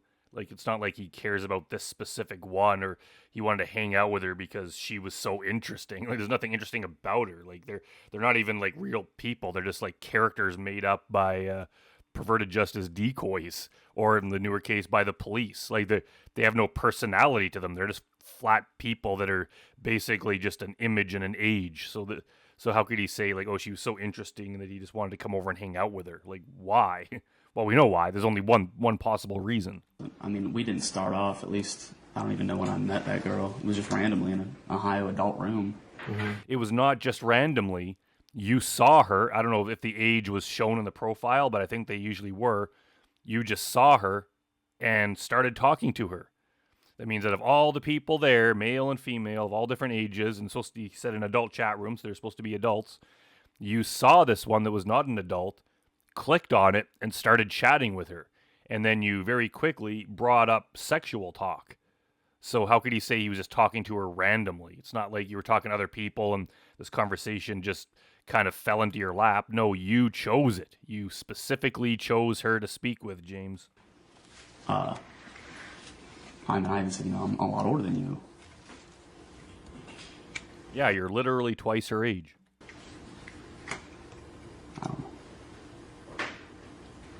I mean, do you think you'd have anything in common with this girl? Is this a girl you wanted to date? No, heck no. I didn't even want anything physical by the time I got here, sir. So, so what was the point of going there? You don't want anything physical, and you also don't want to date her. Like, you don't want anything to do with her outside of sex. So what's the point of going to see her? You have absolutely no interest in this girl. You know nothing about her, and you claim you don't want to touch her. What the hell's the point of even going to her house? She's 13. I didn't want to date her. I mean, obviously there were sexual thoughts. Sure, by what you typed, that's obviously, but and the thing, like, whether or not his story's true that he like drove home and then changed his mind and drove back again, whether or not that's true, but that just shows like this would have escalated. Even if his story here is true and he did go to her house and tell her, like, sorry, I can't do this, you're too young, blah, blah, blah, whatever. Like, I don't believe that for a second. But even if it was and he turned around and left, it probably would have taken him, I'd say, less than 24 hours before he started chatting her up again. And then he would have eventually, the next day or a couple days later, he'd gone back to her house. Like, sooner or later, he would have done this. Or it would have happened with a different girl because he was chatting up multiple girls. There's no way, if he's willing to go this far with this kind of disturbing behavior, it's not going to end there. And I don't believe for a second that he would just realize his mistake and never again chat up an underage girl. And he would just go straight. No way in hell. He would have kept doing it. He would have done whatever he had to do in his own mind to convince himself that, well, maybe if I just kissed her or something. He would have found some reason to go back, and eventually it would have escalated as far as it could possibly escalate. So, like, everything he's saying is just, not only is it bullshit, it's just completely beside the point. At what point did you lose those thoughts? I mean, at what point did you think that those thoughts were? When it became real, when I was coming up here, I thought this is not a good idea. So you were like halfway here and thought, what am I doing? In fact, I told the guys over there, I almost turned off and just went to the Dayton Air Force Museum. Yeah, almost doing something is way different than actually doing it. You can't say, I almost did not rob the bank. Well, if you robbed it, then you did it. There's no almost in these kind of crimes. I think I just... Was that about when you started thinking, this is a bad idea? No. And as soon as she said it yesterday, I thought, I mean, on the internet, it's almost like it's a fantasy, like it's not real, I think. Mm-hmm. And then it kind of got real, and I thought, what? I don't even want to. That's stupid. And see, I mean, like in this instance, yeah, it wasn't real because it was a decoy. It wasn't a real underage person. But he was talking to other girls, and presumably they were real. So even if just in James Rutherford's own mind, he's like, I could say and do whatever I want to these people online because it's not real. It's a fantasy. But there is a real human being on the other end of that computer. And she has to deal with this guy and see and hear all the stuff that he's doing and all the videos he's sending to her and pictures and all that disgusting stuff. And there's still harm that can be done from that. So that is just such bullshit that it's like, it can't be harmful because it's just online. It's not real. Like, maybe if you're talking to, in modern day, talking to some like AI bot or something, it's like, yeah, there's no one being harmed. But if you're talking to a real person, you can't say that this is just online because it involves a real person. And I don't know why I decided to come. I didn't really want to. What do you mean? What do you mean you didn't really want to? You absolutely wanted to. If you didn't want to do something, you wouldn't do it. For when you're a grown adult, for the most part, you only do something you don't want to do if it's like really important to you. You may not want to go to the dentist. You don't like going, but you know that it's necessary, so you put yourself through it. But you don't like paying taxes, but you do just because you have to, otherwise you get in trouble. There's things like that. But if it's something like this, and this isn't like a friend, this isn't like, oh, it's his brother, and it's like, crap, my brother wants me to help him move, I don't want to, but he's my brother, he'd do the same for me. No, this is not like that. This is a complete stranger he's never even met in person before. He has no obligation to her whatsoever. So why would he why would he go and do something if he didn't want to do it? He's like, I do not want to go. Then there's no way he would then. Like, he has no reason to. He has no reason to really care about her feelings enough to just tell her politely that, sorry, I don't want to come over. Like, this doesn't make sense. It's bullshit he didn't want to do it. They must want to somewhat, or else he wouldn't be here now, right? I think it was just, I don't know. I'm going, it won't matter to you, but I actually just found out a couple days ago I'm getting divorced. Oh, yeah, now he's bringing up the pity me defense. He's going through a divorce, so obviously he's the victim here, and he should just be let go because he's the one guy in the entire country who's going through a divorce. And I've just been trying to stay out of the house and stay busy, and I think I had nothing else to do today. And thought, well, I'll drive up there if nothing else, and if I even thought maybe I'll get here and turn around. But if nothing else, it was a couple hours I could just be out of the house, driving my car, whatever. You can be out of your house for like a million different reasons. Like, just like go do any, like Chris said, go to a sports bar, just go do anything else. Like, why did it have to involve going to meet a minor when she's home alone?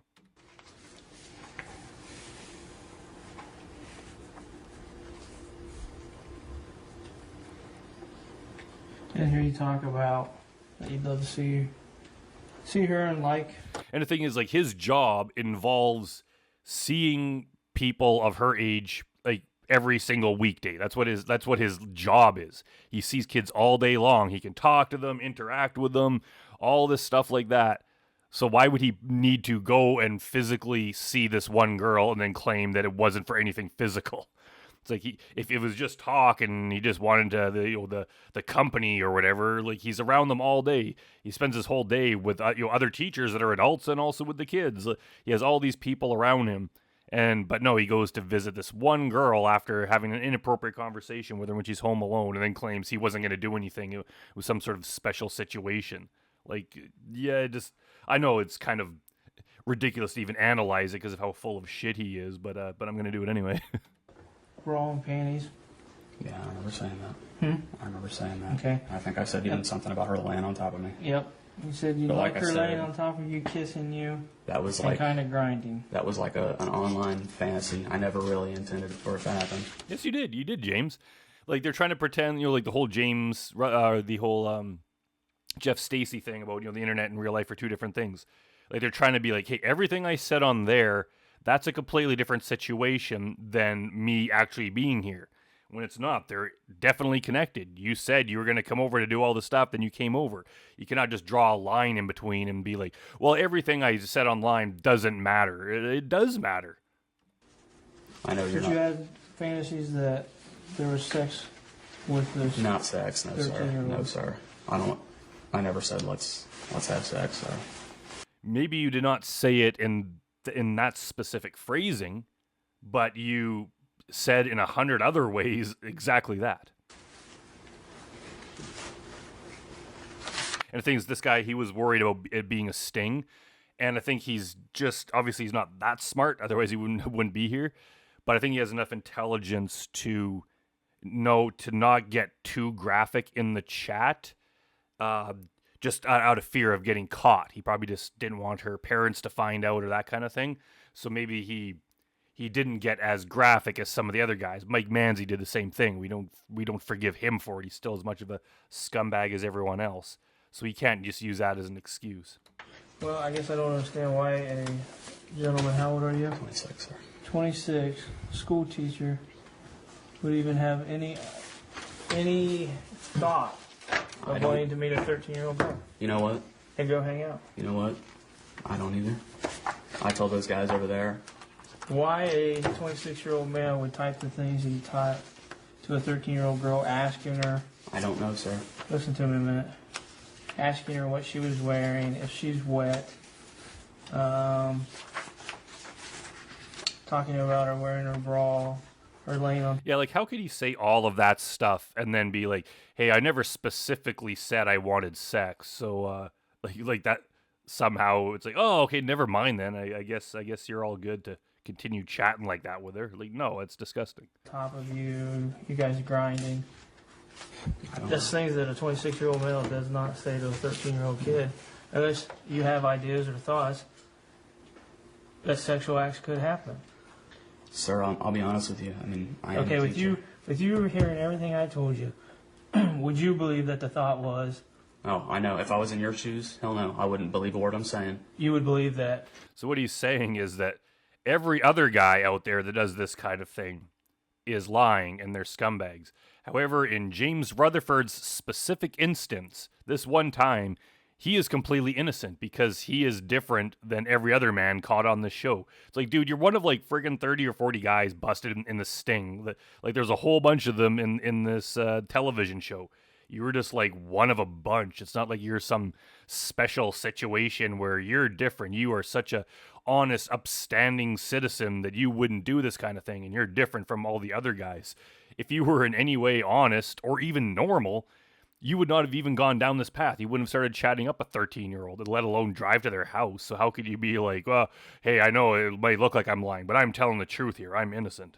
Your whole plan was to come up here and have sex. Yeah, if I was you, yes, sir. No doubt. No doubt. Okay. But that really wasn't my intention. Well, I guess I still don't figure and understand your intention. You still come to the house. Yes, sir.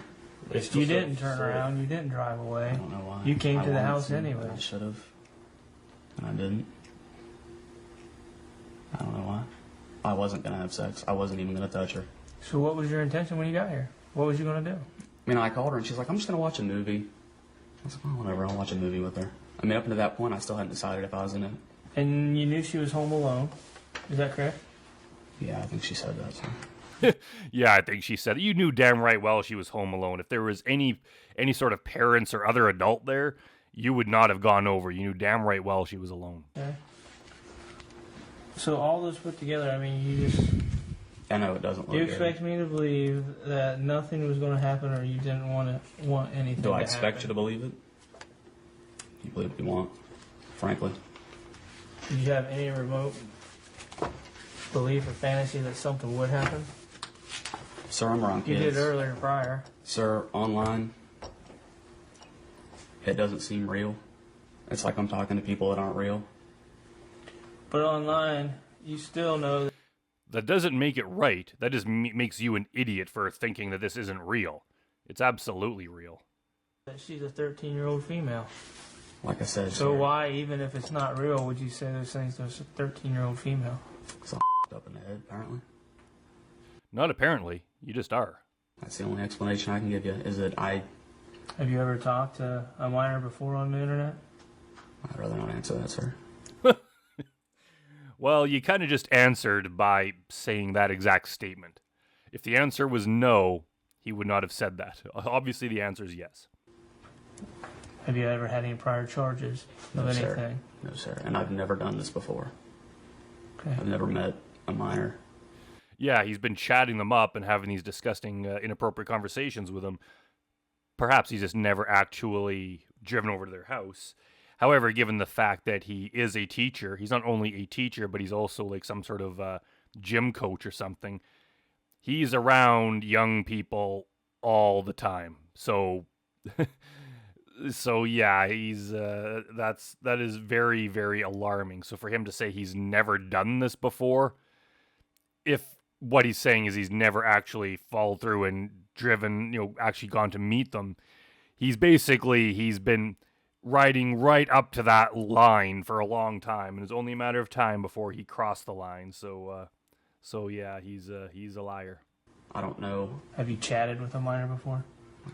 Yes, I have. Okay, how many times? I have no idea. The internet's been around since I was a minor. Okay, when you say you have no idea... So he's basically saying he has no idea because he's done it so many times he can't even begin to count. And he's also saying the internet's been around since he was a kid. So basically he's trying to say that, like, the second the internet existed, he was chatting with minors. Like, well, I guess if he was a minor, that's fine. But the thing is, like, as you age, you just change the age group, the demographic of the kind of people you chat with, like a normal person does. You don't continue to talk to the teenagers as you get older. So, yeah, I don't know what kind of defense he's trying to mount there. So you're saying many times you've chatted with I chat minors. with whoever on there. Okay. I mean, I just hang out. But and you have chat. chatted with. He chats with whoever. I have a feeling there's a specific kind of person he chats with, and those are underage girls, or at least very young girls. And the fact, I mean, he's not even that old. He's like 26. So the fact he could be chatting with girls like in their early 20s, and that wouldn't be that big of an age difference. So the fact that they're that young is very, very problematic. And I doubt he's chatting with like, he goes on there just to chat with other guys about sports or whatever. Like, nah, he's out there being a predator. Minors. Yes, of what age? I don't know. 13-year-olds before? Probably. 12-year-olds? I don't like going that low on kids. So you stay 13. Usually, and have you ever mentioned sir, the stuff you've mentioned in here before? Sir, usually when I chat to people, they're 18, 19, 20 years old, closer to my age. Okay. But it's not the first time you chatted with a 13-year-old. Sir, no, it's not. And yeah, so most of the time they're 18, 19, 20, but sometimes they're under that. Okay, well, that you're only in trouble for the ones that are under that. There should be 0 people that are under 18, not just a few. It's only like maybe a third of them are. Like, how could he possibly say that that's a defense? Have you made sexual comments to these others? Yes, sir. You have? Okay. And have you ever met with them? No, sir. Never. Is it more of a, you say these things because you want to excite yourself to fulfill your needs while you're there? You fantasize while you're sitting there of what you could be doing with this, even though you're on the other side of the computer. You're saying these things to gratify yourself. Yeah, there was never any intention to cross that line any time. Yeah, and that cop's right. It is all just to gratify him. Like, he couldn't have cared less about the person on the other end, as long as they were just a minor, because that's what turned him on. He just said and showed her whatever he wanted to, just for his own sick pleasure and his own benefit. Even yesterday, I know it. Okay. But I guess I know. I'm here to help you, okay? I hope you can. And I think you do have a problem. Obviously. And you've admitted that, okay? That you have talked to minors before, 13 years of age. That you say the things you say because of your sexual gratification. Do you masturbate while you're doing this? Sometimes. Okay. I have, yeah. So you're so driven by this, okay? But sir, it's not like... Okay, just listen to me, man. No, okay? I think I feel like I should at least tell you, it's not like it's... I go on there specifically looking for little kids. Okay, and I'm not saying that's all you look for, okay? But you're doing this, okay? For your sexual gratification. You say you know it's wrong, but what concerns me is you go ahead and drive up here knowing this 13-year-old is home alone, by herself. Her parents. And the thing is, even if he never drove there, even if he's just only doing this kind of thing online, he still needs to get arrested. I don't know if it's a crime to have that kind of chat. I think it might vary from like state to state or something. Some places it is illegal, but it definitely should be, because you can't have these kind of guys, especially teachers, just going out there preying on young people online and thinking like, hey, as long as I don't take it offline, as long as I don't drive to their house, I can send them whatever I want and say whatever I want to them just for their own pleasure. Like, even that is wrong. Parents are not around. You admit to writing the things in here and getting your sexual gratification out of it at home, but you expect me to believe that you didn't have any beliefs of anything. You know, I almost... To visit her. Doesn't matter what you almost did, James. Like, it only matters what you did and what you intended to do. You can't say you almost did something else, therefore you're not guilty. That's not how life works. I almost called her and said, what are you doing? Why are you inviting a 26-year-old guy to your house? That's not the problem, you idiot. The problem is, why is a 26-year-old man going to the house of a 13-year-old girl when she's home alone? The problem isn't her inviting people over. He's like, I was trying to be the heroic, responsible adult and tell her that she shouldn't be inviting predators like me to her house. No, you should just not do it to begin with. Okay. That crossed my mind. But almost and doing are two different things, and you still went through with it. I know. You still come to... And they only invite you over after you've basically invited yourself over. They leave it up to the predator to start the conversation about coming over. Because once they do that, it's like, yeah, we need to arrest this guy. So after that, they're like, hey, are you coming? Like, when are you coming over? You should come over, because at that point, the guy's crossed that line into doing something illegal and they need to arrest him. But you can't act like you weren't ever going to come. Like, that thought never crossed your mind until she invited you. You're the one that brought it up first. Visitor. You pull right in, you walk right in to go see her. Yes, sir. The only way we can help you is, for you to be honest. How are you going to help me, sir? What We can talk you with do? our prosecutor and everything else. How are you going to help me? He's just had his fingers crossed. Like, can you help me by just giving me a warning and letting me go and not telling anyone about this?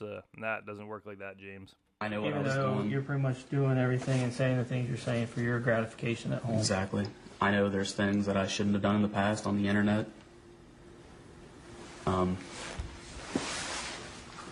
As far as Chatting with people, other minors. seeing them on camera. Have you ever sent nude pictures or anything of yourself? I've been on camera before. Okay, nude? Yes, but that wasn't, it was usually for older people. Okay. But is there a remote Does he really consider 18, 19, 20 older?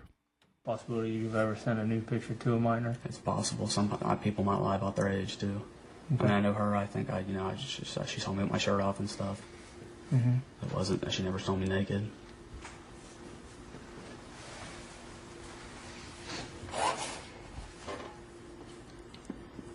What are these pills that you have with you? They're just Advil. I went out last night and I had a headache. They're just Advils? Yes, sir. A generic Walprofen or something. That's he went out last night. That sucks. He just not only does he have a wicked hangover and a brutal headache, but he gets arrested for being a child predator and exposed on To Catch a Predator by Chris Hansen. Yeah, that is one horrible day for this guy. Okay. Do you have any pictures or anything on your phone? No, it's not even a camera phone. Is it camera? You care if I look? Go ahead.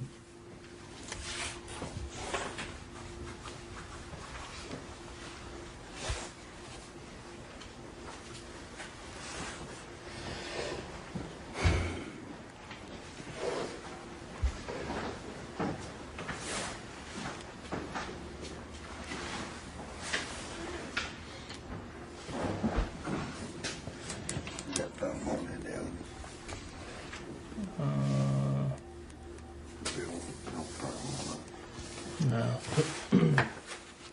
You have anything in your Corvette we need to know about? Any condoms? No, like I said, I wasn't intending on really doing anything. Any pornographic pictures? No, sir. Okay.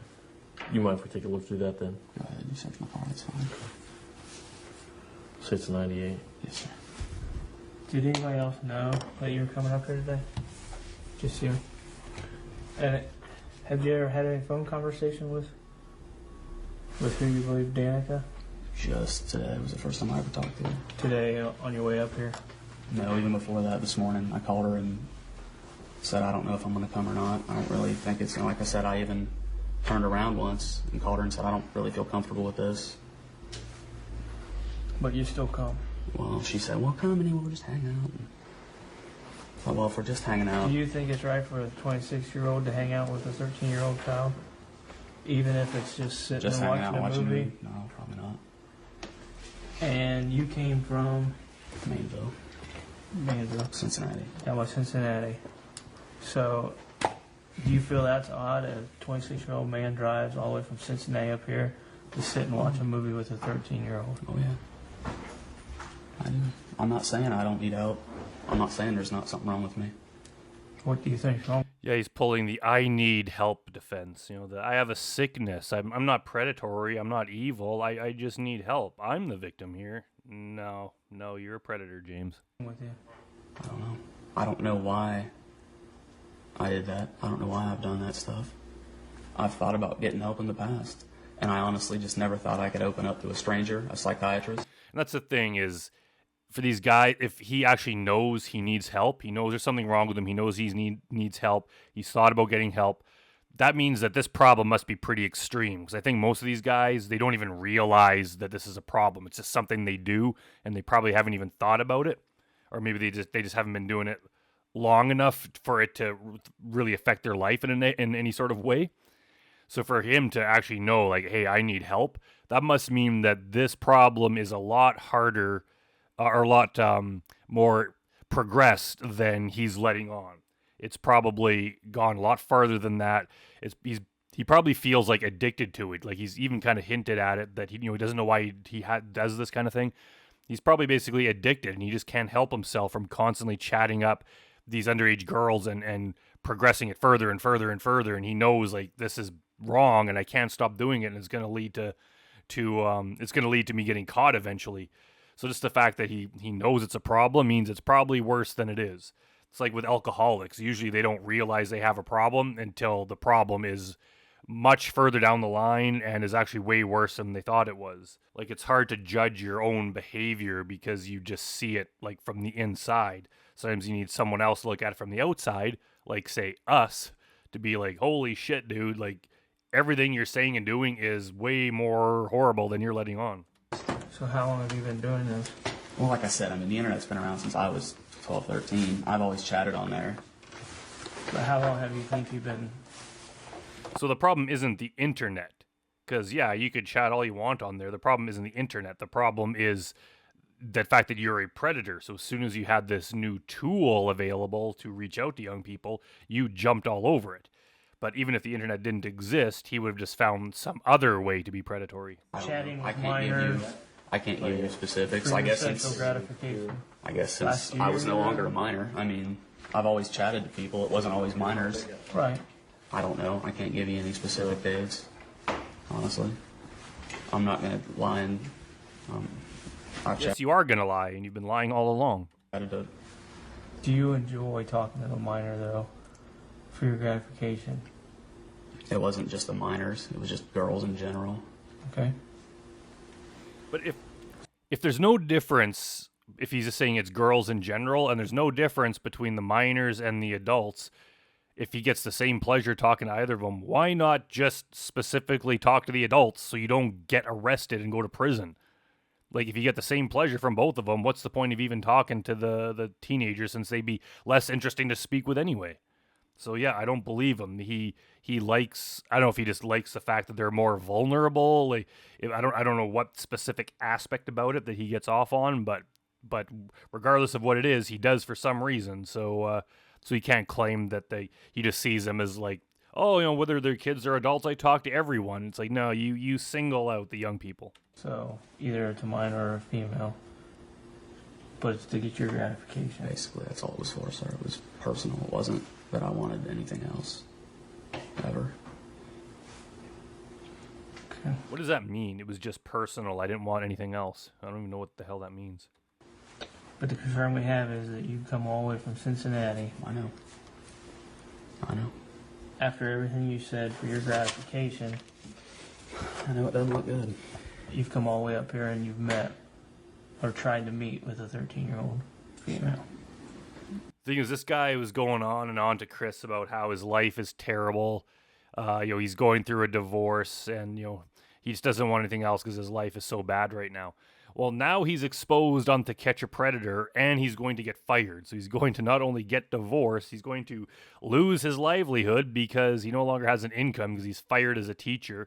He also has all these mounting legal debts now because he's got to defend himself in court, and he's going to prison, and he's going to forever be known as a predator. And even 20 years later, people will be talking about him online. His life definitely did not get better because of this decision. I can't explain it. I wish I could. I wish I knew why I was like this and what was wrong with me. I really had thought about getting help in the past, and I thought maybe I had gotten over some of that. In fact, How could you think that you have gotten over it?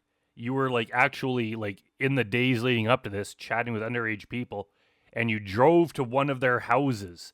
How could you possibly think that somehow the worst of it was behind you and you're getting over it? I deleted a lot of people that I chatted to once in a while. I stopped getting on there for a while, and then I started up again. I thought I could beat it on my own, and apparently I just didn't have the willpower, sir. I mean, when you get online with these people and you start talking, what's it make you want to do? Nothing. I mean, I have never, ever crossed the line with one of my students or anything. Yet. In fact, it's never even really crossed my mind. And if that's true, it's probably just because it's too close to home, too much of a chance of getting caught. So he probably thinks about the girls in his class. He probably looks at them all day long, thinks about it. He just wouldn't do it because it would be too easy for him to get caught and the consequences would be severe. So he focuses on girls that live outside of his city, which doesn't make it any better. You can't just claim like you're some kind of righteous man because you don't touch the girls that are at your school while you're literally trying to touch other girls that live in other cities. That it doesn't matter how close they live to you or anything like that. Like that is not a defense. It just means you're preying on people further away so you could try to keep it a secret. You ever chatted with one of your students? No. Never would have done anything to any of them. Never would have ever, and attempted it. Just with Danica, for some reason she was special. I think really, when it was online, it was more of a fantasy. Like this isn't real. But in real life, I never wanted that, and even today, I don't know why I came up. I don't know what made me do it. Your desire to do it. That's what made you do it. It's not some kind of outside force. It's just your will and your desire to do it. Wish I could tell you. I know you probably think I'm full of but So I'm if you really would have not. got Yeah. That's his first truthful statement yet. here and you would have walked in and there's a 13-year-old girl standing there in her bra and panties, what would have happened? What would you have done? That's speculative. I don't know. It's not that speculative. I can make a very educated guess about exactly what you would have done. I didn't think that was going to happen. You didn't think that? No, sir. Please understand. It's in your chat log, isn't it? It's in the chat log and you walked in the door. So you can't tell me you didn't have a belief that that could have happened. Am I correct? It was Listerine strips. It crossed my mind. It crossed his mind. That was the only thing on his mind. That was the only thing on his mind. He thought about that over and over. He fantasized about that exact scenario every single second until he walked in that door. And it was only Chris Hansen that managed to jar him from this fantasy. There was a thought there that could But I happen. didn't think it was going to. Okay. And I didn't want it to. You got to believe me on that. We don't have to do anything, James. Shut up. And yeah, we know exactly what you wanted. He's just trying every possible trick to just kind of circumvent the situation that there's only one thing he wanted. I didn't want to have sex with her. I didn't even want to kiss her. I didn't really want to do anything. I just wanted to hang out with somebody. If you didn't want to do anything of that sort, why did you talk about it at length over and over and over again? To take my mind off of my life right now. I just wanted to hang out with somebody that I could talk to. I mean, when I met the girl, I told her, I'm married. And then this week, I was venting to her about, whoever I was talking to, about getting a divorce. And why are you talking to a 13-year-old about your divorce, your personal problems? She's gonna care or even come close to having the life experience to be able to understand and have this discussion with you. I mean, I don't know. I know that sounds like bull, but... Yeah, it does sound like bull. But... And your question, I don't know. I don't know if that's a fair question. That's not really what I thought was gonna end up happening.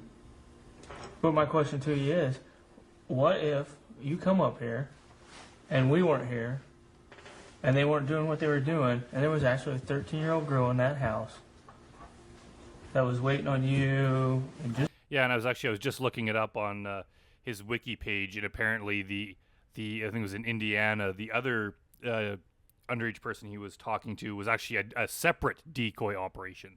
So there was some other investigation happening with a different police department, and he was talking to one of their decoys too. So he can't be doing this multiple times with multiple alleged underage people and then claim that he didn't have the intention to go through with it obviously he's a huge danger if he's going to be, like, even if he was telling the truth, like, sooner or later he would have gone through with it because he's trying it multiple times with different people. Obviously he's obsessing about it, so he can't say that, like, oh, he's just going to change his mind and never actually do it. Even if he was just talking to him online, everything he did to them online was also illegal because he's sending them graphic pictures and having these discussions with them. Like, I don't think he understands the gravity of what he's been doing. Just her bras and just her panties. I'm telling you, bottom of my heart, I wouldn't have done anything. Oh, the bottom of the predator's heart. That means he's telling the truth.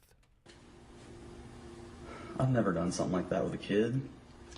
You've never done something like that? Well, because you haven't had the chance yet, but you've definitely been trying to do that, and you were definitely trying to do it today because you drove over to her house. I know But you're you went saying, ahead and I and come know up here. the studies show that, one thing leads to another with sexual predators. Apparently that's what I am. I never thought I was. What did he think he was?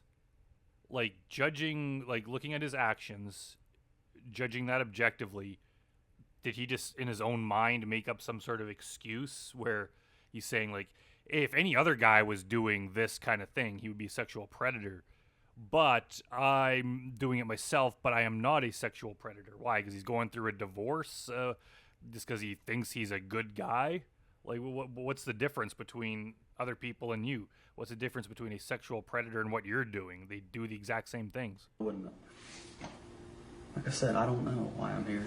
On your whole way up, on your whole drive up here, when you're thinking about all this, are you thinking to yourself, man, if I show up here and she's like this, what's going to happen? Or did you play this through your mind?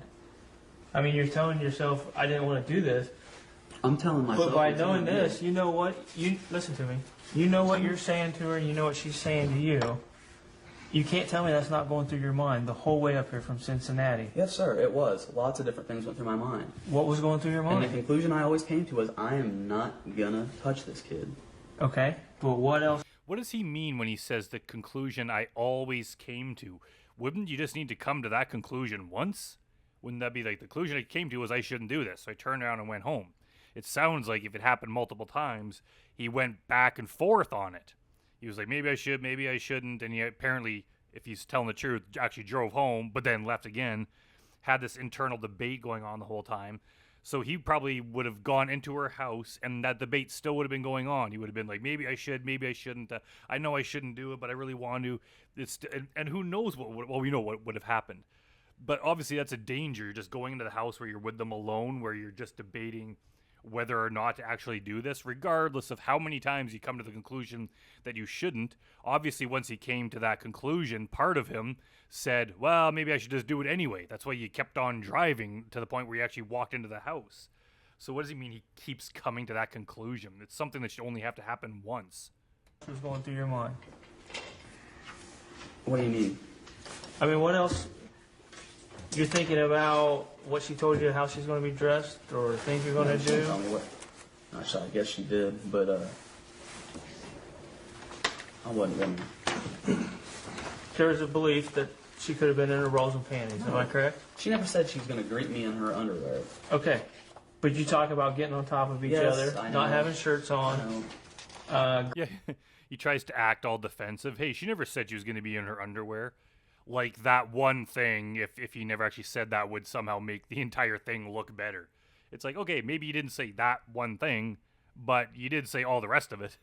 Grinding on each other.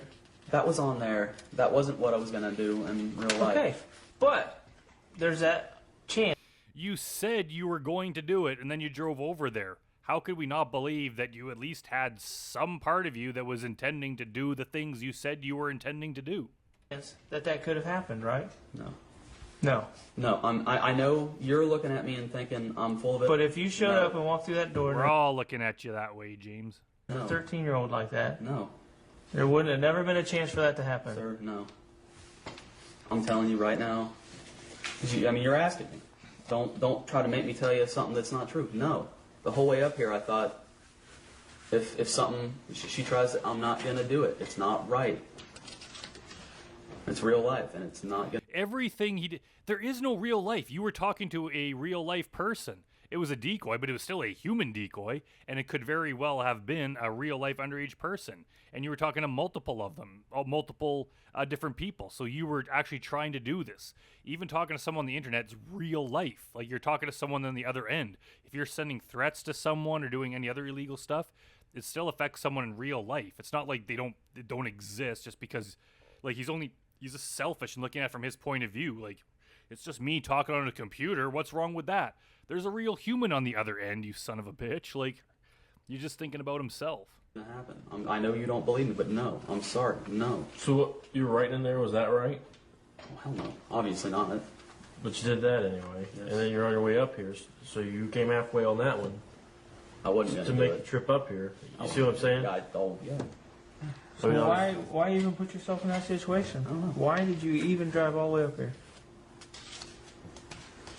In fact, I wondered if this was some such setup the second she said it. I thought I'd be a fool to put myself in that situation. You would be, yes. And I'm a fool. You are.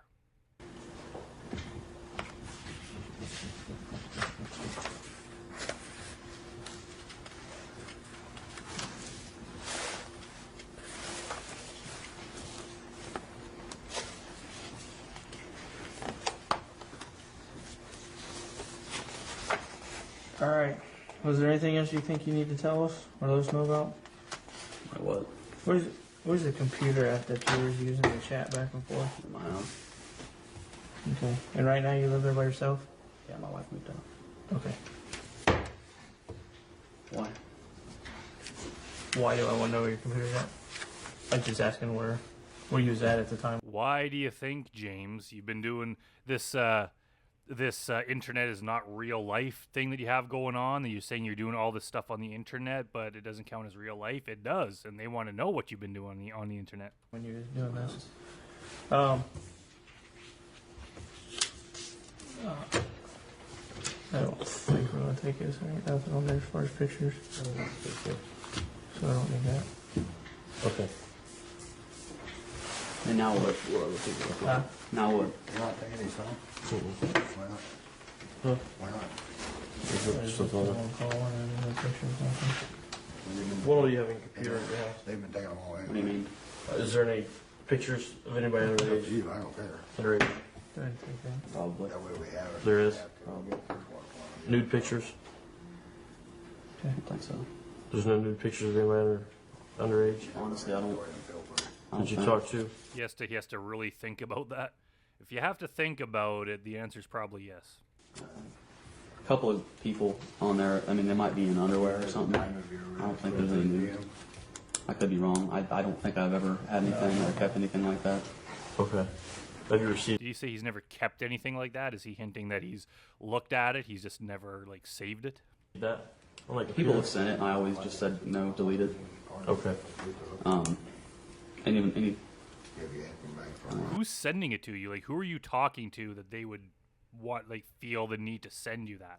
Obviously, you're talking to some bad people about some bad stuff. Sure. I hope not. Okay. Maybe, but I don't think. Are you like 50-50 on that? Probably. So there's It's a possibility. probably a decent chance that there is. I mean, you're kind of coin toss at this point. Yeah. If there is, I don't know. Is there any minors on there? That's what I said. I mean, there are probably people that are minors. I don't think there's any nude pictures. I mean, it's just all this is a picture of me. Okay. Some of them have sent provocative pictures, like underwear and things. Okay. It might be on there. I don't think. And these are minors that have sent you this? Yeah. Okay. But, I mean, and I'm telling you, it was probably 2 months ago. I said, I don't know what I'm doing. And I had pictures at that time and stuff, and I deleted everything, deleted all the people off my friends list.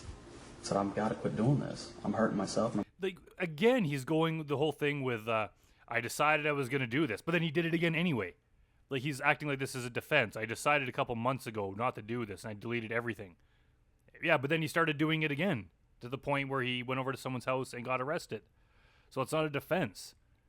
It's like if you're a smoker and you're like, man, I tried quitting smoking a whole bunch of times.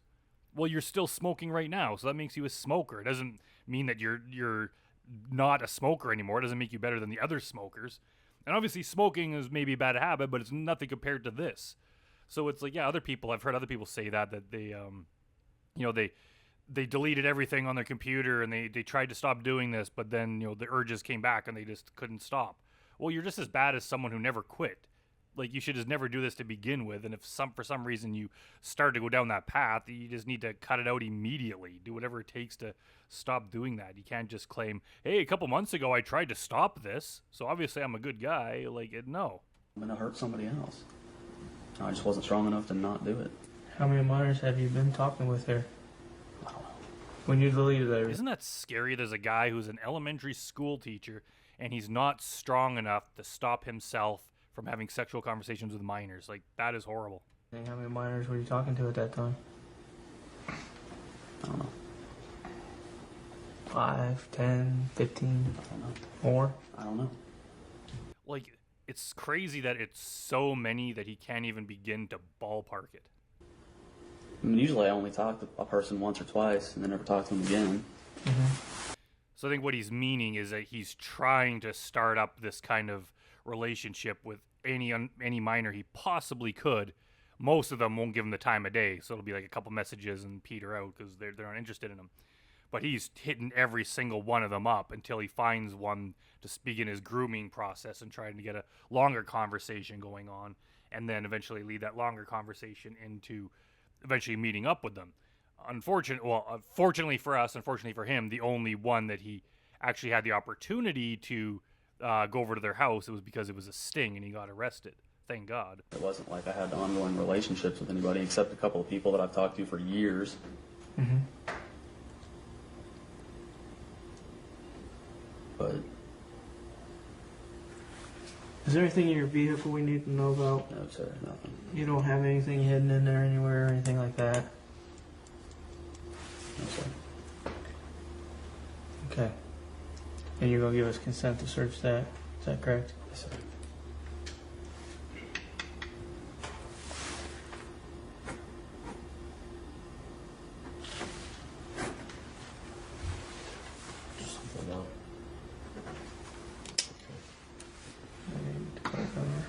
Oh, no. Do you know your license plate number? No, I don't. You call. You need it? Yeah, call Corey. See if we can get that. It's Turner. We'll actually sign here the permission to search for your motor vehicle, okay? You said that we're sure not going to find anything in there, though, right? Okay.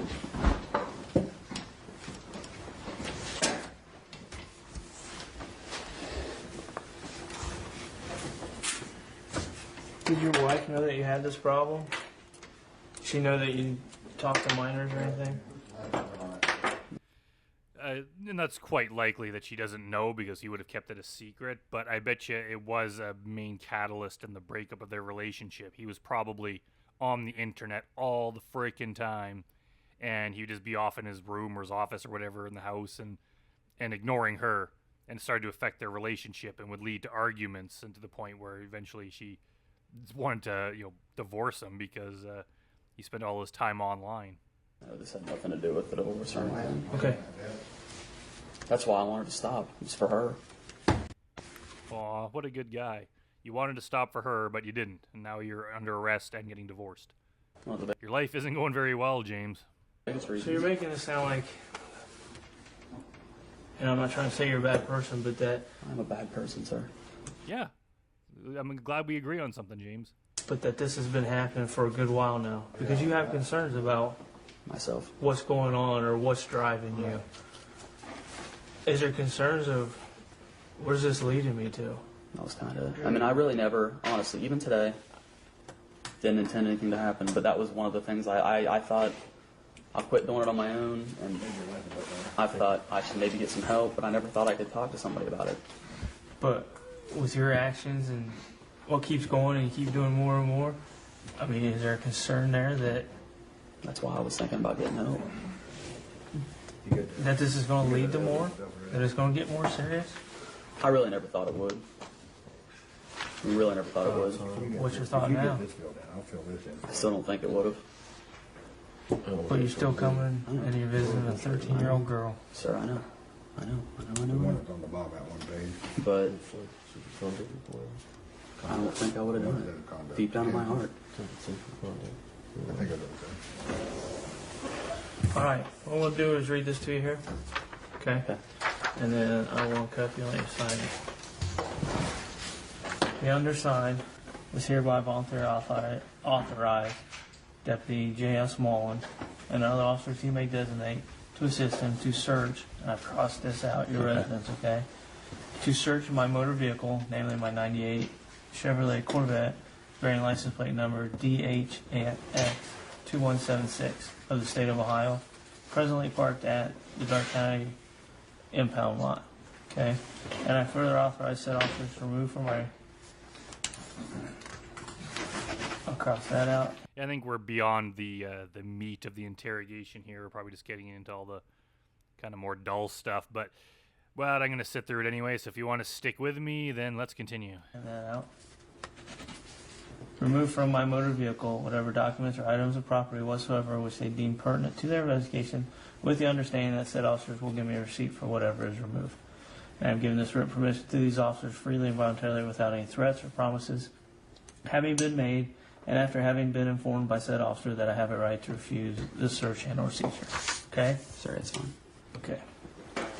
Are you right-handed or left-handed? Right-handed. Can you stand up?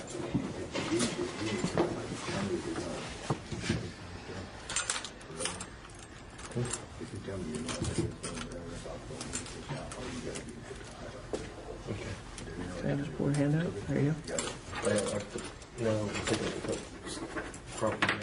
Could you put those in the front? I'm not going anywhere.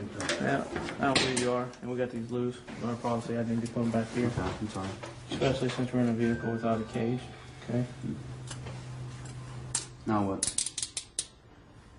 Right now, you're going to be charged with attempted unlawful sexual conduct with a minor. Can I have a lawyer? Okay. A lawyer. You will have a chance to call him if that's what you wish. Oh, I mean, I don't have a personal lawyer. Somebody Okay. have to. I mean, You'll be arraigned come Monday morning, and they'll explain to you as far as what your charges are and whether you seek court-appointed counseling or what. They'll explain all that to you. So I'll be in custody. Yes, sir. Now they're just going to let you go back to teaching school.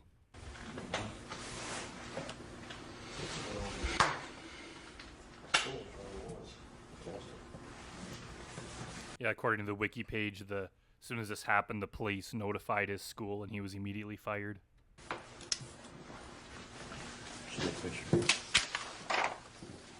No, not yet.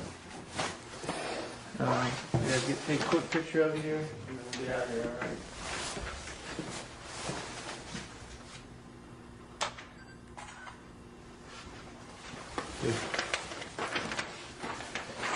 Picture himself. Sure.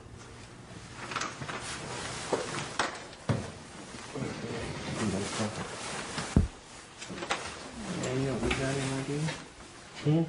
This? I'll put these back in your pocket. And maybe your license. Can you put it in my pants pocket? It's gonna fall out of there. Front? Yeah, that's fine.